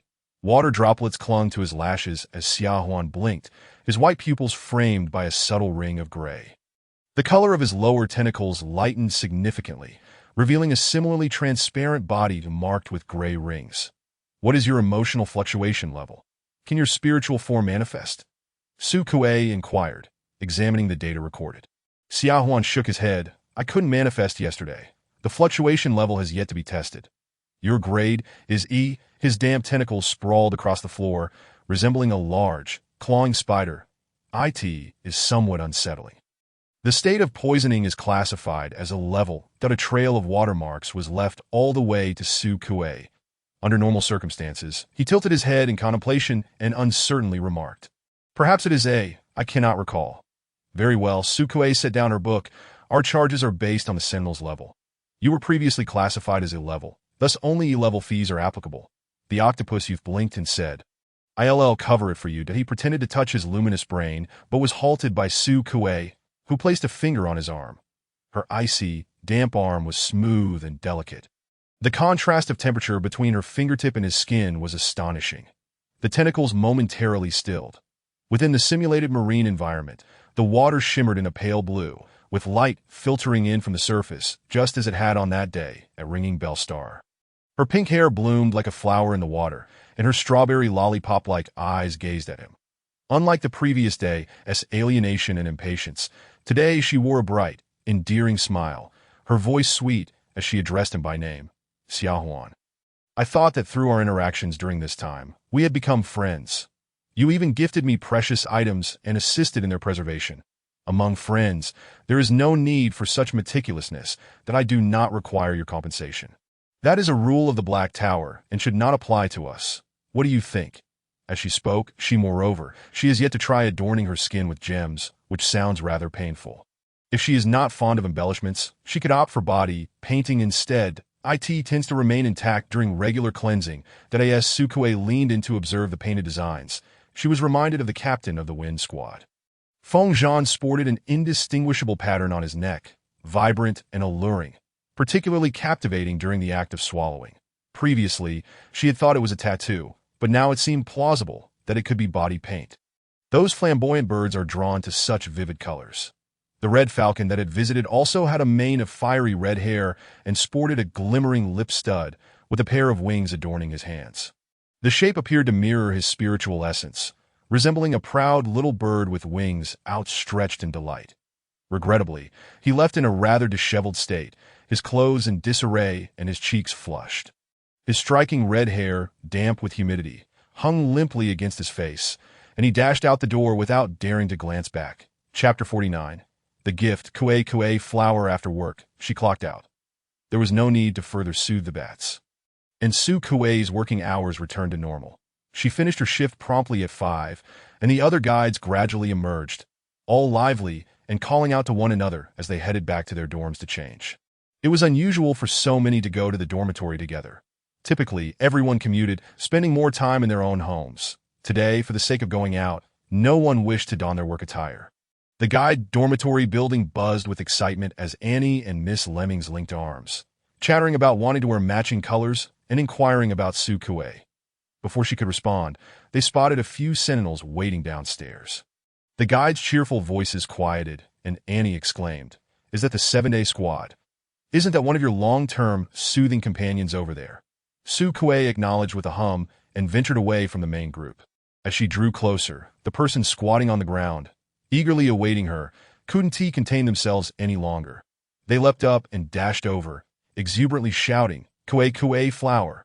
The exuberant husky charged forth like a wild stallion. And its companions were unable to restrain it. Shiya's face radiated joy, and if his spiritual essence had been present, his tail would surely have been wagging like a propeller. He charged with vigor, but halted a few steps away from Su Kuei, managing to stand firmly and flash a bright smile. Kuei flower.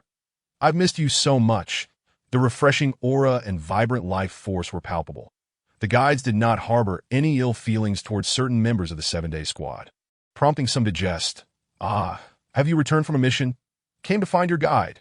Have you? Shia nodded vigorously yes. His candid demeanor elicited playful laughter from the guides, who soon walked away hand in hand. Giving them space, Shia turned to Su Kuei, his canine eyes sparkling. Kuei flower. We visited B11 star this time, and I brought you a gift. He retrieved a transparent cylindrical object from his pocket. The interstellar space compression storage technology is still in its developmental stages, primarily utilized in military applications. While ordinary people can purchase it, the cost is typically quite high. Sukue glanced at his pocket with curiosity for a few seconds before her gaze fell upon the cylindrical container. Inside was a cluster of pale, pinkish-white flowers resembling a small dollop of cream, suspended upside down like a string of wind chimes. This was the rare plant from B11 star, Kue flower. Due to its specific growing conditions in the soil and air of B11 star, it would wither rapidly once removed, surviving only within this special protective casing for a maximum of 3 months. Given the time taken for harvesting, transporting back, and the duration spent in the disinfection center, those 3 months would swiftly elapse, and she was eager to present it to her. This plant, strikingly similar to lily of the valley, bore a comparable floral language: delicacy, hope, purity, determination, and a hint of exuberance that Suka was not entirely certain what the last floral meaning entailed, but she found the flower delightful. Noticing her evident fondness, she had glanced at the approaching companions and sheepishly admitted, "I didn't pick this alone. Kue flowers are precious. It was only because Lix's filed a report that we were allowed to each select one. Look. This one is the one I chose." Isn't it larger than the others? Lix's, catching Su Kue's gaze, offered her a gentle smile. "I just happened to pass by B11 star. This one was carefully selected by me. I'm glad you like it." To the left, Shia excitedly chattered on about how beautiful the flower he chose was, just like Su Kue herself. While to the right, a snowy white head emerged. The fluffy, soft tuft atop Mo's head resembled an enormous cotton candy. And as he blinked his beautiful eyes, his snowy lashes fluttered, but he delicately pointed at one flower. "This is the one I chose. When I saw it, it still had the morning dew clinging to it, looking so innocent and romantic." There were a total of 5 flowers, leaving 2 remaining. Sukue glanced inquiringly at the 2 sentinels who had yet to speak. The radiant golden-haired youth, handsome and youthful, had been waiting patiently until Sukue looked his way. He gazed at her with his moist black eyes. "This one is mine. For you." When the sunlight hit it, it would radiate a fluffy golden edge. He cherished this color and secretly wished to gift it to her. Next to him, the taciturn, dark-faced, handsome man extended a finger. His clenched fist, the size of a sandbag, starkly contrasted with Su Kue's hand. Cautiously, he mimicked his companion's gesture and poked gently, murmuring, "A plant that remains unbent despite the wind and rain." The transparent casing tilted slightly as Su Kue cradled it in her palms. "Thank you for your gifts. I truly appreciate them. I'm so glad you like them." Shia leaped with joy. Moe beamed sweetly at her, and Lixis exhaled in relief. For a fleeting moment, it felt as though 5 joyful tails were wagging in unison. Chapter 50. The familiar stranger. It had been a while since she last saw them, but today she had already made plans with her guide friends to go out, so they would have to make their trip in vain. Upon learning that she was going for beauty treatments, Shia suggested, "I've heard that it's quite trendy now." He grasped his hair, glancing at his companions. Moe chimed in, "Purple." "Yes, exactly. It's purple. Many people are getting those color-changing injections. The altered skin tone resembles a plant from ancient Earth." That Sukue inquired, "Are you talking about eggplants?" "Eggplants?" Shia mimicked her pronunciation, his tongue awkwardly curling. That it seemed that eggplants were indeed not found in the interstellar realm. Sukue accessed the star network and searched for ancient Earth history to show him pictures. Though Shia was not entirely sure, it did not hinder his confident nodding as he assured, "Yes, that's it. You would look stunning with that color." Sukue retracted her holographic device, politely declining that she had proposed a myriad of poorly conceived ideas, demonstrating his high tolerance for aesthetic preferences. That he chattered incessantly, leaving Sukue unable to interject. Be quiet and let her speak." Jean Fu pressed down on his overly excitable companion. Shia paused, his blue eyes sparkling with energy, his spiritual essence submerged, panting and extending its tongue, its damp, cool nose nudging against Sukue's leg. Just as Sukue began to raise her hand, the canine head had already instinctively approached. After a single pat, 3 more dogs and a fox appeared in succession. The cheerful little angel darted over, only to have its tail caught by a companion with golden fur. The golden retriever tugged backward while trying to nudge the husky aside, attempting to monopolize Sukue entirely. The little fox, light on its feet, gracefully seated itself beside her leg, its tail wrapped protectively around its paws. The remaining black-faced German shepherd observed her silently, ears perked and head tilted. Each one was adorable. Sukue made her way around, separating the tangled mass of dogs. She stroked the golden retriever's large head. This gentle giant displayed a sweet smile but quickly lost its grin, jealously biting at its companion's leg. Sukue had no choice but to grasp its restless snout, as the Samoyed whimpered pitifully, while the husky leaped about excitedly, with two others watching the spectacle, that if this were in physical form, fur would be flying everywhere. The sentinels exchanged glances, ultimately deciding to retract their spiritual essences. Finally freed, Sukue glanced at the time and said, "Thank you for coming to see me, but I must be on my way now." Lix's replied, "It was our oversight for not informing you in advance that we initially only intended to catch a glimpse of you from afar." He continued, "We want to be leaving Lunswa Star for a while. Several military universities within the Star Alliance are set to hold competitions, including outdoor survival projects here, though we wanted to inform you of this." Jinfu added, "There's no need to worry too much. Their main combat zones are located in the remote mountains of the planet, so they won't disturb you." Dashia grinned. "If those little rascals run amok, we'll be responsible for herding them back. Kue flower, if you encounter them outside, just send us a message directly." Oyi took Sukue's hand and pressed it against his face. "Though they are quite young, you shouldn't develop any affections for them." His tone then turned lightly reminiscent as he casually remarked, "The outdoor survival project lasts for a total of 15 days. During this time, they want to be bathing. They smell quite unpleasant." Sukue responded with surprise, "Oh, is that so? Will they not utilize cleaning tools?" "No, for the survival project has stipulations that permit only the weapons issued by the school." Sukue. "Oh, that sounds quite intriguing."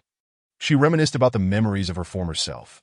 The original self was an ordinary person, attending a typical school on Ida Star, where universal education was enforced from kindergarten all the way to university graduation, all within a single campus. Although there were similar activities before graduation, they merely involved a brief excursion around Ida Star. It felt more like a picnic than a competition.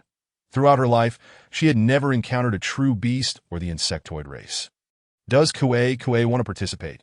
She pondered, stroking his chin. "Perhaps I could abuse my authority and sneak you in," but before he could finish, Jinfu tapped him on the back of the head. "Don't come up with absurd ideas." Lixi also shot him a disapproving look. Shia laughed heartily, raising his hands in mock surrender. Just kidding. You guys have no sense of humor at all." Moe pouted slightly, lazily twirling a strand of Suke's silky white hair. "If Kue wishes to go, then let her go." The mouth of the mutated Samoyed spirit was rounder and softer than that of other dogs. With large, innocent eyes, the humanoid sentinel appeared more agile and adorable, making such expressions entirely fitting. Sukue gently stroked her smooth, snow-white hair, saying, "All right, I was merely jesting. That do not misuse your power." Moe nodded. He was not particularly tall among the sentinels, being about a head taller than Sukue. As he turned his body and rested his head in the crook of her neck, in truth, they had hardly met more than a few times.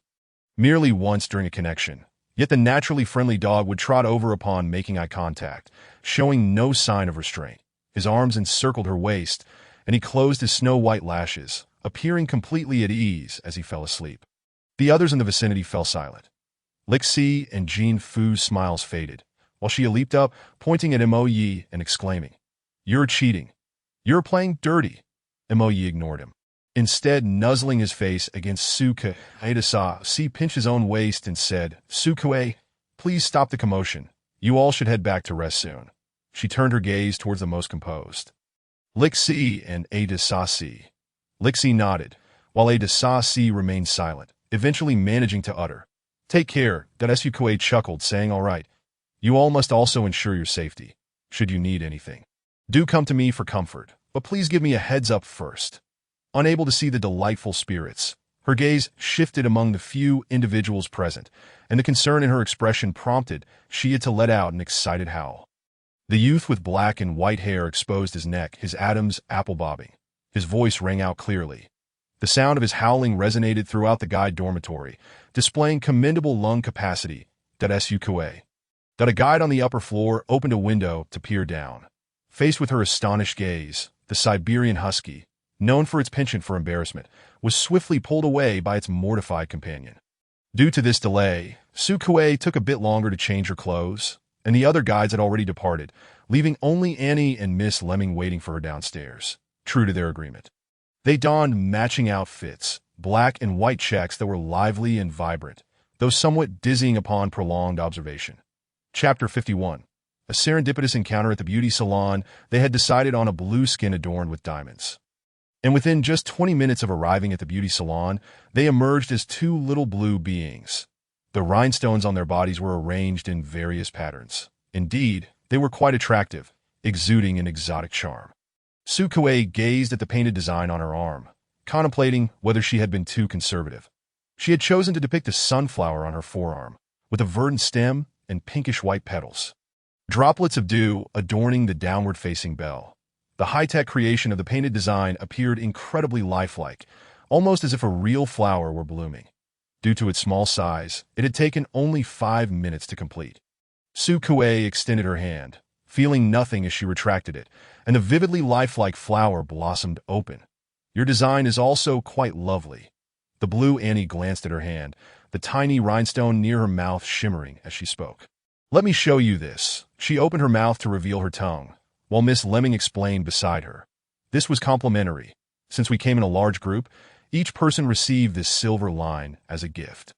You should get one too. Done on Annie's tongue was a barely noticeable silver thread that glimmered momentarily. The other guides who had come along had also gotten one, and now everyone was deliberately speaking with their mouths wide open to catch a glimpse of that fleeting silver glint. Of course, some had it placed in other locations, such as the corners of their eyes or their foreheads, depending on personal preference. The silver line was a form of body art as well. Non-toxic and color-fast, with no pain during application. Most importantly, it was free, very beautiful. You will surely look lovely with that. Annie regarded Sukue with a hint of envy. Your spirit's color is truly stunning. The most beautiful one I have ever seen was from Senior Huanya. And then it is you. Her spirit, a deer, was brown, and she always felt that others were more attractive than her own. With pink hair and eyes appearing dreamy and sweet, Annie resolved that she would also opt for something similar next time that Sukue gazed into the mirror, saying, "All right, I shall give it a try." However, she chose not to place it on her tongue. Instead, opting for a location just below her throat, between her collarbones, Annie clapped her hands, saying, "This looks good too." After exiting the beauty salon, the guides exchanged farewells and went their separate ways. And Sukue decided to get dinner. The dining hall had already concluded its evening service, leaving her with no choice but to dine outside. While searching for nearby delicacies, she encountered a group of people heading towards the beauty salon. Filled with chatter and excitement, their noise rivaling that of the canine crowd. The guides who had not yet departed whispered, "It's the wind battle team." That a melodious whistle caught the attention of the sentinels across from them. The smiling faces of the guides suddenly turned serious, momentarily freezing the atmosphere. Sukue glanced in their direction. Leading the group was Fengji, the team captain, whose lashes were as thick as if lined with eyeliner, and whose uniform accentuated his lithe, powerful waist and long legs, possessing an alluringly striking appearance. Behind him was a row of members, including another acquaintance of Sukue, Hong Sun, that he had been conversing with his grinning companion when he noticed her gaze. Turning around only to spot Sukue's pink hair, causing him to stumble slightly. Hey, just a moment ago, he had been whistling at the guides, yet his reaction was quite different now that he made no move to assist and instead agilely jumped aside, warily saying, "I didn't hit you, don't try to frame me." Hong Sun, irritated, retorted, "Who was trying to frame you?" Yet his eyes remained fixed on Sukue, quickly averting as if burned. Sukue offered him a friendly smile. His evasive demeanor made her inwardly lament. "What a rude little bird." His companion then inquired, "Is that your guide?" "What do you mean mine?" "She is definitely not mine." "It is not. So why the exaggerated reaction?" He rubbed his chin in suspicion, realizing that this seemed to be their captain's guide, and he had heard that they could connect. He had been too busy before. But perhaps he would seek her out in a few days. In a way. Hong Sun jumped up. His companion, Wuya, looked puzzled. Why not? Because he stammered, unable to articulate a reason. Meanwhile, Fengji had approached Sukue. The surrounding guides parted, creating a space that Sukue. What a coincidence. "Are you here for beauty treatments as well?"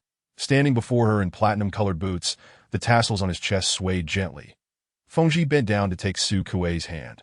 "Ah," Sukue exclaimed. "You truly adore the gesture of kissing hands, don't you?" Fengji chuckled softly, leaning in to whisper, "Such a gentlemanly act only enhances the charm of a handsome man." Such a narcissistic eagle. Indeed, he possessed the capital for such vanity that he noticed the intricate pattern on the inside of her wrist. A sunflower, his gloved finger gently touched the lifelike petals, and Fengji raised an eyebrow. B11 Star is a splendid place. I had the fortune to inhale its floral fragrance once. The scent was sweet and perfectly suited for you. The skin on the inside of her wrist was sensitive, and his gentle touch caused a tingling sensation, prompting Su Kuei to retract her arm. Encountering the wind battle team was merely coincidental, and she paid no mind to the impolite little bird in the crowd who appeared to have something to say but held back. Even when she later noticed an influx of individuals bearing the wind battle team's labels on the patient list, she paid it no heed. After her brief encounter with Fengji, she resolved her dinner plans at a nearby food street, then returned home to check on Hai Kuei. Today, the little Hai Kuei seemed particularly lively. Exhibiting a carefree demeanor due to her lack of worries, Tio observed the fish eggs more clearly. Su Kuei spread colorful paper beneath and illuminated it from above. It was then that she discovered a small crack on the surface, indicating that the contents were about to hatch, that if she completed 2 or 3 more A or selections, it should be sufficient.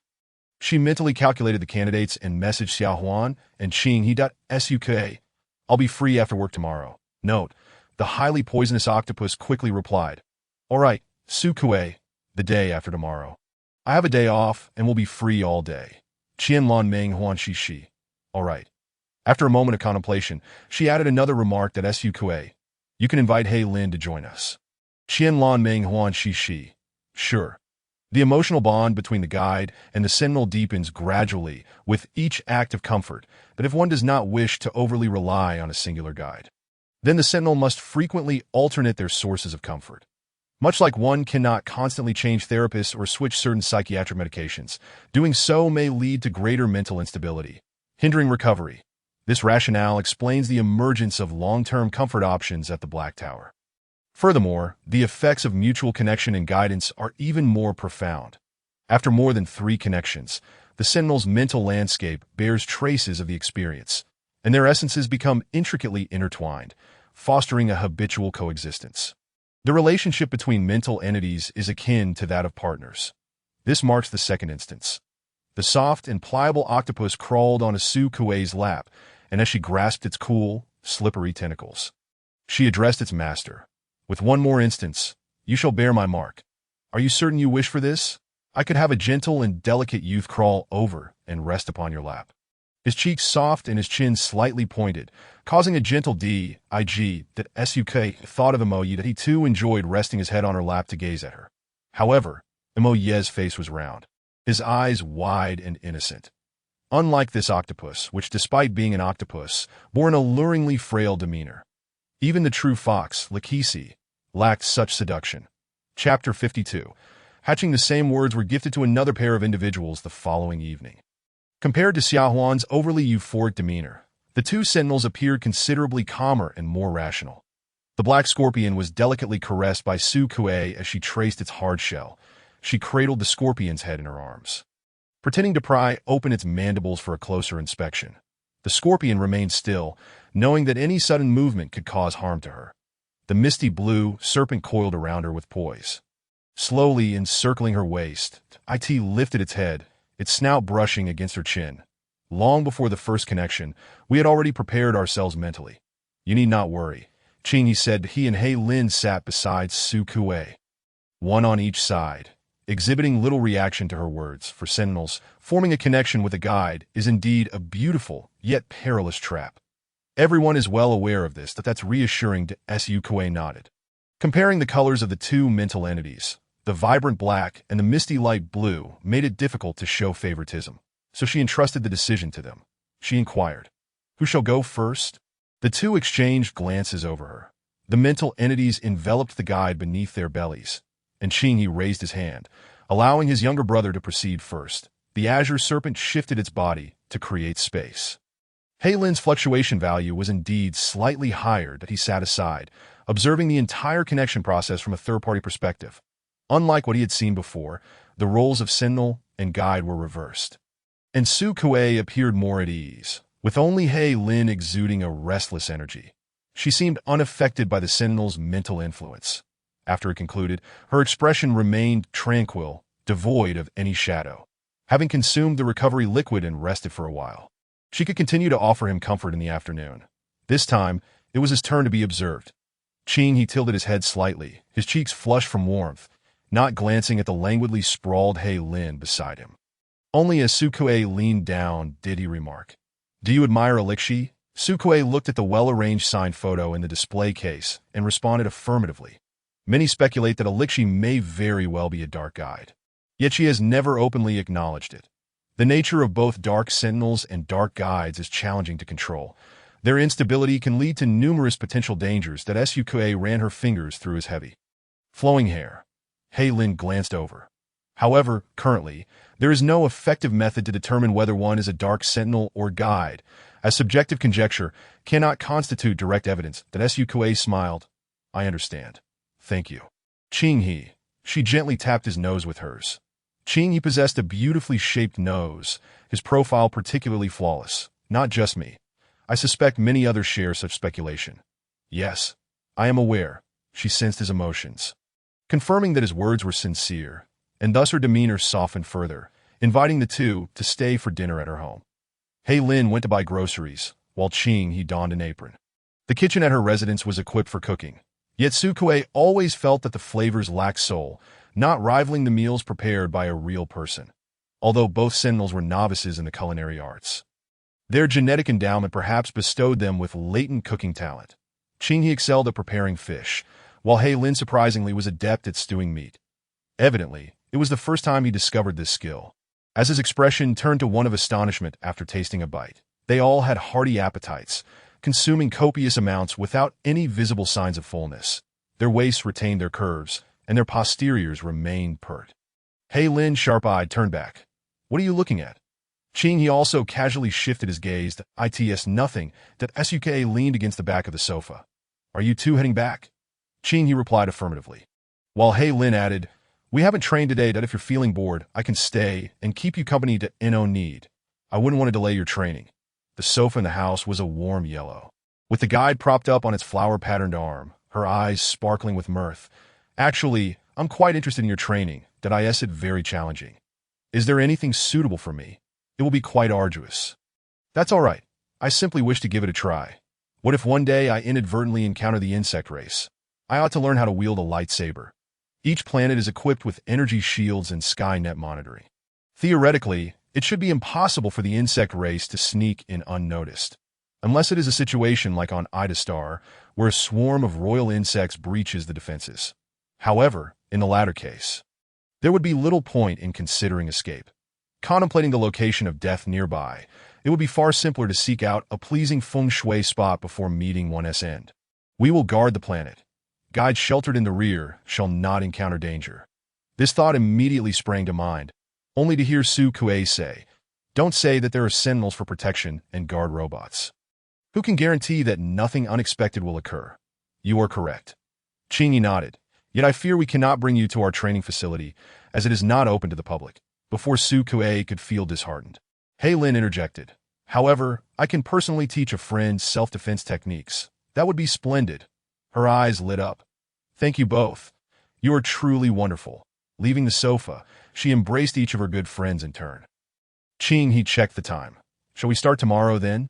We need to return to prepare some supplies. Suk. Yes. All right." The two of them tidied up the space before departing, exiting one after the other. As Sukue escorted them to the elevator, waving goodbye. "See you tomorrow." "See you tomorrow." Hei Lin raised his arm, while Chingy nodded. That as the elevator doors closed, Sukue couldn't help but chuckle softly. "Ha. Happy. The sea anemone is also happy. The fish roe is also joyous, so much so that it cracked open completely, shedding its shell, and the second mental entity that belonged to her emerged. Nourished by 3 high-ranking sentinels, the little fish finally made its appearance.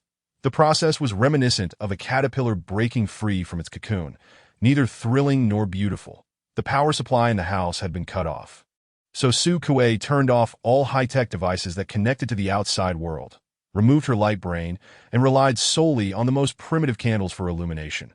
The commemorative candles from the Shaking Bell Star were shaped like flower buds, With dripping wax forming tiny hearts, she nestled inside the cabinet, cradling that small light, holding her breath in nervous anticipation.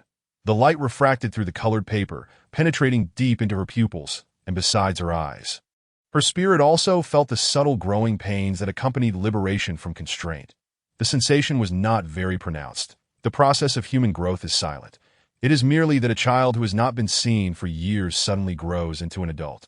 With the development of bones and muscles stretching and forming patterns akin to a tumbleweed blown by the winds of time that in the blink of an eye, life lay fully before her. The heart-shaped wax dripped down, and Sukue shielded it with the back of her hand. The little fish in her palm had left the egg and turned back, consuming the layer of soft, sagging mental membrane. Chapter 53. The Fortunate One. This was a transparent little fish. Only at a specific angle, when directly illuminated by light, did its tiny scales reflect a hint of pale pink. It swam lively in her palm, shaking its head and tail, appearing quite spirited and intelligent. That SUK? Good sea anemone. Aware that it lacks a brain, it has thus spawned one for itself. The sea anemone floated silently. As the little fish weaved in and out of its layered tentacles, Sukue cautiously extended her finger, and the little fish nudged her with its head. Suddenly, Sukue had an epiphany, as if a veil had been lifted. In the early stages of the sea anemone's birth, she had been taken aback and fainted, only to awaken later in the hospital, realizing the connection between herself and the sea anemone. The manifested mental entity synchronized with her sensory perceptions. Akin to a second pair of eyes she placed outside, she could flexibly manipulate her mental entity at will, and she captured the information from the wondrous sensations. The simple sea anemone, soft and harmless, gave her an inexplicable understanding that it was a non-aggressive spiritual entity. Therefore, upon encountering the small fish, she was acutely aware that it was a formidable weapon. She had previously researched the offensive tactics of guides on the Star Network, where the common approach involved direct attacks on sentinels of a lower rank. Among the exceptional types, there were known methods including hallucination, mental pollution, and mental drowning. Now, she had discovered a fourth type, the mental brand. Those familiar with the three-body problem would have heard of the thought brand. The esteemed Heinz and his wife, Yinshan Huizi, invented the thought branding machine. Individuals branded by it would find their thought processes controlled, believing in it without question. The mental brand, invisible to the naked eye, could alter a person's cognition and judgment, subsequently changing their behavioral patterns. Such enforced beliefs could render individuals incapable of formulating appropriate strategies in times of crisis. If implanted in the minds of officials within the Star Alliance government, it might compel them to return all the embezzled star coins. SUK briefly fantasized about this possibility, realizing the enormity of the undertaking, one she might never complete in her lifetime. Yet, she could perhaps find someone to experiment on first. Who to choose? Sukue pondered over this fortuitous individual. Ultimately, a name came to her mind, Feechild. A somewhat renowned black market dealer in the old district, he engaged in unsavory smuggling operations, and it was from him that the expired nutritional solution had been procured. She had previously purchased near-expiry nutritional solutions from him, which, aside from their horrid taste, had no apparent side effects. Aware of her financial struggles, on that particular day, Feechild had offered her a small package, claiming that the several vials of nutritional solution within were hers for a mere 2-star coins, assuring her that they had only just expired and would pose no risk. With a hint of skepticism, she opened one in his presence and took a sip, waiting a moment to confirm her safety before handing him the 2-star coins. However, on the third day after consuming that solution, she began to feel dizzy, nauseous, and on the verge of vomiting, and even 2 days of rest at home failed to alleviate her condition. After regaining consciousness, Sukue sought out Feechild, but alas, he seemed to have caught wind of her intentions and had fled, leaving behind a disconnected contact and blocking her completely. Unable to locate him, she had sought assistance from Xiaohuan during the last visit. When asked for help for the first time, Xiaohuan had shown great enthusiasm, with several of his octopus tentacles busily engaged, and by noon that day, he had messaged her to say he had found someone. Still on Lunzu Star, but he had already retreated to a corner of the planet, far from the Black Tower. Quite adept at evasion. Retrieving her spiritual entity from the cabinet, she turned on the lights, connected to the Star Network, and donned her light brain wristwatch, messaging Xiaohuan upon seeing the address he provided. 33 Zibao Road, Central Street. Sukue Do you know why I'm looking for this person? Toxic octopus. Because he caused you to be hospitalized? Su Kuei did not disclose this matter to him. Yet Xiao Huan seemed to instinctively note he constantly revealed his abilities, eager to impress during his courting phase. Su Kuei. Yes, I'm going to take revenge on him now. Would you like to join me? Toxic octopus. Absolutely. The tentacles behind the screen rustled in anticipation of releasing toxins that Su Kuei set off without hesitation. While Xiao Huan was changing clothes in front of the mirror, she had already descended to find the nearest hover car, setting the destination for automatic driving, en route to pick him up at his residence. This would also be her first visit to Xiao Huan's abode, that it was the closest European-style building to the Black Tower, where a flock of pigeons flapped their wings, flying into the small houses atop the complex. Su Kuei, I have arrived. Through the glass of the hover car, she surveyed the scene outside his door. The area felt somewhat secluded, with few inhabitants, exuding an air of impending darkness as night approached. Xiao Huan emerged in his haste. He could only hastily choose a pair of shoes that were somewhat presentable. However, upon entering the hover car and glancing down at his feet, he felt they clashed with his attire. While lamenting his outfit, Su Kuei raised her hand to smooth his tousled hair. Noticing the disarray at the front, she tidied it slightly and apologized. I'm sorry for being so abrupt. Did I disturb your rest? The octopus paused, hurriedly shaking his head. No, you called for me, and I am delighted. That's good, Su Kuei smiled, but then her expression turned slightly discontented, exclaiming, after all this effort to find him. I am too anxious. You know, he nearly caused my demise that I have no idea what he added to that nutritional solution, but the suffering was unbearable after consuming it that I worry that if I don't act swiftly, he will escape again, that it's truly thanks to you. Without your help, I would have been unable to locate him.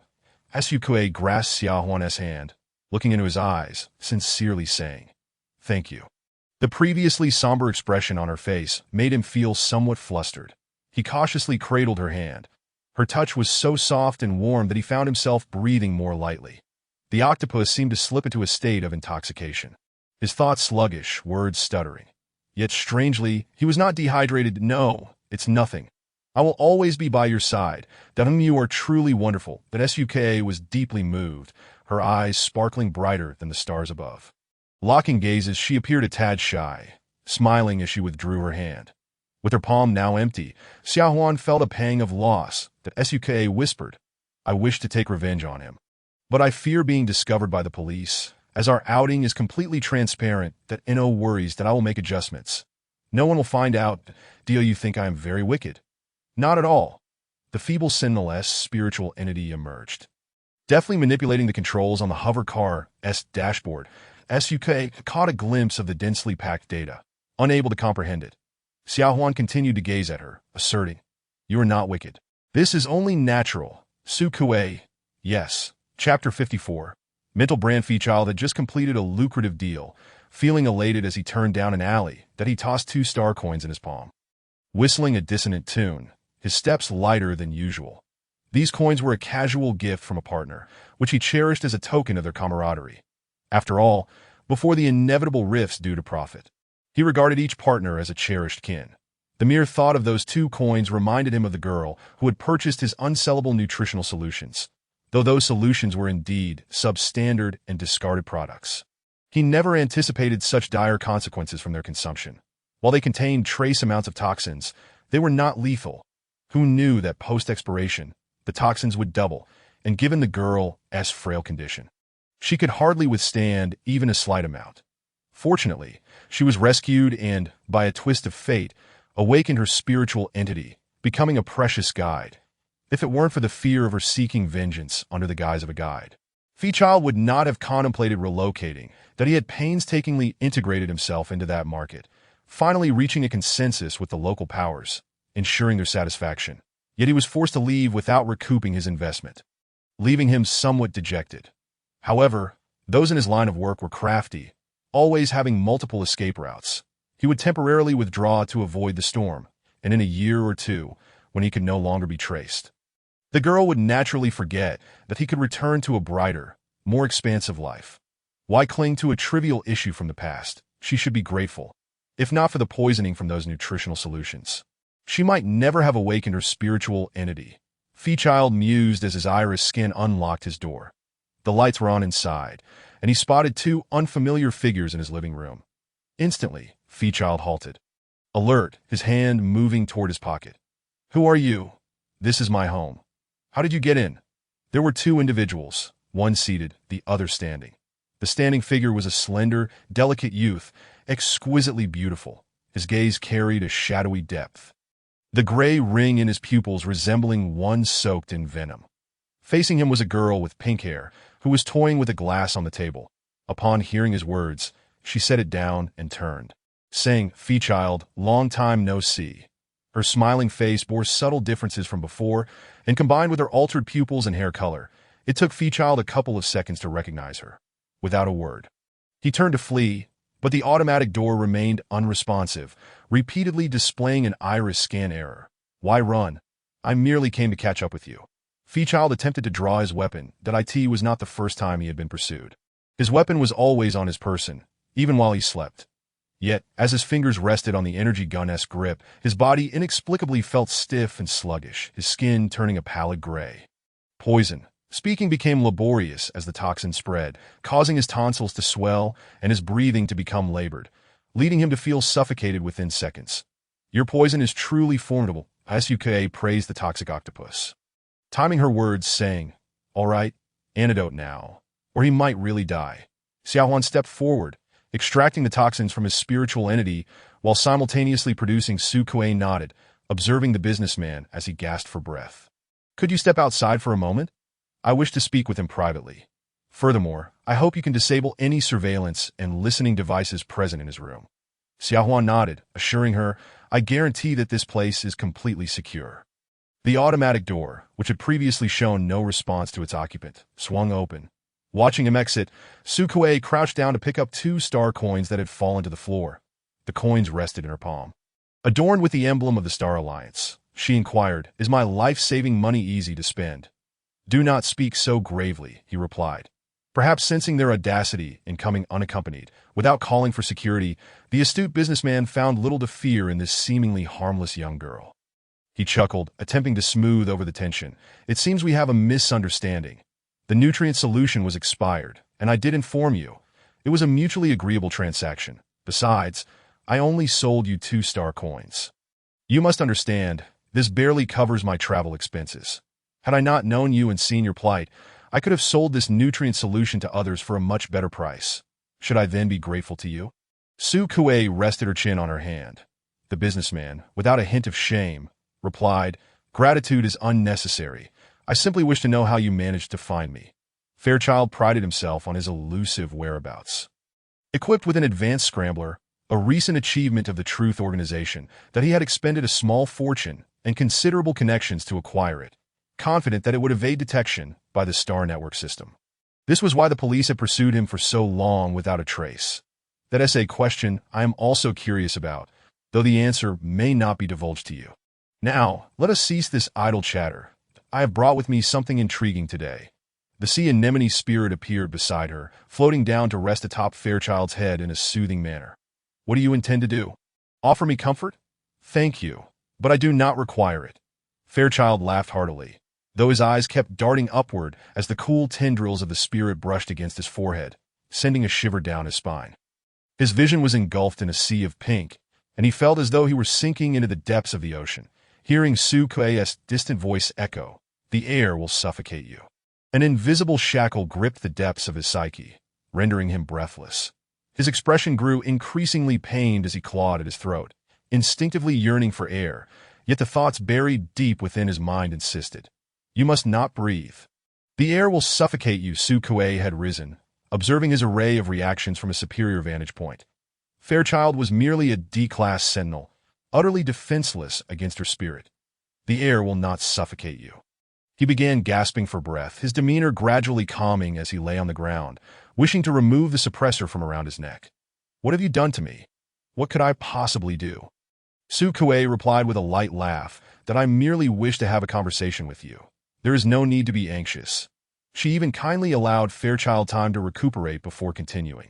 Although you are a mercenary businessman, your moral conscience remains intact. Thus you shall dismantle that factory producing illegal nutrient solutions. Fairchild hesitated to absorb her every word, yet those statements inexorably penetrated his mental landscape. For a fleeting moment, he appeared dazed. "You are correct," Suke bent down, gently stroking his head. "Thus, you are tormented by your conscience, loathing your past actions. After atoning for your sins, you shall self-destruct amidst this inner conflict." "Yes," Fairchild admitted. "I am indeed suffering." He clutched his head and struck it in despair. "I should not have acted as I did. That factory, in its attempts to cut costs, incorporated harmful substances into the nutrient solutions. Yet the mastermind behind it is a person of significant influence. What am I to do?" "Who is it?" Su Kuei inquired. Fairchild firmly sealed his lips, unwilling to divulge the name. "Not even to me. I thought we were friends." "You can tell me. Come on, speak." He reluctantly uttered a name that Suke sighed deeply. "A politician in the caverns, a capitalist in the sewers. That I am not surprised in the slightest." She feigned casual conversation, discussing escape routes with Fairchild.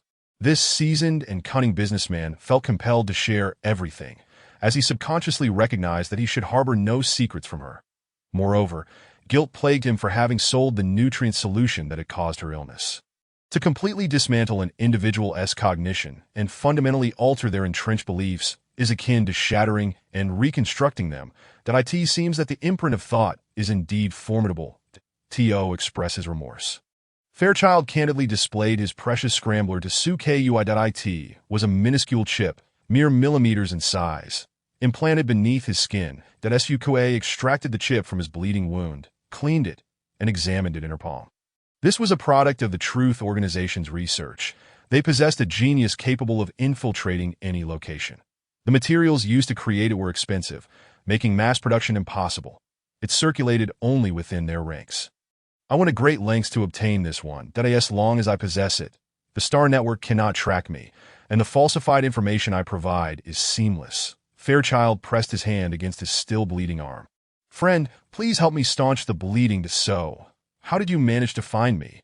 "That is something you need not know." Suke reinserted the chip, causing Fairchild to gasp. She pondered briefly before saying, "Today, no one has visited, and you have not seen me." The sea anemone and the small fish hidden within were returned to her mental landscape. With a gentle knock, the automatic door opened from the outside. "Let us depart." To demonstrate she had not been eavesdropping, Xiaohuan stood a distance away. Suke approached, waving the suppressor playfully before him, jesting, "You haven't been using this device to spy on me, have you?" His joy swiftly turned to discontent. Xiaohuan pressed his lips together. "I have not." "Very well, I trust you." She extended the suppressor. "I was merely joking." Xiaohuan did not accept it. "You can have it." "All right then, I shall accept it. This is clearly quite impressive. That I wonder who designed and crafted it. That person really was utterly immobile. I would love to meet that designer," Su Kuei said with sparkling eyes, genuinely admiring such talent. Xiaohuan smirked slightly, raising his chin with a hint of modesty. "That would be me, of course. From the blueprints to material selection and crafting, I accomplished it all on my own." "Wow," Su Kuei exclaimed in shock. "Is that true? What can't you do? You are the most exceptional person I have ever met." Just now, Fairchild was asking me how I found him, that he mentioned he was carrying a scrambler. "Yet you still managed to locate him." And he was quite incredulous. "That is nothing. Quite simple," he replied. "Simple for you. Perhaps that I heard that scrambler was created by a genius of the Star Network." "Which organization does he belong to?" "The Truth Organization," Xiaohuan clarified. "It signifies the pursuit of truth." That's so. I am not well versed in this. I have only heard rumors that it consists of former high-ranking officials from the Federation. So perhaps that genius is one of them. What does opposing the Star Alliance have to do with the pursuit of truth? I do not quite understand. Xiaohuan remained silent. Let us not dwell on ideological matters. "You truly are remarkable. At least in my eyes, he pales in comparison." She winked at him. "Of course, my unfamiliarity with him plays a role in this. People naturally tend to favor those with whom they share a bond." Relishing the admiration of his pursuit, Xiaohuan's mood brightened significantly, his spirits soaring. On their return journey, he felt a surge of joy, while Su Kuei, cradling the octopus spirit, shared in that happiness. "You did not kill him?" This was the one point Xiaohuan struggled to comprehend. That Su Kuei shook her head, waving a tentacle. "Why would I kill him? I would never dare to take a life. That is far too bloody." And as dusk settled upon their departure, the journey, coupled with moments of amiable exchange, stretched into the early hours of the morning. Suke, known for her unwavering sleep schedule, nestled into the embrace of the great octopus after a hearty meal. The creature joyfully wrapped its tentacles around her, its head serving as a makeshift pillow, resting against the soft, resilient surface. She tugged at the tentacles, using them as a blanket, and gradually succumbed to a light slumber. Xiaohuan, too, sealed his lips, falling into a silence. The interior of the hover vehicle dimmed gradually, and he took advantage of the streetlights outside to gaze at her. His irregular sleeping patterns often left him in a state of wakefulness, rendering him immune to fatigue. The octopus, pinned beneath, stared wide-eyed, sneakily shifting its tentacles. "Behave yourself," Su Kuei's voice, laced with weariness, broke the stillness. The great octopus ceased its antics. The notion of mental imprints does not possess a singular nature. Experiments have shown that multiple imprints can coexist within an individual's mental landscape. For instance, the duality of suffocation and the absence of suffocation can exist simultaneously. However, this coexistence is not absolute. Subsequent imprints can overshadow the previous ones. The course of action rests solely upon Su Kuei's discretion. Class D Sentinels can easily bear these imprints, yet further testing with Sentinels of varying ranks remains necessary. She must ascertain her current classification. Unfortunately, only the Black Tower possesses the detection machines, leaving her uncertain if Xiaohuan could fabricate one. The hover vehicle gradually decelerated and came to a halt, signaling their arrival. The SUK, awakening from her reverie, blinked her eyes open and extricated herself from the embrace of the tentacles. "Have we arrived?" She rose to stretch her limbs, and the octopus, slightly squished, turned its head, gradually regaining its full form. "Well, I'm off. I have work in the morning." She waved goodbye to Xiaohuan and affectionately patted the octopus's head, cautioning, "Be careful on your way. Thank you for your hard work today." Reluctantly, the marine creature loosened its grip. Chapter 56. A film upon returning home. Su Kuei finally revealed her exhaustion. After consuming a restorative fluid, the dull ache in her head subsided, perhaps due to the small size of the fish. She had overexerted herself, leaving her mental state rather unwell. After a brief nap, she felt as though she had just closed her eyes when the alarm buzzed, rousing her for work. Today marked the first time since her employment that she found the prospect of work unbearable. Lacking the appetite for breakfast, her sluggish pace drawing the attention of Annie. "What is wrong? Did you not rest well?" With a mask of distress, Su Kuei replied, "I endured a night of nightmares and did not sleep soundly." "You must be exceedingly fatigued. That IT would be wise to allow yourself some mental reprieve." By the way, a new drama is set to premiere today. The promotional material claims it is a remake celebrating the heroic deeds of a senior guide. We're distributing movie tickets there, and we've already collected ours. Have you retrieved yours yet? She summoned a virtual ticket number from her light brain, displaying the intricately designed image of the resolute side profile of the senior guide. The benefits provided by the Black Tower are indisputable. As soon as the film is released, tickets are distributed to every guide. Though the history of guides is brief, it is not devoid of remarkable figures. And this particular guide stands among them. She is one of the rare pure-hearted individuals who saved numerous Sentinels during the war against the insectoid race. That I wish to go, upon noticing Su Kuei's expression. Annie chuckled. "You wish to go, don't you? I will accompany you to exchange your movie ticket." When walking with Miss Lem, she enjoyed linking arms and walking shoulder to shoulder, leaning in closely and whispering. However, she instinctively raised her arm before realizing Su Kuei might find it uncomfortable and lowered it once more. "Just over at the office. I recall you know Miss Lei Ming there, that I spotted her just a moment ago." Indeed, Miss Lei Ming had returned from her leave, appearing in high spirits with a rosy complexion. Upon seeing Su Kuei, she waved enthusiastically. Come here.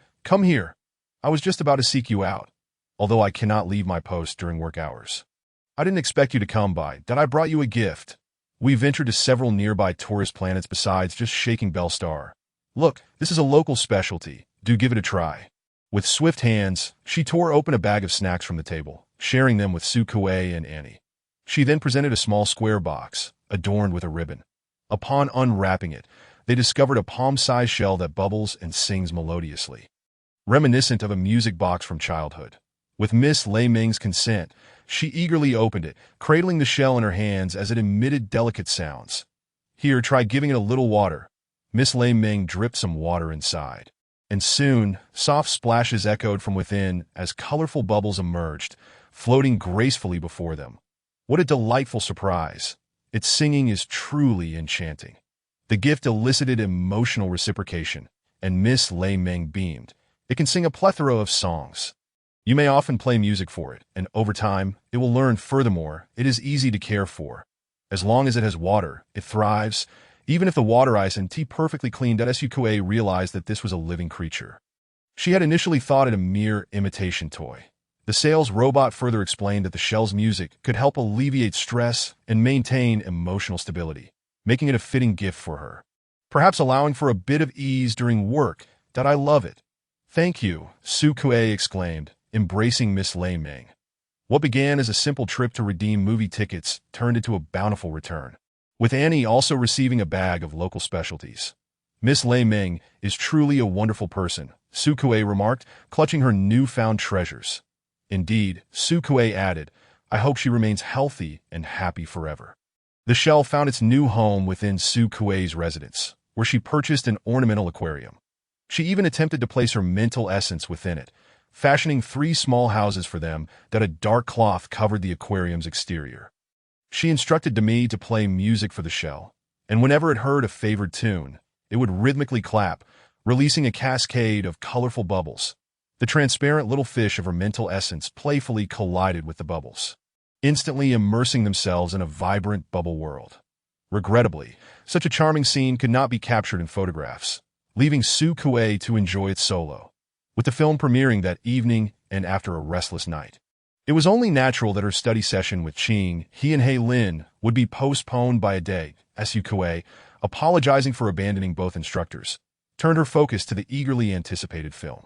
Everyone was abuzz with excitement. All guides present on Lunzwa Star had gathered, along with several Black Tower employees who had received tickets. Miss Lei Ming was, of course, among them. As Sukue settled in with the others, they awaited the film's commencement. Everything seemed normal, and the immersive viewing experience drew them in deeply. The war raged on, devastation rampant, as sentinels bravely charged before the insect nests, one after another collapsing before the guides.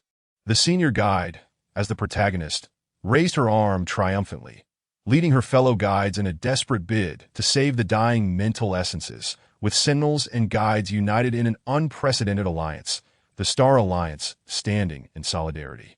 The film's grandeur enveloped them, making it feel as though they were part of the unfolding narrative.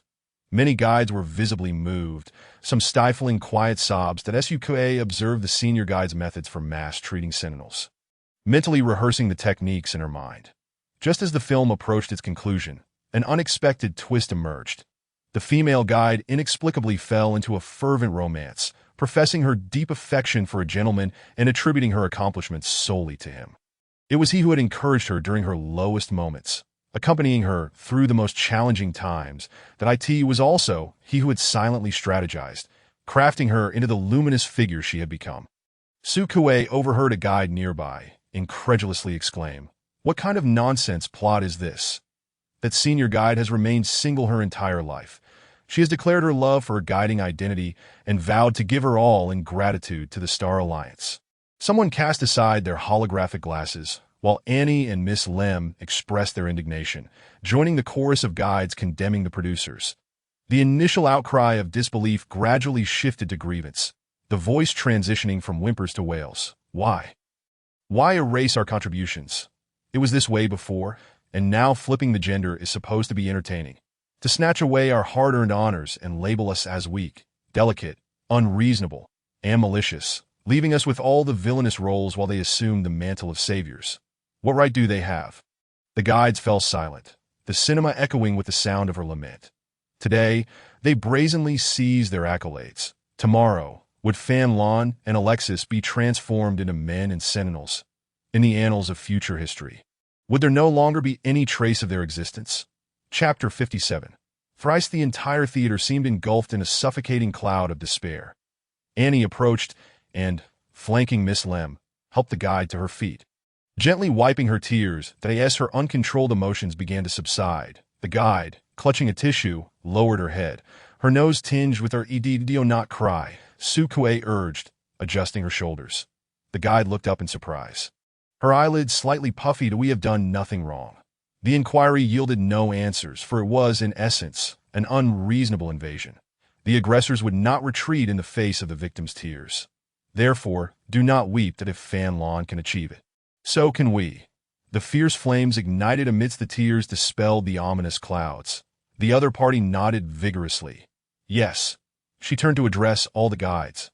I intend to write a letter of complaint, protesting their audacious usurpation. I shall bring them before the Star Alliance court. Annie was the first to echo. So shall I. Miss Lemmings, not to be outdone, raised her arm in solidarity. The spirited guides collectively reported their grievances, with the most eloquent among them beginning to publish messages across the Star Network, denouncing the producer's actions and expressing that the guides felt disheartened after watching the film, fearing they could no longer provide any solace. They requested a response from the producers and the film reviewers. Each signed their name, with Sukue writing slightly slower due to her intricate strokes. The atmosphere was charged with excitement, and they agreed to collectively strike if no response was forthcoming. Sukue, following the crowd, invited the octopus for their third connection that evening. The invited guest floated in an ethereal manner, exuding an almost effervescent beauty. Its tentacles flopped languidly, resembling a casually plated grilled octopus. Concerned it might be dehydrated, Sukue filled a large cup to the brim with water. Xiaohuan, holding the water cup, noticed the fish tank in the living room, complete with brightly colored, whimsical little houses. He was puzzled as to why it was covered with a curtain, to which Sukue replied earnestly that it simulated a night sky, allowing him to unveil it. Xiaohuan moved closer to investigate.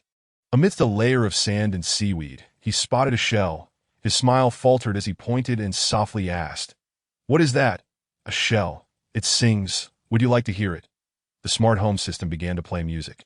And indeed, the shell commenced its melodic performance, producing a series of bubbles. Behind the glass, Xiaohuan's expression was inscrutable. The spiritual entity was more direct. A tentacle slapped forcefully against the fish tank. Water splashed everywhere, but fortunately, the quality held, and it did not shatter. Just as the tentacle lifted again to come crashing down, Sukue inquired, "What do you intend to do?" Having just taken a sip of water. Her voice was imbued with a refreshing coolness. The octopus, akin to a devoted spouse, pressed against the tank's surface, pulling her closer, compliant. Turning towards the shell, it prepared to strike. No, Sukue caught the tentacle, addressing the wide-eyed spiritual entity. "Do not wreak havoc in my home." The tentacle coiled in confusion, evidently perplexed as to why the once affectionate guide had suddenly turned fierce. It must be because of it. The octopus's pupils shifted towards the tank, its suckers opening and closing to reveal sharp fangs, viciously intent on tearing the intruder apart. Several tentacles waved in unison, casting exaggerated, chaotic shadows upon the wall. The IT aimed to shatter the fish tank and eliminate this third party that threatened its companion. With another loud smack, the glass remained intact, leaving the octopus dumbfounded that a pink mass suddenly struck it atop its head, in contrast to the octopus's robust limbs. The sea anemone appeared remarkably slender and graceful. Due to its size, the force was not substantial, yet that gentle tap rendered the octopus completely still, incredulous as it sought to look up. "Did you hit me?" "Because it hit me? Yes, and if you persist, I shall strike you again." Sukue's tone was stern. "This is a gift from a friend, one I cherish dearly. Why would you attack it?" "I loathe it." The corners of its mouth tightened, eyes darting towards Sukue. "Finding the shell exceedingly irksome, though we have connected 3 times, leaving indelible marks of each other in our spiritual landscapes. Are you truly going to scold me over a shell?" Within Xiaohuan's spiritual landscape lay a deep sea, now tinged with a hint of pink, representing Sukue amidst the dark blue waters. Reflected in his spiritual entity, the octopus's face took on a rosy hue, akin to a delicate blush. Coordinating with its master, it frantically pointed at itself, urging her to notice that faint pink .3 connections do not inherently prove anything to me. You mentioned it as merely a shell, that Suke was certain her spiritual landscape was pristine, devoid of any blemish. Typically, sentinels and guides would leave marks simultaneously, forging an intimate bond that deepened with each connection, ultimately leading to a synchrony of thoughts. Xiaohuan sensed the shift within his spiritual landscape, believing they had entered a phase of reproduction, officially becoming a couple. Yet, Suke's abrupt change of heart bewildered him. Just moments ago, she had smiled at them, had even allowed his spiritual entity to massage her legs, praising it as the finest technician in the world. Even after 5 or more connections, you have no right to damage the gifts bestowed upon me by others. Furthermore, Sukue released the tentacle she had grasped. There are others I have connected with beyond you, that I thought you understood that. She waited for Xiaohuan's reaction and added, clearly, we cannot reach a consensus on this matter, so it is better to end it sooner. Please leave, I wish to rest. Wait, the octopus, equally stunned, pressed its suckers desperately against the fish tank, that Sukue symbolically pushed them away, asking, what if I were to shatter your precious item? Would you be willing to allow that? Xiaohuan opened his mouth to respond, that if you are willing, then hand over your light brain. I shall smash it to smithereens. He closed his mouth, attempting to justify. I have no light brain. I cannot. Sukue sighed in disappointment. She could feel the octopus's spiritual entity beginning to strike him. With too many thinking brains at its disposal, each tentacle possessed its own wisdom, rendering them somewhat unruly. Compared to other spiritual entities, they exhibited their own distinct personalities, reflecting each facet of Xiaohuan himself. They sought to caress their guide, and when rebuffed, they retaliated by striking him even harder. Xiaohuan winced from the blows, dodging a couple of times before falling silent for a moment. But I understand that I shall not touch that shell again, that Suk no longer pressed them, her tone softening slightly. It is wonderful that you can think this way. I hope we can both respect each other and maintain a comfortable way of coexisting. Shall we?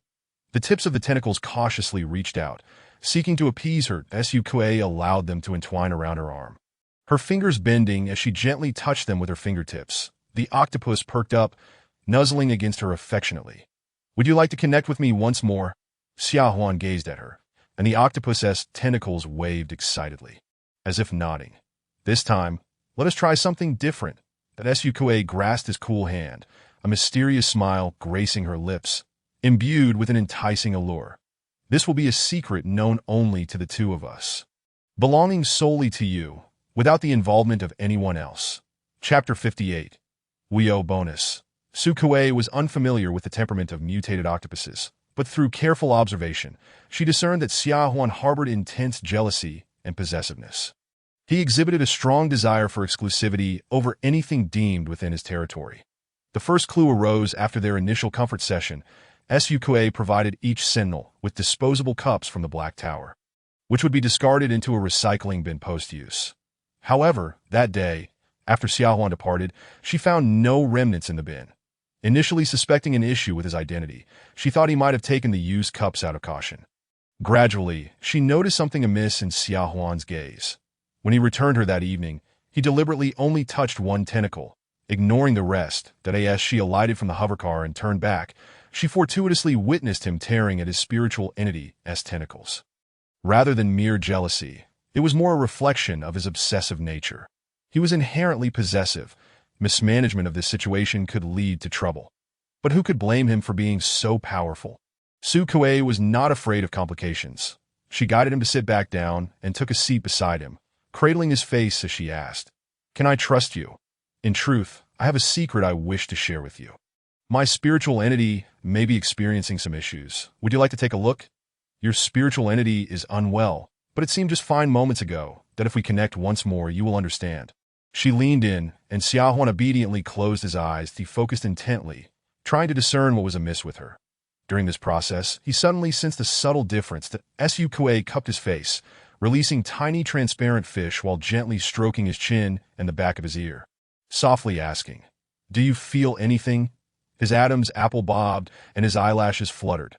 "Why does your spiritual entity seem to be more than one?" Before he could finish his sentence, Sukue pressed her lips against his. "Shoo," she whispered in his ear, "do not reveal it.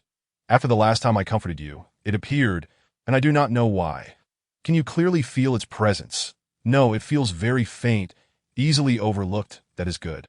Sukue exhaled slowly. "I am uncertain of what to do. The Black Tower conducts routine checks at the end of the year, and I fear they may discover it if we are found out. Both you and I might be taken away for research. I will protect you." That Suk did not respond to this. Xiaohuan opened his eyes and met her gaze, stating earnestly, "I am not being dismissive or insincere. Come with me to To where?" she asked with a smile. With a shift in tone, she added, "This is my greatest secret. Sharing it with you does not imply any form of coercion. You are not coercing me." Xia Huan grasped her hand, saying, "If you are unwilling to leave, I can create a suppressor that even the most advanced detection devices would fail to identify as anomalous. More formidable than that genius from the Truth Organization?" "Indeed, that would be splendid. But why do you appear less than pleased?" the octopus inquired, puzzled. "Because we are not equals, and thus I lack a sense of security," Su Kuei replied. "Even if you promise to keep this secret. You know me while I am still a stranger to you. I am not even certain which planet you hail from, what your occupation is, or what your true identity may be."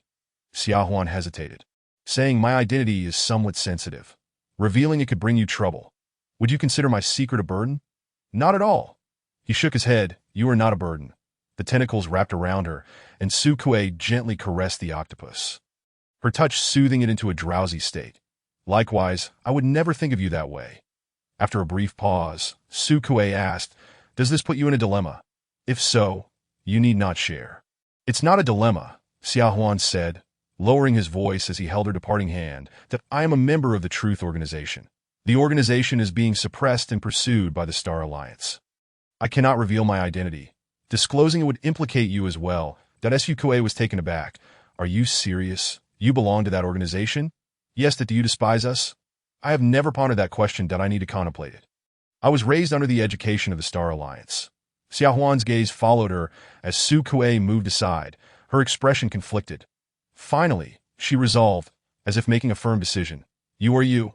You are different from the anti-Star Alliance organization I perceive. Here, I only know you as an individual, and your identity and background are inconsequential. Rest assured, I shall not divulge a single word to anyone else." Xia Huan's eyes sparkled, and in a burst of impulsiveness, he declared, "Xia Huan is merely a name I use externally. My true name is Wu Yu. I will create the best suppressor for you as soon as possible. Do you require any contributions or star coins?" "Wu Yu," Su Kuei repeated softly, "a rather unique name that I shall remember it. For now, I do not require anything else. I only wish to test the current level. Can you create a detection device, similar to the one in the Black Tower?" "That is quite simple." Xia Huan said, "that I will have it ready for you in 2 days. I shall begin working on it right away." He stood up, eager to leave, his spiritual form brushing against Su Kuei's cheek before excitedly returning to the spiritual realm. Su Kuei bid him farewell at the door, saying, "See you the day after tomorrow, Wu Yu." The name rolled off her tongue lightly, as if she feared the world might overhear. The seemingly delicate Sentinel's heart raced.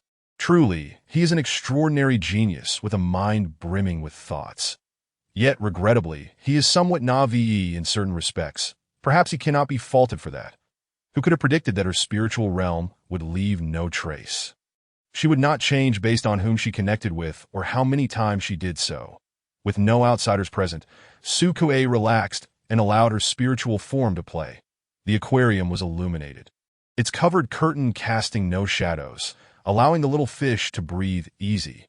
Were it not for the vast disparity in levels, which would make her abilities detectable, why would she need to go to such lengths? A direct mental branding, and the genius would be hers. That as she lay in her pajamas, perusing the reviews of the latest film on the Star Network, the often unreachable Miss Haizhou suddenly sent a message. "Miss Haizhou, I saw your joint complaint. Your name was included." Image Su Kuei admired her own charming handwriting for a moment before replying, "Yes, because if such blatant probing behavior is not swiftly curtailed, and there is no response, it may escalate further. Then aren't you busy?" "Miss Haizhou, not busy anymore. I can finally rest now that the 2 guiding seniors have arrived." "Your words make sense. Add my name to the list." "Miss Haizhou, and the names of my other colleagues." "Never mind, there are too many. We can handle it ourselves. That I must say, their oppressive tactics are quite juvenile." Chapter 59. Authority. Miss Haizhou, let us not dwell on those irritating matters. How have you been lately? Still engaging in connections? Su Kuei. Still quite well, though I find myself somewhat perplexed. Miss Haizhou, what is it? Feel free to ask me if you have any questions. Don T act rashly. Su Kuei. All right. What I do not quite comprehend is why such an intimate therapeutic method, which delves deeply into the other's spiritual realm and shares emotions, persists amidst the overt rejections from most guides. How is it still so vocally advocated in the guide manual? Moreover, I have searched the Star Network. All that is available on the market is the second version. Where is the first version? And why is it completely invisible? What modifications were made between the two versions? There was a brief pause on the other end. Miss Haizhou, have you seen the list of authors for the second version? Su Kuei, still chatting, flipped through her book. The guide manual was available in both physical and electronic formats, and she preferred the tangible book. She had made markings on the notes and pinned some of her insights. The list of authors was lengthy. Miss Haizhou, the difference is that the second version has a total of 11 authors, 8 of whom are Sentinels. Su Kuei. That is unreasonable. Why would Sentinels write a guide for guides? Miss Haizhou, that is the reality. Have you seen the Star Network's Qianke? What is presented there aligns with what is written in the guide manual. What you are allowed to see is dictated by what those in power wish for you to see. Additionally, I have some unfortunate news. Quan Kai's illness has worsened, and he may not survive this winter. Oh, I forgot. Luna's star does not have winter, in any case. The doctors say he will not make it to next year. Luan's star has a spring-like climate year-round, which is why Su Kuei often wears dresses. She recalled that this sanctum steward and president of the Guide Association had the ability of mental drowning. He is a male guide, possessing an elegant demeanor, and in past reports, his voice was always soft-spoken. Miss Haizhou, the first version was written by Yali Kushi, and it was genuinely considerate of guides. The current version, which promotes only the connections favored by those in power, indicates that they regard us merely as inexpensive comfort tools. They even refuse to label it as the second version, outright deleting the warnings from their predecessors and replacing them with content that benefits only them. Miss Haizhou, the preciousness they profess actually implies. You are a scarce resource. Use it sparingly. Miss Haizhou, the Star Alliance and the Federation are no different. Regardless of who is in power, the ultimate path remains the same. Suka reassured her. Do not be so pessimistic. Perhaps we could emulate them and produce a manual for Sentinel use. At that, Miss Haizhou laughed. Considering the practical factors, that seems unlikely to be published. Once Quan Kai passes, guides will truly have no one to rely on. Suka. Why concern ourselves with who supports whom? Everyone should strive to be their own protector. Miss Haizhou, agreed. Universe United Publishing. The Star Alliance Guide Manual, the most authoritative textbook of the Star Alliance. Suka applied a face mask, propping her legs up to view the book from another angle. The shell was once again singing cheerfully. The room was warm and bright. Everything felt stable. The following morning, she was roused by Demi. And only then did Su Kuei remember to turn off its alarm. With a collective strike, there was no work today. She had originally planned to go out for a stroll or seek out the 2 young teachers to begin training.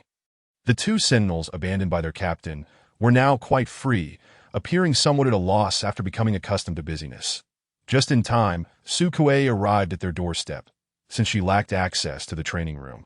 They opted for the nearby gymnasium. On pleasant days, it was open air, covered only by a transparent dome during inclement weather. Today was a fine day, overcast but not too hot for training. Qinghe and Hei Lin prepared protective combat suits for her, which conformed to her body size without any restrictive sensation. Suka mimicked their movements, excitedly asking, "Can I use a lightsaber?" "No," Qinghe corrected her erroneous stance. "That is dangerous. You have not yet reached that level." Hei Lin stood nearby, assembling equipment. Suka felt a bit disappointed but understood the principle of patience, merely asking, "Do you have one? Can I take a look?" Qinghe wore a calm expression, ready to refuse. However, Hei Lin had already handed over his lightsaber. With a look of assurance, he said, "What are you afraid of? Let her give it a try. I'll keep an eye on her." Suka accepted it. Feeling the heavy, cold hilt, reminiscent of the lightsaber toys children on ancient Earth used to play with it, Suka recalled her little nephew had one just like it. When the button was pressed, a white plastic cover would emit a dazzling spectrum of colors, accompanied by sounds reminiscent of wild beasts. The child would always run around, exclaiming, "I am Ultraman." Every visitor to his home had to play the role of a monstrous creature. When Su Kuei visited, her nephew would rush over to play, gesturing animatedly while shouting, "I am an Atlantean. I will defeat you." Su Kuei teased, "What a little rascal, calling your aunt a ghost." She subdued the charging young Ultraman, displaying a mischievous grin as she opened her mouth, saying, "Got you. I shall devour you. Ultraman is the tastiest. I love to eat Ultraman." The children were terrified, screaming at the top of their lungs. Unfortunately, No one here was familiar with the Atlar aliens. Nor were there any children pretending to be Ultraman. The lightsaber felt heavy and perilous. It required no button to activate.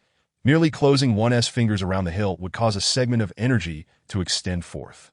Sukuei attempted to swing it a couple of times, tracing arcs in the air before returning it to Hei Lin. "Are we not continuing to play?" she inquired. "I'll just watch," that Sukuei replied.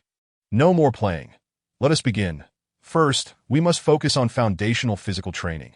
The two Sentinel instructors clearly had more than enough ability to teach her. Qingyi observed her movements on the apparatus, while Hei Lin leaned against the wall, lost in thought. His spiritual form unconsciously emerged, lying on the ground, tail up, gazing at her. Sukuei was panting, soon drenched in sweat, the guiding aura growing ever more potent. During a brief respite, a scorpion scuttled over, brushing against her leg. Only then did Hei Lin's unfocused gaze sharpen as he glanced over. The morning passed swiftly. Tio expressed her gratitude for the instruction from the two teachers and to make amends for having stood them up. Sukuei treated them to lunch today at that notoriously hard-to-book restaurant known for its delectable chirping meat. While it was a bit unconventional, the flavors were delightful and nostalgic. She was eager to indulge. The two had no objections. The difficulty in securing a reservation clearly did not apply to the guides. As long as they showed up, there were always tables available. In truth, the restaurant was not even at full capacity, with hardly a few tables occupied during lunch.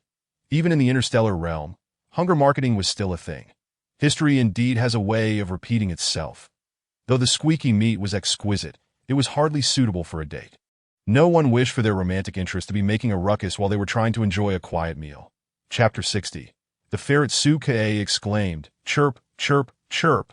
She was relishing her meal and urged the two sentinels opposite her to hurry and try it. It was truly delicious. Alas, if they simply swallowed it whole, it would not chirp in their bellies. How much more amusing that would be. Hei Lin took a piece, swallowing it without allowing it to call out even once. Nodding in approval, not bad. Qingyi didn't eat at all, seeing Sukuei's enjoyment. He offered her his portion. Instead, he might have had a slight concern for his image. Nevertheless, the sight of this sentinel sitting upright with long hair, cascading down, was indeed beautiful and dreamlike. And refraining from breaking that image was wise. After lunch, they returned home for a brief nap. However, Sukuei had barely closed her eyes when she was awakened by a series of notifications from her light brain. Messages from Miss Haizhou and Annie were all about the movie incident. Upon logging into the Star Network, she discovered that the situation had escalated, and both Huanya and Shui Mai were aware of it. Two senior guides had come forward to speak. With their statements, the film crew swiftly apologized, and the Star Network promptly removed the film from circulation. Heita called, instructing them to return to work. "If we must work, then let us do so." Coincidentally, the spiritual form of the Sentinel who arrived today was a ferret, and she was eager to interact with IT. IT had a slender, rounded body with smooth lines. Entirely snow white, with jet black eyes and a cute, pink nose. The ferret was lively and energetic, and its owner possessed a vitality that rivaled even that of Shia. They were neither shy nor reserved. As the ferret stood upright upon entering, assessing Sukuei, when it noticed her smile, it dashed over, its nose twitching as it sniffed her calves. "May I touch it?" she asked. The spiritual form's owner replied. Of course, the ferret regarded her, and when touched, emitted a cooing sound akin to that of a dove. Its body was soft and slippery.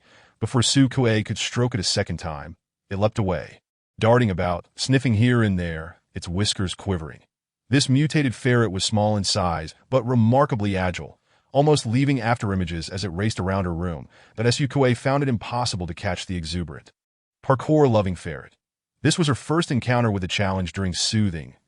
It wasn't that the patient was uncooperative.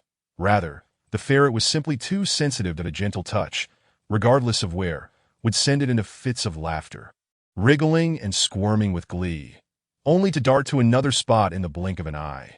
The spiritual form's owner, trying to contain the chaos, ultimately succumbed, collapsing onto the sofa in uproarious laughter. Rolling about, Sukuei exclaimed, "Yes, I apologize.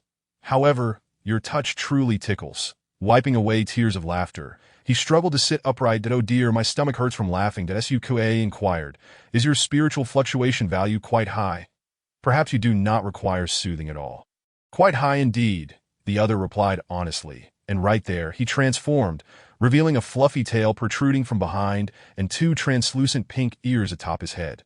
Such an adorable ferret could be forgiven for rummaging through her trash bin, toppling their water cups, or scratching her cabinet. Sukue played with it for a while before getting down to business. Securing a registration was no easy feat.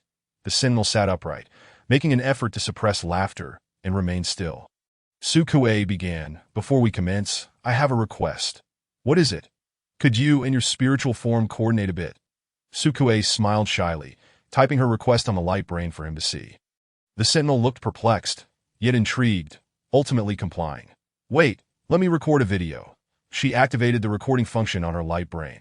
"All right, you may speak now that I end the frame." The beautiful ferret moved nimbly before coming to a halt, its glossy black eyes fixed on the camera as it spoke. "Hey, fellow villager, do I look like a human to you?" The Sentinel beside it provided the voiceover. That Sukue burst into laughter. "Ha!" This time, it was her turn to be utterly amused. The Sentinel scratched his head, while the ferret tilted its neck in confusion, scampering about. That Sukue shared the video on her social media, garnering numerous likes and comments. Though no one truly understood the humor behind it. Annie even came over specifically to ask, "Why did you make it say that? Is there some significance? Will saying it make the Sentinel more receptive to soothing?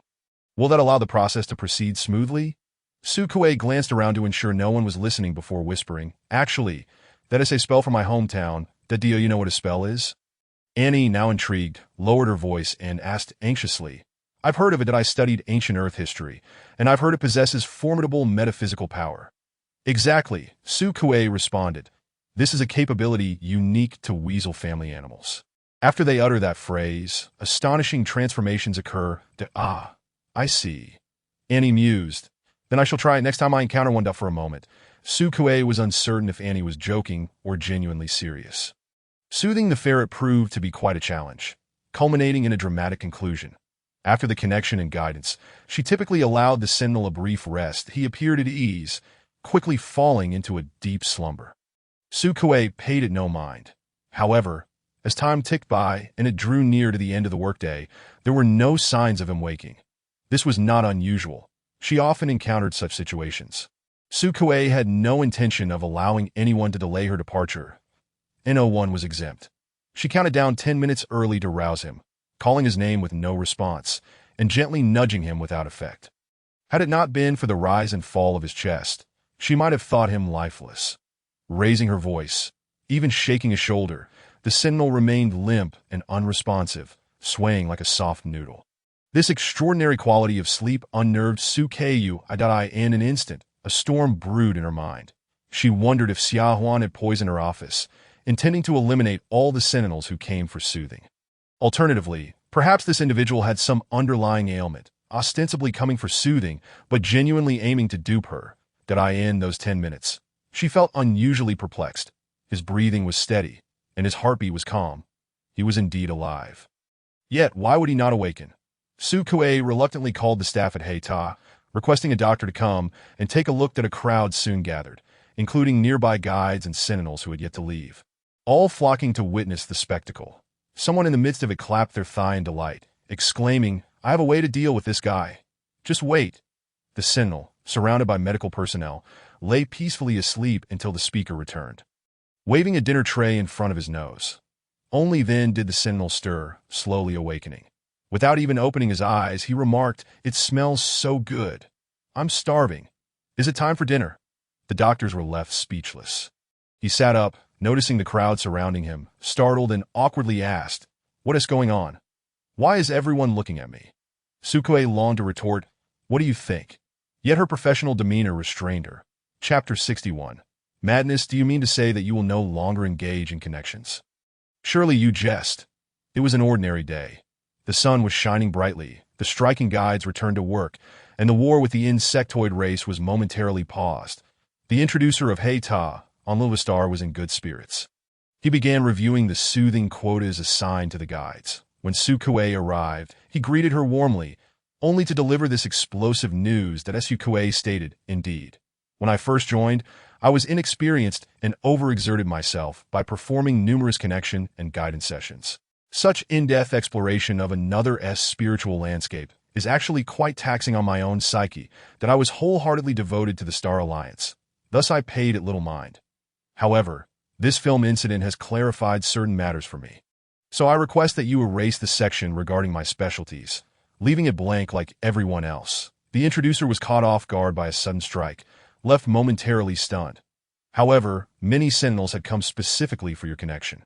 Your abruptness is rather unexpected that SUQA regarded him. The other guides from the Black Tower do not typically facilitate connections for others that at the time of my recruitment. As my introducer, you were fully aware that I had only received 3 hours of training and was merely an ordinary person from a remote planet, lacking any understanding of what it means to be a guide. Yet instead of offering a caution, you exploited your authority to assign me numerous high-ranking Sentinels. Was this your decision, or did it originate from others? Treating guides as expendable commodities, is this the attitude of the Black Tower on Lunswa Star? Or perhaps it reflects the stance of the Sanctuary, and even the Alliance, towards guides? No, you misunderstand. The introducer hastily explained. I had previously mentioned that this location is close to the battlefield, and you had agreed at the time. Young and Navi. Furthermore, my actions have undoubtedly caused inconvenience to other guides, yet you have not provided adequate compensation. The introducer sighed in relief. Your contribution points can be reapplied. That is not the issue, that I merely demand a rejection of the connection, that if you cannot accommodate this request, please consult your superiors. I am willing to discuss this with them. Should they disagree, I may choose to leave the Black Tower. Perhaps the Guide Association would be more suited to my needs. Upon hearing this, the introducer escorted Su Kuei to the office of the head of the Black Tower on Lunswa Star. The head was a B-rank Sentinel. Typically, most Sentinels remain within their battle teams, engaging in combat against pests, while those of lower rank are relegated to logistics. Yet this particular individual seemed to evade such duties. Enjoying a leisurely position with a generous salary, his surname spoke volumes. This leader had been dispatched from the central region and was rumored to be a descendant of a prominent family. Su Kuei requested a private conversation with him, prompting the introducer to exit. Once the door closed, Su Kuei pressed a concealed button within her sleeve. The individual settled into his seat, adopting an expression suggesting he was prepared for a thorough discussion. Su Kuei could easily predict his intentions, to strike with a blow before offering a sweet reward, much like what she had done to Xiaohuan. Lacking interest in engaging in circumnavigation, Su Kuei directly inquired, I do not see any surveillance devices. Are there any monitoring systems present? He raised an eyebrow and shook his head. Rest assured, there are no such devices in my office. Feel free to express whatever is on your mind. Is there dissatisfaction with your current role? Su Kuei sighed. There is merely a somewhat troubling matter. He adopted a listening posture. Su Kuei summoned her sea anemone that I have undergone numerous connections and feel as though I have been influenced by the Sentinels. My spiritual essence is currently unstable. Could you assist me in examining it? You may proceed with the tests, but she interrupted, allowing the anemone to rest upon his head. His spiritual essence barely had time to manifest before a sudden chill enveloped his mind, causing his consciousness to waver. She continued, Reveal your true opinion of me. The head began, youthful and impressionable, willing to comply with any command. However, after so many connections with high-ranking Sentinels, yet still maintaining mental stability, there is suspicion you may be a dark guide. Recovery liquids cannot possibly have such a profound effect. I have already communicated this to my family, that if this is indeed the case, how do you intend to handle my situation? He candidly stated, a simple type is easily manageable, that we would return you to the family. To soothe the Sentinels there that a simple type is manageable. Su Kuei chuckled. And what if I were a complex type? He hesitated. A complex dark guide is exceedingly perilous and cannot be controlled. One can only cultivate goodwill, that if goodwill cannot be established, one must resort to suppression at Su Kuei. Inform your family that I am not a dark guide. I am already affected to the point of madness. Then take me for testing. Remember, the results of the first test were incorrect. Your instruments malfunctioned. The second test yielded the correct results, she added.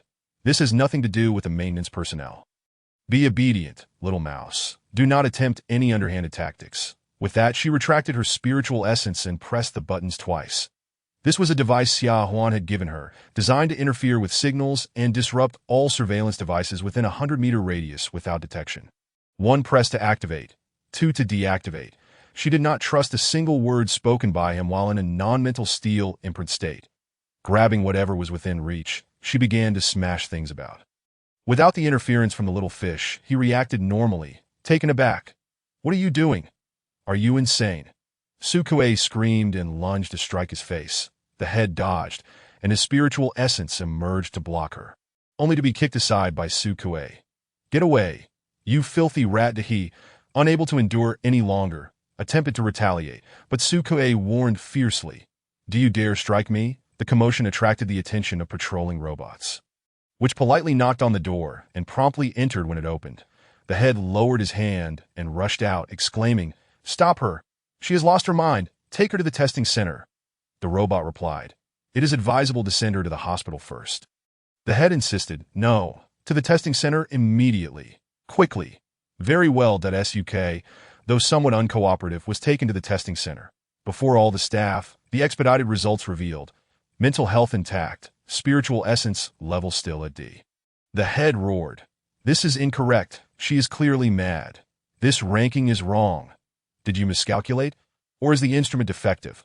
Repair the instrument immediately." The staff, dismayed, murmured amongst themselves. This equipment had been transported from the central region, and its price was exorbitantly high. It could not simply be deemed faulty.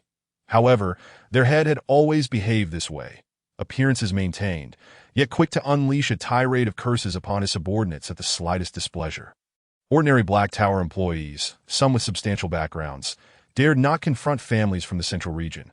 They could only endure and examine the equipment, eventually discovering a slight issue. How long this error persisted was unclear. The staff whispered, casting glances at the head, surprised he had refrained from cursing. They hurriedly set to work rectifying the problem. Suk underwent another test. Mild mental damage was detected, with her spiritual essence now rated at B. Chapter 62, Central Region B rank. How could it be B rank? Wasn't it D before? I am B rank. Sukue, astonished, suddenly appeared to realize something and then exclaimed in anger. "How clever of you! You deliberately miscalculated my rank to suppress my salary." She latched onto the head. "You must provide me with an explanation. Otherwise, I will sue you." "Wait, no, I didn't." The head was equally bewildered, while the staff scratched their heads. "Perhaps we should switch to another instrument for a retest?"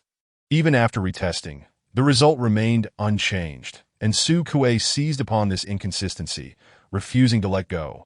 Others, wary of her being a guide and in a state of mental instability, circled around but dared not intervene.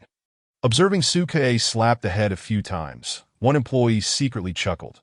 The head, unaccustomed to such treatment, turned to retaliate, but several staff members rushed to restrain him, tightly binding his hands and urging, "Calm down.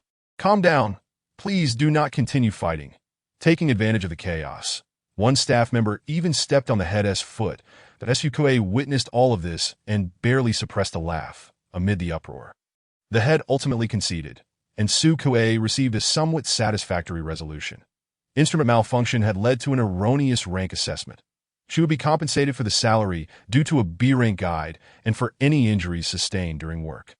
Furthermore, to alleviate her mental stress, the Black Tower granted her a paid leave of half a month. The introducer was reassigned due to negligence, and the Black Tower promised that henceforth, Sukue would have the freedom to choose all her patients, with no obligation to facilitate connections, treating her as any other guide would. Sigh, I truly did not wish to create such a ruckus. Sukue calmed down slightly, expressing her admiration for the Sentinels protecting the Alliance. Let us make an agreement. As long as I maintain my mental health, I will be willing to establish one connection, but the price must be multiplied several times. The frequency and number will be determined by me. And the Black Tower is not permitted to intervene or inquire that I do not appreciate being constrained. The head gritted his teeth. Very well, the B-rank guide. How swiftly I have grown. Sukue returned to her soothing chamber, humming a tune as she added honey to her water, savoring a sweet sip. The Black Tower's machinery was not at fault. She had indeed been a D rank before, but now she was a B. Last night, Xiaohuan had brought her a simplified testing device he had created. Sukue had been concerned about its accuracy, but after comparing it with the Black Tower's device today, she confirmed its reliability. It seems Xiaohuan is quite skilled. As for the mild mental damage that was purely fabricated, she was perfectly fine. While watering the plants in her room, she contemplated her holiday plans. Starting today, she could take a break. And it was just about noon. so she intended to have lunch before departing. After the morning's uproar, nearly all the guides learned of the incident by noon. Annie and a few others gathered around, some exclaiming, "Wow, you are amazing. So you are a B rank. I knew it. How could a D rank succeed in calming an A?" Sukue replied, "Who would disagree? I must undergo another test. What if I have been misclassified? Perhaps I am an A rank. Then I want to go too." Everyone dashed off, leaving Sukue leisurely selecting ingredients, even telling the cafeteria robot, "Did you hear? I am B rank, so give me extra of that blue egg." When she finished eating, the guides trickled back, looking disheveled that indeed it is possible that the instrument was functioning well when we conducted our tests at the end of last year, but has since malfunctioned. Especially since only Sukue has undergone testing this year, that Sukue replied, "That makes sense." Annie inquired, "Were you planning to rest?" "Perhaps I shall take a stroll in the central area," Sukue replied, wiping her mouth, "that I have never been there. The round trip will take quite some time. I fear you might spend most of your holiday aboard the starship. That is of no concern. Nothing is set in stone yet. Did I not hear that there will be a league competition held here soon? It is quite possible I may watch the matches from home.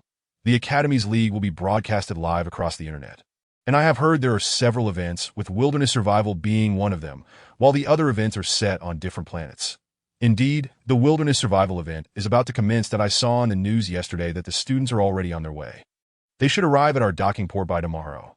Annie said, "This year's students are exceptionally talented.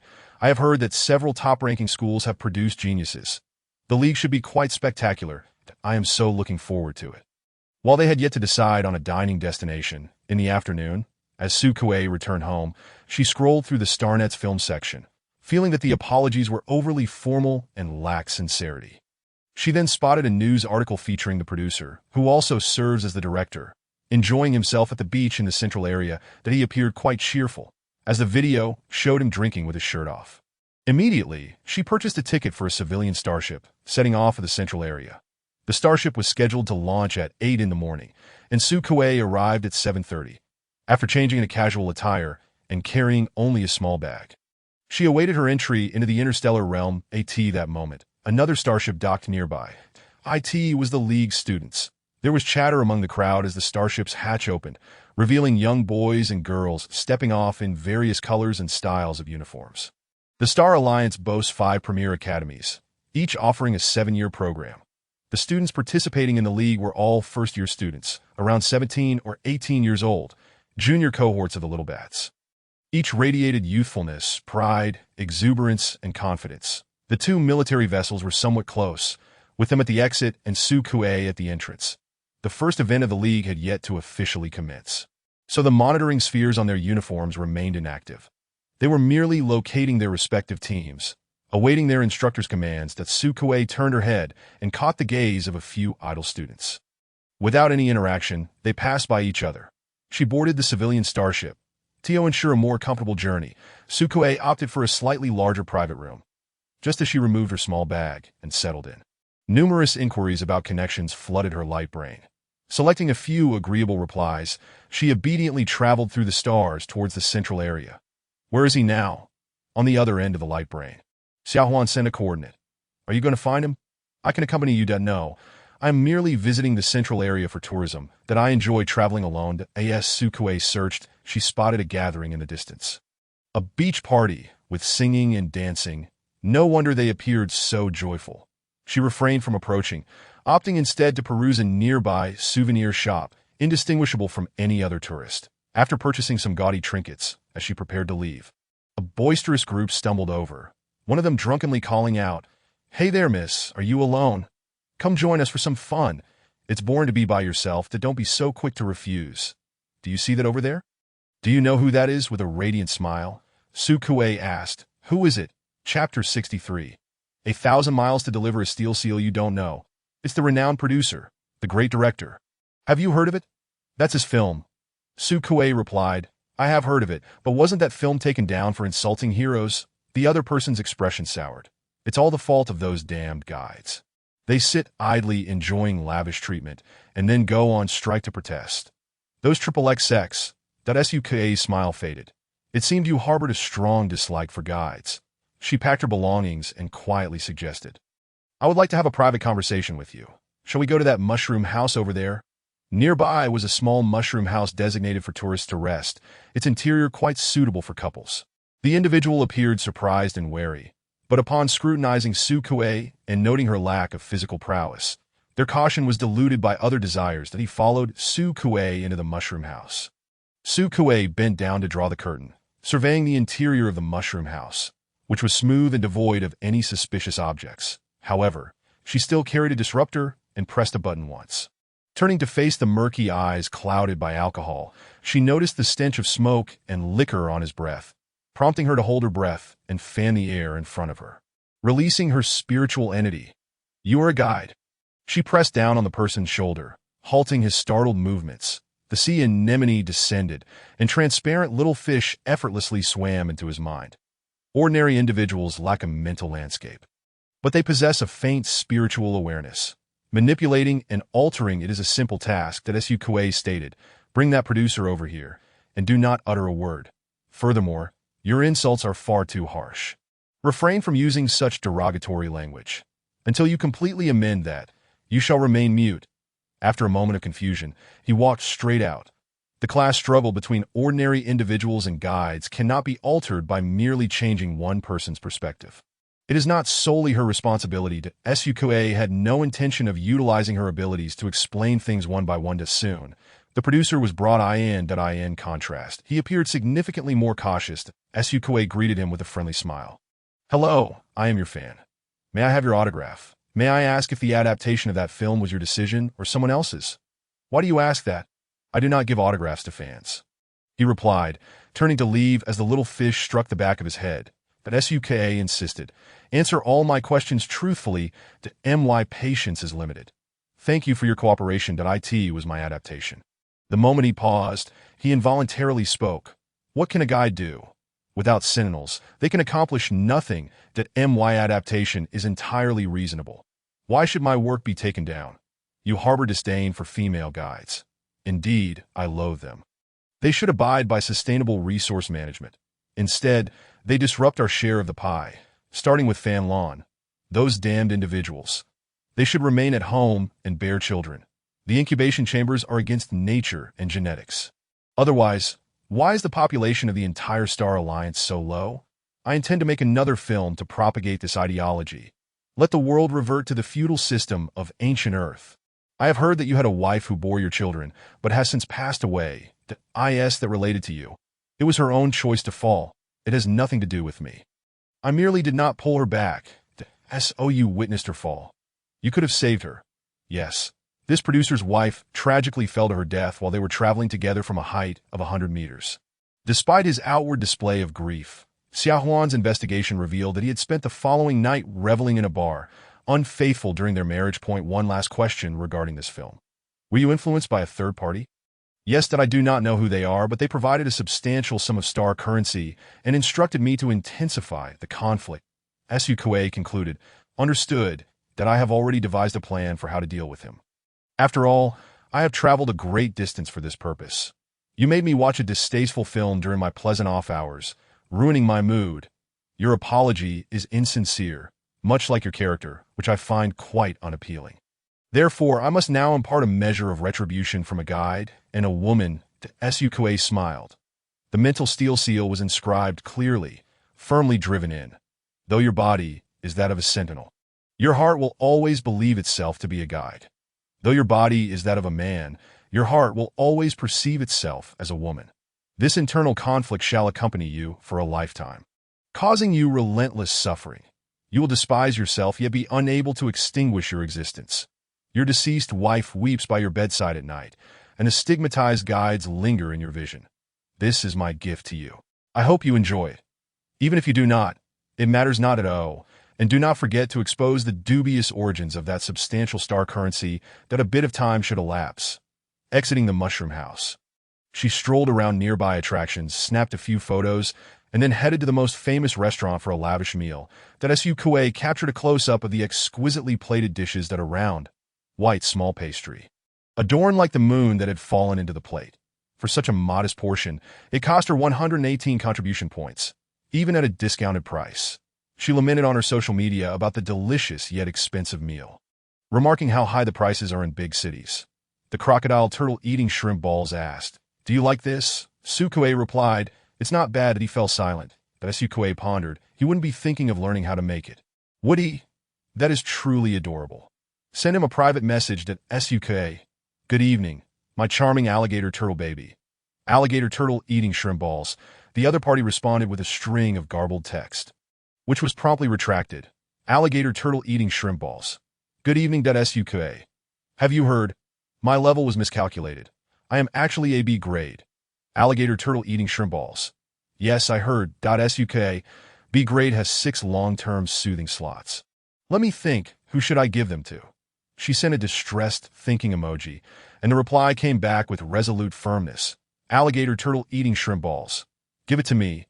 Alligator turtle eating shrimp balls. Is that possible? In his personal dormitory, Zay stared unblinkingly at the screen. However, after Sukue made that statement, there was no further response, leaving him somewhat anxious. The Sentinel bit his lip, silently waiting, after a considerable time. The other party finally sent a leisurely message to Sukue. Sorry, I just want to buy something. Do you mean you want to be my long-term soothing subject? Even if I won't be making connections anymore in the future? Alligator turtle eating shrimp balls. Yes. Your health is paramount at Sukue. What does that mean? Agreement or refusal? The electronic glow of the light brain reflected in Niz's eyes, while the fierce spirit form of the mutated alligator turtle peeked inquisitively beside him. It saw Sukue's avatar projected by the light brain and attempted to nuzzle against her, only to pass through a layer of virtual data. The puzzled Sentinel was uncertain whether she was intentionally teasing him or simply playing with him. He quickly dismissed that thought. How could such a gentle and kind guide possess such a wicked sense of humor? Chapter 64. Amends. The alligator turtle did not touch the guide in the avatar, but instead vented its frustration at the AI. Niz glanced over and took a photo to send to Sukui. Sukue chuckled and added a few words beside it before sending it back. The alligator turtle with its mouth agape looked fierce, accompanied by slanted text. "Little thunder, Sukue. This emoji is mine now. As for the copyright, let's exchange it for a long-term soothing slot. What do you think?"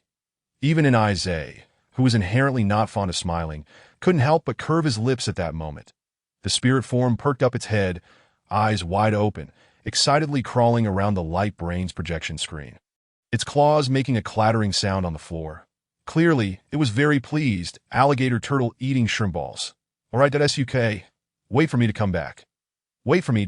Niz repeatedly savored those 4 words in his heart. He lay on his back on the bed, and after a while, someone knocked on the door.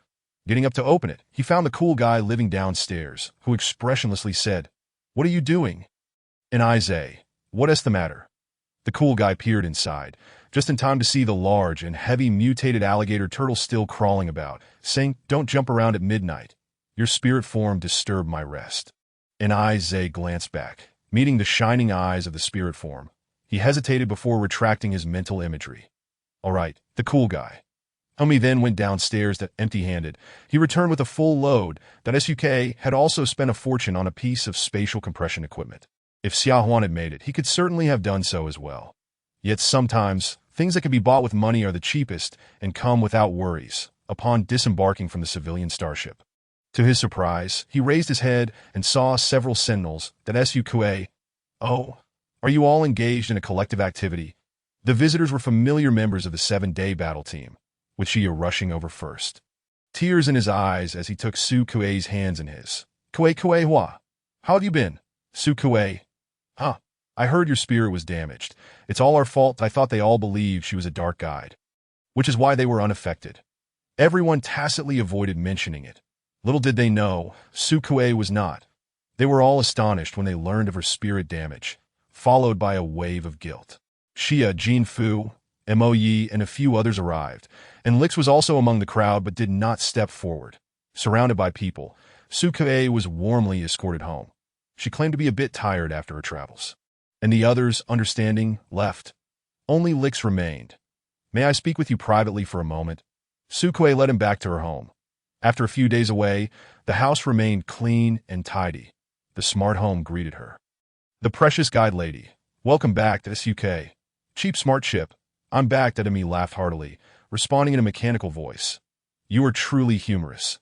Lix silently followed behind, watching as Sukue changed her shoes and washed her hands, tidying up before donning her home attire, then turned to ask him, "What is wrong? Is something the matter?" He seemed quieter than usual today. The light-haired youth gazed at her, kneeling on one knee before her in silence. This startled Sukue, making her think he was proposing. "Lix, I apologize. Because of me, the members of the 7-day battle team came to know you, which resulted in your spirit being damaged. It is all my fault.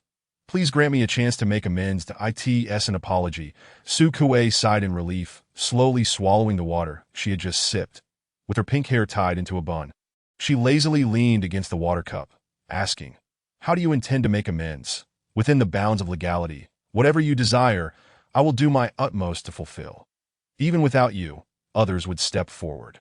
Strictly speaking, you have done nothing wrong. But at this moment, you are the one." Lix lowered his head, stating, "If you wish to dissolve our long-term relationship, that can also be arranged." Only then did Sukue smile slightly, asking, "You wouldn't be seizing the opportunity to request a dissolution because you heard I won't be making connections anymore, would you?" "I absolutely did not mean that. I merely feel guilty towards you." Lix hurriedly explained that Sukue, "Don't be tense. I was just joking. Since you mentioned making amends, to put your mind at ease, I must think about what I need." Sukue stroked her chin, while Lix looked up at her. "Oh, right." Sukue clapped her hands. "I want a lightsaber, but I cannot apply for it without a guarantor. Would you be willing to be my guarantor? According to the laws of the Star Alliance, individuals not employed by the guild cannot possess private lightsabers. To obtain one, they must apply through the guild and require a reliable guarantor. Should anything happen, in the absence of the lightsaber holder, the guarantor would bear 90% of the responsibility." "Certainly. But may I ask, what do you need a lightsaber for?" "Just for recreational purposes," Sukue reassured. "I have never seen one, so I want to apply for one to display at home. In case of danger, it would also serve as a self-defense weapon. No need to worry. I would never engage in illegal activities. At present, I lack nothing except for this. This request too excessive? Would it cause you any inconvenience?" "Lix, no, as long as you are willing to forgive me." "It's not really about forgiveness, since I have never blamed you." Sukue gently stroked his light-colored hair from above, her gaze soft. "You are the first Sentinel I have encountered, as well as my first long-term soothing subject. How could I possibly be angry with you? Do not overthink it. Just like when he first visited." She affectionately called his name. "Lix, applying for a lightsaber involves a series of procedures, taking approximately 10 to 15 working days. During this time, Sukue returned to work, and Nize successfully became her second long-term subject. Once the news spread, the cool guy was the first to rush over, silently observing her without saying a word. Sukue met his gaze. After a moment, he was the first to look away. This cool Sentinel murmured, "I can learn too." Sukue. "What?" "Nothing." He turned and hurriedly walked away. At noon, and Nize came to deliver food. He probably noticed that Sukue favored the spirit form more, so he had the mutated alligator turtle do the errands. The spirit form was also quite willing, happily setting off with the lunchbox. Annie happened to see it coming, and upon observing the fierce alligator turtle obediently following Sukue, she couldn't help but admire. "You are truly amazing," she resolved to learn from Sukue. So before the end of the workday, Sukue received a video from her. In Annie's filming angle, the frame captured a round-headed, round-eyed yellow weasel. The light brain began to wobble, possibly due to unstable emotions during the recording. It began, and a soft prompt from Annie echoed, "Please say thank you." The yellow weasel stood upright, opening its mouth, with an obviously Sentinel voiceover beside it. The tone carried a strange surprise. "Fellow townsmen, do I resemble a human? Is that so?" Annie whispered. "Yes, thank you." Sukue. Chapter 65. Alarm After Work. In the corridor, Sukue encountered Annie. She appeared in good spirits, rushing over to say, "Your spell seems to have really worked. I feel like Sentinels are not entirely incapable of communication. Just trying to get him to say a few words." And unexpectedly, he agreed. Sukue. "Ah, Annie, because of this we chatted for a while, and it was quite pleasant. In truth, every group has its good and bad. We shouldn't dismiss everyone based on a few exceptions." Sukue. "That makes sense. As long as you feel it is effective, that is enough." The guides gradually left their soothing rooms, and Miss Lemming approached. "Ladies, was today smooth sailing?" Annie gave her a thumbs up, saying, "Thanks to the ancient earth spell Su Kuei taught me, today was very smooth." However, after the Sentinel uttered the incantation, no anomalies occurred. She pondered, "So, what exactly do you mean by incredible and astonishing transformations?" Miss Lemmings exclaimed, "Wow, you can cast spells. How marvelous! Teach me, teach me. Is there a spell to turn the Sentinel into grass? If I were facing grass, my soothing effect would surely be much more effective." Su Kuei suddenly thought of a method. What if she used a mental seal to make Miss Lemmings perceive all soothing Sentinels as grass? Such a psychological suggestion could potentially yield positive results. Her mind buzzed with excitement, but in the next moment, she dismissed the idea that no, it would be reckless to indiscriminately misuse mental seals on others without restraint. It would be difficult to guarantee what action she might take in the future.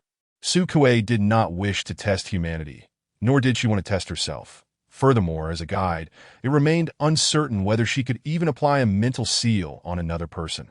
The history of ancient Earth had been nearly obliterated during the galactic transitions. During my course, the teacher only covered a few instances of large-scale wars, with little else recorded. Miss Lemmings cradled her face. "What enchanting words incantations are." Su Kuei replied, "Unfortunately, I must regretfully inform you that it wasn't an actual spell. I was merely teasing Annie." Annie's eyes widened in disbelief. "Ah, how cruel. You deceived me. I took you seriously." She feigned anger, pretending to strike. Su Kuei deftly spun around, hiding behind Miss Lemmings. "You really believed me." Annie caught her, lightly tapping her arm as if brushing off dust. Such a gentle force that even a mosquito would have survived. All right. Miss Lemmings opened her arms to shield Su Kuei and changed the subject. "Have you all watched the live stream on StarNet? The recent students are exceptionally talented, with several prodigies emerging, and some possess incredibly formidable mental entities that SUK had not watched it, only hearing about it from them." As guides passed by, they too engaged in discussion. From their snippets of conversation, Su Kuei gleaned a few frequently repeated terms: mutated mammoth mental entity and megalodon, that if only we were guides, someone lamented. Why don't the mental entities we awaken possess such powerful forms? I must return home to watch the live stream. Thankfully, there are replays available.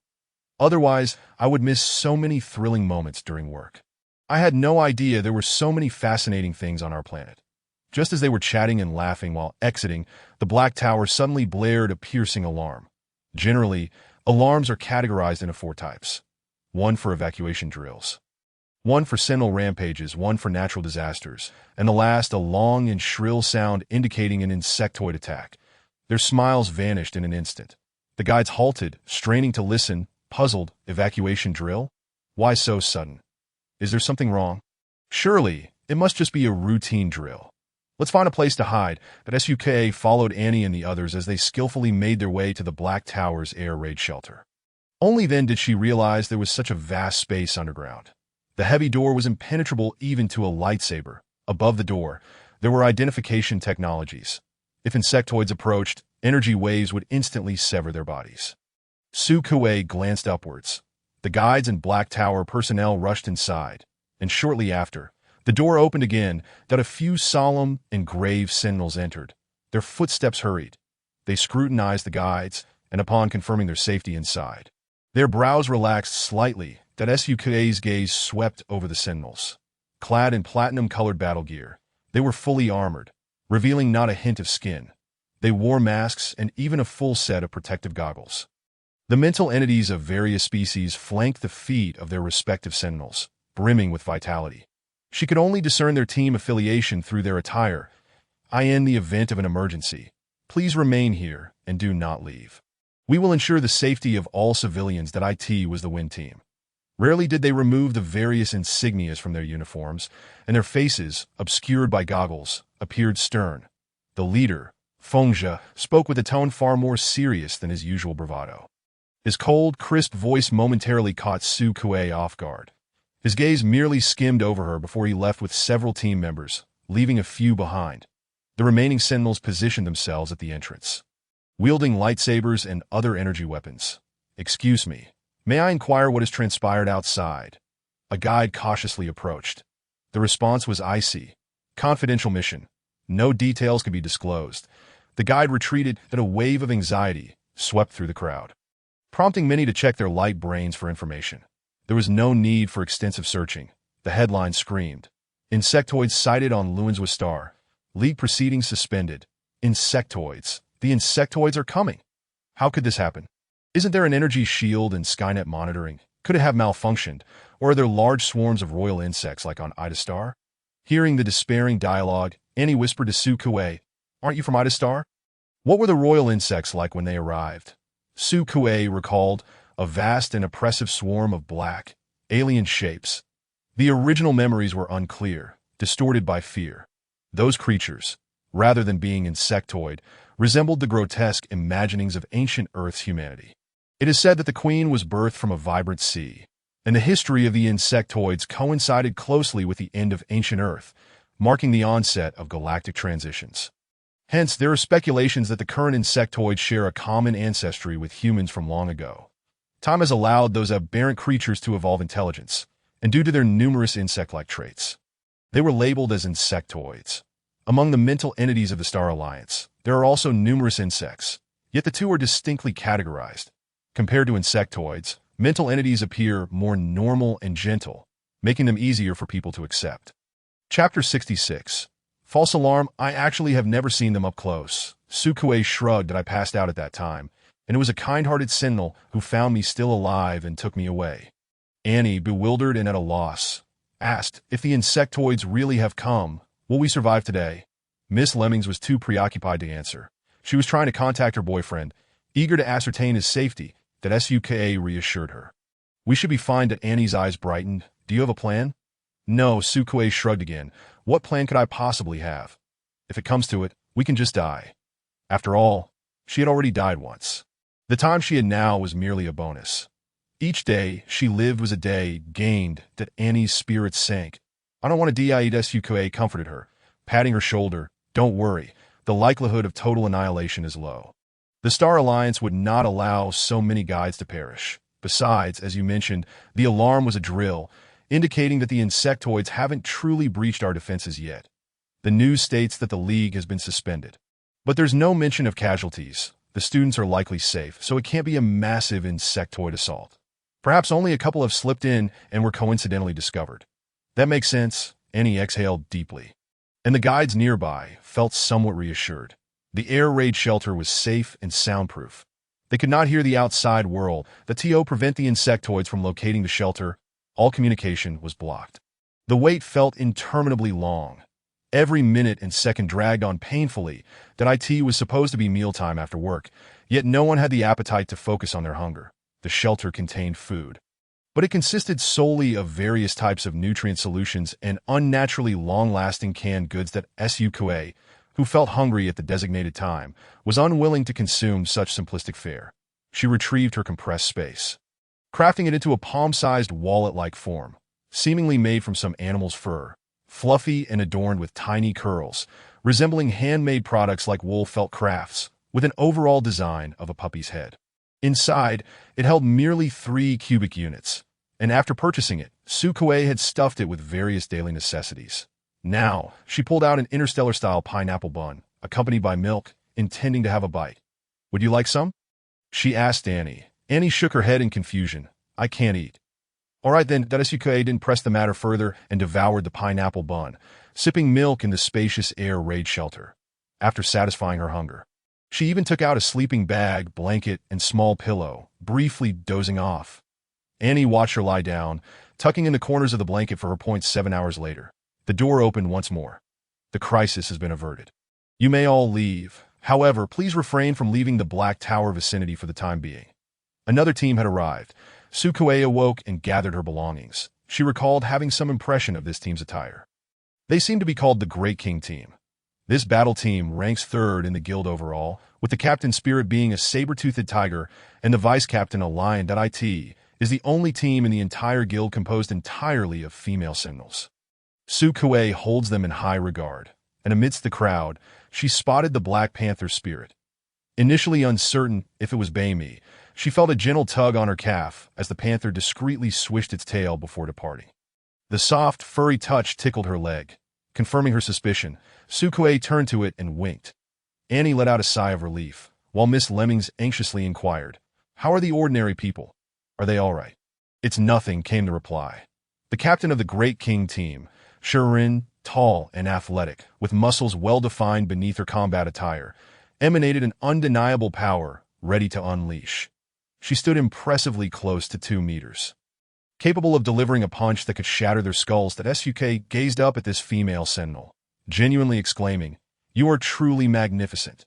The saber-toothed tiger's spirit loomed like a small mountain at the entrance, providing a sense of security akin to a heavy bulletproof door. This enormous cat remained calm, lazily seated on the ground while grooming its paws. Upon hearing praise, its rounded ears perked up and its golden eyes narrowed contentedly.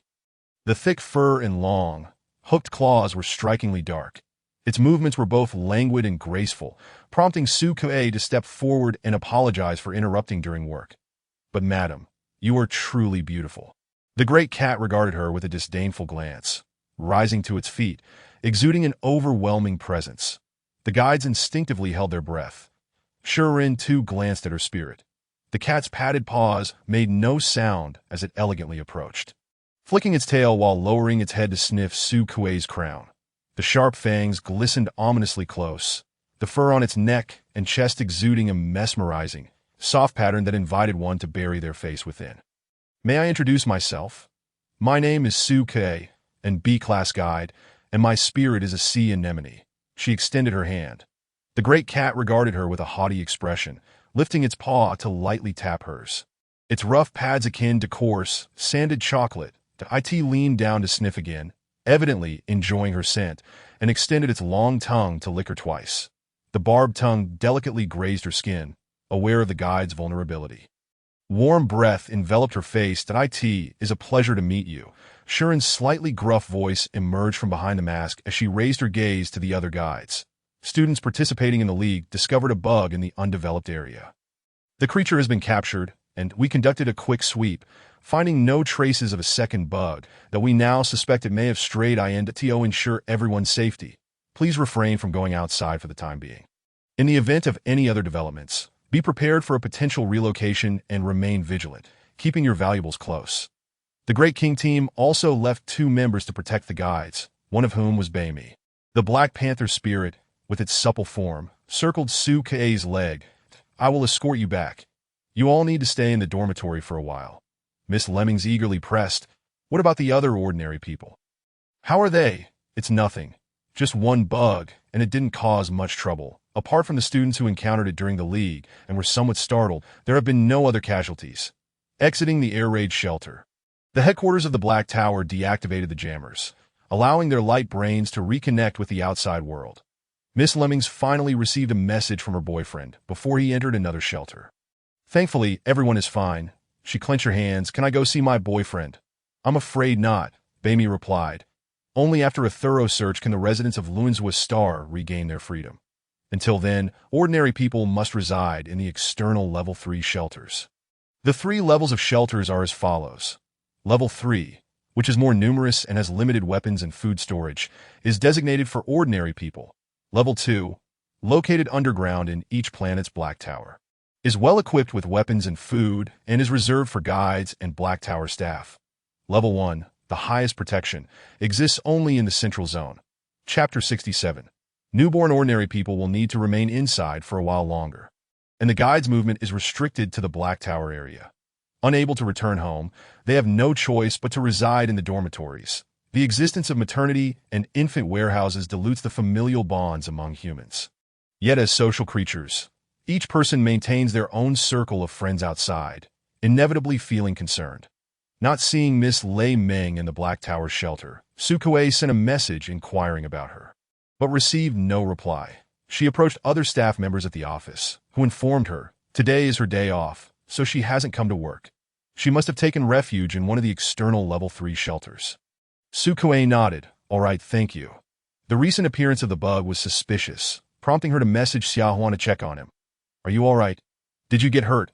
Timing how long it took him to reply. She counted down the seconds. 0.8 seconds. "Poisonous octopus. I'm fine. Dad, I wanted to find you, but I lost signal. I just managed to break through. Suk. That's good to hear." You don't need to come looking for me. I'm safe. Are you at home? Did you go to the shelter? It's a pity we can't go outside. We can't see you. Each planet has its own shelters, which is no secret. Poisonous octopus. I'm in the shelter now. A group of Sentinels just came and insisted on taking me over. SUK. Good, it's safe there. IT seems it has nothing to do with him. After all, the Truth Organization is against the Star Alliance. Not humanity, at least when facing the bugs. Everyone appears to stand on the same side. IT was already midnight, but the Black Tower remained brightly lit until the following morning. All team members on Star were assigned specific areas to thoroughly investigate for any remaining traces of the bugs. The league organized by the school provided comprehensive medical facilities and personnel, and after promptly halting outdoor survival training, they conducted thorough examinations for each student to confirm there were no issues. The students then proceeded to nearby hotels to rest, thoroughly cleaning themselves and preparing for a comfortable respite. These young students faced live bugs for the first time, and although the Star Network offered simulated bug training and the school had preserved specimens for study, this was real. It was moving. The bug that infiltrated Star resembled a grotesque combination of a mantis and a spider, and by the time they discovered it, it was already on the verge of death. That bug looks revolting. How did the bugs evolve to look like that? It doesn't even match the pictures in the textbooks. The excited students struggled to sleep, gathering in small groups to discuss the bug they encountered. There were no such specimens in the bug atlas. The pus-filled sacks on it were so foul they made me want to vomit. What if it carries a virus? Let's not get infected. It won't. Everything was fine according to the recent checks, right? Don't worry, I also think it's nothing to worry about.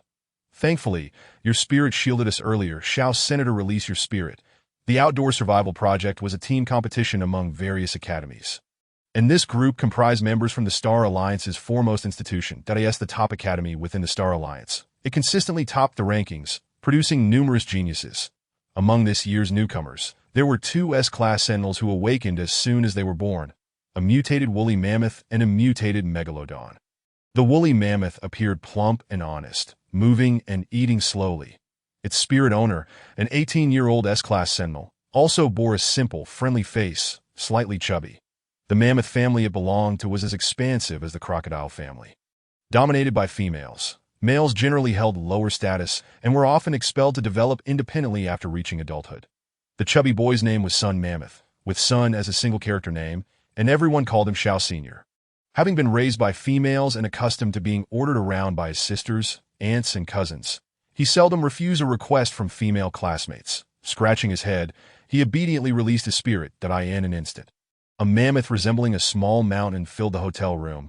Catching the other students off guard and squeezing them, one jumped up. Shao Sun, what are you doing? Another enormous creature appeared out of nowhere. A dark blue megalodon swinging its tail, opening its massive jaws as if to bite the mammoth's head. The megalodon was fierce and combative, its spirit owner sporting a mop of hair in the same shade. With high brow bones and sharp eyebrows, a mouth full of sharp shark teeth that seemed to smile mischievously, always causing others to retreat in fear. Yet, he adored smiling. Grinning broadly, he struck a somewhat pretentious combat pose. What's up? Do you want to fight me? I'm always ready. No one is fighting, Shao Sun explained, revealing a shy smile. Our teacher doesn't allow us to fight privately. Nishin scoffed. What are you afraid of? Just fight it out. The teacher will find out, and then we'll be punished. At the onset of the new academic term, a juvenile megalodon roamed the campus in search of challengers. Rumors circulated that the mammoth family in the central area had awakened an S-class Sentinel. And through various inquiries, it found its way to Shao Sun, arranging for a duel. Shao Sun, however, had no inclination for fighting. He preferred to play with his friends. Yet at this age, boys are often susceptible to provocation. After the megalodon took a bite out of his foot, even the mammoth became irate. The two exceedingly rare prehistoric spirit entities engaged in a fierce battle within the school premises. The megalodon crashed through the admissions office door, followed closely by the mammoth, which stomped over and reduced the metallic materials of the door to mere fragments. The patrolling robots nearby could only scream in alarm, unable to intervene. Ultimately, it was the teachers who arrived, subduing the two brawling youths and imposing a doubled physical training penalty upon them. Even as S-class beings, they could not withstand being specifically targeted for rigorous training, and eventually, they complied, refraining from further hostilities. However, the primary target remained Isin. Xiaosun was quite obedient to his teachers and would not resort to violence without cause. Isin, on the other hand, was a troublesome figure, rowdy, combative, and full of energy. Since his enrollment, the robots responsible for combat training had been sent for repairs multiple times. Unable to engage in fights, he returned to his seat in boredom. Prior to the wilderness survival training, their functions and communication devices had been confiscated, leaving them with nothing to do but chat with classmates, unable even to indulge in games. All right, Xiaosun, retract your spirit entity. It is rather too large. It simply cannot be accommodated here. Do you think our league can continue? Surely, that insect has been taken away, so we can continue our exploration. After a flurry of chattering discussions, fatigue began to set in, and one by one, the students drifted into slumber. The number of females among the Sentinels was relatively small, with only 5 in this cohort of the prestigious academy. One of whom had an owl as her spirit entity, a nocturnal creature.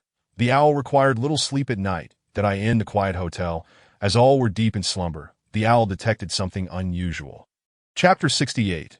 Unknown insectoid. The spirit entity approached another girl sharing the room, its round eyes fixated upon her, tilting its head left and right, its small head brimming with great confusion. Then it glanced at its own form. The 2 girls on the bed, lost in sleep, bore expressions of pain and endurance, as though trapped in a nightmarish reverie, their exposed skin undergoing widespread aberration. The owl hopped over, grasping the blanket in its beak and peering underneath. The girl nestled within the covers had her arms subtly cloaked in feathers, and her mouth, lying on its side, appeared distinctly sharper. The owl observed her, then lowered its gaze to its own golden-hued wings. Suddenly taking flight and emitting a sharp call, the piercing hoots finally roused the 2 sleeping girls, who rubbed their eyes and looked over, their expressions weary. What's happening? As they raised their hands and noticed their transformations, clarity struck them instantly. What is going on? The hotel room lights flickered on one after another, awakening all students from their slumber. They looked down at their bodies, revealing expressions of bewilderment and unease. Teachers and the medical team arrived simultaneously, accompanied by the S-Class guide and 2 A-Class guides responsible for this league. Professor Liuqi, who also served in the sanctuary and had been reappointed by the academy, was now 171 years old. In the context of the Interstellar era, he was considered no longer young, and it seemed unlikely that he would advance further in his lifetime to become the second S-Guide of the Star Alliance, a rather regrettable circumstance. Upon arriving at the site, the elderly professor was taken aback. The First Academy's teams, a squad of brawlers and a suave team of robot lovers, along with the Second Academy's team that had defeated the First Academy, amounted to 3 teams with a total of 24 members. Now, 2 teams from the First Academy, comprising 16 individuals, exhibited similar aberrant reactions. Upon further inquiry, it was discovered that the students reported feelings of mental fatigue, weakness, and extreme drowsiness. Xiaosun sat on the bed, propping up his long, elephantine trunk. Beside him, Isin reclined on the sofa in a state of semi-consciousness, the back of his school uniform tearing with a rip as his curved dorsal fin protruded. Pressing into the sofa and creating a deep indentation, that he raked his dark blue hair with discomfort, shifting slightly and glanced back. His smooth back was now adorned with a large fish fin, the skin peeking through being pale and glistening with the cold, seawater-like dampness. Xiaosun regarded him and tossed the jacket his way. Isin caught it with one hand. What is this for? Put it on. There are girls present. Humph. And what of it? My magnificent muscle lines deserve to be showcased. Despite his bravado, he still donned the jacket, though the pronounced curve of his back made him appear somewhat like a person with spinal deformities. In the corner, a few girls strained to maintain their composure, utterly indifferent to him. Everyone has muscles. Who cares to look at yours? The spirit entity, the owl, twisted its head a full 180 degrees. What else with your reactions?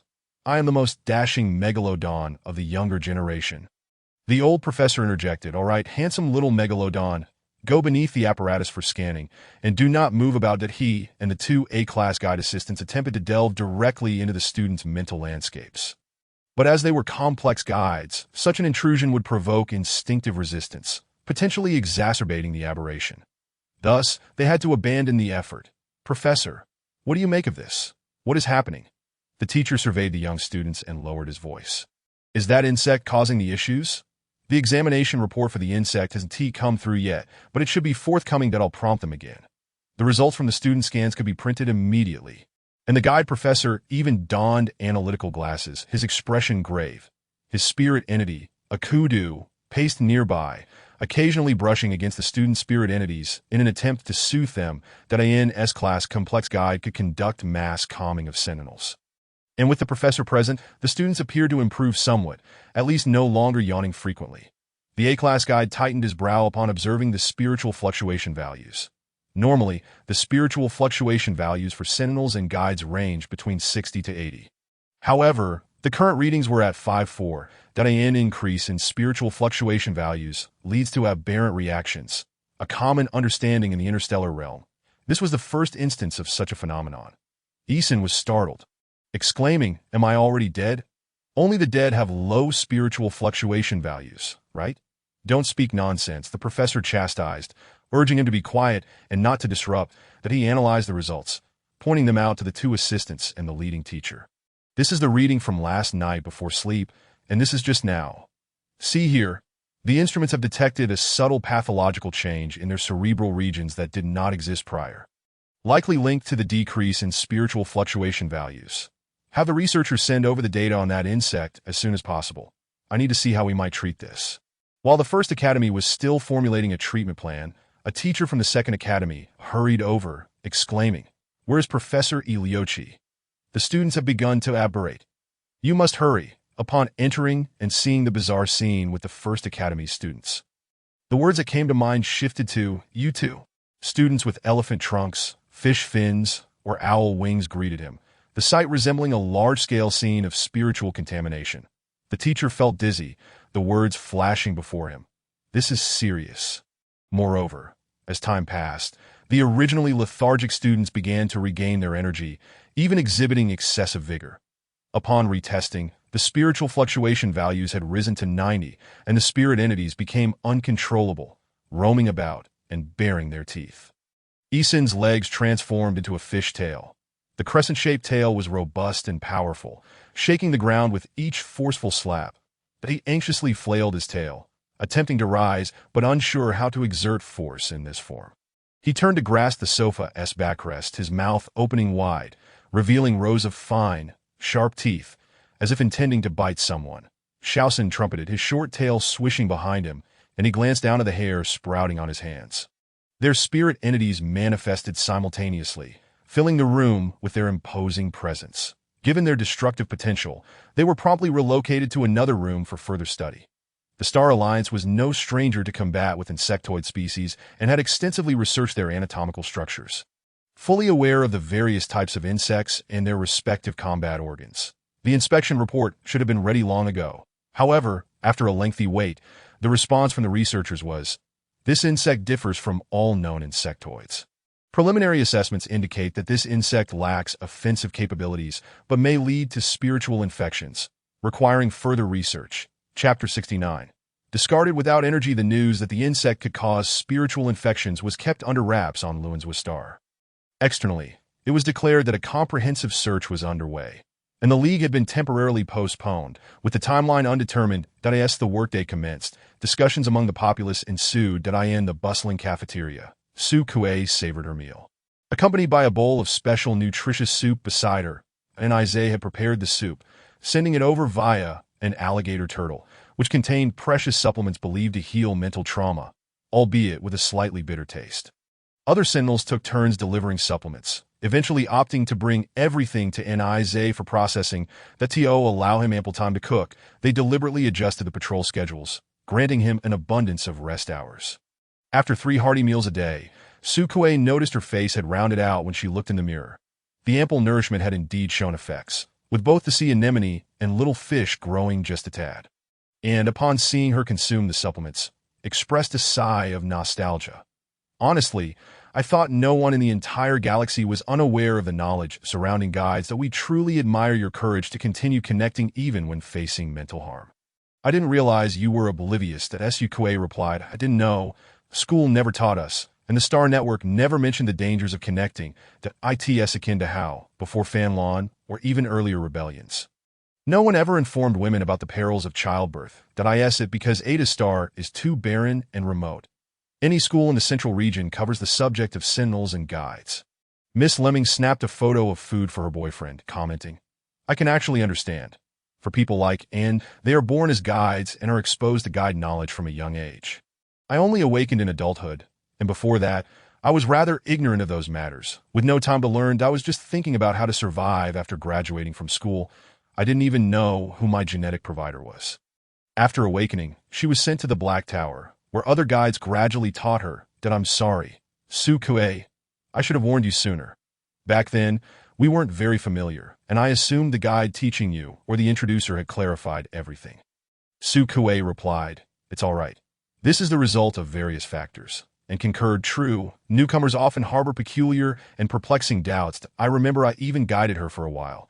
She once asked me a question that left quite an impression. Why can't guides soothe each other? I also recall you couldn't answer at the time and said you would check the manual, and was mocked, to which she defended herself, because the sanctuary never taught this. I never thought about it. Miss Lemming interjected, See? You've been trapped there so long that your thinking has become rigid, and you still don't believe it. How could I not believe it? The sanctuary also taught us about connecting. I just refrained from doing so. Thankfully, I was clever. The first time I tried to soothe the Sentinel, I felt quite uncomfortable mentally and stopped. Then I noticed everyone was tacitly avoiding it as well. After drawing the Black Tower's attention, they initially intended to force us to continue. But later they ceased to intervene. SUK engaged in a clean plate activity. Having a hearty breakfast, the two young instructors had been busy lately, unable to teach her, so they sent over exercise equipment for her to use at home. Paired with Star Network gymnastics that resembled ancient Earth jump ropes or hula hoops, completely safe equipment that posed no danger even without supervision. After returning to her dormitory each day, she dedicated 20 minutes to physical exercise, noticing an increase in her appetite. Having finished the soup, she cleaned the thermos and returned it to Nize when she had the chance. Despite the existence of disposable containers that required no cleaning and could be discarded for recycling, he consistently sent her this kind. Leading Su Kuei to reasonably suspect he was conspicuously creating opportunities for them to meet. Placing it in the machine for automatic cleaning and disinfection, she inquired during the wait, So, can guides soothe each other? They can, and nodded, but the effect is minimal. Su Kuei's eyes flickered, prompting him to lean in and whisper. But don't speak of it openly. Officially, such actions are not legal. Trying it secretly is fine, though. Miss Lemming chimed in, because if the soothing between guides becomes too frequent, it can lead to a phenomenon known as bonding fever. When bonding fever occurs, both parties become reluctant to soothe anyone outside of each other. Do you understand? She winked suggestively. Understood. The three heads then parted, and casually glanced at the surveillance eye, exclaiming, Oh, today's dishes are quite delicious. Though the robot is a bit shaky. Has it run out of energy? Miss Lemming shouted. If it's out of energy, toss it in the trash. The cafeteria robots silently regarded them. The remains of the insectoid species had been dismantled, studied and preserved, but alarmingly, the viruses they carried swiftly spread across Lunswa Star. The symptoms manifested as fatigue, fluctuating mental wave values that rapidly rose and fell in a short span, causing sentinels to experience intense, aberrant reactions due to the roller coaster-like fluctuations, which could result in mental harm and a permanent drop in their levels. The first case emerged on Lunswa Star, followed by the discovery of additional insectoids on other planets. Thanks to precautions, the insects on other planets were swiftly detected and captured by the restructured Skynet, preventing further spread. Only on Lunswa Star did the professor continue urgent research on treatment plans, calling in 2 other S-Class guides for assistance. Su Kuei had yet to see the hallucinogenic fish and the river Styx jellyfish, as the Black Tower had not yet lifted the restrictions. However, she finally awaited her lightsaber, grasping the cold hilt. She practiced a few swings before placing it into her little dog wallet. Observing the sentinels and their configurations, she felt they were still lacking. Thus, she sought out the overall head of the Black Tower on Lunswa Star.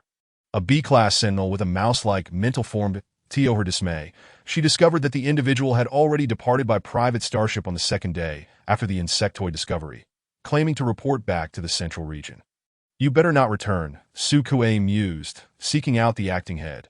Employing the same tactic to control them, she asserted, the Black Tower unanimously believes that the safety of guides is not assured under the threat of the insectoids. They should possess the right to bear arms, just like Sentinels that we should apply for lightsabers or energy guns for all guides. The individual days proceeded with the application. The submission was swift, but the rejection came just as quickly. A mouse even sent greetings from the central region, berating the acting head. "Are you crazy? I appointed you to manage, not to lead a rebellion." After receiving a scolding, the acting head responded, "Sukue? Humph." Chapter 70. Mass escape of animals. The infection brought by the insectoid spreads through mental entities, sealing Lunswa Star from entry or exit. This made Sukue fully trust that it had nothing to do with Xiaohuan, who was also quite agitated being confined.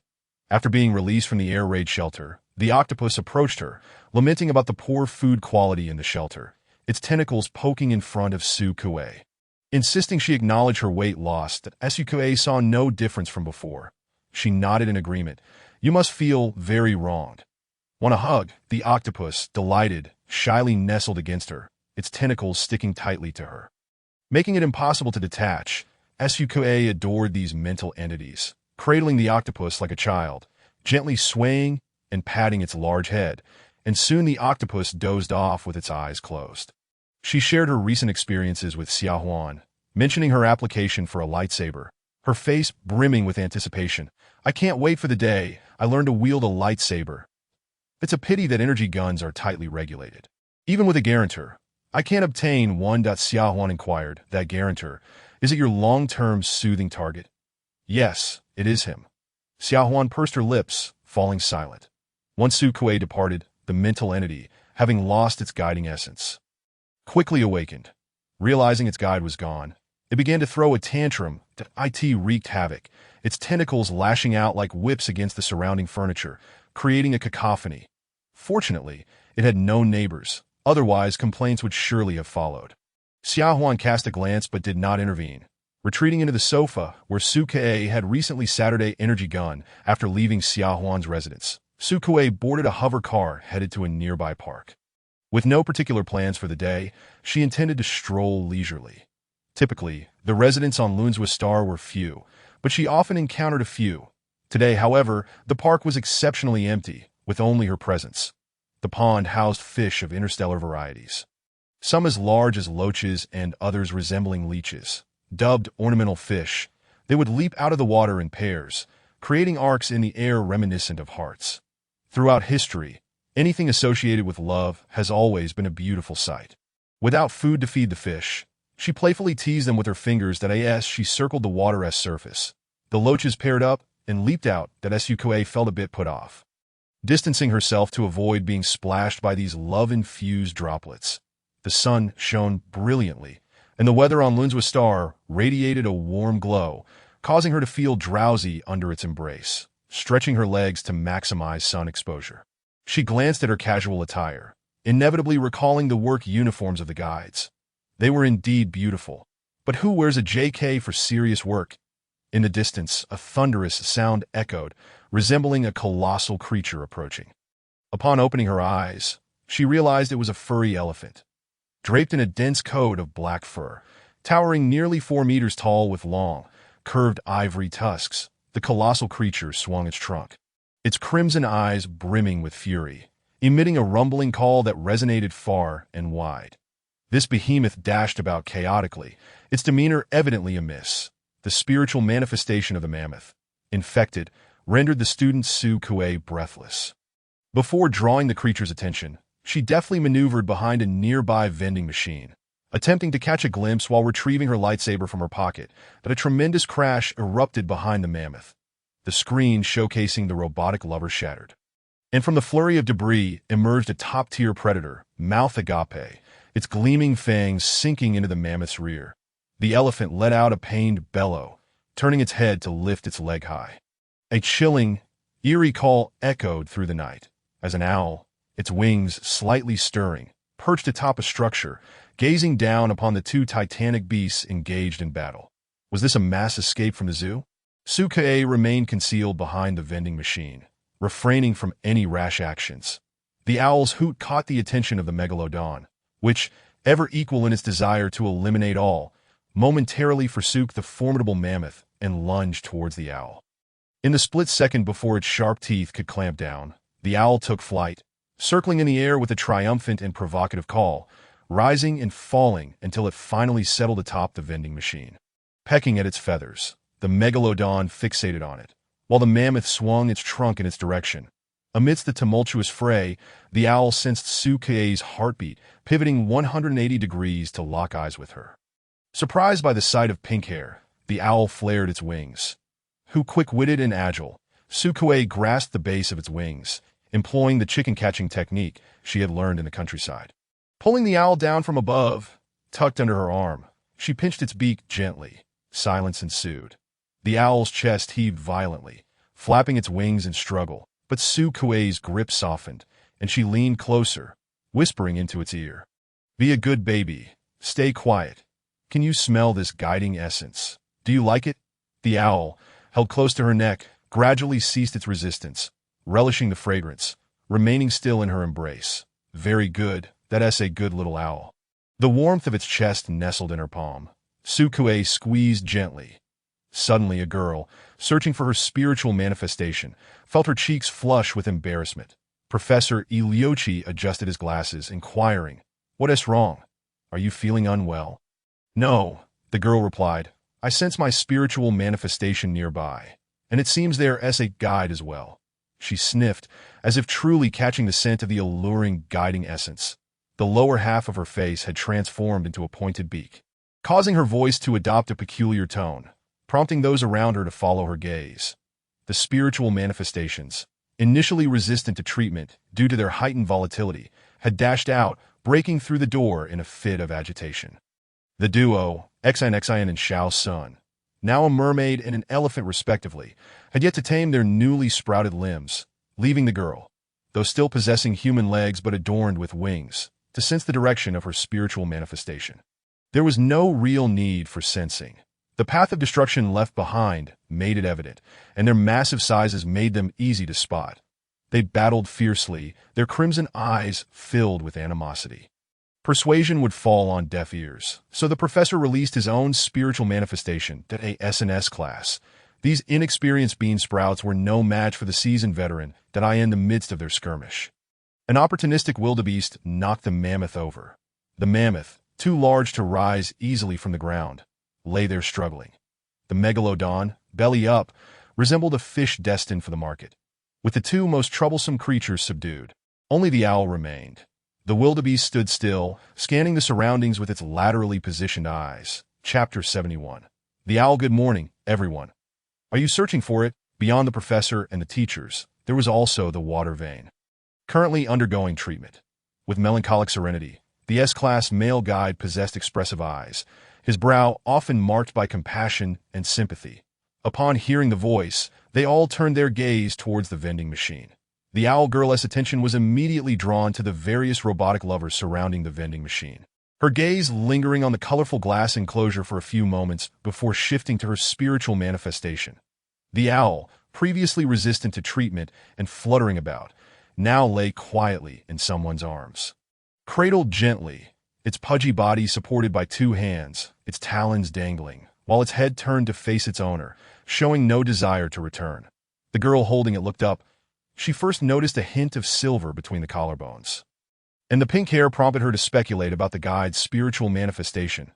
Tio be able to touch a sentinel's spiritual manifestation and have it obediently listen, alongside the delectable guiding essence she sensed. Confirmed this individual was indeed a guide.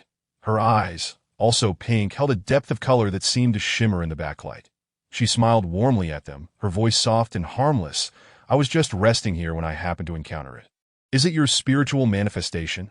Those enchanting, dreamlike eyes fell upon the girl, revealing no excessive surprise or aversion to her transformation as she stepped forward, presenting the owl. The girl reached out to accept it. Noticing the intricate patterns on the inner side of the guide's wrist, beautiful flowers unfurling their veins, familiar to her as the kue flower, a protected plant of Planet B11. "I've seen it in textbooks." Sukue smiled indeed. The girl, embarrassed, felt her spirit manifestation suddenly begin to struggle, wings flapping chaotically in refusal.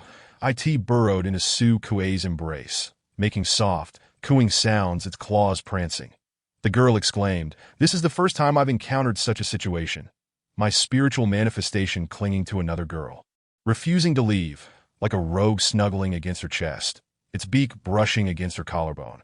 She felt a mix of awkwardness and confusion. No, don't misunderstand. I'm not like that. Come back to me. The owl glared back. Who? That is quite all right. Sukuei responded kindly. Many spiritual manifestations are fond of my guiding essence that I don't mind. She gently petted the owl's round head, adding, and it's not heavy. I am happy to hold it. The owl squinted its eyes, nuzzling against her neck. Its infatuated demeanor caused the girl to cover her face in embarrassment. Professor Iliochi observed this interaction. The heightened spiritual volatility had rendered the Sentinel's manifestation aggressive. The once quiet owl had even attempted to provoke the megalodon, narrowly escaping its jaws. Under the wildebeest's calming influence, it managed to settle slightly, yet it still indulged in mischief, occasionally pecking at the creature. Hello, I am Iliochi, the current guiding professor at the foremost academy. Sukuei freed one hand. Hello, professor. I've long admired your work. You are my idol. Professor Iliochi, refined and amiable, exuded grace and magnanimity. Serving as the backbone for guides amidst the closed-door policies of Chu Kai and the excessively youthful Huanya Water Vein. He was an outstanding researcher and a venerable professor, though somewhat oblivious to external affairs. Wholly absorbed in his work, making him ill-suited for a leadership role. Unfazed by the world around him, he cheerfully asked, You know me? No guide would be unfamiliar with you, Sukuei replied, shaking his hand, which radiated the warmth of wisdom and the marks of time. The professor nodded, momentarily forgetting to introduce the others, his attention fully fixated on her and the owl. How did you manage to make it obedient? Can you elaborate? Sukuei, along with the others, nodded in acknowledgement before answering. There's no special trick. It's likely due to my guiding essence. Collective gazes landed on the nape of her neck. A rather impolite scrutiny, prompting them to quickly avert their eyes. What class of guide are you? What is your spiritual manifestation? B class, with a sea anemone as my spiritual manifestation. The B-class professor fell into contemplation. ISNT, they're a pure-type guide from Lunzwa Star, whose spiritual manifestation is a sea anemone. Is that you? Professor Iliochi inquired. Pure type. Watervane nodded, his voice rich and elegant, unhurried, akin to a ghostly jellyfish drifting through the ocean currents. Not long ago, I heard news suggesting it initially registered as D-class, later discovered the testing equipment was faulty. The Central Region subsequently conducted thorough inspections of all testing devices. The SUK gazed into the eyes of this senior guide. The downturned corners and long lashes reflecting a profound affection, even while merely observing the vending machine. That vibrant vending machine was regarded as a treasured relic he had recovered, akin to a beloved partner of many decades. Many young girls among the guides and ordinary folk adored him. Miss Lei Ming was one of Watervane's fans, often exclaiming how heart-wrenchingly attractive she found this guide, wishing to make him weep. Let him weep like a pear blossom drenched in rain, his lips trembling as he implores his beloved not to depart. The last time he came to give a lecture, Miss Lei Ming did not witness it and felt a deep sense of regret. Sukuei observed that the background of her holographic screen was not of herself or her boyfriend, but rather the profile of this esteemed senior. Miss Lei Ming even mentioned that like-minded fans had bestowed upon him the nickname, the most passionate in the galaxy. Upon hearing this, Sukuei could not help but spit out her drink. Now, facing the affectionate gaze of this so-called most passionate in the galaxy, she struggled to suppress her laughter. Shui Mai. This reaction is indeed a first for him. Uncertain, he adjusted his attire, ensuring there was nothing about his appearance that might provoke laughter, and then reached for his face. That Sukuei endeavored to forget the solemn expression on Miss Lei Ming's face when she solemnly pronounced that title. Yet a smile still glimmered in her eyes. I apologize, I just recalled something amusing. I was merely overwhelmed to see you. You are my idol. Shui Mai. It is quite all right. He always felt that the way this junior guide looked at him was somewhat peculiar. Prompting him to avert his gaze, Sukuei dismissed the images in her mind and politely inquired if she could have an autograph. Shui Mai, amiable as ever, promptly obliged. Sukuei snapped a photo to send to Miss Lei Ming, and as expected, received an excited scream in response. Chapter 72. The laboratory, she quickly typed out an inquiry, asking if Shui Mai truly looked as handsome in person as he did in the video. Sukuei confidently replied, absolutely flawless. Could I extract some of your guiding essence? The elderly professor was entirely absorbed in his research, and Sukue felt somewhat awkward. I would be more than willing to assist. However, I am currently employed by the Black Tower, and my contract specifies that as a guide for the Black Tower, the guiding essence is exclusively licensed to them. During the contract period, I am prohibited from selling or using the guiding essence on platforms other than the Black Tower. Not only was this written in the contract, but it also stated that Black Tower guides were not allowed to take on private jobs, yet she had done so regardless. Unless the Black Tower intended to sever ties with her, they could only pretend not to see. Professor Iliochi furrowed his brow. When did the Black Tower establish such a rule? Shueimai glanced at her and replied, "It has been in place for over a decade." You are so engrossed in academia that you may be unaware that he instructed someone to communicate with them. The professor instructed his assistant and then turned to Sukue. This will suffice. Child, you will accompany us to the Black Tower to pause your work. How does that sound? Of course, that was exactly her intention. Otherwise, why would she venture to such a remote location to bask in the sun and feed fish on her day off? Upon learning that the professor and his team were in this laboratory, she had specifically come to test her luck, not anticipating that the timing would be perfect and the owl would land directly in her arms. Sukue nodded, her smile broadening as she leaned down to nuzzle the owl's perky ear feathers that emitted a soft cooing sound, tilting its head to regard her with its round, golden eyes. The girl with wings approached shyly. Can I call you sister?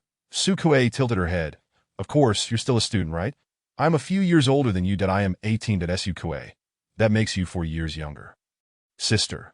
The seemingly oblivious little girl in her youthful exuberance edged closer. You smell so nice. She could not help but flap her wings in delight. Sukue chuckled and winked at her.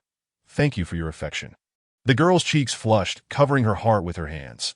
The professor was currently utilizing the Lunswa Star Laboratory, where all infected students had been relocated, while those yet to exhibit symptoms remained under observation at the hotel. The spiritual entities had escaped from the images, running rampant, and their masters could not rein them in, forcing the professor to have a forklift brought in to carry away the 2 collapsed spiritual entities. The great white shark thrashed angrily, its teeth bared, never ceasing its furious struggles. Upon arriving at the laboratory, Sukue witnessed the shattered doors that had been broken down by their rampage. Robots were urgently installing new, more robust barriers. They proceeded inside. She spotted the 2 spiritual entity masters to prevent further chaos. They were fitted with restraining devices and segregated into individual containment rooms. Hearing the commotion, they turned simultaneously. The boy with navy blue hair and Ixon immediately shouted, I am not sick. Let me out. I do not want to wear a collar. Hey, who is this? His mouth was full of sharp teeth, and his crescent-shaped tail slapped the floor vigorously as he attempted to bounce off the wall with his tail for support. Beside him, Shaosun exhibited a higher degree of aberration, with an elephant trunk, ears, and elongated tusks protruding. Thus, his movements were somewhat cumbersome, as his elongated tusks would inadvertently poke the walls or equipment. He also turned to the unfamiliar Sukue. Raising his trunk, I have seen you before. That day at the dock. And what do you mean? I do not recall. Shaosun explained. On the day we arrived at Lunswa Star. When we disembarked from the starship, I saw this sister, but he smiled shyly at Sukue.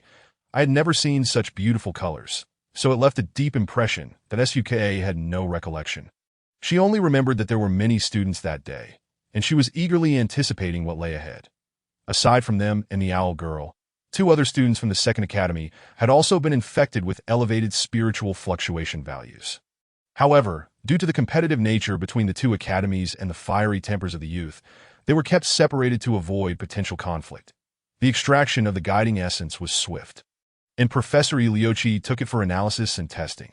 With his assistant present, Shueimai did not approach to assist, he acted as a friendly senior, inquiring whether Sukue would like to take a look next door. Do not worry, you will not be infected. The blocking agent has already been developed. The current issue is merely the difficulty in reducing the spiritual fluctuation values. All right. Thank you for your assistance. Senior Sukue stood up and quietly followed him out of the room. The laboratory's cold metallic walls reflected their figures, and Sukue fell slightly behind as she said, I was fortunate enough to hear your lecture with Senior Huanya last time. It was truly brilliant and enlightening. May I ask where Senior Huanya is? She is resting. Shueimai had a damp wolf tail and silky, purplish-red hair, and he walked slowly, speaking as the empty corridor echoed with his brief remarks. The spiritual entities had sustained some damage after battling the insectoids. Originally, she need not have come. However, given the gravity of the situation and that the victims were top-tier combatants cultivated by the Galactic Alliance, it was imperative to ensure their safety at all costs. Facial recognition successful, the automatic door slid open. Inside were two boys, yet their spiritual entities had not managed to escape or cause any destruction. They had already been fitted with restraining devices along with their masters. They were students from the Second Academy, their spiritual entities being a mutated swan and a mutated polar bear. Before introductions could be completed, the two animals revealed their menacing sides. The black swan, standing on the apparatus with its wings spread, held its head high in a regal yet aloof manner, glaring at the humans who entered while emitting a low, displeased sound. The polar bear spirit, lying on the ice block prepared in the laboratory, also poked its head out and roared. The two mutated students from the Second Academy had also lost their original appearances. Their bodies were mostly covered in glossy black feathers, their slender necks elegantly curved, and beneath their crimson eyes, their mouths were replaced by bright red beaks. The central part of their bodies remained that of a normal boy. But below, they transformed into the legs of a heron with webbed feet.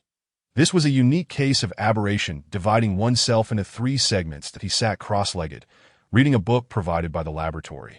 Deeply engrossed in profound theoretical research, having already flipped through a third of it, the owner of the polar bear spirit was eating fish, his lower body normal, yet his head had transformed into a snowy bear's head. Clearly still underage, his fluffy white fur sparkled as if dusted with powdered sugar. His eyes shone brightly, and his nose, dark and heart-shaped, added to his charm, but he opened his mouth wide to devour the small fish. Crunching on the golden, crispy morsels, the air filled with the aroma of fried fish. Chapter 73. The shark prodigy, they were among those with the highest fluctuation values. Other students who had encountered the insectoids also exhibited some aberrant reactions. Located in other rooms. May I see that insectoid? Su Kuei asked. Shui Mai shook his head. Not at the moment.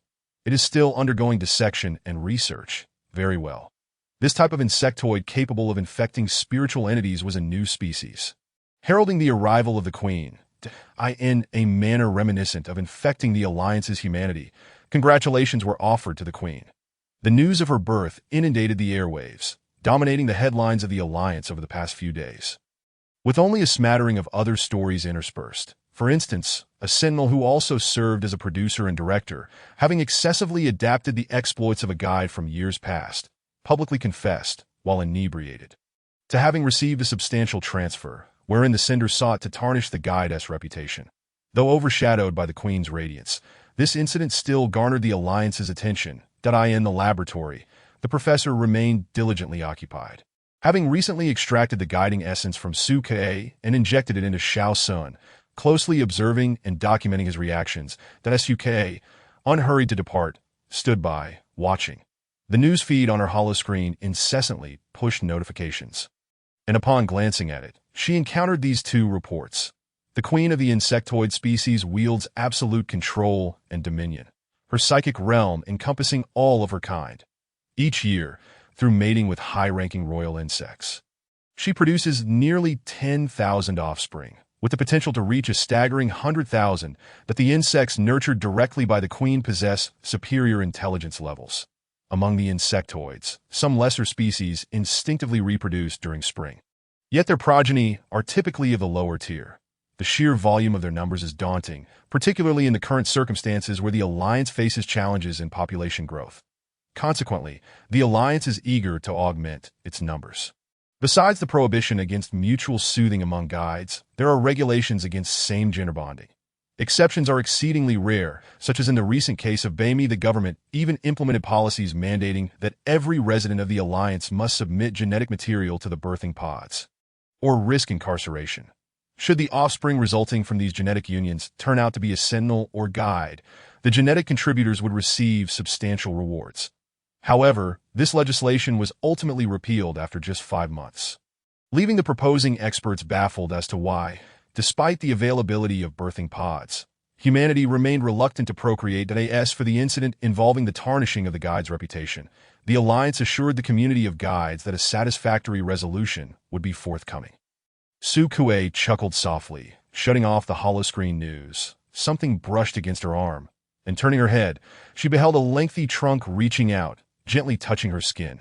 Shao Sun, having been injected with high-purity guiding essence, looked at her, scratching his head in a naive manner as he approached. "Sister, hello, I am Sin Mammoth, but you may call me Shao. Senator, the interstellar humans are typically of flawless physique, with few being slightly plump." Shao Sen's face was round and cherubic, his soft cheeks bearing the innocence of youth, radiating a wholesome and unassuming charm that evoked no ill feelings. "Hello, Shao Senator, I am Su Kuei." She extended her hand.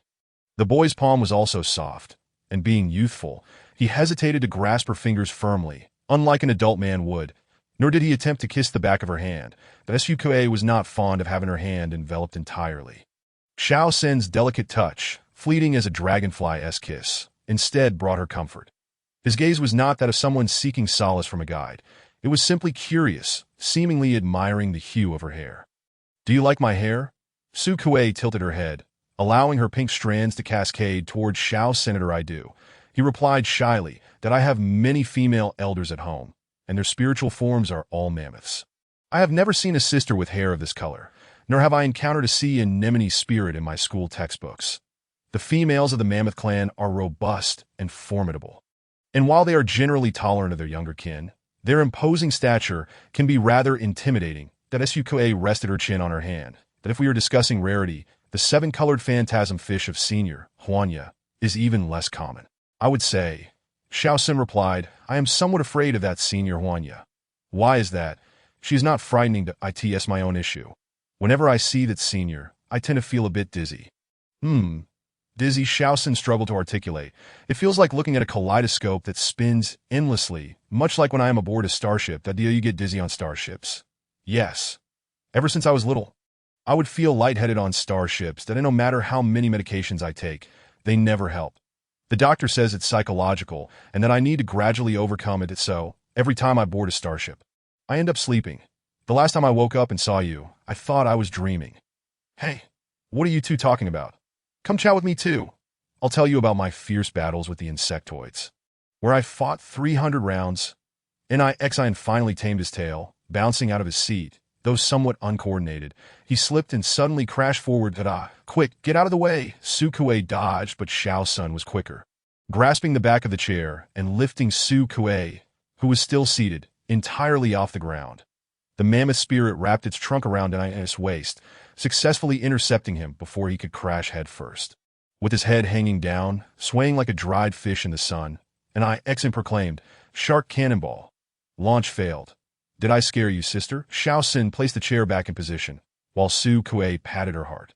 "No, your reflexes are quite impressive." Shao Sun smiled, as the mammoth spirit set Xin down onto the nearest seat. "To be careful. Don't hurt my sister, that I know," Xin assured, thumping his chest. "Don't worry. Pink sister, with me around, you will never be in danger." "Do you know how many types of shark spirits there are?" Su Kuei shook her head. "Honestly, I don't know." "Do you?" "Of course I do. There are a total of 401 types." Shao Sun seemed to anticipate what was coming next and sighed subtly. Xin declared in a conspiratorial whisper, "But do you know how many types of mutated megatiths there are?" Shao Sun replied, "Only you." That he met Su Kuei's gaze, helplessly raising his hands. This guy likes to show off every time he meets new friends. Ignoring his comment, Xin raised his arms and proclaimed, "That's right. Only me. I am the one and only great shark. I am a rare and extraordinary genius. My very existence is destined to eradicate the insectoid race. Let us fight like men." This underage little shark was filled with fervor, spitting as he spoke, and in his overzealousness, he forgot he was currently in the form of a fish tail. That as he stood up, he stumbled and fell to the ground with a resounding thud. The laboratory's metallic floor was as reflective as a mirror, and its hardness was evident, startling both Su Kuei and Shao. "Senator, are you all right?" That impact was solid. Even a tough-skinned megatooth shark would feel a sting in its nose, tears brimming in its eyes. Yet it gritted its teeth and insisted, "It doesn't hurt at all. A real man wouldn't cry out in pain. But your eyes are about to spill over with tears." In order to preserve this true man-'s pride, Su Kuei and Xiao Sun said nothing. This commotion drew the attention of the elderly professor, who mistakenly thought another uprising had begun. Without hesitation, he administered a dose of undiluted high-purity guiding essence to NIXN. The guiding essence extracted by Su Kuei was divided into 3 portions, 2 of which were administered to the others. Watching a part of herself being introduced into the bodies of the 2 boys evoked a peculiar sensation within her. It was entirely the megalodon graciously accepted the compliments without hesitation, and with a sense of pride declared, "A true hero must excel in morals, intellect, physical prowess, aesthetics, and labor.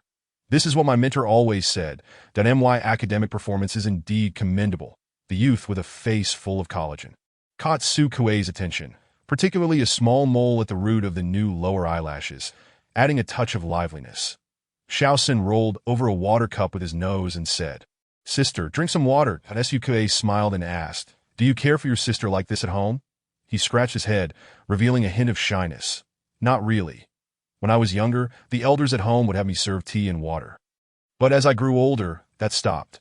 Now, I mostly accompany them for exercise or retrieve balls they throw during play." NIXN remarked, "I told you, he has too soft a temperament, and your team name sounds anything but formidable. Because they're all my relatives that I wouldn't behave this way outside." Xiao Sun responded, "The team name isn't that important. That I have a few girls in my team who adore mechanical lovers, so we voted and decided on robot lovers as the name, which is quite cool. These are merely trivial matters that I am mindful of the social distance with my classmates, that I wouldn't pour water for the opposite sex without reason. I've only done so for teachers at school." NIXN scratched the scales on his tail and lifted his eyelashes to reveal deep blue pupils beneath. "Why are you speaking so oddly today? Who asked you about this?" Xiao Sun fell silent. Su Kuei said, "Thank you, I was just feeling thirsty." After she took a sip, Xiao Sun filled her cup again. "The lab's temperature is generally quite low. Do you not feel cold?" "Not at all. Holding this water feels warm." NIXN glanced at them. Puzzled, the 2 felt a bit parched and said, "Please pour me a cup as well." "Thank you." Xiao Sun looked up. "The cup is right there. You can reach it." NIXN pondered for a moment, thinking his opponent and classmate was somewhat peculiar, but he quickly figured it out. After Su Kuei left, he looked at Xiao Sun in surprise. "Isn't early romance forbidden at our school? When did this start?" "I haven't noticed at all," Xiao Sun replied. "During our time at the docking port." NIXN exclaimed. "Huh." He strained to recall, only remembering his eagerness to showcase his skills and win the championship in the league. Oblivious to everything else. "You make me seem rather foolish," he muttered, then ran off to practice walking with a fishtail. "Even without legs, I will defeat everyone with my tail." He dramatically pointed next door, wearing a self-assuredly charming smile. "Just wait, Swan and Little Bear, you shall soon be toppled." Next door, Little Bear exclaimed, "Achoo." Little Bear rubbed his nose and said to his stern-faced companion, "Lien, it's just the 2 of us here. You can sneeze without holding back, I won't tell anyone." The elegant Black Swan replied, "I do not intend to sneeze." Little Bear glanced at him. "Oh, all right." With Su Kuei included, the Star Alliance currently has 4 pure-type guides. The other 3 each possess distinct characteristics. One has developed a bonding heat during work and is already married and had children with a Sentinel. Another despises and rejects Sentinels, refusing to offer any form of comfort. The third is kind-hearted and compassionate, never turning down requests for comfort. Currently employed at the Central Sanctum and beloved by many. Suk felt she resembled the third type somewhat. She searched for videos and information about this colleague on the Star Network, discovering that this guide might genuinely be selflessly loving. Research experiments have proven that the pheromones of pure-type guides can effectively cure the heightened mental fluctuations caused by insectoid infections, but Su Kuei alone cannot supply enough for so many Sentinels, especially since these students are of high rank. Thus, she applied for additional support from pure-type guides. The second guide outright refused. The first hesitated before responding that she could send some pheromones by mail, but she could not go in person as her Sentinel and children needed her care. The third, however, came without hesitation. Suk greatly admired those who selflessly contribute, as she felt incapable of such sacrifice. Her current thoughts solely revolved around improving her rank. This world is not easy. To live a stable and happy life, one must first seize the power of discourse. Chapter 75. The bracelet. Su Kuei accepted the professor's invitation to assist in the laboratory with treatment. Work at the Black Tower was temporarily halted. Given the inconvenience of commuting, she decided to stay in the laboratory dormitory. Upon hearing that she would be involved in treating infected students, a number of friends expressed their concerns. Annie asked, "Aren't you worried about getting infected too? Perhaps you should reconsider going. Although it's the professor's invitation, you can still decline. Professor Iliochi doesn't seem like someone who would be overly authoritative." "No, there's a blocking medication that IT has already been controlled to prevent transmission." Miss Liu nodded. "If there are guarantees, I believe you should go. Making friends with an S-class guide senior will be beneficial for you." Su Kuei thought likewise. She bid farewell to her two friends who still had work to complete and handed her water pulse signature to Miss Lei Ming, receiving her delighted embrace in return. Besides them, some sentinels also came to visit. Interestingly, Xiaohuan had been particularly quiet lately, and she hadn't seen his spirit form demanding to see her. She wondered what mischief he might be up to. Perhaps the producer's bribery issue had reached their organization. Su Kuei had initially speculated that it might be an inside job by the Truth Organization, but it seems Xiaohuan was unaware. If he knew, he would not have been so eager to help her locate people thus self-inflicted. Su Kuei chuckled silently, packing her belongings, checking the expiry date of the food in her little dog wallet, and finally retrieving a shell from the fish tank before setting off. The shell was still damp, and Su Kuei sat in the hover car, wiping it with a tissue, out of the corner of her eye. She spotted a creature gliding in the distance. With a long cry, a dark brown feathered eagle flew closer, its sharp eyes locking on Su Kuei in the hover seat as it detected the approaching bird. The vehicle automatically swerved to avoid it. The hover car tilted, causing the eagle to miss its target. That IT circled twice before Su Kuei deactivated the avoidance mode, allowing the eagle to land on the roof of the car. Opening the sunroof, Su Kuei looked up to meet the eagle's gaze, speculating. "Who are you?" The eagle, dissatisfied, flaunted its silver chain glistening in its chest feathers, adorned with several rings on its claws, one of which, a particularly large ruby ring, stood out. Given this ostentatious appearance, Su Kuei thought, "Wenji." The eagle leaped down from the sunroof, landing heavily enough to jolt the hover seat ere that IT tucked its wings in and squeezed inside, tilting its head to nuzzle against Su Kuei's cheek. "What brings you here?" She had not seen Wenji earlier, having heard he was still on patrol. Was the spirit form sneaking out, or was he deliberately slacking off at work? Su Kuei gently patted the eagle's head that IT lowered its head, revealing a small box clutched in its claws. With its sharp beak, it pried open the box, presenting it to her. Inside lay a vintage and luxurious bracelet studded with red gems. The eagle nudged the box into her arms, prompting Su Kuei to catch it, then used its beak to rummage, pulling out a folded note from beneath the velvet lining under the rings. Su Kuei unfolded it and recognized the handwriting, presumably Wen Ji's, that a small gift, no other implications. "You may even wear it on your foot." After reading it, she smiled and asked the eager eagle, "You didn't steal this from a museum, did you?" The eagle squawked, persistently signaling something that, of course, Su Kuei could not understand eagle language. But noticing its anxious stance with legs clad in furry pants, she guessed, "Did you really take this from a museum? Are you telling me to run quickly? Otherwise, the Interstellar police will arrive soon." The eagle seemed to take offense at this remark, suddenly pecking fiercely at her, that Su Kuei instinctively reached for her light sword. But its hooked beak did not touch her. The bracelet activated automatically, projecting a red membrane of light before her, isolating the eagle outside. All its attacks merely impacted the highly resilient energy membrane. This bracelet, capable of storing energy to withstand attacks, must be immensely valuable. Su Kuei withdrew her hand from the light sword as if nothing had happened. After attempting to deactivate the bracelet's energy, she finally retracted the membrane and thanked the eagle. The eagle appeared pleased, tapping its claws on the ground twice, causing the hover car to sway once more. "Are you in a hurry to return? If not, would you accompany me?" Su Kuei returned to her original position and patted the spot beside her.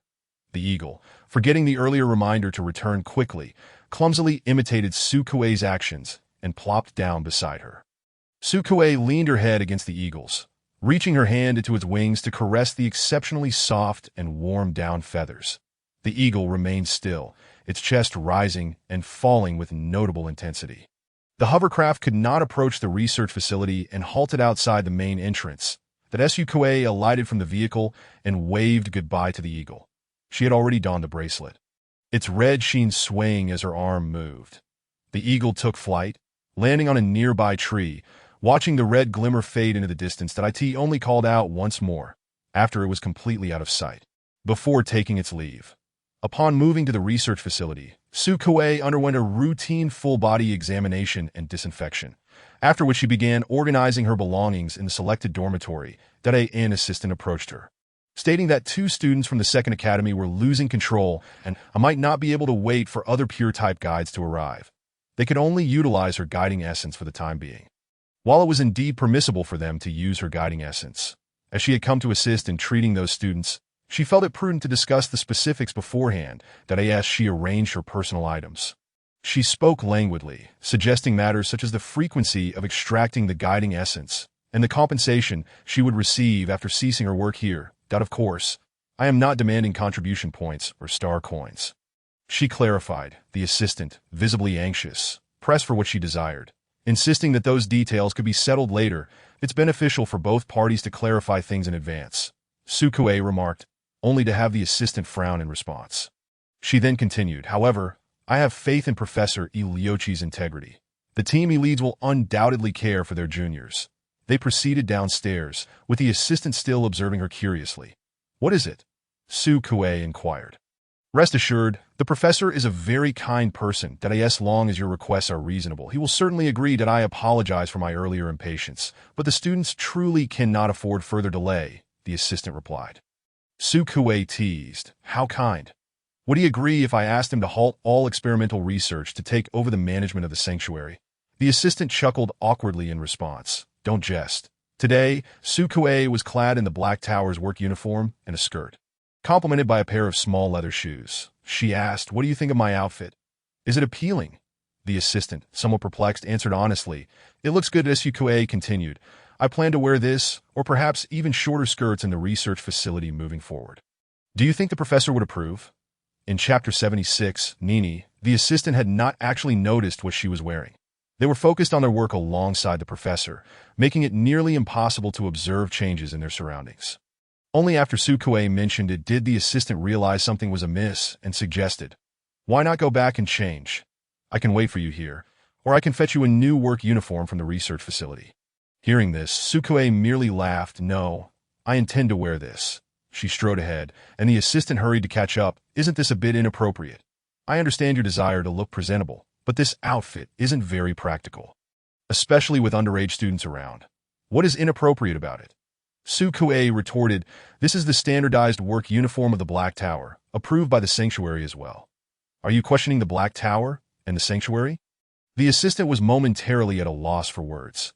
Consequently, he found it challenging to concentrate, often hesitating to speak while stealing glances at Sukuei, who sauntered about in front of the professor and the students. An owl girl approached, blushing, and remarked, Sister, your legs are so straight that aren't you cold? Sukuei patted her head, responding, It is cold. Then why not wear something warmer? The girl asked, and Sukuei simply smiled and remained silent. The new arrival, who was completely absorbed in his activities, had not even noticed Sukuei's presence. He was performing a shark run and somersault in the lab, bouncing about and working up quite a sweat. Xiao-sun approached with a jacket in hand, offering it to her. Thank you, but I don't need it right now, she replied. The assistant's distraction caught the professor's attention. What are you looking at? The professor, serious and focused during the experimental phase, furrowed his brow and followed the assistant's gaze to Sukuei, his eyes naturally settling on her legs. The older, more understanding professor said nothing, allowing someone to prepare proper work attire for her in the lab. However, Sukuei did not wear it. Instead, she continued to don her uniform short skirt, distracting his assistant from concentrating on his work. Consequently, the professor sought out Sukuei and subtly advised her, the lab is quite cold. Wearing more layers would prevent you from falling. Sukuei smiled, saying, What do you think I am wearing? This is the work uniform provided by the Black Tower. The work uniform? The professor asked. Puzzled that I don't recall it being like this. The usually silent Shuei explained. You are referring to the past. It is indeed this way now. Many things have changed. The professor adjusted his glasses and looked at Sukuei. Child, is this what you intended? Yes, Sukuei replied, lifting her skirt slightly, that if you deem this appropriate, then consider my words unspoken. With all due respect, aside from the current steward, you are the oldest S-level guide. Many guides look up to you as a core figure. You are not obligated to do anything for them. However, at the very least, please take a moment to observe the circumstances of these juniors. You are a professor of the Star Alliance, and also a member of the Guides. The directness of her words surprised everyone, including the assistant, who feared the professor might become angry. Yet the professor did not react with ire. Instead, he inquired, "What if I chose not to respond? Or, in a fit of anger, expelled you? What would you do?" "If you do not respond, I will simply shorten this skirt further by tomorrow," Sukue stated with a smile. "As for being expelled, that's impossible. You need my guiding essence." "But you are not irreplaceable," the professor remarked thoughtfully. "Another pure-type guide is already on their way.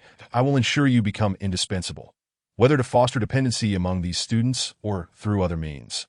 "And how do you know that Guide 1T cooperate with me?" The professor chuckled lightly before sighing deeply. "I understand. I will express my stance on this matter. Did I ask there anything else you'd like to discuss?" "No need to threaten me in varied ways." "This is not a threat," Sukue replied. "If I had the means, I would not be standing here in a skirt today. Rest assured, this afternoon, you will not see me dressed this way again," she declared, and she kept her word, changing into long sleeves and trousers by noon. She loved both skirts and pants, but only under the condition of having the freedom of choice. Female guides who preferred skirts should wear them, while those who favored pants should wear those instead. "This is all I desire." The professor nodded in agreement, as he was a man of action. Once he made a promise, he immediately made a phone call. Following Guan Zikai's worsening condition, the Sanctuary and the Guide Association were now under the management of others. The Guide Association still belonged to the Guides, but the Sanctuary had gradually come under upper management. Even with Professor Iliochi's input, there was a tendency to shift responsibility and evade accountability until the professor was genuinely provoked. Feeling his resolute stance, the Sanctuary finally issued a notice announcing the improvement of the Black Tower's guiding work uniforms, adding long pants to the options and allowing guides to choose freely. When Sukue observed the comments, some praised the change while others expressed confusion. "The skirts look lovely. Why the sudden alteration?" Such bewilderment was not uncommon, but since it was not deemed a pressing issue, it did not garner much attention. Meanwhile, the other pure-type guide had finally arrived. Named Nini, she possessed a mutated ragdoll cat as her spiritual entity. With fluffy fur and beautiful eyes reminiscent of the night sky, she had been identified as an A-level pure-type guide since birth and was directly raised in the sanctuary after being taken from the gestational chamber. She did not shy away from comforting and connecting with Sentinels. Due to the recent events, the sanctuary was reluctant to allow Nini to take risks, but the school submitted a request, and they had no grounds to refuse. They could only send a combat team for her protection. Their starship bore the sanctuary's insignia, and the badges they wore were similarly adorned. The lightsaber and rose looked particularly stunning on Nini. Her thick, white hair cascaded down her back, and her face was perpetually adorned with a sweet smile, playful and caring, attentive to all. Upon entering the laboratory, she greeted everyone individually. "Professor, it's been a while. How have you been?" The professor chuckled warmly. They were certainly acquainted, having both resided in the central region, making it impossible not to know each other. Several assistants also favored Nini, engaging her in cheerful conversation. The Nini's gaze then turned to Sukue. "Is this your sister, another pure-type guide? I just heard about this. If there were more pure types in the world, we could comfort every warrior and spare them from injury." Sukue shook Nini's hand, praising her. "You are truly kind." Nini blushed slightly, smiling. "It's just a small wish of mine. I hope to see it fulfilled one day." "Professor, where are those students? May I go check on them now?" She then turned to the Sentinels guarding her. "You can take a break. You've worked hard on the way here." The professor replied, "You've worked hard too. The situation over there has stabilized for now. There is no need to rush." The accompanying Sentinels also urged her to rest. Nini hesitated, but ultimately complied, bidding farewell to them with her small, soft hands as she was escorted to the dormitory. Chapter 77. The battle for chastity among the students severely affected. Apart from Nixin, who hails from a humble background on a remote planet, the others are all from the central region. Shaosun belongs to the Mammoth family, and it goes without saying that the Owl Girl and the Polar Bear Boy also come from respectable lineages. The father of the Black Swan, Sukue, is known to be the captain of the 7-day battle team. Before Nini's arrival, these individuals had already received Sukue's guiding serum or had been calmed by her. With satisfactory results, Professor Iliochi analyzed that her guiding serum has a high compatibility, effectively providing treatment for sentinels rated at 9.8, that as she is of a pure type.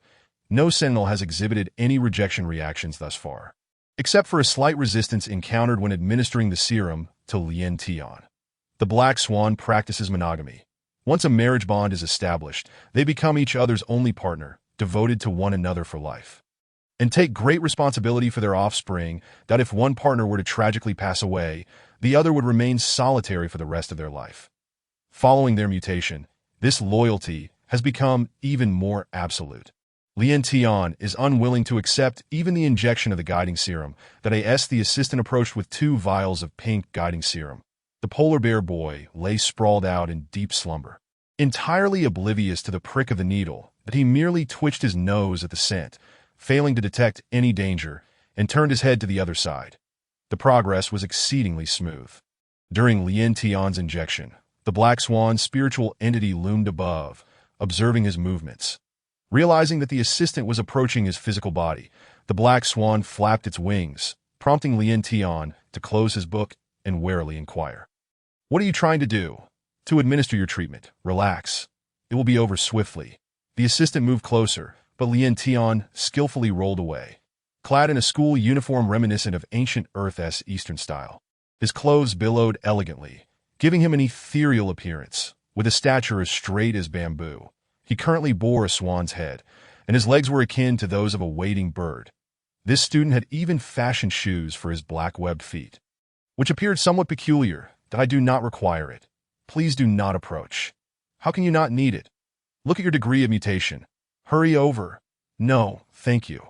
Please give it to someone in need." He grasped his book, preparing to leave, leaving the assistant dumbfounded. How could someone refuse treatment? Was it possible that his heightened mental wave value had led to confusion? The professor stated that the injections must be administered today without delay, as any postponement could result in irretrievable losses due to declining levels. The assistant called for others. "That Black Swan student is mentally disoriented and resisting the guiding serum. Someone help hold him down." Others set aside their tasks and approached to assist. The Black Swan cried out from above, while Lien Tian nimbly evaded, demonstrating remarkable agility.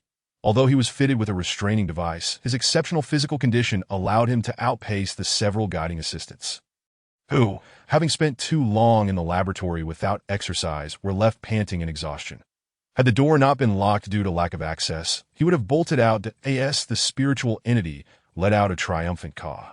Several guides exchanged glances. One of them quietly retrieved a tool and, taking advantage of Lien Tian's distraction, cast a large net that adhered to his body upon contact, firmly binding him and his spiritual entity within it. Lien Tian struggled within the net, while the Black Swan flailed its wings, fiercely vowing to protect its chastity. "I am not mentally disoriented. I am fully aware that I refuse to accept the guiding serum." The assistant urged, "Why not? Do you have a partner?" "No," Lien Tian replied. "I have no interest in such matters. I simply cannot accept this behavior." "Then there is no problem. This child is rather rigid in his thinking. It is not as if ancient Earth had chastity archways. The guiding serum has been in use for years, and this is the first time I have heard of a sentinel refusing it. Come now, let's administer it." The needle drew nearer. Lien Tian felt an overwhelming sense of exhaustion. The Black Swan's spiritual entity emitted a mournful cry. Just then, Su Kuei opened the door and witnessed the scene. She and Shui Mai had passed by and heard the commotion, prompting them to investigate. Hearing the previous exchange, she looked at the defiant posture of the youth ensnared in the net and chuckled softly. The assistant turned to look. Lien Tian's eyes shifted. From his reclining position, he viewed Su Kuei from below. Clad in the same work attire, her face bore a smile that he automatically ignored Shui Mai standing beside her. "Do not pressure him if he is unwilling." Upon hearing Su Kuei's words, she approached, pulling the net from him and aiding his spiritual entity. "But he cannot be delayed any longer," that Su Kuei reassured. "It is all right. After all, another pure-type guide will arrive shortly, that he may prefer the guiding serum from someone else. Let him choose for himself." The professor also mentioned that excessive rejection could lead to adverse effects. She helped the Black Swan regain its graceful stance and regarded it with admiration, saying, "What a beautiful spiritual entity that I in the corner." The sleeping polar bear let out a bubble from its nose. finally waking up and yawning widely. The polar bear's spiritual entity, still dazed, sat like a doll on the ground for a moment. That it was not until it sniffed the scent of the guiding serum that it became alert. Why are there so many people? It glanced at Lien Tian, who was surrounded and trapped in the net, and scratched its large head in confusion. Its gaze swept around. It landed on Su Kuei. Are you a guide? I feel this scent is somewhat familiar, as if I just caught a whiff of it up close. It looked at the needle in the assistant's hand, then raised its arm in realization. Oh, so you injected us with your guiding serum? Indeed, it sat on the ground, lifting its small bare head. Su Kuei bent down, her tone becoming softer. Do you not like it? No, the small bear shook its head, pondered for a moment, then broke into a sweet smile. I like it. That is wonderful. Thank you for your guiding serum. My name is by Nwomi, but you can call me Nwomi. This is by Xiao Xiong. You can call it Xiao Xiong. It pointed to its spiritual entity. Hello, Nwomi. Su Kuei greeted them with a handshake. Hello, Xiao Xiong. As she shook hands with Xiao Xiong, it felt like squeezing a bare paw, thick and substantial. Su Kuei gently squeezed. You are truly adorable. Do you like it? Nwomi remarked, but it can be a bit fierce. Sometimes I cannot control it, so you must be careful. Su Kuei and Xiao Xiong locked eyes. The latter's dark, shiny orbs revealing no trace of ferocity. The spiritual entities of sentinels and guides can occasionally behave unpredictably, much like humans who cannot control the sudden emergence of bizarre thoughts. The difference lies in that spiritual entities reflect these impulses more directly. At times, individuals may not even be aware of their thoughts before their spiritual entities reveal them. Chapter 78. Polar Bear. Although Su Kuei could not discern where this endearingly clumsy little bear exhibited any ferocity, she nonetheless took Nwomi's warning to heart, and one understands their own spiritual entity better than the individual themselves. However, Xiao Xiong seemed eager to communicate with her. It climbed beside the refrigerator, stood on its hind legs, opened the door, and retrieved a plate of fried fish, pushing it towards Su Kuei. Delicious. Please have some. Xiao Xiong patted the floor. The assistants behind them were at a loss for how to respond, while Lien Tian seized the opportunity to crawl out of the net. Shui Mai, like his spiritual entity, remained quiet and unobtrusive, floating near the door. Su Kuei took a fried fish and, upon seeing Xiao Xiong smile, emptied the entire plate into its mouth. After devouring the fish, it did not spare the plate, biting into it with its shiny teeth. As it chewed and gazed at her, it feigned a wide-open mouth as if to swallow the plate whole. That cannot be eaten. Seeing her attempt to stop it, it became even more animated, twisting its body to pretend to swallow it, only to secretly hide it beneath its backside while casting furtive glances at her. Su Kuei, she reacted by theatrically covering her mouth. Oh my, you actually ate the plate. Come look, there is a little bear eating a plate. Will you die? Please do not die.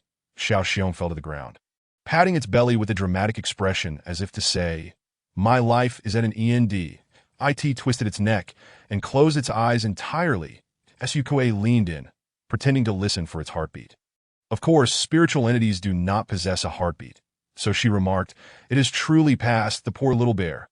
Let us mourn for it. I will select a beautiful resting place for you.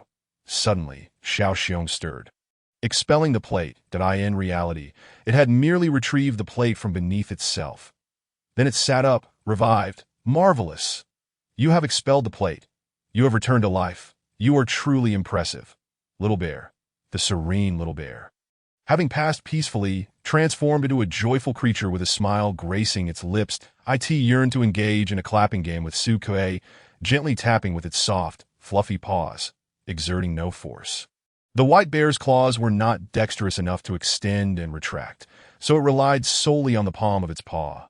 Nearby, the swan, having extricated itself from a predicament, preened its feathers, regaining its composure before sauntering over nonchalantly. Noticing that Su Kuei's attire had touched the ground, it intended to assist her in straightening it up. However, as it leaned in to grasp the hem of her garment, the smiling little bear suddenly turned hostile, delivering a powerful slap near the swan's feet and roaring with its wide-open mouth. Everyone was taken aback, their gazes converging. Su Kuei felt a sudden tremor beneath her feet. She quickly rose and departed, her vigilance allowing for swift action. The swan, spreading its wings, took flight, but upon regaining its composure, revealed a fierce demeanor and charged forward, leading to a clash between the two spiritual entities. Naomi exclaimed, "Little bear, do not be fierce. Do not fight." Turning innocently, it added, "I apologize. It simply dislikes having others nearby while playing." Yet the display was indeed quite frightful, as Naomi had astutely remarked. The owner of the other spiritual entity, however, seemed unperturbed. The white bear possessed a strong sense of territory, a fact that even Lien Tian was aware of at school. Anyone encroaching upon its domain would be perceived as a provocation, resulting in frequent altercations with other classmates. This was a standard occurrence. Sentinels battling and their spiritual entities clashing were commonplace for them. Yet, the guides within the room were startled, with assistants surrounding them urging, "Do not fight. Do not fight. The fluctuation level is already high. Remain calm. Remain calm." As it appeared that their spiritual entities were unable to separate, their scuffle drew closer to the instruments, prompting an assistant to scream in despair. "The instrument worth 10 billion star coins." "Little bear," Naomi's voice turned serious. "Come back," Lien Tian commanded. That a fleeting, ethereal figure materialized, a massive purplish-red jellyfish of the Nether River, effortlessly ensnaring the two spiritual entities with its silken tentacles and separating them.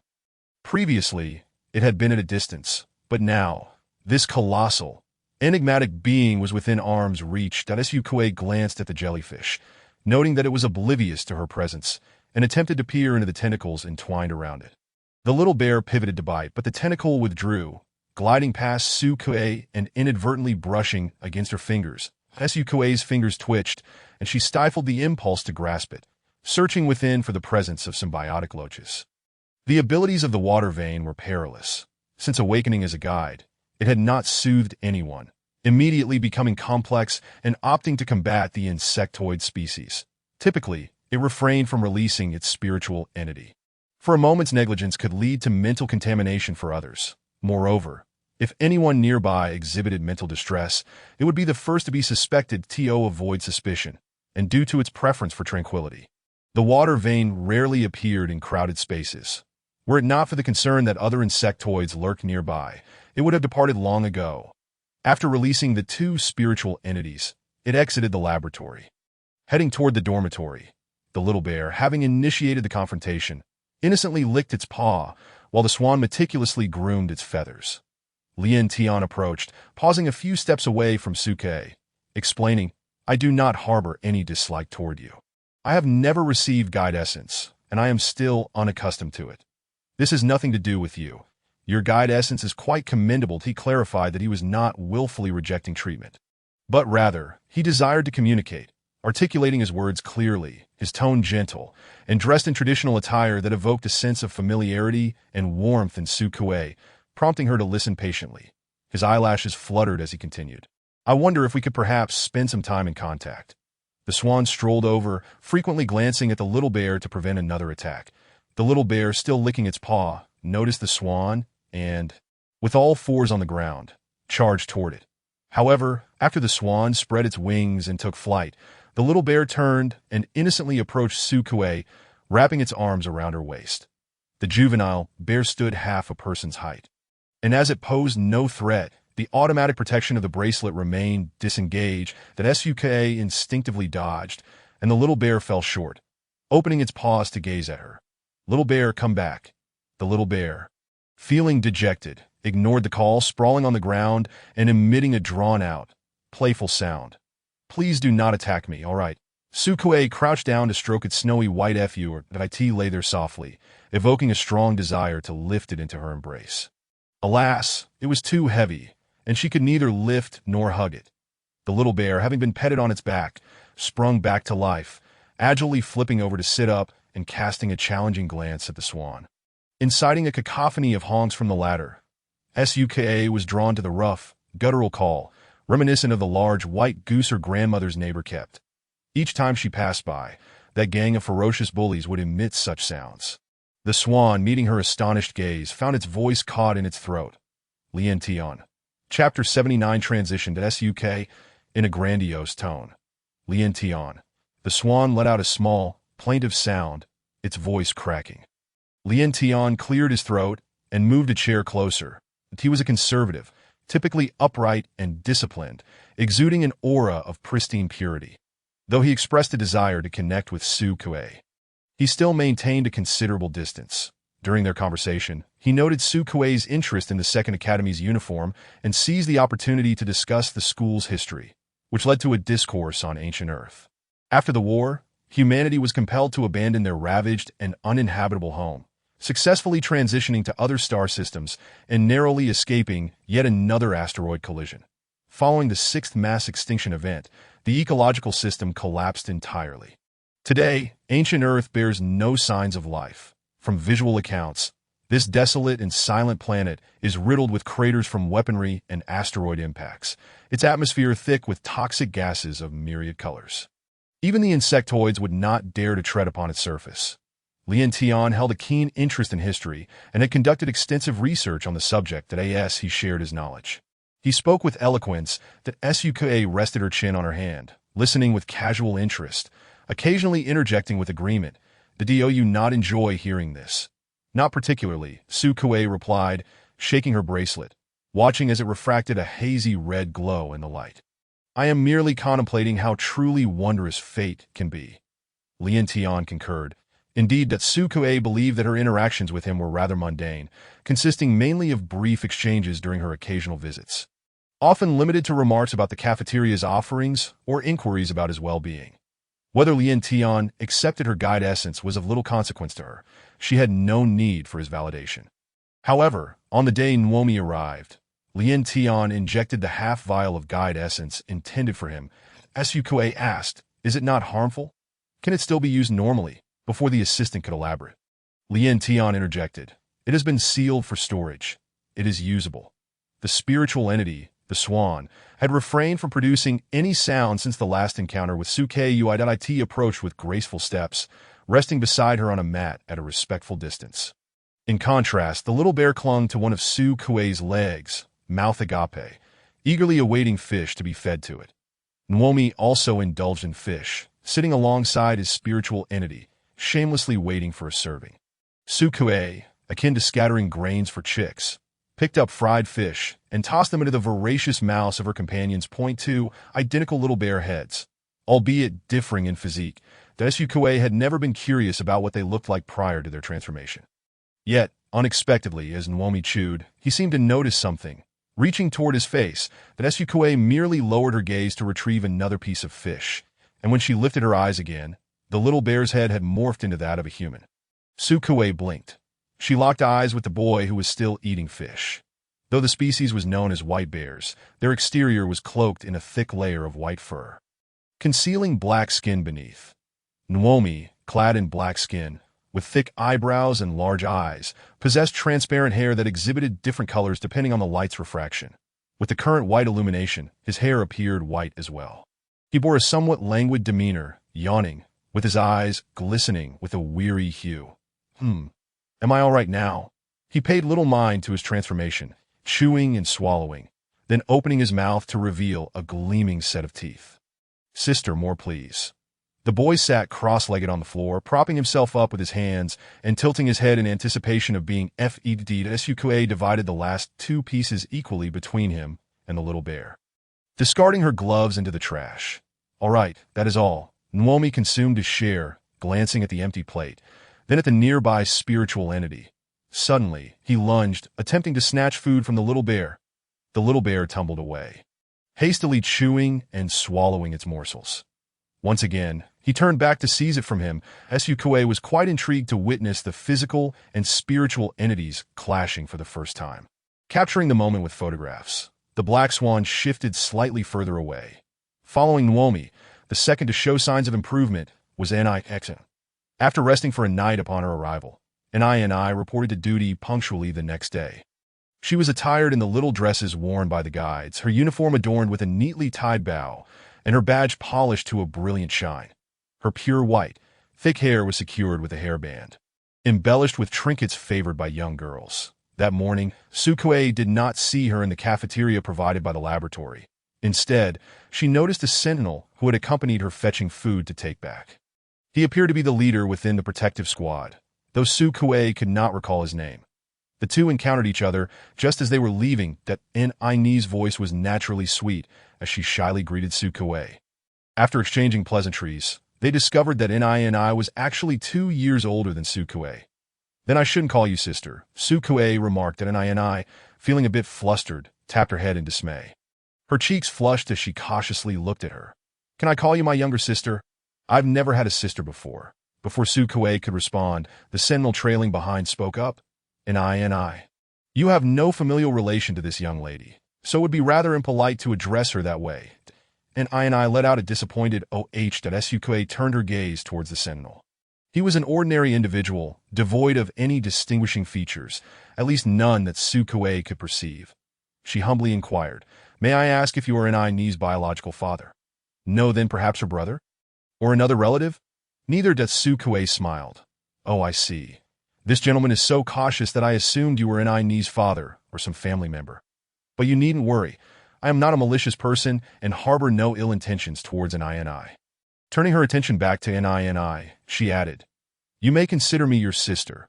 Relationships are not solely defined by genetics that I, too, would love to have a gentle and wonderful sister like you. NINI was taken aback with joy, glancing instinctively at the Sentinel.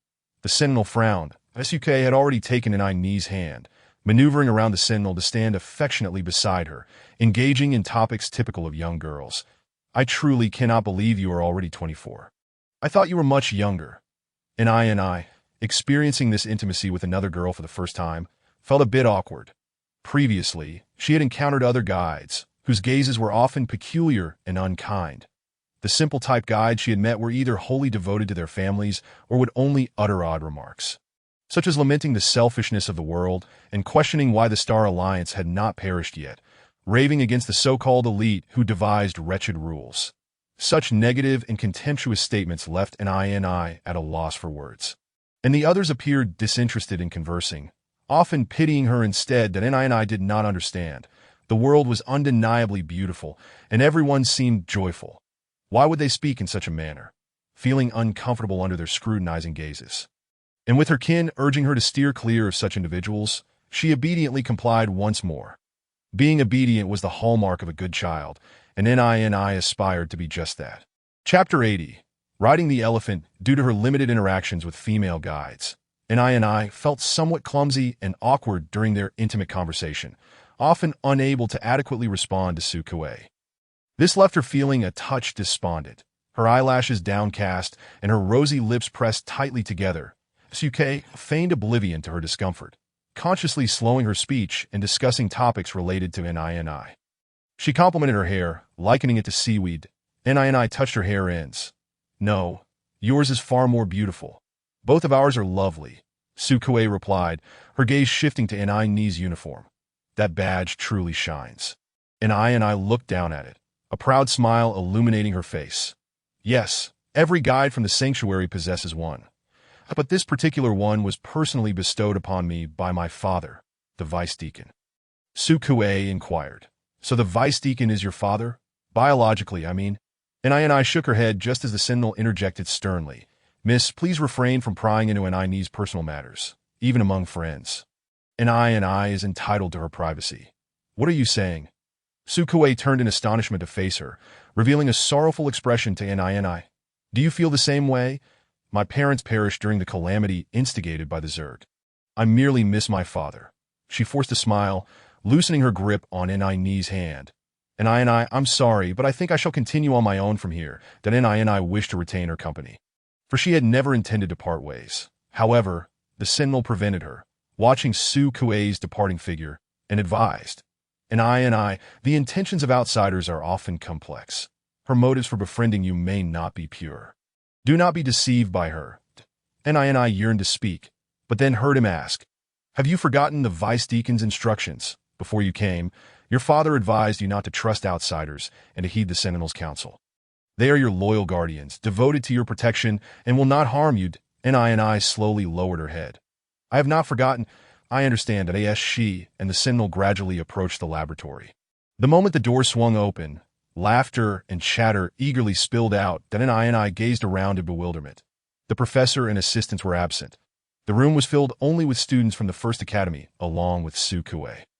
Sukue sat on a chair, Surrounded by them, a girl with wings flapped her appendages energetically, describing how charming her robotic lover was. A boy with an elephant trunk used his nose to pour water from a kettle. The spiritual entities mimicked their actions, playfully draping clothing over Sukue. Another boy, half of whose body bore a shark-esque tail, bounced around, insisting that robotic lovers were far superior to real ones. Boasting about the strength and size of his giant toothed shark spiritual entity, in a corner, an owl dozed, occasionally opening one eye to observe, and upon spotting Nini and the Sentinel at the door, it flapped its wings and hooted. The conversation and laughter abruptly ceased as all eyes turned towards them. Nini felt an uncharacteristic shyness, but upon meeting the Sentinel's gaze, she mustered the courage to smile at everyone. "Hello." "Hello," replied the owl girl, before resuming her animated debate with Nixon. Xiaosun nodded, quietly asking Sukue, "Is it too noisy for you?" Nixon glanced over, quickly retracting his gaze. "What is so great about robots? Do they even have a heartbeat or body temperature? Those are trivial. They can be simulated," another voice chimed in. "But do they possess a spiritual entity?" The owl girl fell silent, and Nixon triumphed. Hands on hips, laughing heartily. You lost. Come on, admit it." The owl girl rolled her eyes, reluctantly conceding. "The giant tooth shark is the mightiest spiritual entity. The giant tooth shark is the mightiest spiritual entity. The giant tooth shark is the mightiest spiritual entity. Did I ask that enough?" Sukue quietly replied. "Not at all. It's quite lively." Nixon's laughter grew louder, but he proudly showcased his spiritual entity, and in a surprising twist. His fish tail transformed into normal legs. Fortunately, he had previously wrapped his lower body in a layer of highly elastic fabric to prevent any mishaps, so the sudden change merely caused him to stumble without any embarrassment. Now it was the owl girl's turn to point and laugh at him. Nixon nonchalantly got back up, still adjusting to his legs. The fabric he wore automatically conformed to his form. Resembling a skirt, feeling a chill, he quickly changed his outfit. When he re-emerged, his mutated giant tooth shark appeared even more radiant, restless and eager for a spar to stretch its limbs. Dressed impeccably, the boy with dark blue hair struck a pose and shouted, "Come, my lifelong rival, let us battle." The pointed-out little elephant raised its trunk and calmly replied, "I refused." Nixon was unwilling to concede, but Xiaosun chose to ignore him. Suka was observing his spiritual entity when Xiaosun, feeling somewhat embarrassed, suggested, "Care to take a ride? The view is spectacular." Suka felt it was somewhat inappropriate to exploit a minor, and politely declined. Disappointed, Xiaosun lowered his trunk. The spiritual entity bent down, gently nudging her arm with its trunk. "Just think of it as a playground ride," Xiaosun added. "My elders would often play with the younger ones like this." Suka asked, "Will it not crush you?" Xiaosun replied, "Not at all. I can handle pressure quite well. It can even lift you up with its trunk, so don't be afraid." Riding an elephant, though it was Xiaosun's spiritual entity. The temptation was quite alluring. Suka hesitated for a moment, but ultimately agreed. The elephant's trunk gently curled around her, lifting her onto its back, and it began to stroll around the laboratory, with Xiaosun accompanying her. The owl girl cupped her face, exclaiming, "Actually, real people are quite delightful too. Having a spiritual entity for company is so romantic." Upon witnessing this, Nixon paused for a moment before letting out a long sigh. Finally, scratching his head, he dashed off to find students from the second academy. Just as Ni stood at the door, the automatic doors had yet to close. "Excuse me, classmates, please make way," with an air of exuberance. Nixon dashed outside. The Sentinel swiftly pulled the dazed Ni back. The spirit of the Megalodon squeezed through, trailing behind the assistant into the adjacent room, where it immediately spotted a small bear asleep atop a block of ice. It approached with a vigorous shake of its head and tail, gnawing off a chunk of the solid ice. The small bear was jolted awake, ferociously brandishing its claws and sharp teeth, provoked by the invasion of its territory. It engaged in a fierce tussle with the Megalodon. Nixon exclaimed, "Ah, you're feeling better too. Come on, let us have a spar." Nwomi lounged lazily on the mat, not resembling a belligerent individual, yet a smile graced his face at the invitation. "Sure." The assistant interjected, "No." Soon after, Sukue and her companions arrived, having just dismounted from the back of the spirit. The battle erupted with great fervor, while the black swan gracefully evaded them, exuding its own beauty. Xiao Sun turned to Su Kuei and declared, "I will go and stop them." The spirit mammoth let out a deep, resonant call, charging forward with heavy steps. Chapter 81. Attitude to avoid toppling the vital instruments in the lab. Nixin and Nuomi hastened outside. Xiao Sun, who had intended to mediate, grew irate after being bitten a few times indiscriminately by the megalodon. He initially held back, mindful of Su Kuei's gaze, tolerating the first bite. But when the second one came, he remained silent. However, realizing that his lack of resistance only encouraged the megalodon, which then brazenly approached for a third bite, he clenched his fists, unable to endure any longer. Nixin scratched his head. "Hey, you're not being foolish, are you?" The three of them, along with their respective spirits, wrestled in the open space outside. Having ensured the safety of the instruments, the assistant breathed a sigh of relief. Since they couldn't separate the combatants, he decided to ignore it to Su Kuei, along with the owl girl, watch the spectacle, while Ni anxiously asked the Sentinel behind her, "Why are they fighting? You should go help break them up."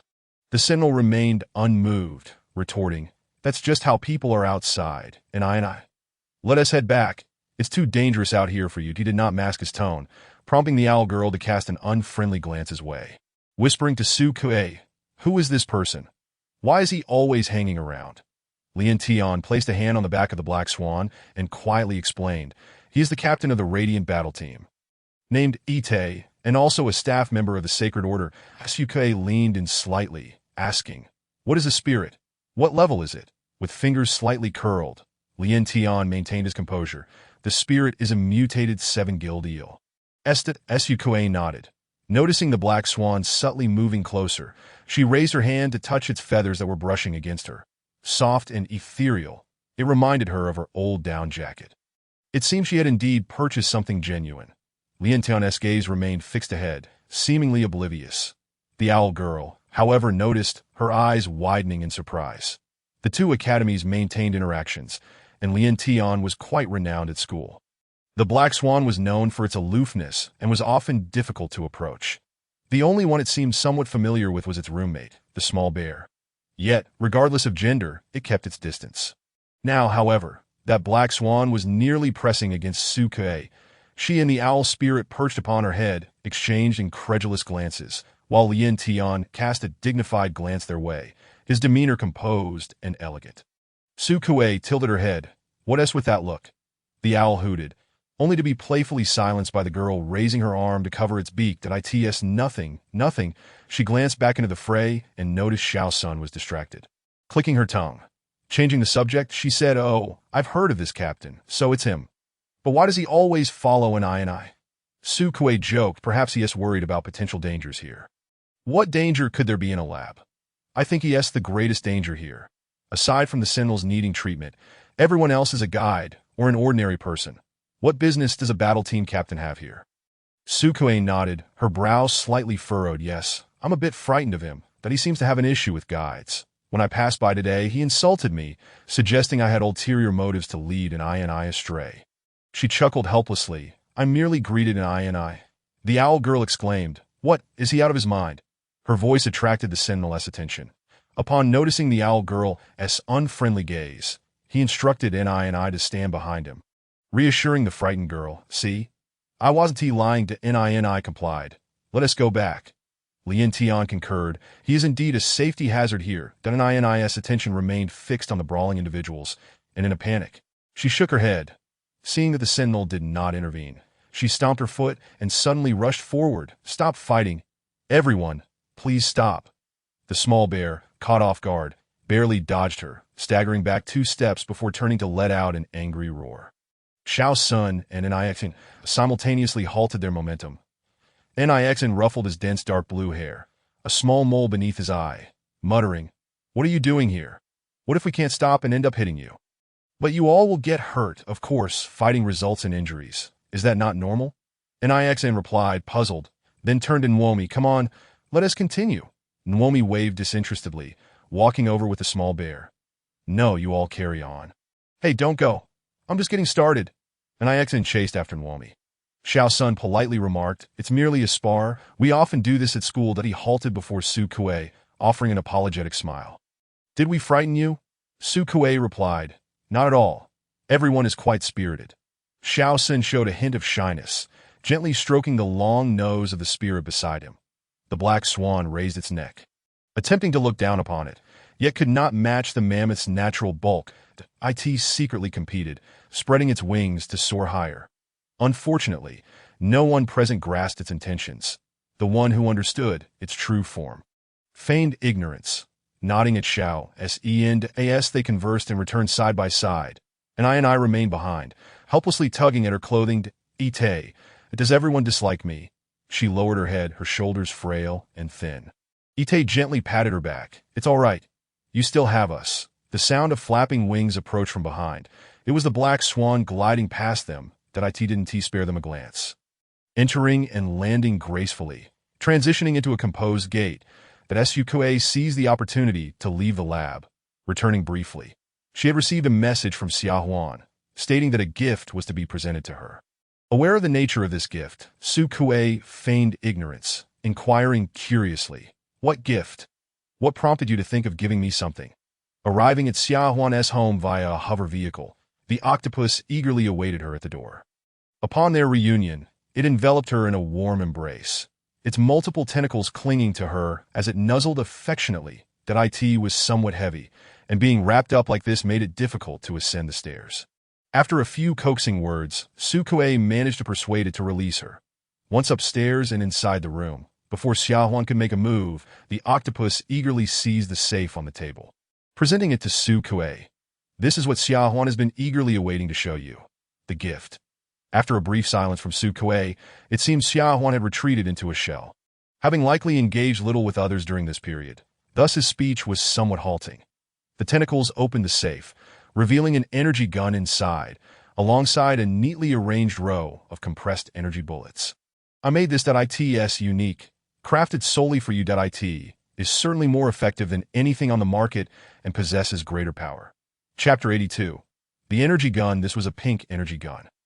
The handle was engraved with a design featuring a small octopus balancing atop a little sea anemone, its tentacles curled, and its eyes wide. Its Q-version image was utterly adorable. The spirit octopus pointed enthusiastically, emphatically indicating that this was its idea, that it had imprinted the design. It even brought a magnifying glass to present to Su Kuei. Only then did she notice that within the design, there was a tiny fish depicted on the octopus's body, which, without magnification, could only be seen as a vague outline. That It was her second spirit. That Su Kuei embraced the octopus, lowering her head to nuzzle it, her lips brushing softly against its velvety head. She gazed down, and the little octopus caught its reflection in her eyes. Thank you. That I truly cherish this. That It must be one of the most wonderful gifts I've ever received. It immersed itself in the shallow pink ocean, rising and falling, drifting aimlessly, unaware of the passage of time, its tentacles slowly intertwining. Xia Huan pursed his lips. The energy storage in this gun is quite abundant. It will last you for decades without depleting. That I've been searching for it for a while. That I know. Su Kuei replied, grasping his hand, leaning in to gently touch her forehead against his, smiling. You've worked hard. Xia Huan instantly felt drained, melting into the sofa as if all the bones in his body had been extracted. That It was just a fleeting kiss, not a siphoning of his marrow. That Su Kuei chuckled to herself at the absurdity of the image that popped into her mind. And indeed, she was starting to crave some sauce bones. Her fingers glided over the sleek, cool surface of the gun, and she asked, would you like to accompany me for a test? Certainly willing. Xia Huan appears to be a fragile, yet intelligent individual, seemingly lacking any physical strength. And in reality, he is not far from that. Although his spiritual entity is of a high level, all his points have been allocated to invention and toxins. Nevertheless, he is adept at using a firearm, likely aware of his shortcomings, and is practiced specifically for self-defense. The energy gun he gifted to Su Kuei possesses numerous advanced technological features, such as automatic targeting and recognition binding, ensuring that it cannot be operated by anyone other than its owner. It requires the recognition of Su Kuei's iris, voice, and fingerprint, collecting various pieces of her information. Once Xia Huan assists her in the operation, even he will no longer be able to use the gun. After the automatic locking mechanism is activated, any forced tampering or damage will trigger an explosion. Su Kuei is quite pleased. Placing the energy gun alongside her lightsaber, she extends an invitation to Xia Huan. Shall we dine together? How about some braised bones? Xiaohuan has never tasted such food, but he is indifferent to what he eats and merely nods. They exert considerable effort to locate a restaurant that serves similar braised bones. And to ensure Xiaohuan's comfort, they opt for a private room. Just the two of them, the octopus naturally sprawls across Su Kuei's lap. Xiaohuan sits beside her, feeling quite content. However, he is somewhat puzzled as to why Su Kuei smiles at him while sipping marrow through a straw. Following the notification from the sanctuary, the Black Towers across various planets began to tailor trousers for female guides. The number of male guides is scarce, and their work attire is already pants. However, in the interest of fairness, new styles were also created for each male guide. That it is rumored that some have inquired whether, if female guides are permitted to wear pants, male guides should also have the right to choose skirts. This topic sparked heated discussions, yet the sanctuary has remained silent. Upon returning home, Su Kuei notices female guides in trousers as she passes by. They have just finished work, dressed in ordinary clothing, striding with confidence. Annie and Ms. Lu Ming are also among the crowd. Gradually, as restrictions ease, they can now return to their homes, to complement their new guide uniforms. The two have undergone beauty treatments, their skin returning to normal, albeit adorned with several rows of sparkling gems. Upon spotting Su Kuei, the two rush over from a distance to showcase their new outfits. How have you been these past few days? Is everything all right over there? You haven't been infected, have you? Su Kuei answers their questions one by one, adding, It seems you both are quite fond of these outfits that, of course, they are very convenient to wear. Annie attempts to bounce a couple of times, exclaiming, I've hardly ever worn pants before. It feels novel that it turns out pants can be quite beautiful, that I've come to love wearing them now that I saw on the Starnet that some male guides wish to wear skirts. It's a pity that our planet's Black Tower lacks male guides. Otherwise, I would truly like to see what that would look like. That Su Kuei smiles and replies, Whatever the appearance, as long as one enjoys it. That's what matters. To be by the way, has the person in charge returned? What do you mean? Annie asks, puzzled. Has our leader left? Ms. Lu Ming seems to have some information. She nods. It seems he has returned. Turning to Annie, she explains, I heard he left during the insect infection. He should have just come back. Annie, how do you know this? I had no idea. The news hasn't been conveyed, Ms. Lu Ming says. I only just heard a bit today. Even within the Black Tower, there exists a significant information gap between the upper and lower levels. The upper echelon knows everything about the lower, while the latter remains oblivious to the former. If not for overhearing two Black Tower staff members discussing it, Ms. Lu Ming would have been entirely unaware. Then I shall go find him for a chat. That Su Kuei informs her two friends and heads to the office on the top floor. Annie, what will you chat about? Since when have you been so familiar with the person in charge? Didn't you just hit him last time? Ms. Lu Ming ponders. Who knows? Let's wait here. If anything happens, we can assist her. Indeed, what if they end up fighting again? Annie gestures with her arms and legs. I can go break it up. I've recently learned a defensive martial art from ancient Earth called Duanzi Jusun, which would be perfect to try out. However, Su Kuei is not going to engage in a fight. She merely intends for a simple conversation. Initially, she considered replacing this leader with a guide, but given the current circumstances, it seems a bit premature. It is better to let this little mouse take the lead for now. The little mouse may have many considerations, but Su Kuei only needs to think about how to control him. Upon entering, Su Kuei skillfully shields the signal and greets the sentinel in the room with a smile. Hi, long time no see. The sentinel immediately stands up. Weren't you supposed to be at the laboratory? Why are you back? No need to be tense. That Su Kuei gestures for him to sit down and takes a seat opposite him. How have you been lately, sentinel? Not bad. He is somewhat wary, but the obedient impression left by the last encounter lingers deeply in his mind. Subconsciously, he indeed feels compelled to follow her instructions. Chapter 83. Under the sun, aren't you going to offer me a glass of water? The person in charge pours water. Su Kuei holds the cup but does not drink, engaging in casual conversation about matters in the central region. How has Kwanzaa been lately? Why do you ask? The other party looks at her, replying honestly. Not too well. Su Kuei responds with an O. You know about the Radiant Squad, right? Tell me everything you know, including about the Vice Deacon of the Sanctuary. I do not wish to hear any lies from you. The Radiant Squad consists of 45 members, with the current captain, Ite, being an Sentinel that he hails from a remote star system and was once a subordinate of the Vice Deacon, who granted him his surname. The vice deacon, Lady Mare, is the founder of the Radiant Squad that I am unsure of his current level, but it could possibly be SS. Lady Mare initially faced strong resistance and exclusion due to his identity as a Sentinel upon entering the sanctuary. He remained silent for a time until a few years ago when he gradually became active again, with his former subordinates assigned to various black towers across the planets.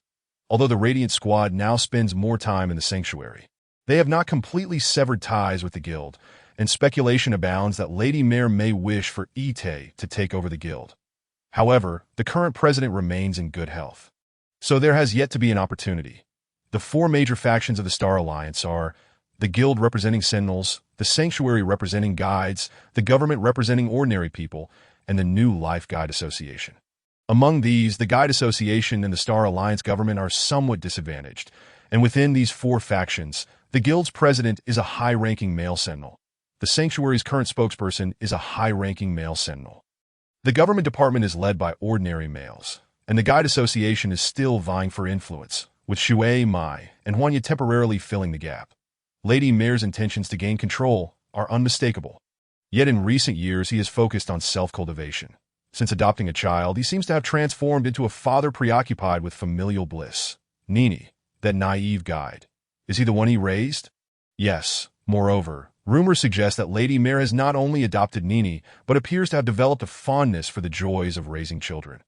All children who awaken their guiding talents at birth are sent to him for education within the sanctuary. They are all his children. That one named Nini, the person in charge, scoffs, is merely the one with the best talent, the one he favors most. They take pride in being adorned with the badge he personally bestows upon them, pledging lifelong devotion to the sanctuary. Each morning, they recite their oaths before the luminous dome of the sanctuary that if one were to search for images on StarNet now, they would see the sanctuary's grandeur. Opulent and extravagant, the building is graced by a statue of Fan Lawn at its entrance. Initially, it was merely an ordinary house that I have heard my family mention it.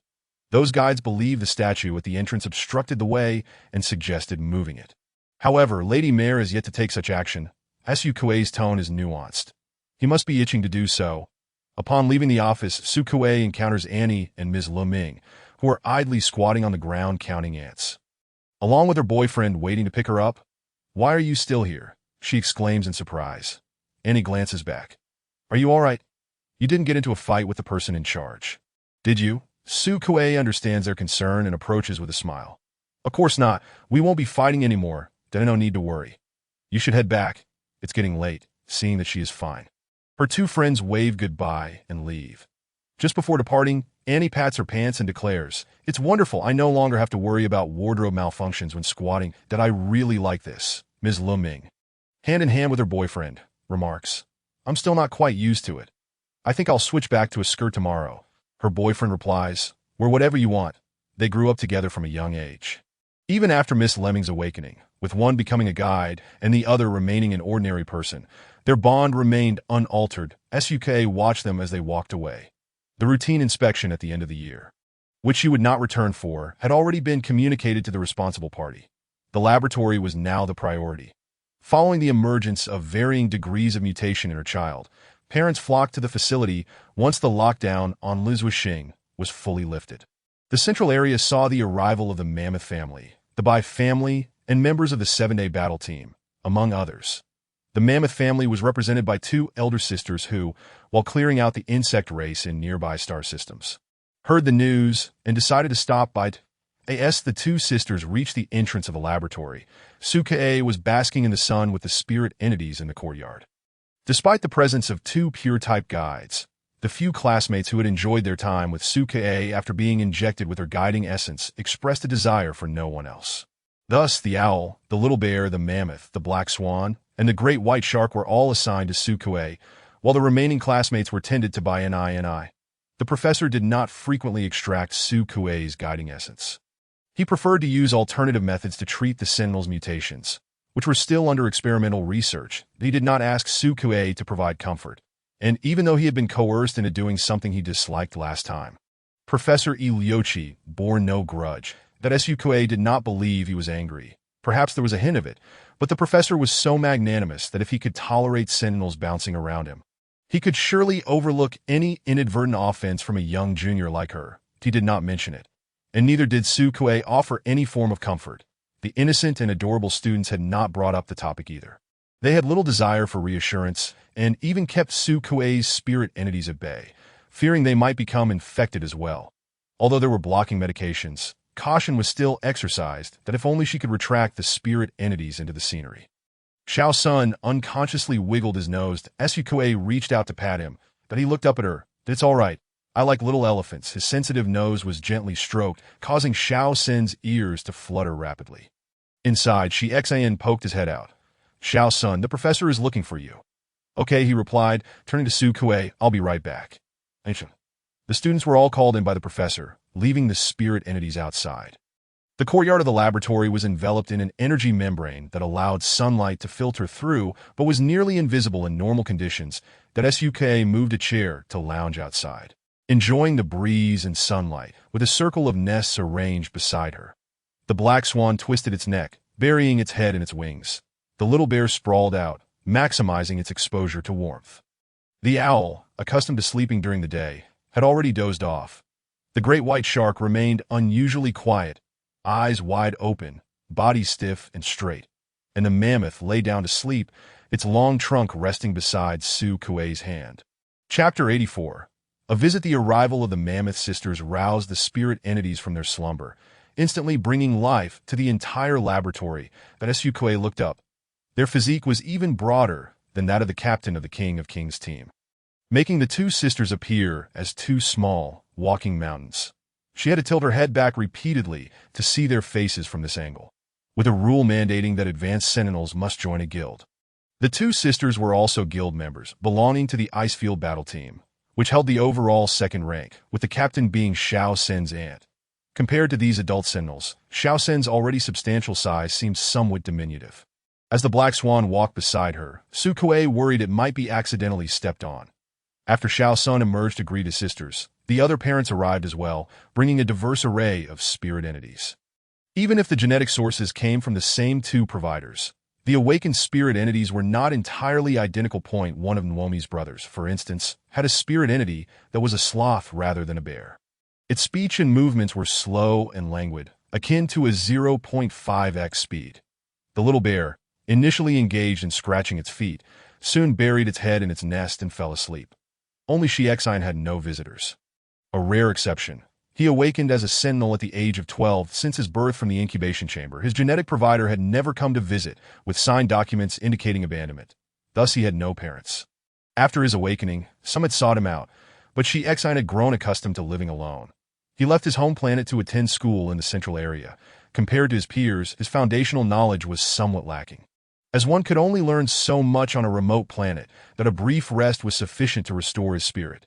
The great white shark sprang back to life, and Shi Xian, accompanied by his spirit entity, frolicked in the shade to exercise. That he babbled excitedly, his sharp gaze focused, delivering punches that cut through the AI. As Su Kuei approached, she overheard him reciting history, that he was not particularly proficient in that subject. Madame XX, the first to discover the existence of spirit entities. This would herald a new era for humanity. Su Kuei listened for a while and corrected several of his mistakes. The Shi Xian protested. "I didn't make any mistakes," Su Kuei replied. "Don't believe me? Check it yourself." He paused, skeptically examining the content. She searched on her hollow brain, muttering as he scratched his head. "All right, I see I was wrong." Although his tail had transformed back into human legs, the fin on his back remained. The laboratory provided suitable clothing that allowed him to cover his body while keeping the fin exposed. That it looked a bit odd, but Su Kuei had grown accustomed to it. After all, she had seen much stranger things. She joined Shi Xian in reciting history, and he wondered, "Why are you still studying this when you've already graduated?"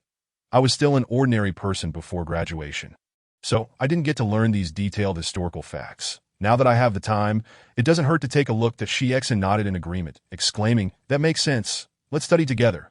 I'll quiz you, and let's see who gets everything right first." "Sounds good." That SUK appreciated his vibrant spirit. Such optimistic individuals often uplift those around them. They quizzed each other rapidly, their responses swift, after answering every question correctly. Shi Xian celebrated by coming over to high-five Su Kuei. Sharks need to keep swimming in the sea to avoid sinking. and perhaps due to this biological trait, Xin could not remain still for even a moment. He found Su Kuei's personality quite agreeable and invited her to spar a bit. Though aware he would surely lose, Su Kuei accepted, as it was just playful banter, and she was curious to see how her physique compared to an S-class Sentinel. She clenched her fist and charged at him, Xin, adopting a combat stance, effortlessly caught her. Executing a shoulder throw, he did not genuinely toss Su Kuei to the ground. He merely mimicked the motion. And her collar remained intact, undamaged, with her feet barely touching the ground. She felt a momentary blur, hardly comprehending how she found herself in that position. "Shall we try again?" Su Kuei asked. Releasing her, Xin applauded her bravery, exclaiming, "Come on! Believe in yourself." The disparity in strength levels could not merely be bridged by confidence, that Su Kuei felt a chuckle bubbling within her. It seemed Xin recalled his own past, the stubborn determination to stand up time and again without admitting defeat. He even imitated his former mentor, encouraging Su Kuei with fervor and anticipation. "Don't give up, that if I go down, it means you've won, that I'll grant you a request." Su Kuei thought, it seems he has misunderstood something. She was not particularly interested in that reward, but to avoid discouraging the young boy's enthusiasm, she cooperated in seeking out his weaknesses. After a thorough search, her gaze landed on his thick, fluffy hair. Even the mightiest Sentinel would feel pain from having their hair pulled, wouldn't they? Unaware of Su Kuei's intentions, Xin simply relied on his strength during their spar. After executing several shoulder throws, Su Kuei could finally catch glimpses of his movements. She reached out, aiming for her target, and seized a tuft of his dark blue hair. "Ow!" Xin yelped at that moment. A voice called from nearby. Su Kuei, Xin, momentarily distracted, fell victim to Su Kuei's opportunity. She yanked his hair backward with force. He was forced to tilt his head back, stumbling and losing his balance, landing unceremoniously on the ground. Inertia caused Su Kuei's pink hair to cascade from her shoulders, enveloping his face. Her vision was obscured by a sea of soft pink. Su Kuei's apologetic laughter rang out. "I used a little trick. Sorry for pulling your hair. It'll grow back." She returned the few strands she had grasped before turning to face the newcomer. With delicate skin and striking beauty, Su Kuei momentarily struggled to recall their name. Seeing the individual's indigo hair glimmering with a metallic sheen, she remembered their spirit entity. "What brings you here?" Although she could not recall the name, she recognized the Sentinel's spirit entity as a blue peacock, which she remembered fondly. It had always enjoyed rubbing its crown against her palm and would display its feathers whenever it saw her. Upon spotting Su Kuei, it too was excited, dashing out to leap into her embrace. "Long time no see. Did you miss me?" The ethereal blue peacock nodded eagerly, rubbing against something a few times before its tail flickered and spread open like a fan. It was aware that Su Kuei was present, which was the reason for its visit to Lien Tian. Upon arrival, it took a cursory glance around, inquired about the mental fluctuation values, and after receiving a report from Captain Chi-Ri, its attention was immediately drawn to Su Kuei. The peacock circled around Su Kuei, displaying its feathers, an action that incited the discontent of other spiritual entities. Chapter 85. Conditions. I recall that you are a member of the Yibo battle team?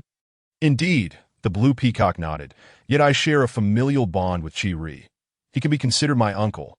The Chi-Ri battle team is currently occupied outside, and since I happen to be nearby, I came to substitute for him. Though I came ostensibly to see Lien Tian, my gaze repeatedly strayed towards Su Kuei, whose presence was shielded by the small steps of the Black Swan standing protectively in front of her. Meanwhile, the silent figure of Xin rose on its own, fixating on Su Kuei's silhouette in a somewhat dazed manner. After exchanging polite greetings, the blue peacock answered all inquiries, nearly recounting all its recent activities. Su Kuei then asked, "Where is your captain?" The blue peacock drooped its head, responding, "The captain has ventured deep into the insect nest on Ida Star and has been infected. He is currently at the disinfection center. This new type of insect species has proliferated significantly, and anyone who has come into contact with them will be infected. The blockade medication only halts the progression of the infection. To achieve complete recovery, treatment from a pure-type guide is still required." Su Kuei gradually revealed a smile, saying, "Thank you for your efforts on the journey. I hope you are doing well recently. If you need any comfort, I am here to assist." The blue peacock, taken aback, repeatedly waved its hands, saying, No, I am not infected." However, as it uttered its last words, Its voice trailed off, and a blush crept onto its cheeks at that moment. Xiao Sun glanced over while conversing with her sister. Suddenly, an inexplicable silence enveloped the courtyard. The dozing little bear rubbed its eyes, while Lien Tian, adorned with a swan head, fixed its gaze upon him.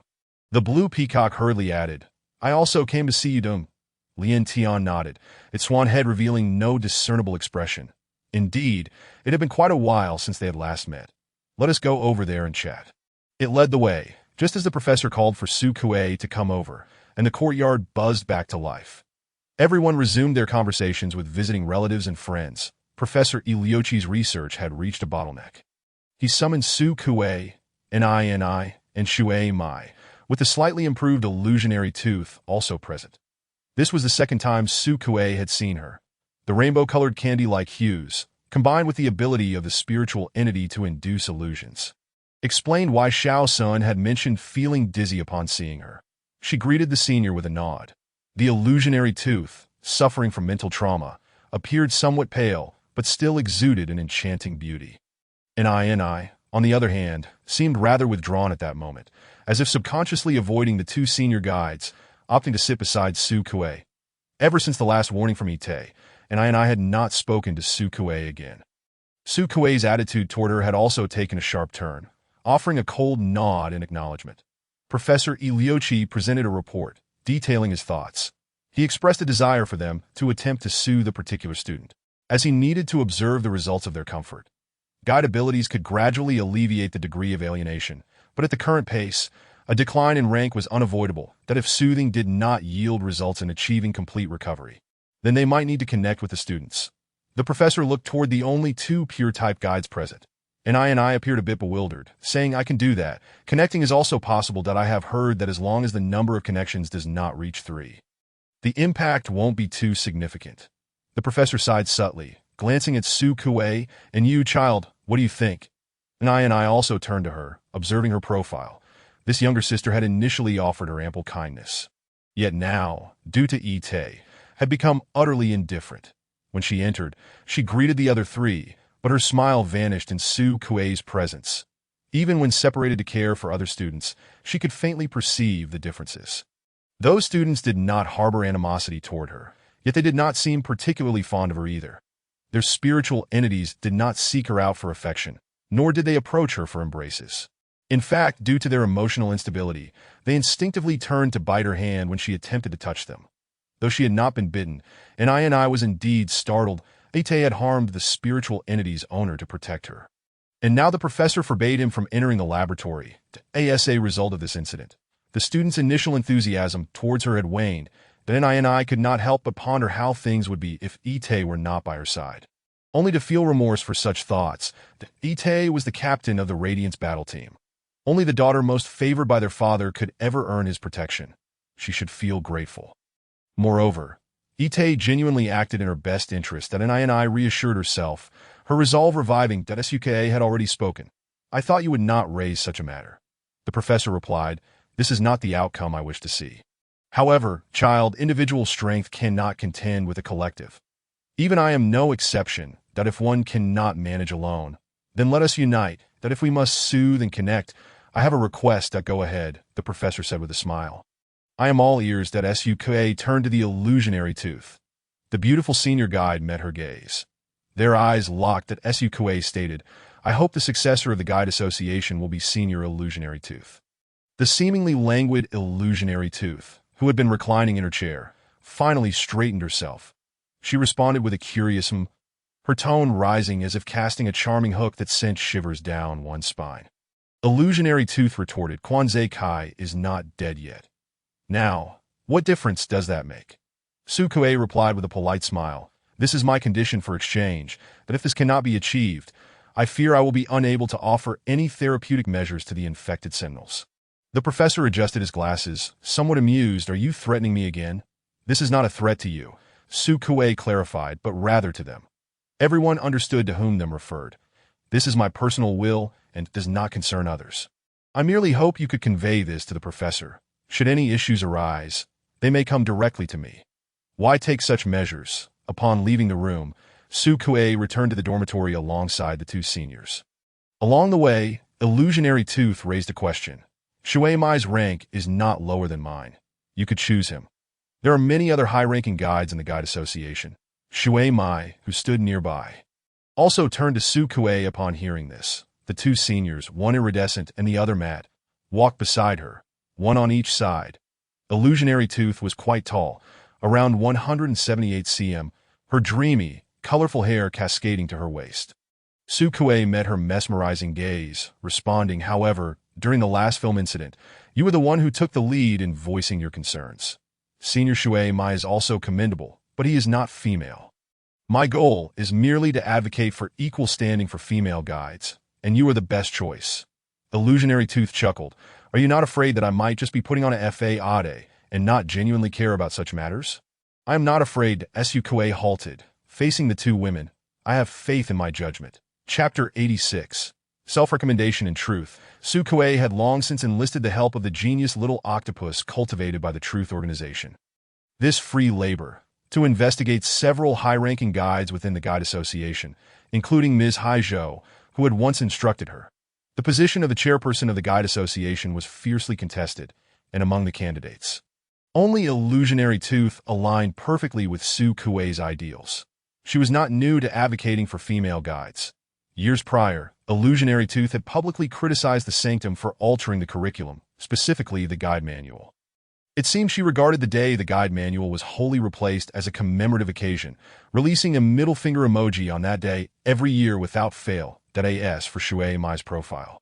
Su Kuei cast a glance at the melancholic beauty with the crimson wolf's tail, that he appeared too pristine, making it hard not to suspect he harbored secrets. Xiaohuan was intelligent, yet after forming a connection, Su Kuei occasionally sensed some of his intense emotions. When the little octopus handed over the information, it noticeably hesitated upon reaching Shui Mai's page. However, Su Kuei said nothing at the time, pretending not to notice. Returning to the dormitory, they should have parted ways. Yet Su Kuei continued to follow Illusionary Tooth, lingering to watch as Shui Mai departed, showing no intention of leaving. Illusionary Tooth, surprised, asked, "Is there something else?" "Not at all. I merely wish to pay you a visit. This is the first time I've encountered someone so proactively asking to visit." Illusionary Tooth scrutinized her for a moment before ushering Su Kuei into her room. She was somewhat laid back in her daily life. The room was tidy, yet slightly disorganized, that Su Kuei settled onto the sofa, surveying the environment. "It's a bit messy. Please excuse me," Illusionary Tooth said with a lack of sincerity. Then inquired, "What kind of juice do you like? Chilled or room temperature? Do you have ocean cherry?" "Room temperature, please." "You are rather straightforward," Illusionary Tooth murmured, preparing the room temperature ocean cherry juice and handing it to her. Once back home, Illusionary Tooth fully relaxed, stretching her legs and reclining on the sofa that if Su Kuei were not present, she would likely have completely melted into the cushions. "Thank you, that if you prefer me to be a bit more courteous, I can certainly oblige. Nevertheless, let us proceed in this manner. Huanya, I have no fondness for individuals who speak in circles." To Suk, holding the cup of water she had offered, took a sip. The exquisite flavor caused her to squint her eyes in delight. "Very well, I shall speak plainly henceforth. May I inquire if this place is secure? Can we be certain that our ensuing conversation will not be intercepted by any means?" Huanya narrowed her eyes, assessing the safety. "Speak," she urged at Suk. "To be candid, I hail from the recommendation of the pillow." Such directness was unexpected. Huanya coughed slightly. "What do you intend to do?" "Become my subordinate." Su Kuei offered a tissue. Huanya politely thanked her, only to remember that she was in her own home, and the tissue was her own. "No, I am here to offer you solace." Under the gaze of those eyes that seemed to penetrate the depths of one's soul, Su Kuei stated with composure, "To gain an absolute advantage in competition, one must tend to their wounds." "Huanya, have you not already threatened those sentinels with your own power? I presumed you would aspire to lead the association yourself. Yet my abilities are insufficient to command respect. Moreover, to be frank, I have no desire to engage in the power struggles. My initial purpose in coming to the Black Tower was simply to lead a stable life. The motive behind all this is merely to create a relatively leisurely and comfortable social environment for myself, while also aiding those pitiable souls who are oppressed." That Suk replied, "However, this endeavor is not solely mine. I require the support of others. That I shall assist you in reclaiming your peak, and once the Elder tightens their grip on the Guide Association, You may pursue your aspirations. Huanya retorted. How do you know what I wish to do? Sukue, I am aware, for our objectives align. After a moment's pause, Huanya sipped her juice. Your tone is quite irksome. Without you, I would still attain the guide association, albeit it would take considerably longer, but Sukue, I apologize for my tone. I ask for your forgiveness. Now, may I offer comfort? Have you considered this thoroughly? It is against the law for guides to comfort one another. She reminded that I at the law established by the Sentinels. Sukue chuckled. Then let them come and apprehend me. My rank surpasses yours, which may lead to illusions. I cannot exert complete control, but be cautious. Should you expend too much energy, withdraw promptly, that I do not wish to owe you a favor, but do not fret. There is no debt between us. It is merely mutual benefit and assistance that Sukue cradled the multicolored fish, gently stroking its tail, effortlessly entering Huanya's mental landscape. Do you reject the notion of connecting with me? Sukue softly inquired.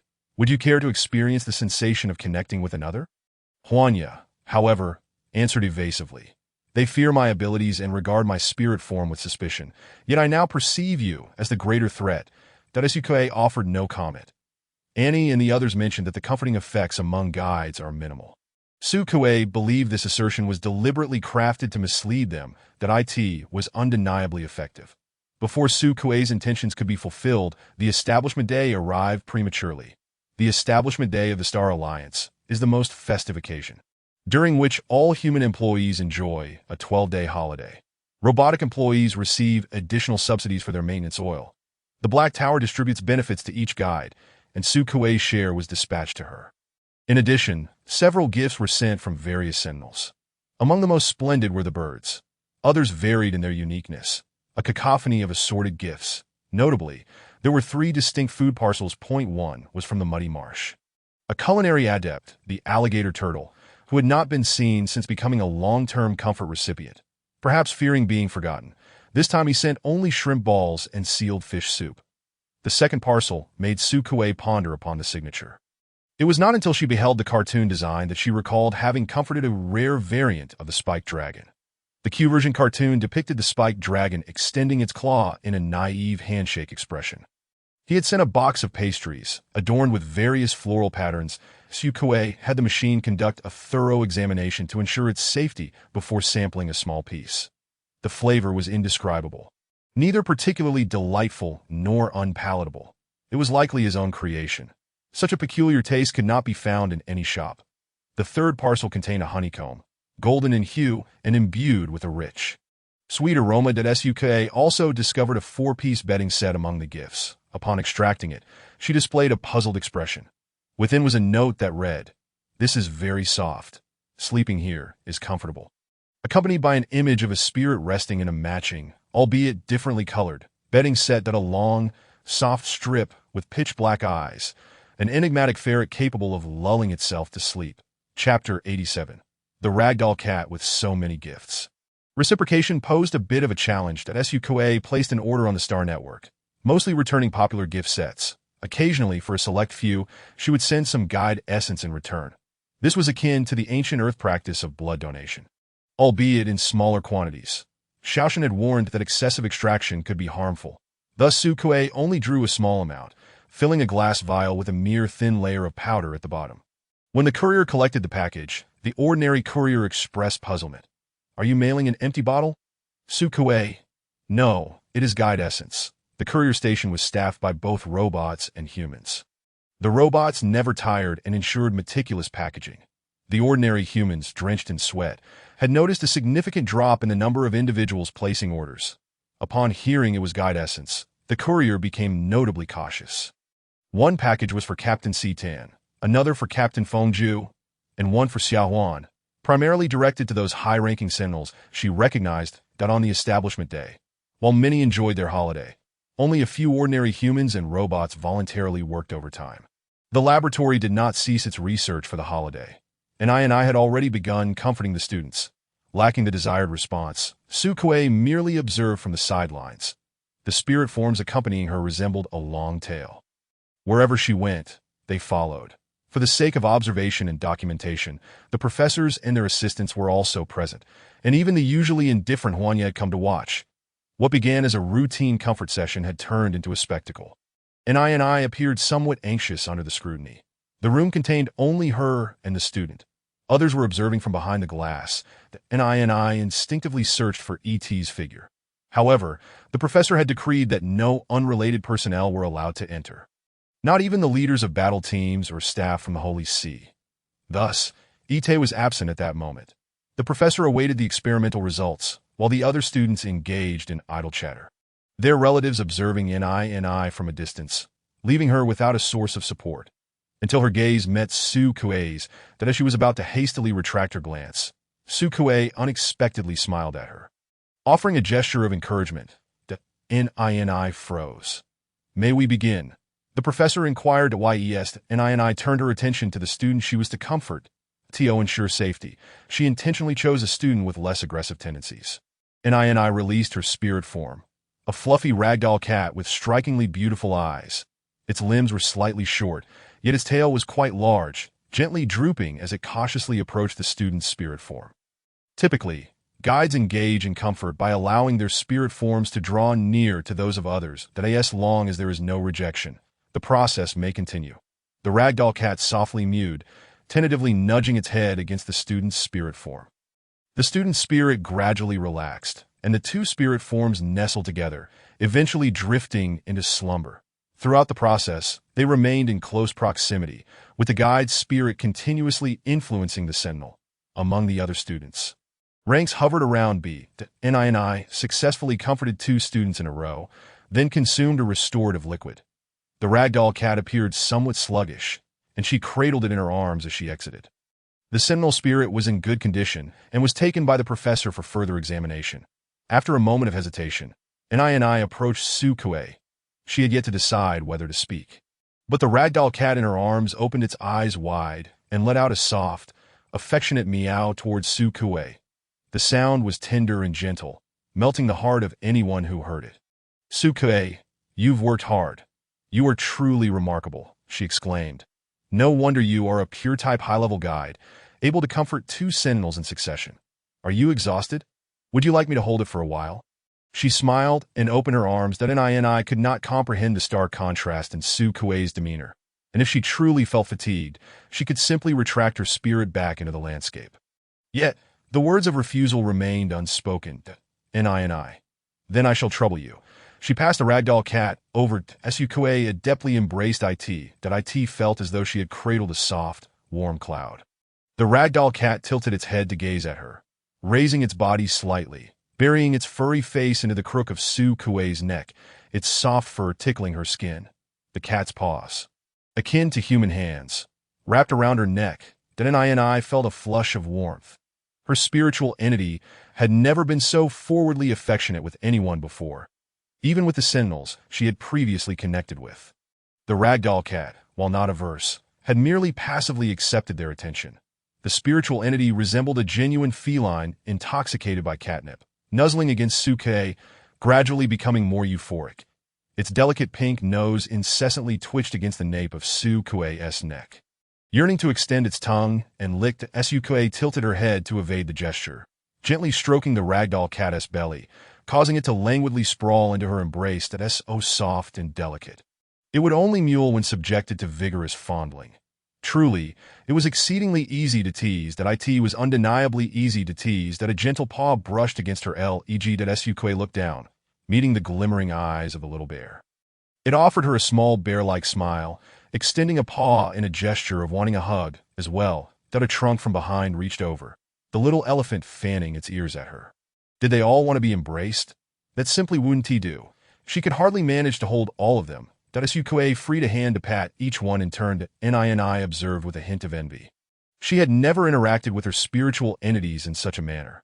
Each time she completed a session, she was whisked away, and her father seldom allowed her to meet the same sentinel frequently. NI wished to converse with this sister, harboring a secret desire to have her hold the ragdoll cat a little longer, but upon exiting the laboratory, she caught sight of Yite waiting for her through the one-way glass. The sister, who had been so amiable moments ago, returned the spiritual entity and turned away coldly. NI stood rooted in place, still somewhat bewildered. The door swung open, and Yite entered, inquiring, "Are you all right?" And I opened her mouth. She chose not to mention the events that had just transpired. Reassurance proved to be more effective than the injection of guiding pheromones, with connections manifesting instantaneously. Moreover, even sentinels who had been infected would not transmit the infection to their linked guides after taking blocking medication. The professor's alternative medication had also been developed, yet it remained suboptimal in the presence of pure-type guides that as long as they remained the most precious. Sukue was not in a hurry. Many others were far more impatient, such as the parents of her students. Nwomi's cousin, the sloth, elongated its voice and inquired at a slow 0.5x speed if Sukue could facilitate a connection with Nwomi, offering to provide compensation, as long as she was willing to state her demands. That Sukue patiently listened to this excessively drawn-out request, glancing at the time. Perfect, it had consumed a significant portion of her day. The Star Alliance had no regulations against minors forming connections. Such actions were neither illegal nor morally condemned in their society. However, due to the long-standing scarcity of pure-type guides, adult sentinels with excessively high spiritual fluctuation values found it exceedingly difficult to secure guiding connections, let alone willingly relinquish opportunities to minors. Chapter 88. The Little Elephant's Adventure. Furthermore, minors, whose mental faculties had yet to mature, could easily exhibit impulsive possessiveness towards guides post-connection, resisting their guides' attempts to comfort others. With jealousy potentially leading them to irrational behavior, Sukue had declared her refusal to accept minors, and she genuinely held that stance. Compared to these still maturing students, their parents were her true targets. Just as Sukue was more intrigued by the elder sister than by Xiao's son, the elder siblings, being older and hailing from prominent families in the central region, had established connections with familiar guides. Thus, it would be somewhat challenging for Sukue to intrude upon their established relationships. The sloth, in its characteristic sluggish manner, remarked, "I know you point," one of the visibly impatient elder sisters, restrained by the mammoth sister. Interjected, "Be quiet. I'll speak." She turned her gaze to Sukue. "We are aware of the conditions you propose to the professor, that on behalf of the mammoth family, I will support Huanya in succeeding the guiding association." The sloth added, "So do I." That Nwomi chimed in, "My family agrees as well." Others quickly voiced their approval. The mammoth sister continued, "If there are any further demands, feel free to express them. That I only have this one insignificant wish." Sukue responded, gently stroking the owl's head nestled in her arms as it turned this way, "and that I genuinely appreciate all of you and wish to see everyone healed soon." The mammoth sister stated, "First and foremost, I hope it can be Xiao's senator. That's perfectly fine. It is merely a trivial matter."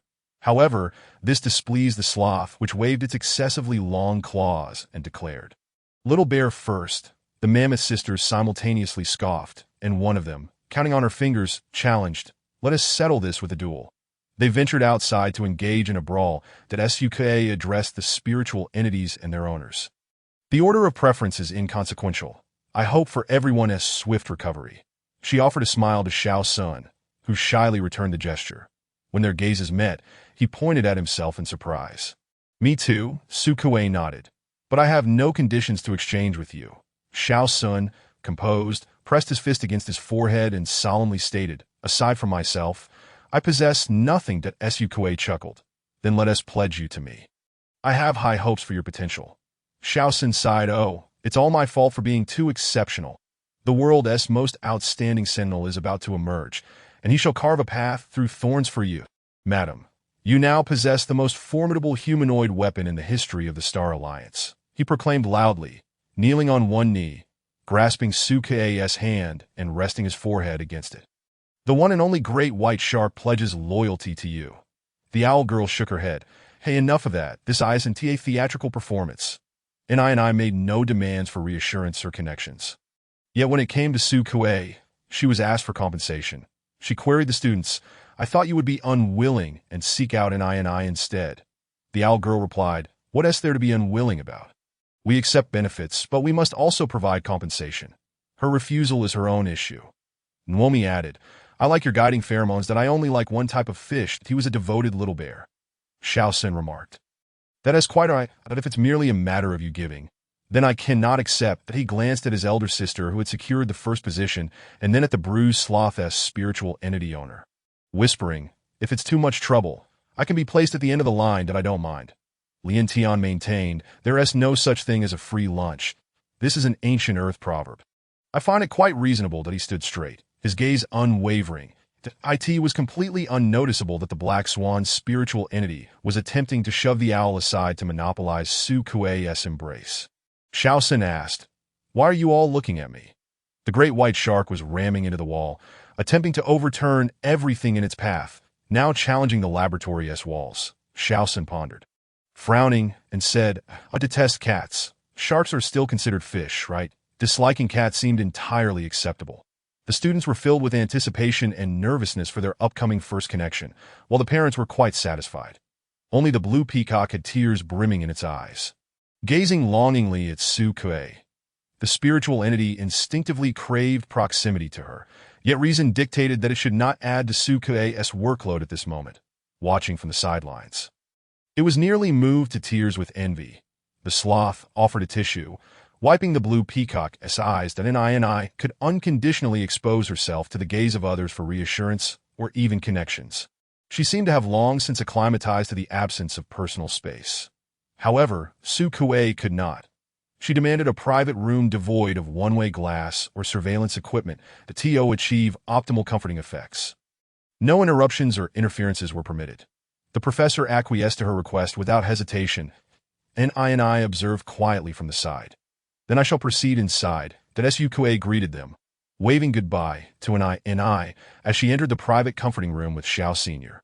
Once the automatic door closed, all sounds and sights from within ceased. Approximately 4 hours later, the two emerged once more. The duration had dragged on so long that the professor had even left to attend to other matters. Su Kuei was sipping on a recovery solution, and Xiao's son finally appeared to be back to normal. The visibly aberrant traits had subsided, and he obediently followed Su Kuei out as she raised her hand. He instinctively took the empty recovery solution packaging from her and tossed it into the trash bin. Without any need for testing, it was evident that he was doing quite well. The professor approached, inquiring, "Why did it take so long?" Su Kuei responded with calm assurance, "I took a nap post-connection. It's my habitual treatment method." The professor nodded. "Come with me for an examination." Shaoxin replied, "I'll accompany the professor." Su Kuei nodded, allowing him to proceed. The owl girl scratched her head. "I feel like something is a bit off." Lian Tian felt the same way. Only Xiao-san appeared puzzled. "What is different?" "Oh, he no longer has his elephant trunk. Nor his ears." That Su Kuei mused to herself that it was merely the dependency psychology that arose from the young one's first connection with her, something they would all experience. She had not stamped a spiritual seal on this underage member of the mammoth family. Having not provided guiding connections to S-rank sentinels for a considerable time, Su Kuei felt somewhat fatigued after concluding the session, just as afternoon arrived. Thus, she accompanied Xiao-sun for a brief slumber. Though naturally they each slept on their own sides. Xiao-sun lay quietly on his side, staring at the ceiling, too timid in his slumber to turn over. Initially, he struggled to fall asleep, prompting Su Kuei to retrieve her treasured book and narrate a fairy tale to him. The tale of the baby elephant's adventures, although the content was largely improvised by her due to the absence of the book, was filled with whimsical elements that left listeners bewildered yet captivated. Nevertheless, the audience's enjoyment was all that mattered. Chapter 89. Brown sugar rice cake. The baby elephant was quite nourishing that if one were to draw a comparison to its flavor, Su Kuei could only think of freshly baked brown sugar rice cakes. The energy feedback from the S-Class Sentinel was both pure and substantial. Kuei and the little fish were well fed. Su Kuei felt invigorated, her spirits lifted. The professor conducted a thorough examination of Xiao Sr. The degree of deviation had diminished, and the fluctuations in his mental waves had decreased, though the mental projection remained unrecoverable. That a repeat examination should suffice, the assistant remarked, glancing at the two straightforward guides. I was engaged in conversation with her upcoming subject of comfort. That student's mental projection was a rhinoceros, like Xiao-Sin's, a rare non-carnivorous creature. However, its formidable nature was on par with any other type of mental projection.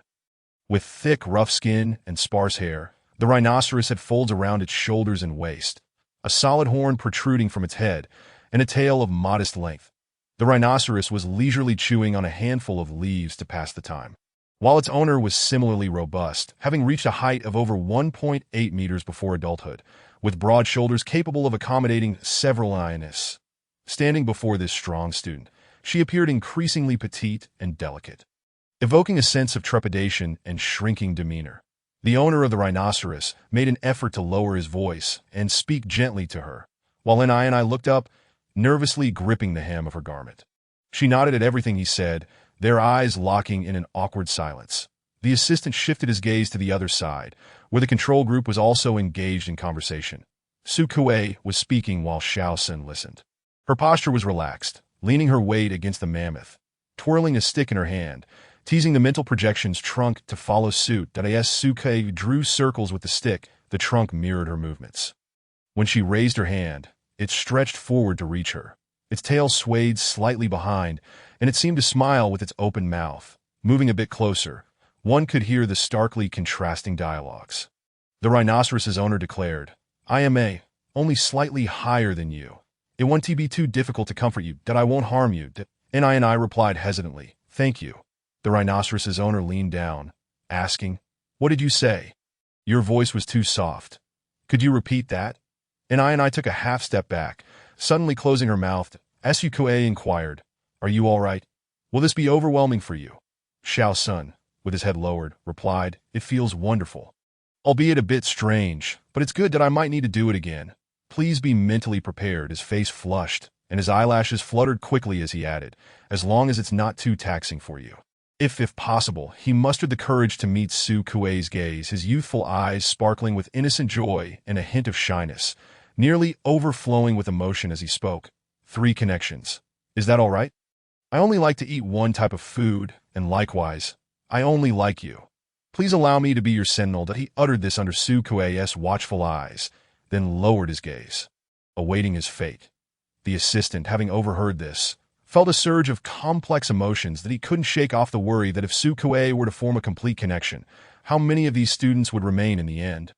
He voiced his concerns to the professor, who simply smiled, stating that it was their heartfelt choice and no one had the right to interfere.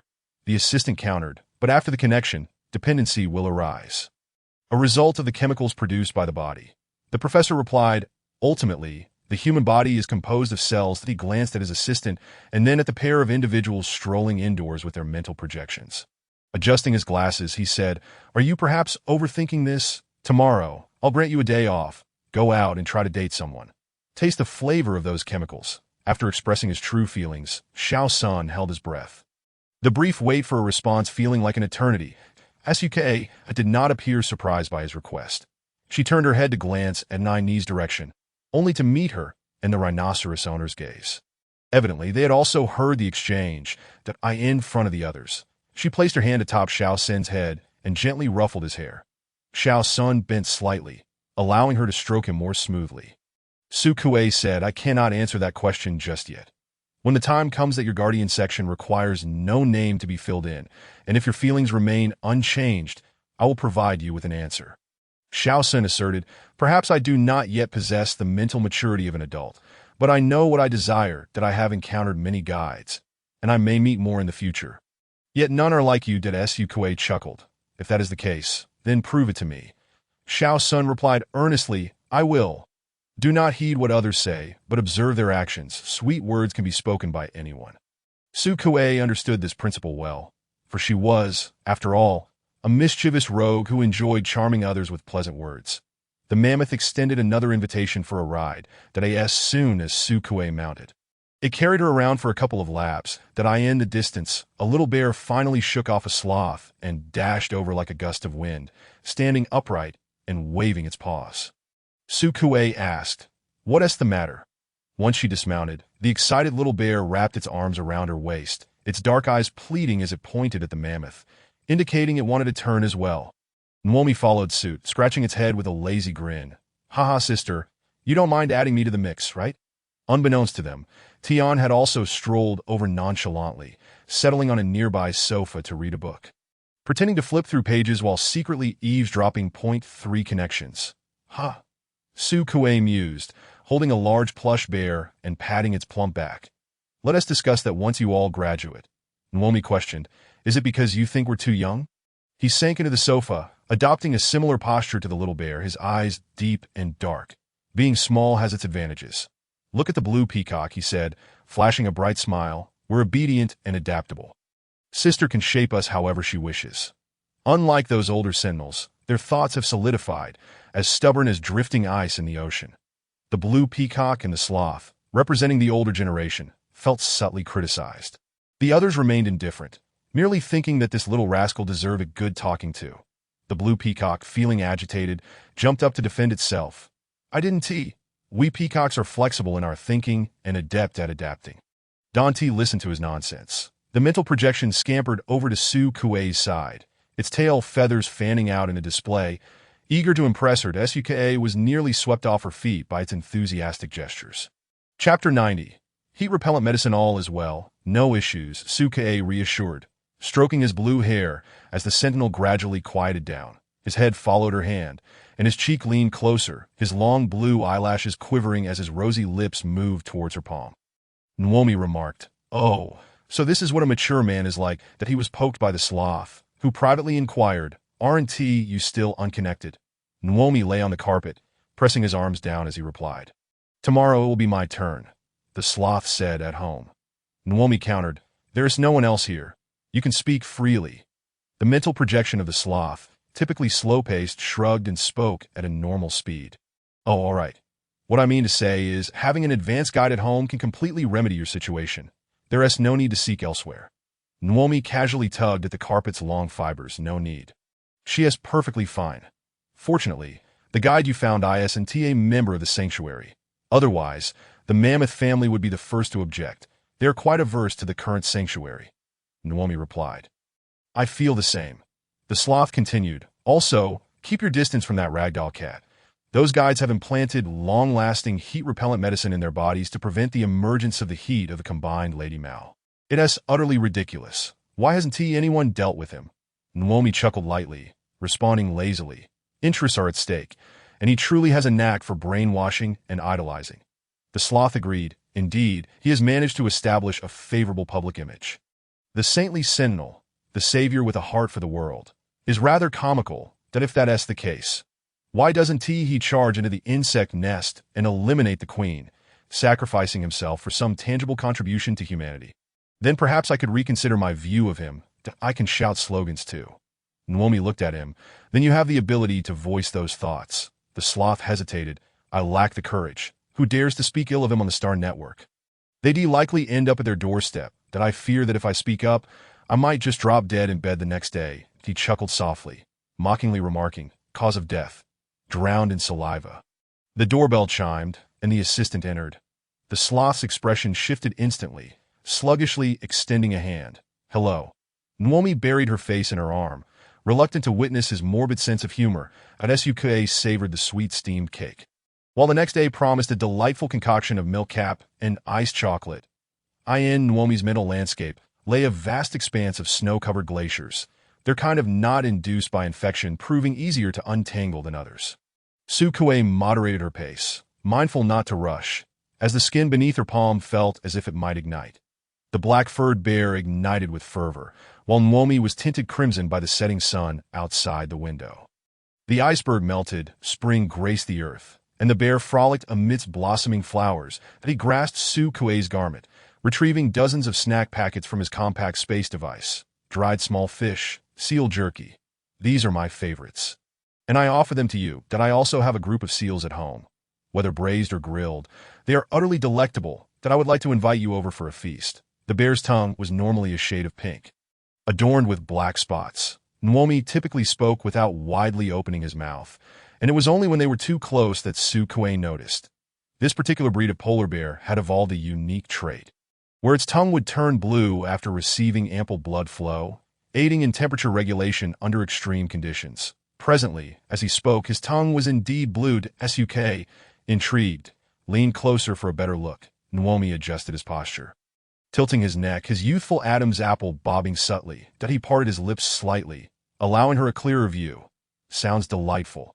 Having satisfied her curiosity, Su Kuei rose to gently tap his nose. I might come by when the opportunity arises. Do you wish to rest for a while? We can wait before heading out. Naomi nodded, his spirit bear joyfully spreading its arms, patting its soft belly. The bear cushion is no less than a little elephant's mount. It is exclusively for sister's use. Would you care to lie down for a moment, sister? The spirit bear looked pitiful, dragging its voice like a sloth, as if a sliding resistor had been installed in its throat, producing a soft, whimpering sound. Had Sukuei not heard the bear's deep, powerful roar during a scuffle with a person, she might have been deceived. The bear eagerly extended its arms, inviting Sukuei to sit upon it, its fluffy forepaws gently encircling her waist. Careful not to scratch her, It held onto the guide, joyfully swaying side to side, its head resting atop Sukuei's, its round ears twitching adorably. Sukuei found herself enveloped in the warmth of a furry bear blanket, drifting off to sleep. However, not long in a slumber, she felt a warm sweat envelop her.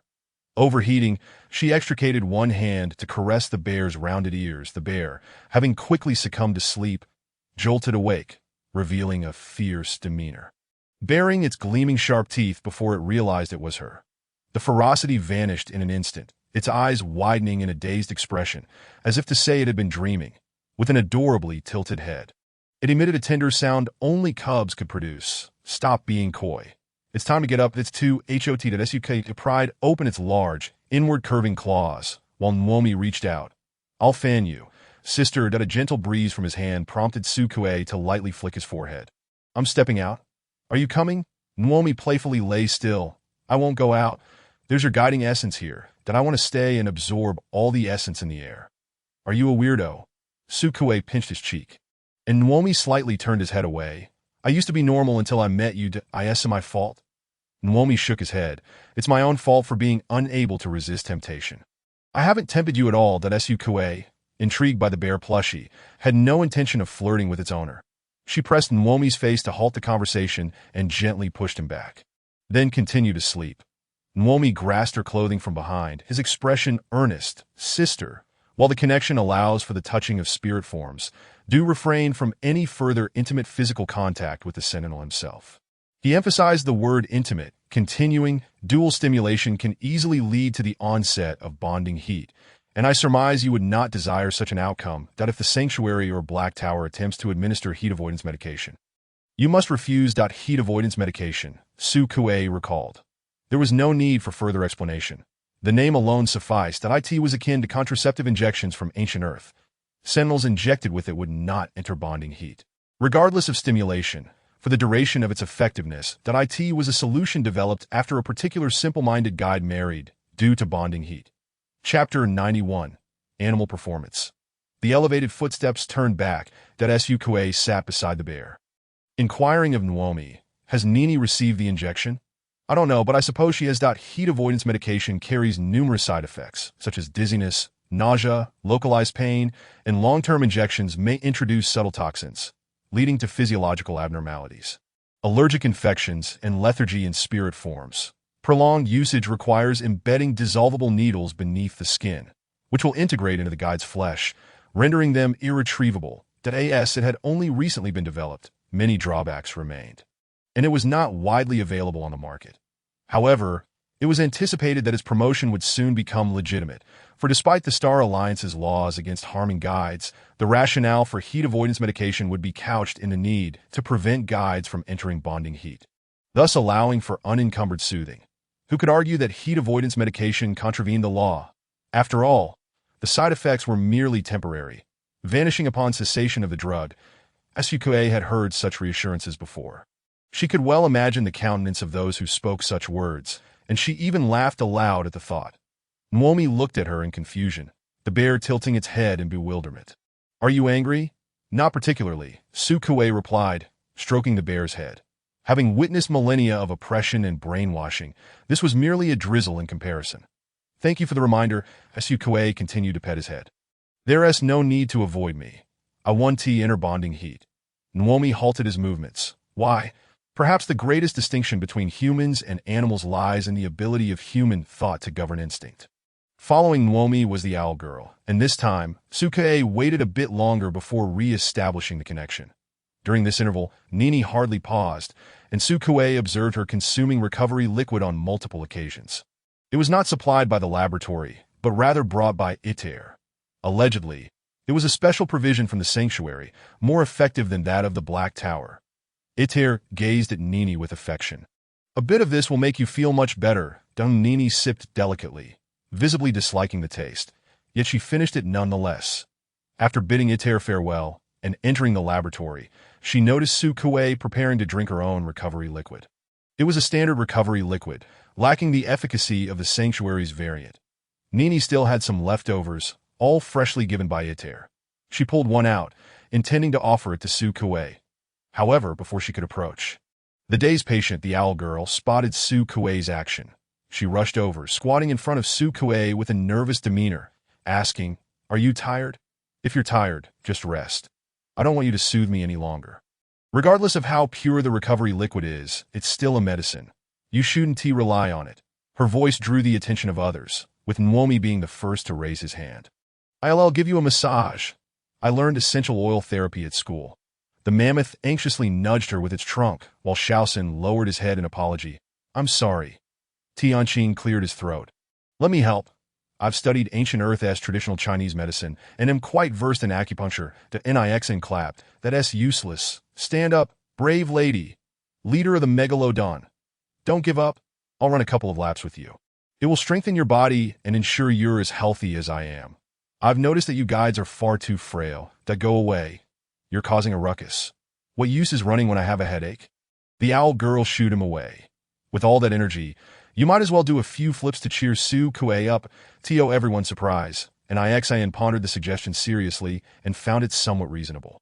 A joyful mood could indeed contribute to one's health. "Watch my somersaults. Yeah, let me borrow some alcohol to try the Megalodon's flaming ball." Whoosh, ouch, that burns. Su Kuei found herself encircled, unable to glance at the animal performance. Fearing she might not maintain her composure,